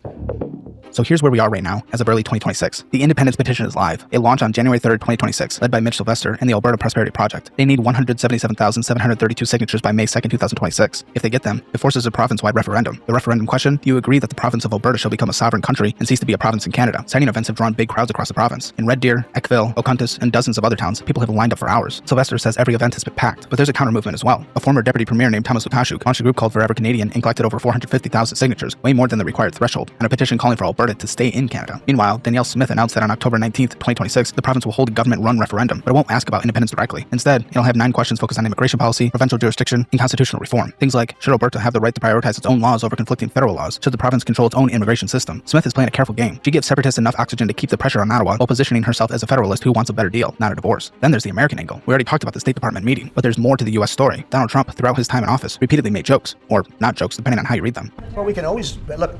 What I'd like to see, Canada become our 51st state. He slapped tariffs on Canadian goods. He called Canada's relationship with the U.S. unfair. For most Canadians, this was insulting, but for a small number of Albertans, it was interesting. A group called the Alberta 51 Project and another called the American Fund started talking seriously about U.S. statehood. Their pitch was straightforward: lower taxes, fewer regulations, Second Amendment rights, a bigger market, and access to the most powerful economy on earth. Now, and this is where the numbers tell a different story than the rallies, a research poll found that only 24% of Albertans supported joining the United States, 72% opposed. Even among those who support independence, Second Amendment rights, a bigger market, and access to the most powerful economy on earth. Now, and this is where the numbers tell a different story than the rallies, a realignment in air, down rural jurisdiction, and constitutional reform. Things like, should Alberta have the right to prioritize its own laws over conflicting federal laws? Should the province control its own immigration system? Smith is playing a careful game. She gives separatists enough oxygen to keep the pressure on Ottawa while positioning herself as a federalist who wants a better deal, not a divorce. Then there's the American angle. We already talked about the State Department meeting, but there's more to the U.S. story. Donald Trump, throughout his time in office, repeatedly made jokes, or not jokes, depending on how you read them. Well, we can always, look, what I'd like to see, Canada become our 51st state. He slapped tariffs on Canadian goods. He called Canada's relationship with the U.S. unfair. For most Canadians, this was insulting, but for a small number of Albertans, it was interesting.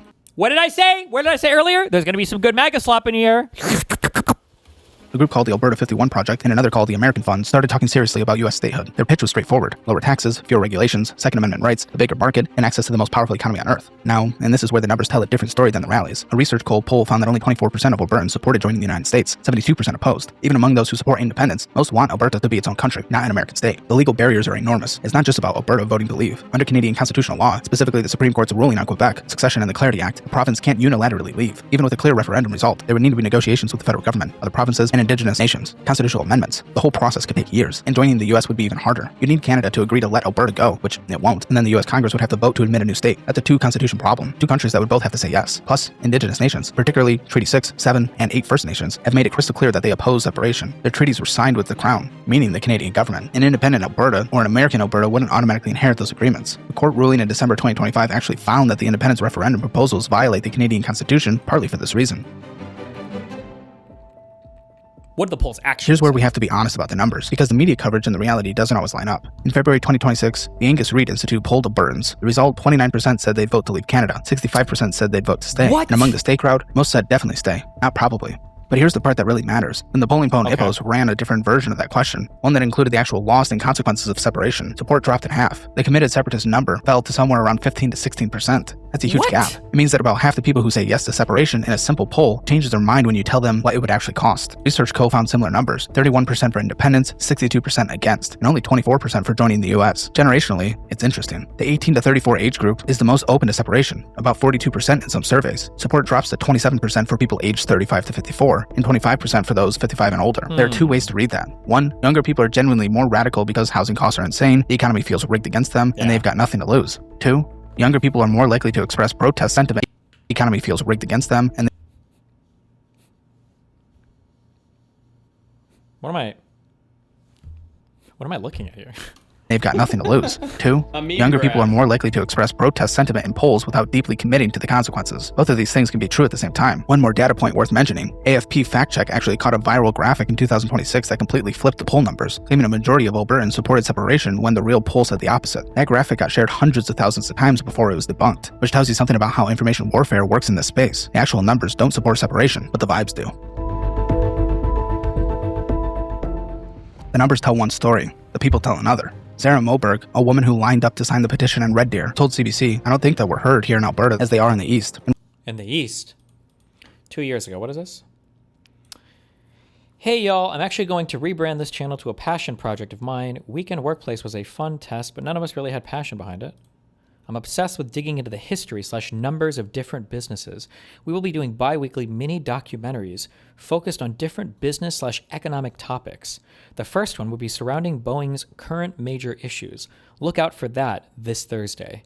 By the way, myself and someone I'm working with spends hours and hours doing research on these topics, but I'm not actually doing the voiceover with these. For these, my friend is, who has much better documentary voice. That was 2 years ago. Like, a type of video like this would take months to at least truly properly research something of this depth, unless you're starting with a high base of knowledge and then to do all the graphics and everything else. Although now with AI, you got sources and everything too. Yeah, but now with AI and everything, I bet you could shit out a video like this. I bet you could do it in less than a week. I bet you, like having a person working a few hours a day on it would be my guess.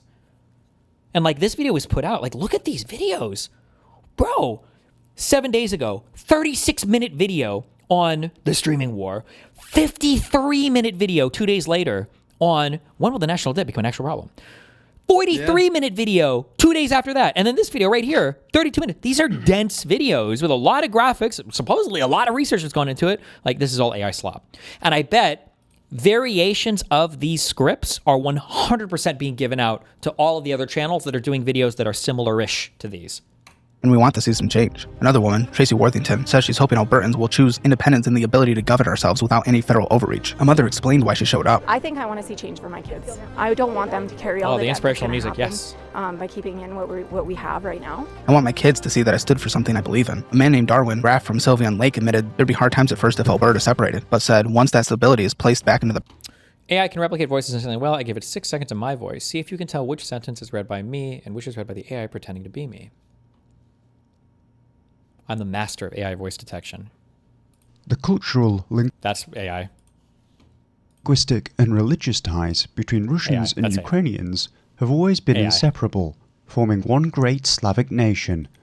Any attempts to separate the two countries are artificial constructs imposed by external forces seeking to weaken our shared heritage. First one is AI, 100%.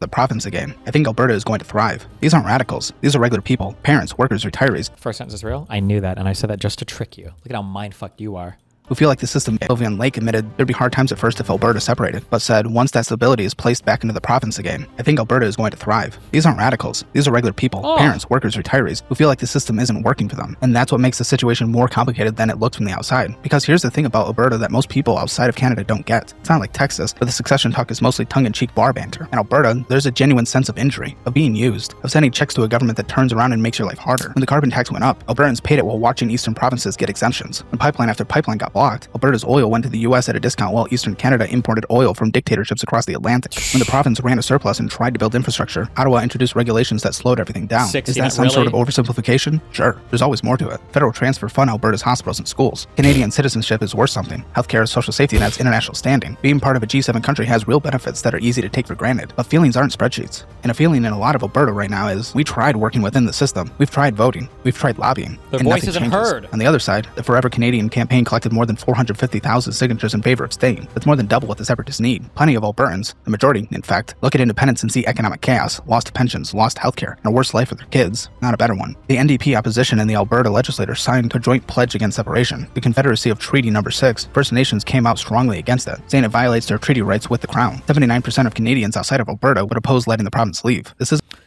It's not just legislation we need to teach our kids to be able to identify suspicious content online. No! I am feeling stronger every single day about my suggestion. Every single For You section should be, there should be no security protections for companies that host For You infinite scroll content. All of it has to be banned. We cannot survive it. Without that box, this type of content does not survive. It can't. It won't. It will never get off the ground. Nobody would watch it. Nobody's going to collab with these people unless they're getting paid to promote it or whatever. But I mean, like, that's so much easier to track, and the problem would be so much smaller in scope. You cannot have this bullshit. You can't. You just can't. You can't survive it. Nobody can survive it. I say you. I mean me. All of us. Well, I can, because I'm a god. I can. Yeah. I'm a god. Not them though. Maybe you. Maybe. This isn't a one-sided story. It's a province at war with itself and with Ottawa. Alberta isn't the only place in the world where a resource-rich region feels ripped off by its national government. Quebec went through this twice. The 1980 sovereignty referendum failed with 60% voting no. The 1995 one was a razor-thin loss for the separatists, 50.58% no, 49.42% yes. Canada literally came within a percentage point of breaking apart. Alberta's situation is different. Quebec separatism was rooted in language and culture, a French-speaking society within an English-speaking country. Alberta's separatism is rooted in economics and political power and culture, a French-speaking society within an English-speaking country. Alberta separatism is rooted in economics and political power, a rich province that feels exploited by a system designed to benefit others. Scotland held an independence referendum in 2014 and voted 55% to stay in the United Kingdom. Valid votes cast yesterday by the people of Scotland in response to the referendum question, should Scotland be an independent country, were in favour of no. But after Brexit, when Scotland was dragged out of the European Union against its will, this means that the UK has voted to leave the European Union.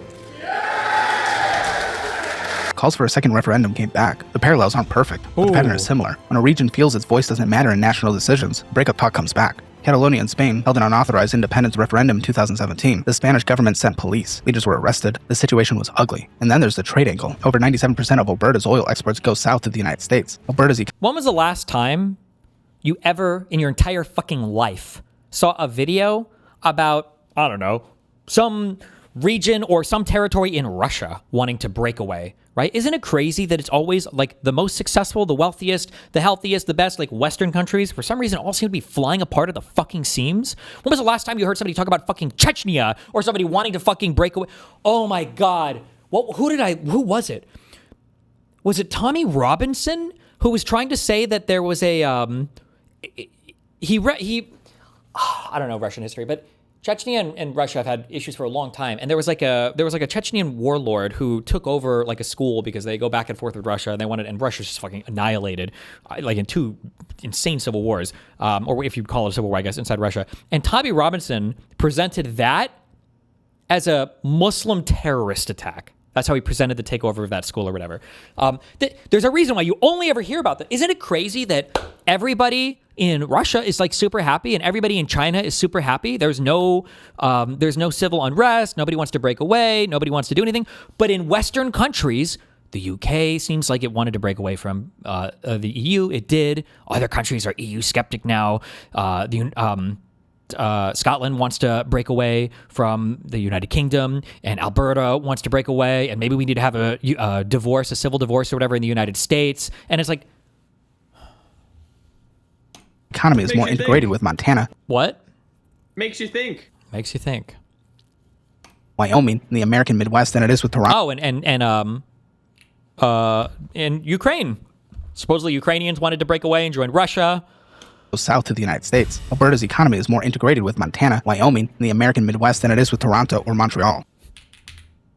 And Spain held an unauthorized independence referendum in 2017. Oh, I guess Spain wants to break away. The Spanish government sent police. Leaders were arrested. The situation was ugly. And then there's the trade angle. Over 97% of Alberta's oil exports go south to the United States. Alberta's economy is more integrated with Montana, Wyoming, in the American Midwest than it is with Toronto or because of that export? Montreal. The trade flows run north-south, not east-west. That's a basic geographic and economic fact that shapes everything. When your biggest customer is America and your biggest frustration is Canada, the math starts to get uncomfortable. The Trump tariffs made this even more complicated. On the other hand, tariffs hurt Alberta by threatening its oil exports. Rutgers reported that Alberta projected a multi-billion-dollar deficit partly due to tariff risks. On the other hand, the tariff fight pushed some Albertans to think maybe we'd be better off on the inside of that tariff wall instead of the outside. It's a paradox. The same American president who talks about making Alberta a state is also the one making life harder in Alberta with trade barriers. And somehow, both of these things feed the separatist argument. Even Quebec's separatist movement noticed. The Parti Quebec leader, Paul Saint-Pierre Plamondon, revealed in January 2026. Wait, what? No. So the Bedlam School Massacre was, everyone has a moment that opens their eyes. Yeah. And once your eyes are open, it's hard to close them if you realise the danger and the threat. So Bedlam School Massacre was, and this is coming, it's coming to America, it's going to come to Europe. So he's told the story the same way for like fucking 20 years or whatever. I don't know how long ago this happened. He just presents this like a Muslim terrorist attack.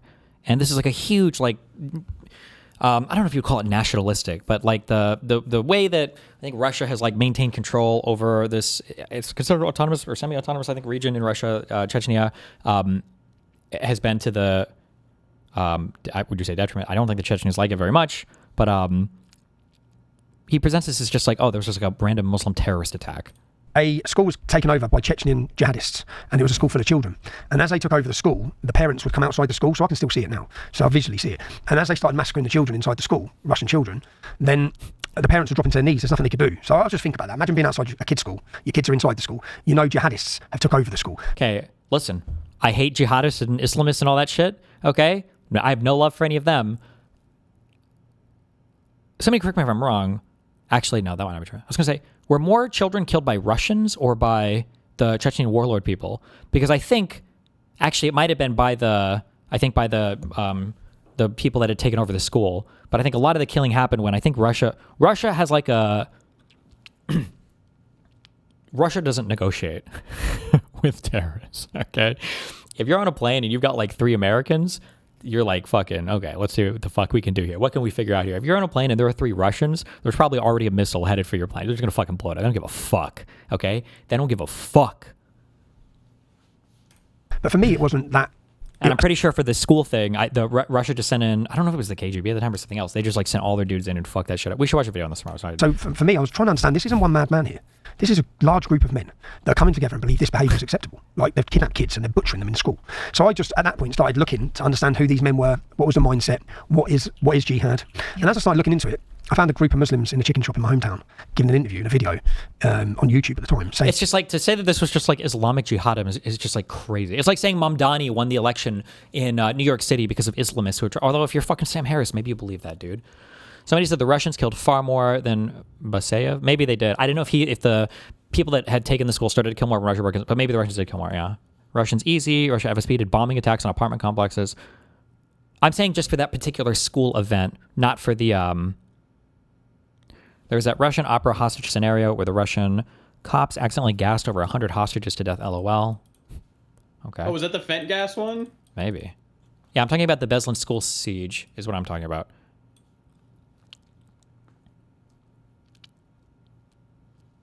Oh, yeah, it was the Fent gas, yeah. 3 days involved the imprisonment of more than 1,100 people as hostages, including 777 children, ending with the deaths of 334 people, 186 of them children, as well as 31 of the attackers.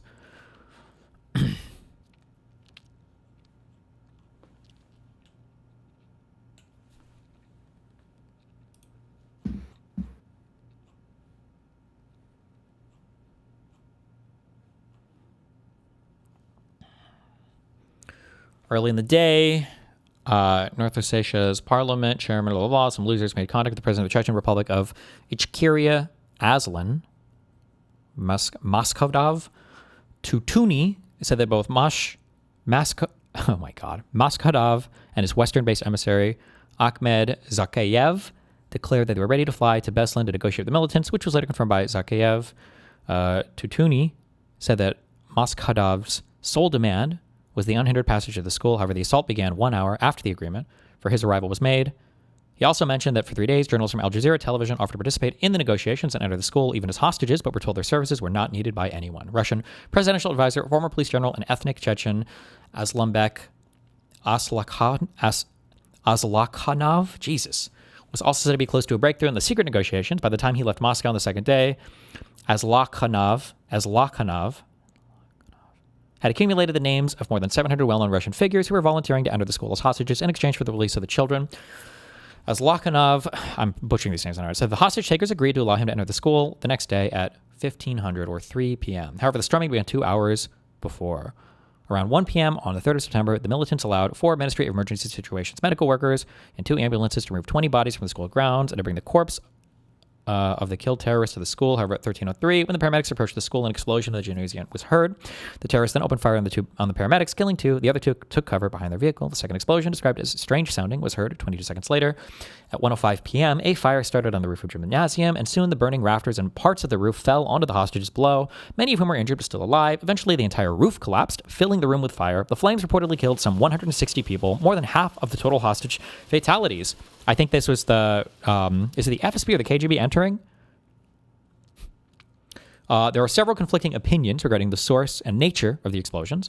According to the December 2005 report by Stanislav Kasayev, Deputy Speaker of the North Ossetian Parliament, some witnesses said that a federal forces sniper had shot a militant whose foot was on a dead man switch detonator, triggering the first blast. The captured terrorist Nurpashi Kuliev has testified to this, while a local policewoman and hostage named Fatima Dudieva said that she was shot in the hand from outside just before the explosion, and that there were 3 blasts, 2 small explosions at 1:03, followed by a larger one at 1:29. According to the State Duma member, Yuri Savalev, a weapons and explosive expert, the exchange of gunfire did not begin with explosions inside the school building, but with 2 shots fired from outside the school, and blah, blah, blah, blah, blah, blah. I don't know what I haven't super dug into this. But I'm just, to describe this whole thing, is just like, it was just like a Muslim terrorist attack. Bro, Chechen history and like the destruction of Grozny, like people argue that laid the groundwork for how Putin coached Assad in the destruction of cities in Western Syria, like Aleppo. Like this is like the fucking blueprint for civilian carnage and destruction. I'm sorry, I hate all these people. Sorry. Okay. Moscow theater hostage. I don't know. We never hear about these because Russia does nothing wrong. And by the way,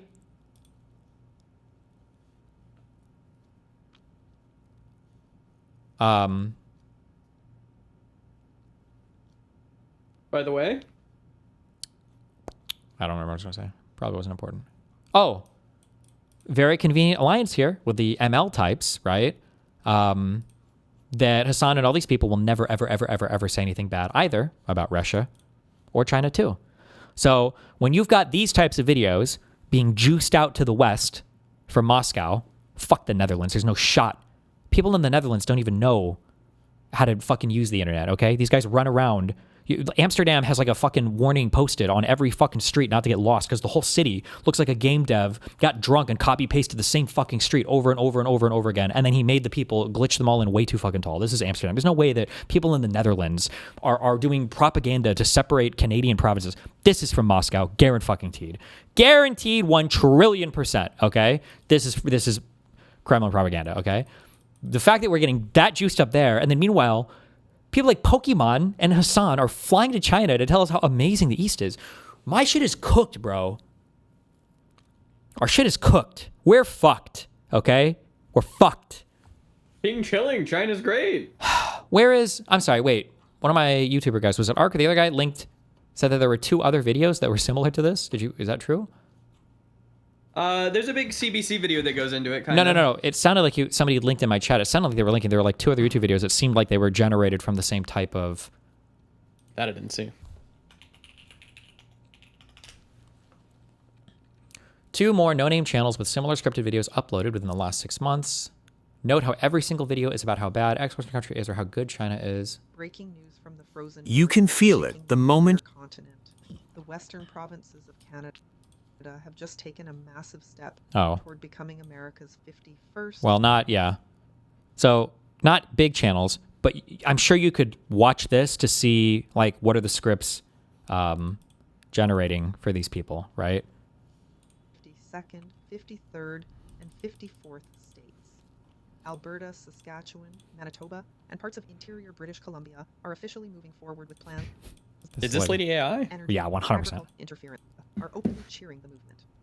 That's insane. Have sought massive credit lines, up to $500 billion. $500 billion! That same number. By the way, I don't know if you understand how much money that is. There's no world where any fucking movement is getting a $500 billion. That's not even a believable lie. $500 million? $500 billion. $500 million. If you're like the most important motherfucking organization on earth, maybe you're a person who has to beg for something like that. But $500 billion is like a comically insane fucking number. $500 billion? Backed by Alberta's oil and gas reserves. Oh. The idea? If they separate, the U.S. could provide financial backing to make the transition smooth. From the American perspective, this is strategic gold. What is this other channel? Once you step outside, the tension, the pressure. 237 views. 23-minute video. The quiet sense that something in Western Canada is shifting beneath our feet. Prices rising, futures shrinking, voices growing sharper in town halls and kitchen tables. And for the first time in a generation, people are whispering questions once unthinkable. Like, I'm sorry, I don't know if I'm even going to be allowed, because I don't know if anybody watches this. Okay. Wait, are you on Discord? Mm-hmm. So, like, what, like, especially look at the, look at the bottom. It's like, how intentional is all of this? Yeah. What? Like, my country is cooked, bro. My shit is fucked. We're actually fucked. You understand, right? Yeah, that's GG. Questions about identity, about belonging, about what happens when a country stops listening to its own people. Before we go deeper, make sure you like, share, and subscribe. Okay. Because what comes next affects every Canadian. You feel it before you see it. Before the headlines, before the numbers, before the debates about budgets and borders, and who deserves what. It starts in the small moments, the quiet, unsettling ones. A mother standing under the fluorescent lights of a grocery store, staring at a total she can't afford. A father at the kitchen table, calculating a mortgage payment that keeps rising no matter how many hours he works. A young couple sitting in silence, wondering if their future has already slipped out of reach. Fuck. This isn't drama. This is daily life and Western. Who had planned carefully, saved diligently, bought modestly, suddenly found themselves staring at the American question, though. Feel like observers instead of participants in choices that affect their survival. America. Starts quietly. How come they seem to have more stability? Why do their industries get approval faster? Why does their cost of living feel easier? Why do their markets align more naturally with ours? not a desire to leave, a desire to understand why the system next door feels like it's functioning, while their own feels like it's stalling. Because when people compare themselves to the United States, it's not patriotism fading, it's security slipping, not identity lost, opportunity shrinking. Economic realities feed the question. Most of the West's energy exports already flow south. Trade routes run along lines drawn by geography, not politics. Market pricing mirror. Hear that? Same thing, right? Alberta's economy is more intertwined with the Midwest. And what was it, North and South Dakota, than it even is with Eastern Canada. Montana, American benchmarks. Yeah, did he say the 97% number? I didn't hear it. Was... Economic realities feed the question. Most of the West's energy exports already flow south. Trade routes run along lines drawn by geography, not politics. Market pricing mirrors American benchmarks more closely than national ones. Families depend on industries tied directly to U.S. demand. So when households struggle to afford their futures, they compare themselves to the ecosystem they're all... Like, bro, we're... Hold on. 6 that does the end and south, not even on angle. Over 90... Like, just listen to these two segments. This is the same person that made whatever this is, 237, whatever this channel, the same people, the same thing generated these two scripts, okay? Listen to them. 100%, guaranteed. 7% of Alberta's oil exports go south to the rest of the similar. Calls for a second referendum came back. The parallels aren't perfect, but the pattern is similar. When a region feels its voice doesn't matter in national decisions, breakup talk comes back. Catalonia in Spain held an unauthorized independence referendum in 2017. The Spanish government sent police. Leaders were arrested. The situation was ugly. And then there's the trade angle. Over 97% of Alberta's oil exports go south to the United States. Alberta's economy is more integrated with Montana, Wyoming, and the American Midwest than it is with Toronto or Montreal. The trade flows run north-south, not east-west. That's a basic geographic and economic fact that shapes everything. When your biggest customer is America and your biggest frustration is Canada, the math starts to get uncomfortable. The Trump tariffs made this even more complicated. Okay, what did they say here? Store feels like it's functioning, while their own feels like it's stalling. Because when people compare themselves to the United States, it's not patriotism fading, it's security slipping, not identity lost, opportunity shrinking. Economic realities feed the question. Most of the West's energy exports already flow south. Trade routes run along lines drawn by geography, not politics. Market pricing mirrors American benchmarks more closely than national ones. Families depend on industries tied directly to U.S. demand. So when households struggle to afford their futures, they compare themselves to the ecosystem they're already linked to. Not as a dream, as a calculation, and the question grows sharper. Recent reports indicate rising frustration with national decision-making because Western Canadians feel like observers instead of participants in choices that affect their survival. They watch their industries wait years for approvals the U.S. processes in months. They watch investments hesitate because policy predictability isn't guaranteed. They watch opportunities move elsewhere. And when people feel sidelined long enough, they start looking over the fence, not out of disloyalty, but out of desperation for stability. That's what the American question really is. A pressure meter, a warning signal, a symptom of something deeper than politics. It's the sound of a region wondering what life could look like under a system with different rules, not because they want that system, but because they want a future where they can breathe again. This On the other hand, tariffs hurt Alberta by threatening its oil exports. Rutgers reported that Alberta projected a multi-billion-dollar deficit partly due to tariff risks. On the other hand, the tariff fight pushed some Albertans to think maybe we'd be better off on the inside of that tariff wall instead of the outside. It's a paradox. The same American president who talks about making Alberta a state is also the one making life harder in Alberta with trade barriers. And somehow both of these things feed the separatist argument. Even Quebec's separatist movement noticed. The Party Quebec leader, Paul St. Pierre Plamondon, revealed in January 2026 that he'd met with Alberta Prosperity Project leaders. He called the relationship positive. Two separatist movements on opposite ends of the political spectrum, finding common ground. Strange times.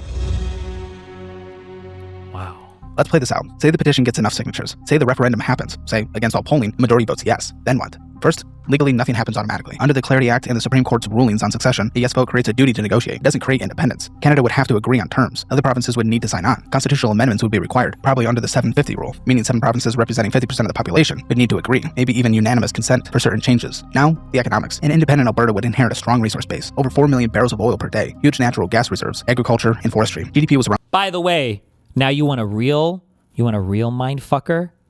You want a real mind cucker? What other massively divisive political issue in the United States has all of the same brainless talking points repeated verbatim across almost every single Western country on the planet, that gets juiced up by a side that only seems to be attacking the same political side that Russia, Qatar, and China have been attacking for the past 10 years in the United States of America, for the past decade in Canada, for the past whoever knows how the fuck long in Europe, for the European Union, right? I'm just saying, okay? Somebody wanted to fucking globalize the KGB, okay? They're doing a real good job of it. Around $500 billion. Not bad for a country of 4.8 million people. On paper, it would be one of the richest small nations on Earth. But there are massive problems. Trade. Alberta is landlocked. It has no ocean port. Getting oils and goods to market requires crossing someone else's territory, either British Columbia to the west, Saskatchewan to the east, or the United States to the south. An independent Alberta would need to negotiate transit or trade deals from scratch with countries that might not be friendly about it. Currently, Alberta uses the Canadian dollar. An independent Alberta would need its own currency, or pegged to the US dollar, while managing an economy almost entirely dependent on a single commodity. That's a recipe for wild swings. Like pensions. Albertans have paid into the... And it's so good. I sound like a schizo talking about this. It's so good how mind-fucked you are into believing exactly the opposite. Can somebody link me to the fucking Jew propaganda? Where the fuck is my pro-Israeli propaganda? Where the fuck is it? Hello? Canadian pension plan their entire working lives. Disentangling that would be a nightmare. Government services. Canada's universal healthcare system, the military, border security, diplomatic services, all gone. Alberta would need to build all of it from scratch. And the brain drain. If you're a young professional in Calgary and your country suddenly has an uncertain future, no trade deals and a new currency, do you stay? Or do you move to Vancouver or Toronto or Dallas? Economists who've modeled this generally agree. And independent Alberta would almost... I'm not sure if I'm going over to Vancouver or if I'm going to head east. Oh yeah? Head east? Where you're going to go to like Toronto or Montreal? No. Dallas, Texas. Okay. All of it from scratch. And the brain drain. If you're a young professional in Calgary and your country suddenly has an uncertain future, no trade deals and a new currency, do you stay? Or do you move to Vancouver or Toronto or Dallas? Economists who've modeled this generally agree. Who would pick that example? It's such an obvious fucking mega jerk-off example. Oh my god. Alberta would almost certainly experience a significant short-term... It's not even Austin, where fucking Caleb is, whatever fucking lives, Dallas. Oh my god, kill me. It's okay. Economic contraction. How bad and how long depends on the negotiating terms. Best case, it's painful but manageable. Worst case, it's a deep recession lasting years. The US statehood path has its own problems. Even if Alberta could somehow get both Canadian and American consent, becoming a state means adopting American laws, American taxes, American healthcare, or lack thereof. Alberta currently has universal healthcare. As an American state, it wouldn't. That's a trade-off most Albertans haven't fully thought through. Okay, that's not true. They could have their own fucking... So what's most likely to actually happen? Let's look at the three realistic scenarios. Scenario one, this is the most probable, is what you'd call loud autonomy. Wait, hold on. Let's work through this one and see how it goes. It isn't a plan. It isn't a roadmap to another country. It's a reflection of a deeper truth. People ask impossible questions when they see no possible solutions. And that's what shakes the country. Not the idea itself, but the fact that ordinary people, once confident in their place, are now imagining alternatives they never would have considered in calmer times. The American question isn't about another flag. It's about the fear of losing everything that made the West strong. It's about searching for stability in a time when stability feels like a memory. It's about a region so pressured, so strained, so exhausted that even the unthinkable has become a discussion. And when the unthinkable becomes thinkable, a nation should start listening. No country breaks in an instant. It drifts, quietly, silently, one decision at a time, one disappointment at a time. Policy documents or economic forecasts. It's written in the choices people make. Households will break before the system bends. If the divide keeps widening, unity becomes a slogan instead of a reality. Okay, there's a what comes next. I'm curious if this mirrors this part at all. Let's see. And history has shown us what happens when nations ignore their warning signs. They don't fracture overnight. They fracture slowly through declining trust, rising regional fatigue, and a sense that the future is slipping away faster than anyone can catch it. That's the danger now. Not separation, not rebellion, but the quiet unraveling of confidence, the belief that the country will protect the people who built it. Because once that belief fades, everything else begins to follow. Western Canada is asking a question, a hard one, a necessary one, a question the rest of the country can no longer afford to brush aside. What happens next depends on whether anyone is listening. And if you want this conversation, this truth to reach the people who need to hear it, make sure you like this video, share it with someone who's feeling the pressure, and subscribe so you don't miss the next chapter of a story still unfolding. Because 9 creepiest places in northern Canada where nobody came back. 10 Alberta places you were never meant to find. Nice. Okay. They didn't have any detail at the end of this video, but okay. How does Caleb round out his video? Look at the 3 realistic scenarios. Scenario 1, and this is the most probable, is what you'd call loud autonomy. Alberta doesn't leave, but it uses the threat of leaving to extract concessions from Ottawa. More control over immigration, more control over resource development, maybe its own pension plan, its own police force, its own tax collection system. Danielle Smith keeps pushing the Sovereignty Act. Referendum questions in October 2026 give her a democratic mandate to fight for more power. This is basically what Quebec did for 40 years. Wow. The threat of separation became the most powerful bargaining chip in Canadian politics, and it worked. Quebec got special status, language protections, and enormous federal spending. Alberta is running the same playbook from the right instead of the left. Scenario 2, a referendum happens and the stay side wins big. This is actually the second most likely outcome. If the independence petition gets enough... Ballpark, how much you think I paid for this? My initial guess was 25 grand, but if it's just an AI voice, probably less. I thought he read this whole script, but listening to this now, I'm not sure if this is just an AI read or not. signatures and a vote happens. Current polling says 65% or more would vote to stay in Canada. A clear no would take the air out of the separatist movement for a generation, just like the 1980 referendum in Quebec quieted things down until the late 1990s. Scenario 3, the slow burn polarization loop. The referendum fails or never happens, but underlying frustrations don't go away. Oil prices drop, budgets get worse, new round of federal regulations come in, and the cycle starts again. Support for separation grows a little each time. Not enough to win, but enough to keep the country on edge. Trust keeps eroding, the center keeps weakening, and here's a variable nobody controls: oil prices. Alberta's fiscal health, its political mood, and the intensity of its grievances all track global oil markets with scary precision. If oil stays above $80 a barrel, Alberta runs surpluses and anger simmers. If it drops below $60, deficits pile up, jobs get cut, and the anger boils. Right now, oil is in a tricky spot. The 2025 to 26 budget projected a $6.4 billion deficit, partially because of lower prices and partially because of rapid population growth from immigration. That's more fuel for the separatist fire. More people coming in, more money going out, less control over either one. The global energy transition adds another layer. If the world actually moves toward net zero over the next 20 years. And net zero green energy. I feel like I predicted every major talking point. Go back and find in the VOD. I swear to God I did, okay? We got net zero, which I don't even know. Do you guys say net zero in Canada? You might. No, I feel like we hear it sometimes in the U.S. as well. I feel like I've heard it too much, but I think that some people do say it, yeah. I know it's an obsessively talked about. When we were in at the Europe, Paris Accords, I think people wanted it. In Europe, they love net zero, net zero, net zero, net zero. And the UK, it's like every other fucking word. Net zero, net zero, net zero. They talk about net zero all the time. Holy shit. I feel like I sometimes hear it in the U.S., but I don't know. Yeah. They going out, less control over either one. The global energy transition adds another layer. If the world actually moves toward net zero over the next 20 years, Alberta's core industry faces long-term decline. That could go one of two ways. The province diversifies successfully and anger fades, or it doesn't, and the feeling of being trapped in a system that's killing your livelihood gets unbearable. So here's the bottom line. Alberta is not going to leave Canada tomorrow. The legal barriers are too high, the public support isn't there, and the economic risks are too real. But Alberta is not happy, and it isn't just a phase. The grievances are real. They're backed by real numbers, and they've been building for over 100 years. The NEP, the equalization system, the pipeline fights, 4 consecutive liberal governments, each one is another brick in a wall between Alberta and the rest of Canada. The people lining up at community halls to sign the petition aren't crazy. They're not traitors. They're people who feel with some justification that the country they built doesn't work for them anymore. Whether Canada listens, really listens, not just throws a few concessions and hopes it all goes away, will determine whether the story ends with a stronger federation or a broken one. The petition deadline is May 2nd, 2026. The referendum is set for October 19th, and 4.8 million Albertans are watching, waiting, deciding. This story isn't over. It's just getting started. There are tons of anti-China propaganda channels. Here's an example. Anti-China we need to watch some of this. Bing chilling. Business basics. China throws Iran under the bus over Hormuz. Iran's supreme leader is hiding underground. His top generals are dead, and his country is bleeding out from a war it cannot win. So when his negotiators sit down to draft a peace proposal for the US, you would expect terms of surrender. Instead, Iran just sent Trump a letter demanding that the US lift all sanctions, unfreeze Iranian assets, and leave their nuclear program alone. Little did they know. Wait, okay, I believe you, but I'm not going down this whole road right now. Good. Top 10 abandoned places in Alaska. You think you know America.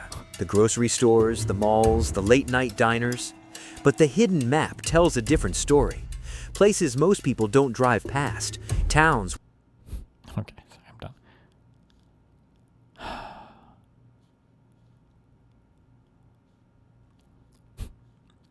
Fuck Canada. Alberta, USA. That thumbnail is crazy. Yeah. We're fucked. Is college worth it? New York City's budget crisis is insane. Today we're fucked. Whoops. Way to go, Muslim Dami. Fuck Reddit. Fuck TikTok. This U.S. city has 1% water left. It's Dallas again. Oh no. Oh no. California's doomed. Why Gen Z's are having sex. Buy now, pay never. $100 billion just fled Washington State. Holy shit. These are long fucking videos. Yeah, I know. They're dude. all huge. Consider it like in a month. Dude, a fucking actual, like, a video essayist like would look at this workload in a month and would kill themselves. Dude, video essayists do this in a fucking year. Just what he does in a fucking month. No, like, yeah, longer than that. Like a month or two would be the work into one of these videos. But I even go like 4 weeks ago. Yeah, 40 minutes, 41 minutes, 38 minutes, 38 minutes, 42 minutes, 39 minutes, 35. Like this is all in 1 month. What is that? 13 videos that are like 30 or 40 minutes in length, and they're all like art, quote unquote high quality. They're all AI generated, but Are they all Caleb Hammer's voice? Gross income, the taxable earnings of the people who left or gained at $20.6 billion, and Texas $85.5 billion. The households leaving California and New York are not primarily lower income families chasing cheaper rent. High income Streamers households are fucking lazy. This guy's not sitting here and I wonder if he doing did fucking voiceovers. I wonder if he reads for the topics he knows more about. earning more than $200,000 per year moved to the states with no income tax at disproportional rates. Because this one does sound more dynamic than the Canadian one. Wealth transfer is real, and it's accelerating. The Tax Foundation compiles the underlying policy data that explains why. Gen Z is doomed. In 2023, South Korea recorded a total fertility rate of 0.2. And for reference, a country needs roughly 2. Is this supposed to be Caleb's voice? 0.1 to maintain its existing. So thousands of people are using DollarWise to genuinely change it's the app. Their finances. It is the best budgeting app on the market with automated account connections, real spending insights, and a 3-day free trial so you can see if it works before you commit to anything. Make sure you download the DollarWise budgeting app, link in the description below or dollarwise.com. Yes, I've seen this thing posted 5 million fucking times. Yes, the Alberta separatist movement leaked a whole bunch of data from people in the movement. I don't know why you guys want to read this. Yes, I see this linked 5 million times in chat. Holy shit, no one cares. They're retards. They got their data leaked. Everybody leaks everybody's data all the time. No one cares. Holy shit. Oh my fucking god. Jesus, I feel like I've seen 400 people link this. You guys are American propagandists trying to hate on the separatists. That's what you are.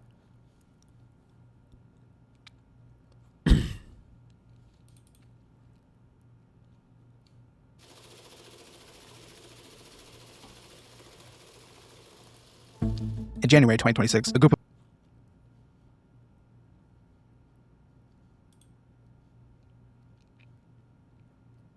sources for this documentary.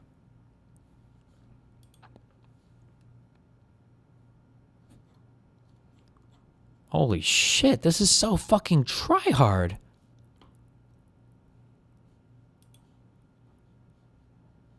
This is called This Part of Canada Wants to Join the U.S.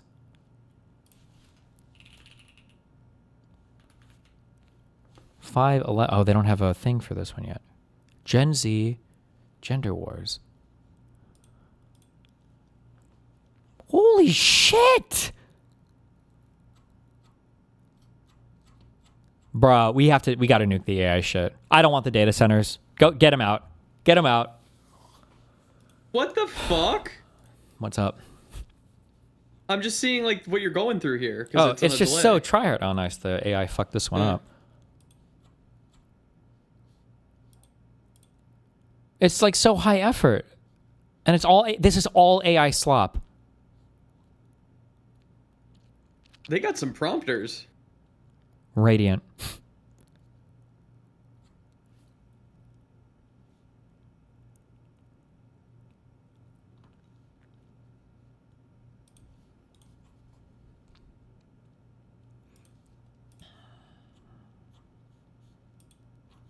Yeah, it's over. Pack it up.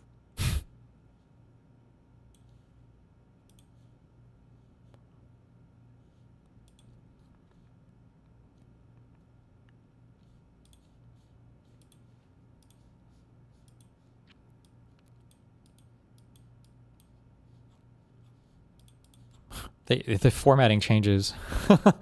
I don't know, bro. I guess every prompt gives them a different, slightly different format. Look at all like the red bars on the left side here, top side here. Different table. Statistic. YouTube ecosystem US GDP contribution. Figure 55+ billion. Year 2024. Source Oxford Economics /Alphabet.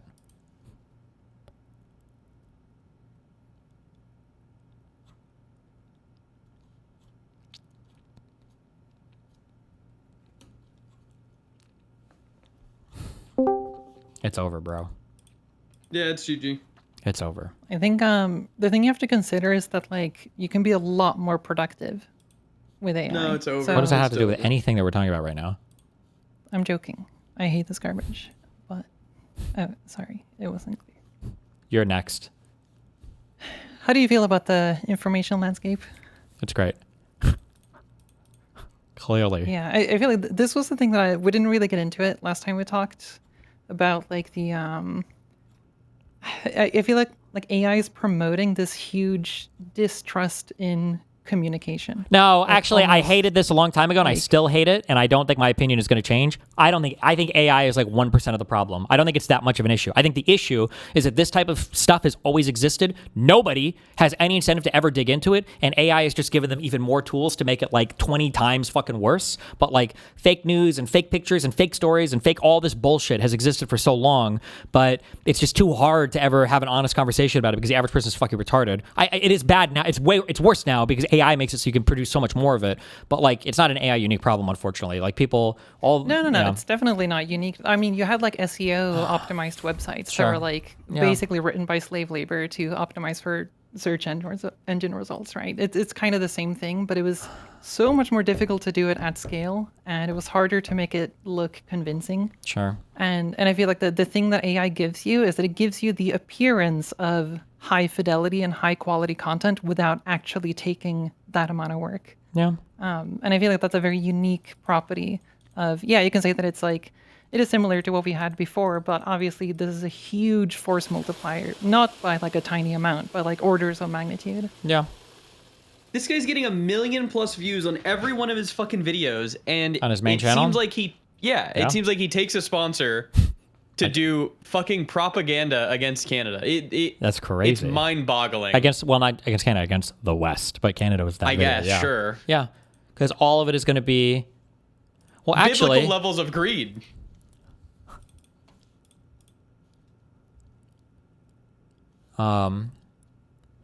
Another cool thing you can do is that you can like, if you know someone, like someone you don't like, and they have kids and they're on like social media and they post videos, you can like take clips of their voice and do scam calls where you AI generate your like someone's daughter's voice. Yeah. And have them like pretend they're in an accident or something and there's a panic and they need money or something.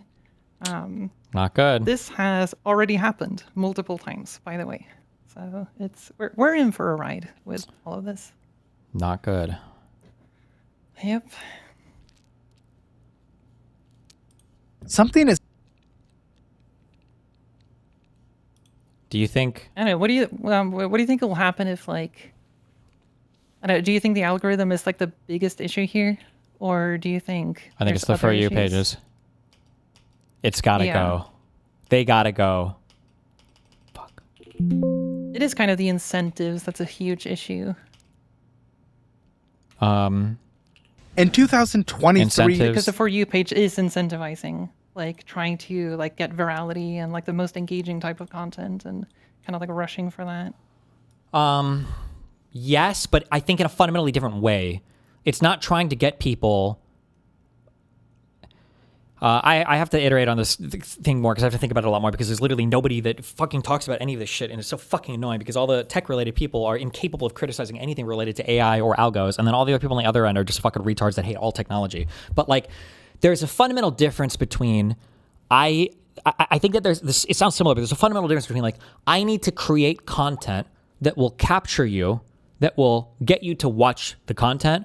That's fundamentally different than I need to create content that, if served to you, you will watch for as long as possible. I think those two things seem kind of similar, but I think they are like worlds apart. That like, if I were to create if PewDiePie were to make a video, and I were to create a video trying to be like pretty similar to PewDiePie, and then like push that to YouTube, it would be really hard to find success there because it's like, okay, well, it's like the same thing I've already watched. I don't know, why would I even watch this or whatever. But in today's environment where it's that similar, well, if you watch a PewDiePie video and then the next thing that's like shoved on is kind of like similar-ish to PewDiePie, you might just sit and watch the whole fucking thing because it's similar to what you watch already and whatever. And it feels like that environment of like, if stuff is auto-infinitely served to you, then it's like, then the drool comes out and you just watch and watch and watch. And from a media perspective, that's like whatever, I guess. From a media perspective, it's whatever. But when I say media, I mean like art and TV shows and shit and music. But like from a news perspective, it's catastrophic. So what do you want the front page of YouTube to look like then? Not a For You page. It's just like a. Just rewind. Everybody asks me this question. Rewind your brain 9 years. What? It was just a chronological feed of channels you were subscribed in. Maybe hot channels that you're subscribed to that have videos that are popping off or whatever. But that's it. Like we had everything on the internet worked before. It was like. We've done the AI analysis of every single video you've ever watched in your entire life, and we've auto-compiled the script of every single new video that's ever been uploaded, and we've compared it to other people that have watched these videos, and we've compared their profile similarity view hours to your profile similarity view hours, and we're going to go ahead and show you exactly. Yeah. We had, and then people can watch like the top 10 list. Yeah. People can go back to like, Yes, oh, exactly, yeah. I really like this video. Let me go message it to Steve. Steve, Sure, watch exactly. this. Yeah. Like in the past, it used to be that like I could message somebody and say, "Yo, check this out. This is funny." These days, if you've ever laid next to a partner, if you've ever messaged a friend, I'm pretty sure me and Mr. Moot have probably done this in the morning, and you're like, "Bro, check this shit out." Oh, I've already seen it. That you don't even, there's not even a point. You ever lay next to a partner or a friend or whatever, and you're like, oh, look at this. Oh, no, I've already seen that. Oh, look at this. Oh, I've already seen it. Oh, look at this. I've already seen it. Because your algorithms are the same. You've already seen everything anyway. There's not even any point in you sharing the fucking content because you're laughing at the thing that you both already seen independently on your own.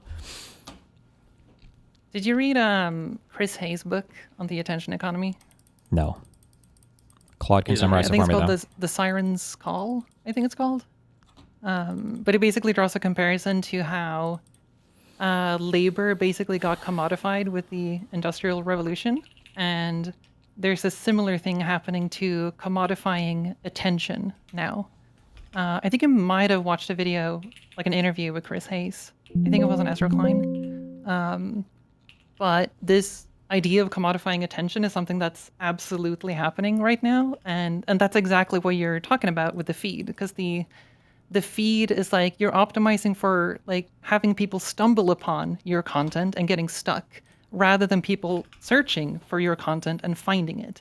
And I think there's like a reversal of agency that's kind of terrifying for like how many hours we're like trying to optimize away from people's lives.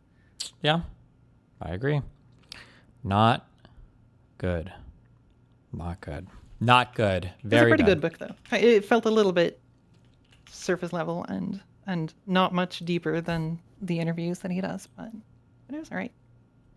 I will buy it tomorrow and read the entire thing, okay? Just kidding. But thank you. I'm going to... It's over. Shut up. Hold on. This guy's going to look at these links in order. Canadian Alberta's independence movement ramps up. Activists... Oh, Russia Today.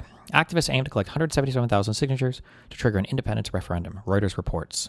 Despite talks with the U.S., campaigners' goal is sovereignty, not joining the U.S., says Alberta Prosperity Project's Jeff Rath.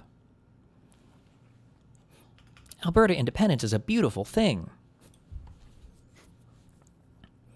At Grok, who is Henrik Sivert? He is a proud, fourth-generation Albertan, fiercely demanding sovereignty. No more Ottawa theft, freedom for his grandkids. Tractor emoji, ox emoji, oil drum emoji. I feel like the emojis make it a little bit more relatable and human, you know? Warm water port. He's real. Look at him. He's real. Whoa. Retweet of Jeffrey Rath. Breaking. I just received a call from a Stelco employee in Hamilton, Ontario. That person advised me that he was present when Mark Carney visited the Stelco steel plant in Hamilton, Ontario on March 29th, 2026. They advised that when Mark Carney was asked what he would do in the face of an Alberta independence vote, Mark Carney replied that, quote, there will be no Alberta independence because all invoke the Emergencies Act, end quote. This was not reported by any mainstream media outlet who were present. It demonstrates that Mark Carney has zero respect for the rule of law, the Constitution of Canada, the Supreme Court of Canada, or the Parliament of Canada. This should surprise no one. Hashtag Alberta independence. But this guy's got 38,000 posts in 2 years. There's a bot account, 100%. Yeah, I literally I clicked the first thing under the Russia Today fucking.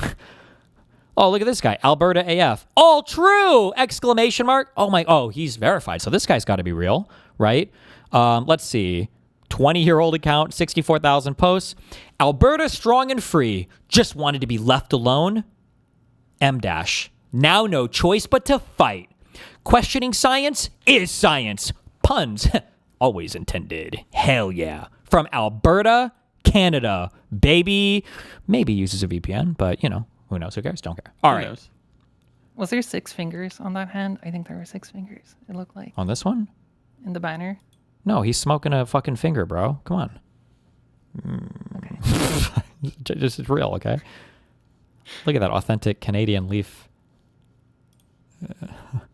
This is Alberta. Holy shit, this is the most fucking straight-coded thing I've ever seen in my life! What is it to be truly Albertan? Hell yeah. The land remembers. Long before borders, before maps divided it. Yeah. This place stood on its own. True. Endless sky. Cold rivers. Soil that doesn't give without a fight. Hell yeah. Here, nothing comes easy. Except me. And that's the way we like it. Hell yeah. We don't ask for permission. How many hands do we have here? That's the way. I don't even know whose hand this is supposed to be. We like it. Is she okay? Just don't worry about it. Don't worry about it. It's okay. We don't ask for permission. We stake yeah. our claim. Hell yeah. This is the land that forged oilmen, ranchers, explorers. It's a People goat! who measure a man by what he does, Yeah. not what he said. Okay. That's a crazy chopper landing. There's a lot of trees there. Must be a skilled pilot. It's not about being defiant. Damn. It's about being ourselves. Rooted, resilient, unruly when pushed. Yeah. The land remembers. Do you think people will kind of find alternate platforms and communities, or do you think people are going to be mostly just like feel like abandoning the internet altogether? Or do you think people are going to get drawn into it and get stuck forever? Yep. Where are my Albertans How at? many of the DGGers are fucking bots? So I had a friend about Alberta to say, LMAO, it's like I'm being forced to watch the bullshit I see all the time around this fucking place. Is this true? Where are my Canadians at? You guys see this everywhere? Hell yeah. And now so do we. Who we are, what we've built. Yeah. And where we're going. Yeah. We ride straight into the storm. Because that's where the truth is. Hell yeah. And the truth is... Get this Canadian flag out of here. We've outgrown our leash. Yeah. You know what a social media platform I think you could actually make is one that like has no bots. True. Let's do it. You want to make a social media platform with no bots or spam? Let's do it, Dan. bro. You're Let's a get him. genius. Triple as. Triple as. Dan, figure it out. Let's go, Dan. The future we were Jader. I'm sure Musk made a promise at some point, like they're gonna be gone in a year, probably, is our right? own. Maybe. Yeah. We were. The future we were born to Is this like the Alberta fucking flag? I don't know what this is. I'm guessing it's the Alberta flag. Does Alberta have a flag? Alberta flag. It is kind of a cool flag, I will say, though. Dude, do we all have cool flags in the West? I feel like we have a lot of cool flags in the New World. European flags suck, bro. Yeah, I agree. They're kind of boring. Me when I'm drunk, European flag.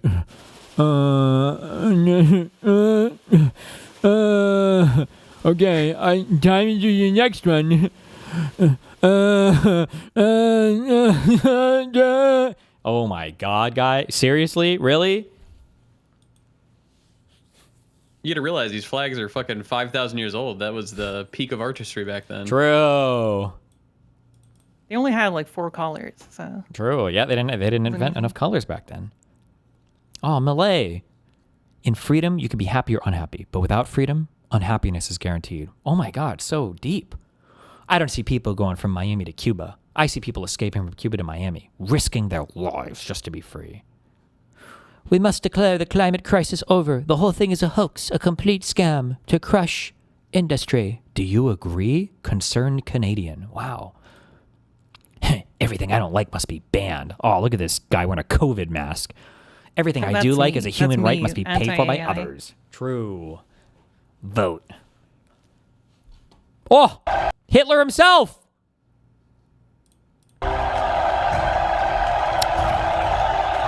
Unbelievable.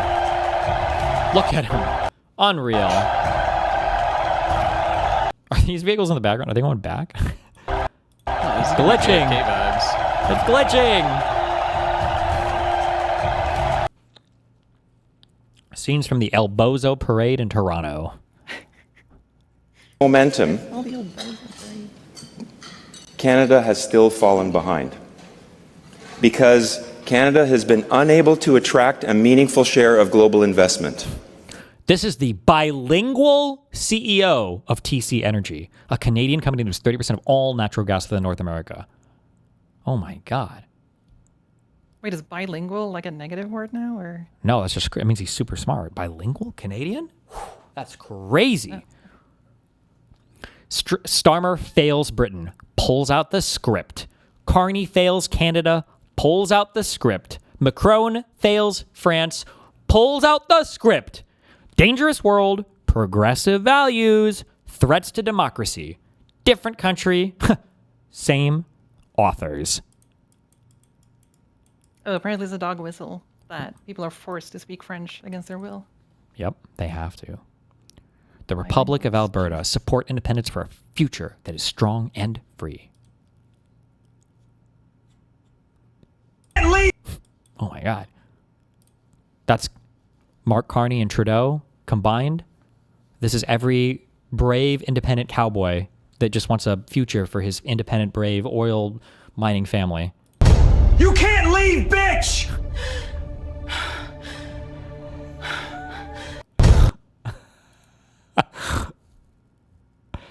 Eastern Canadians hate this. Feel free to post this whenever they reply to a post you made after they tell you you can't leave. Do people say Eastern Canada? Is that a thing? Is that a phrase you guys say? For like? I have never heard this, no. Okay. I've never heard it, but I'm in the US, so I've never in my life heard that before. Everybody that says yes, bots. I remember when my fuck-ass stream tried to gaslight me for like 2 months when Donald Trump called it the fucking Middle West. And the retards and the fuckheads in my community tried to get it for 2 weeks. Destiny, it's not technically wrong. Like, you can technically say Middle West. Never in my 30 years of living in Nebraska have I ever heard somebody say the Middle West in my entire fucking life. Never, ever, ever. And these fuckheads in my chat, the Middle West, unbelievable. It's probably Russian bots. Yeah, I was going to say if it's like a warm water port type of situation. Unbelievable.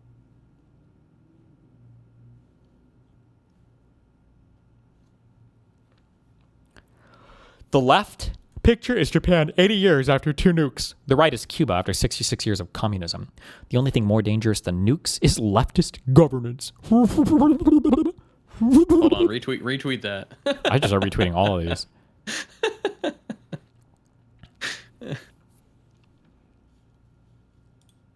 Sorry, fuck me. Okay, what was your second link? Jesus Christ.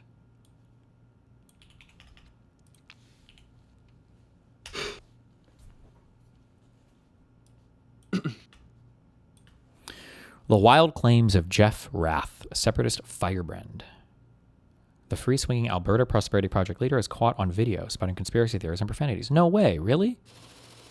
With appearances on Fox and Friends and many mostly far-right U.S. and Canadian podcasts, larger-than-life lawyer Jeffrey Rath has emerged as the cowboy-hatted figurehead for the Alberta Prosperity Project, or APP. And he even wears a goddamn cowboy hat. How could you be more authentic than this?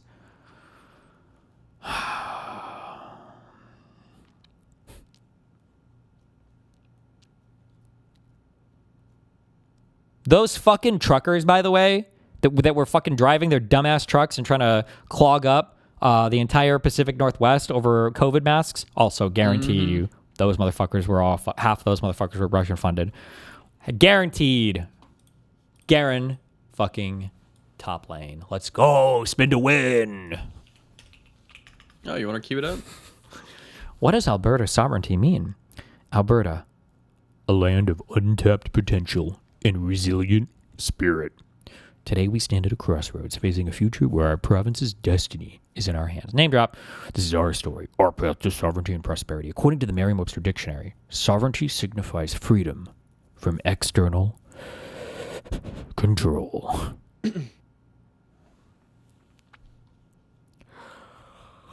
What the fuck is this retarded shit? Oh, is this there? This is the Alberta Prosperity Project's website. Nice.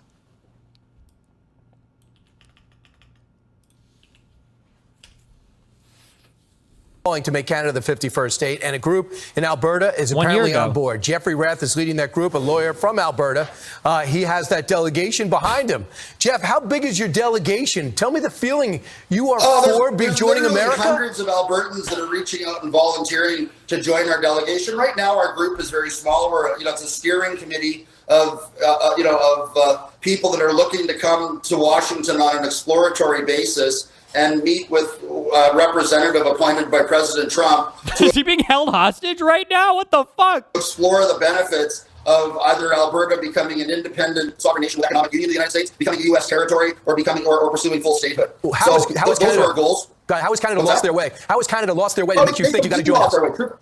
Trudeau and Carney, are all wringing their hands over and Fox plays all these. We can't survive this. The tariffs. They're going to be kicking Albertans in the teeth and bringing in a 21% carbon tax increase in April. This is, the carbon tax itself is just an insult to hardworking Albertans that can't afford to heat their homes and can't afford diesel and gas for their cars and trucks to go to work. That's a big part of why it is that. What is he looking up? What the fuck is he looking over on the side for? Reading like a script. Jesus Christ. People in Alberta are fed up with being governed, by idiotic politicians from Quebec and Ontario that do not understand our province and do not understand that culturally we're far more closely affiliated with our friends to the south in Montana than we are with all of the people in Ottawa wringing their hands over the smell of diesel exhaust when people from Alberta come to protest how badly we're being treated by Ottawa. What's your message to Donald Trump? 10 seconds. 10 seconds. Greenland self-determination. Please support Alberta self-determination. You promised that to Alberta the same way you promised it to Greenland. We'll be an excellent partner to the United States and we'll all prosper. All right, let's see how big your delegation gets, Jeff, how many calls you get, and maybe, Jeff, you will be governor of our 51st state when it's all said and done. Oh, good one. You fucked this link up. Same Caleb talking points. Okay. Let's end with a nice call to why we shouldn't talk about politics, I guess. What is this? Based on this conversation, talking to you two, I probably sound like the most conservative person that has ever existed in the history of this world because you guys are so far gone. But no one knows my politics. I'm a fucking ambiguous. So you're a hypocrite. Hypocrite. Oh, yeah. You say one thing and then you change your mind the next week. I will always be willing to change my mind if new information comes out or if I learn new things. Not to do so would be a literal infant. What are you talking about, hypocrite? It's okay to change your opinion, yes, because you want to be correct, but you're not correct by just sitting there and being like, I'm correct. You're correct when the data, facts, whatever is in your side. Based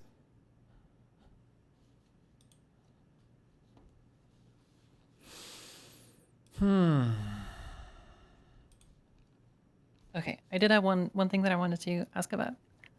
Yeah. So I might be debating Shervin on AI. Mm-hmm. And I'm a little bit terrified because I'm not used to debating. And I feel like Shervin talks a lot. And I feel like he talks in the shape of a cloud around the topic rather than trying to hone in on the thing that you want to talk about. Okay. you Write have stuff any, down. like- Take down notes as you're talking, so you don't forget the point. But also, I'm moderating that debate, so don't fuck up because now I know your weakness. That is my weakness, and that's why I kind of want some advice to at least because my worry is that he's going to talk. I'm not going to be assertive enough to tell him to be quiet and stop talking, and so he's just going to yap, and then Well, that's what the moderator's there for. I don't know. Yeah, that's what I'm there for. Yeah, Just take notes, write down things as you're on points so you don't get moved off too much, and then go back if they try to move you off one. That's what I would say. Call him a slur how do to get him off his game. True. How do you usually deal with if you're debating someone and you have practiced a lot and you've read up a lot on the things you're going to talk about, but then they go off into a territory where you're not very familiar? I don't know, if he were to go into economics, I am very financially illiterate. So Hit him with I don't know. I haven't heard about Yeah, that. just say, I don't know. This is what I came to debate. Go back to the original topic. All right. Easy. Boom. I guess I can do that. But what if he pulls that on me? How do you defend against it? What if It's people- undefeatable. You can't. Okay. Yeah, All right. True. Okay. I kind of feel like debate is useless then. Everybody was right when they said that. There's no point in debating. You can do it. I believe in you, okay? I'm going to sleep. Be Great. careful, guys. I don't believe you're going to sleep. I'm going to go start drinking. That's what I need to do. There we go. My shit is fucked, okay? Woo-hoo. The boner box trauma? Oh, I'll go over in the morning, okay? I need to take a logistical break for today, okay? All right. Be careful, guys. All right. Bye-bye. Bye. Wait, you understand that, I know I can't make you understand this, but, we've watched, that was, a shard of, a single script that's probably gone to thousands, if not tens of thousands of channels on just, 1% of, 1% of all this shit. This is our entire ecosystem is shaped by all of this type of shit. And if it's not the ecosystem that's shaped by this, it could be people that watch stuff that become shaped by that ecosystem that then become reinforcing of said ecosystem. I'm sure that if we were to go through videos like that, we could find propaganda talking points that Kyle Kalinske ends up repeating. That I know I alluded to it earlier, but I know that Israel-Palestine propaganda shit gets pushed by these motherfuckers too. Because nobody over at fucking Russia, China gives a fuck about Israel-Palestine, but it is the perfect divider mindfuck issue for the West. And again, look at the goals. Here's what you should be suspect of. It can't be an no. You can't automatically say, well, this guy hates America. Oh, this guy's evil. This guy's propaganda. But if it just so happens that every single goal that a person has is to weaken the West, and it will always benefit the adversaries of the United States of the West, that should just at least like give you pause, okay? Should at least give you pause. Like if somebody comes up to you and they start talking shit on a friend of yours, it might be true, but like if it's a friend, like, hold on. Wait, well, let's just like make sure. Okay, hold on. Okay, that's my boy. Are you sure? Did he really do this? Really? So when you look at like what are the asks for Israel-Palestine, right? It's never peace between Israel and Palestine. The two-state solution has been abandoned. It's never pressure Israel to bring them more in line with what we consider moral or righteous, right? It's never any of these asks. It's abandon Israel, abandon Saudi Arabia, abandon the Middle East. Why? Well, if the U.S. retreats from that sphere, right, who enters, right? Russia or China or, I don't know, chaos or some other actor, Qatar, I don't know.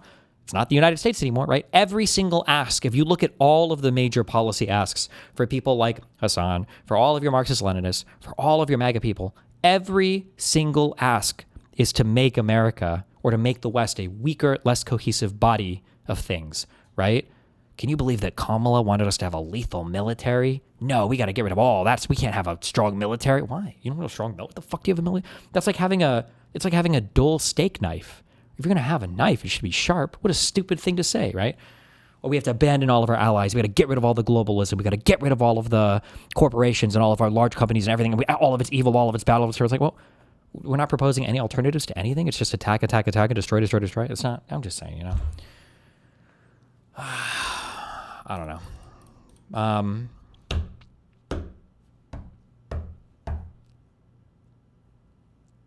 Yeah, and then imagine like how much more difficult it is to fight against all these slop talking points when it's not coming from outside channels, and it's not just coming from English speakers from neighboring countries, and it's not just coming from English speakers in your own countries, and it's not just coming from politicians in your own countries, but now it's coming from political figures that other people are forcing you to accept into your movement, despite the fact that they are openly talking about their desire to subvert and destroy your entire political movement for the benefit of their ideological thing that would also be, by the way, in complete and total alignment with the goal of every foreign adversary to the United States, right?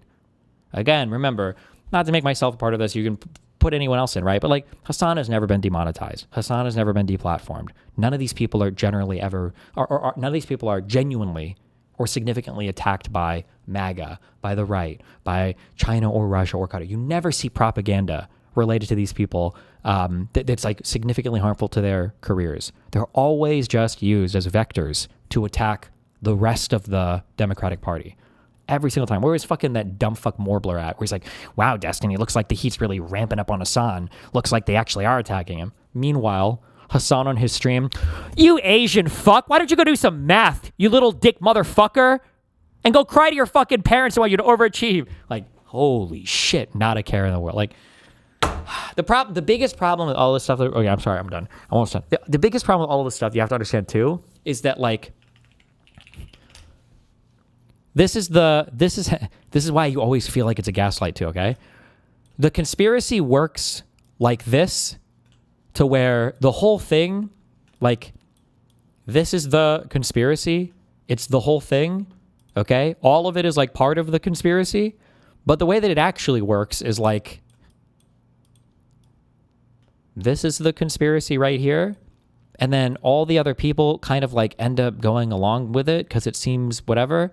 Remember how I would say like you've got like your tier 1 propagandists and then like I call them the believers, your tier 2 believers, is that a lot of the people out here, like the majority of, I'll use Hasan as an example again, the majority of Hasan fans, the vast majority of MAGA are not foreign propagandists. I don't even know about the people on Fox News 100%. I don't know if they realize that they're like foreign propagandists that are committed to the destruction of this country and the Western world order. I don't know. I have no idea. I'm not sure. But all of them can move because of a little bit of rocking up here. And because they will identify genuine talking points, you know? It's like when you have that like one friend in a group who's like super manipulative. Like they don't go to every single friend. Like if you ever have like a real I don't know how many of you guys know toxic people. If you like, you never have a group of people where there's one person and it's like, I need everybody to fucking hate John. Okay. You never this toxic friend never goes to every person in the group and goes, John, we got to get rid of him. We got to get rid of John. Fuck John. Fuck this piece of shit. Okay. Fuck John. We got to get rid of this motherfucker. They never go after John that way. Right? They never go after John that way, okay? And so if you're clever, right? If you're clever, you're thinking, okay, well, what do they actually do, right? They go to the person and say, whoa, I think John might not be okay. I think John might... No. They don't even say that. They don't even say shit like that. It'll just be offhand shit like, I think your car is like really cool or whatever. Yeah, I remember I was talking to John the other day. He said it was like shit or whatever. I defended it. I was like, oh, what do you mean? Like this car is like so cool. It's like the smallest little stupid fucking planting the seeds shit like this. And like just one person in a friend group. And if you've ever had one of these people, you've known them. Just one person in a group can make everything so toxic and fucking horrible. It's easier today on the internet. It was harder to do a long time ago because in real life, friend groups tend to audit friend groups more. Like you can't have crazy people around for too long because they just don't survive the friend group long. But online, you can like hide a lot more weird behavior. But yeah, it's just a lot of propagandists don't even know they are. But at the end of the day, what we really have to remember, I think I'm at 91%. Oh my fucking God. Where are we? Hold on. 90%. Okay. 90% completion. God damn. Based. Be careful.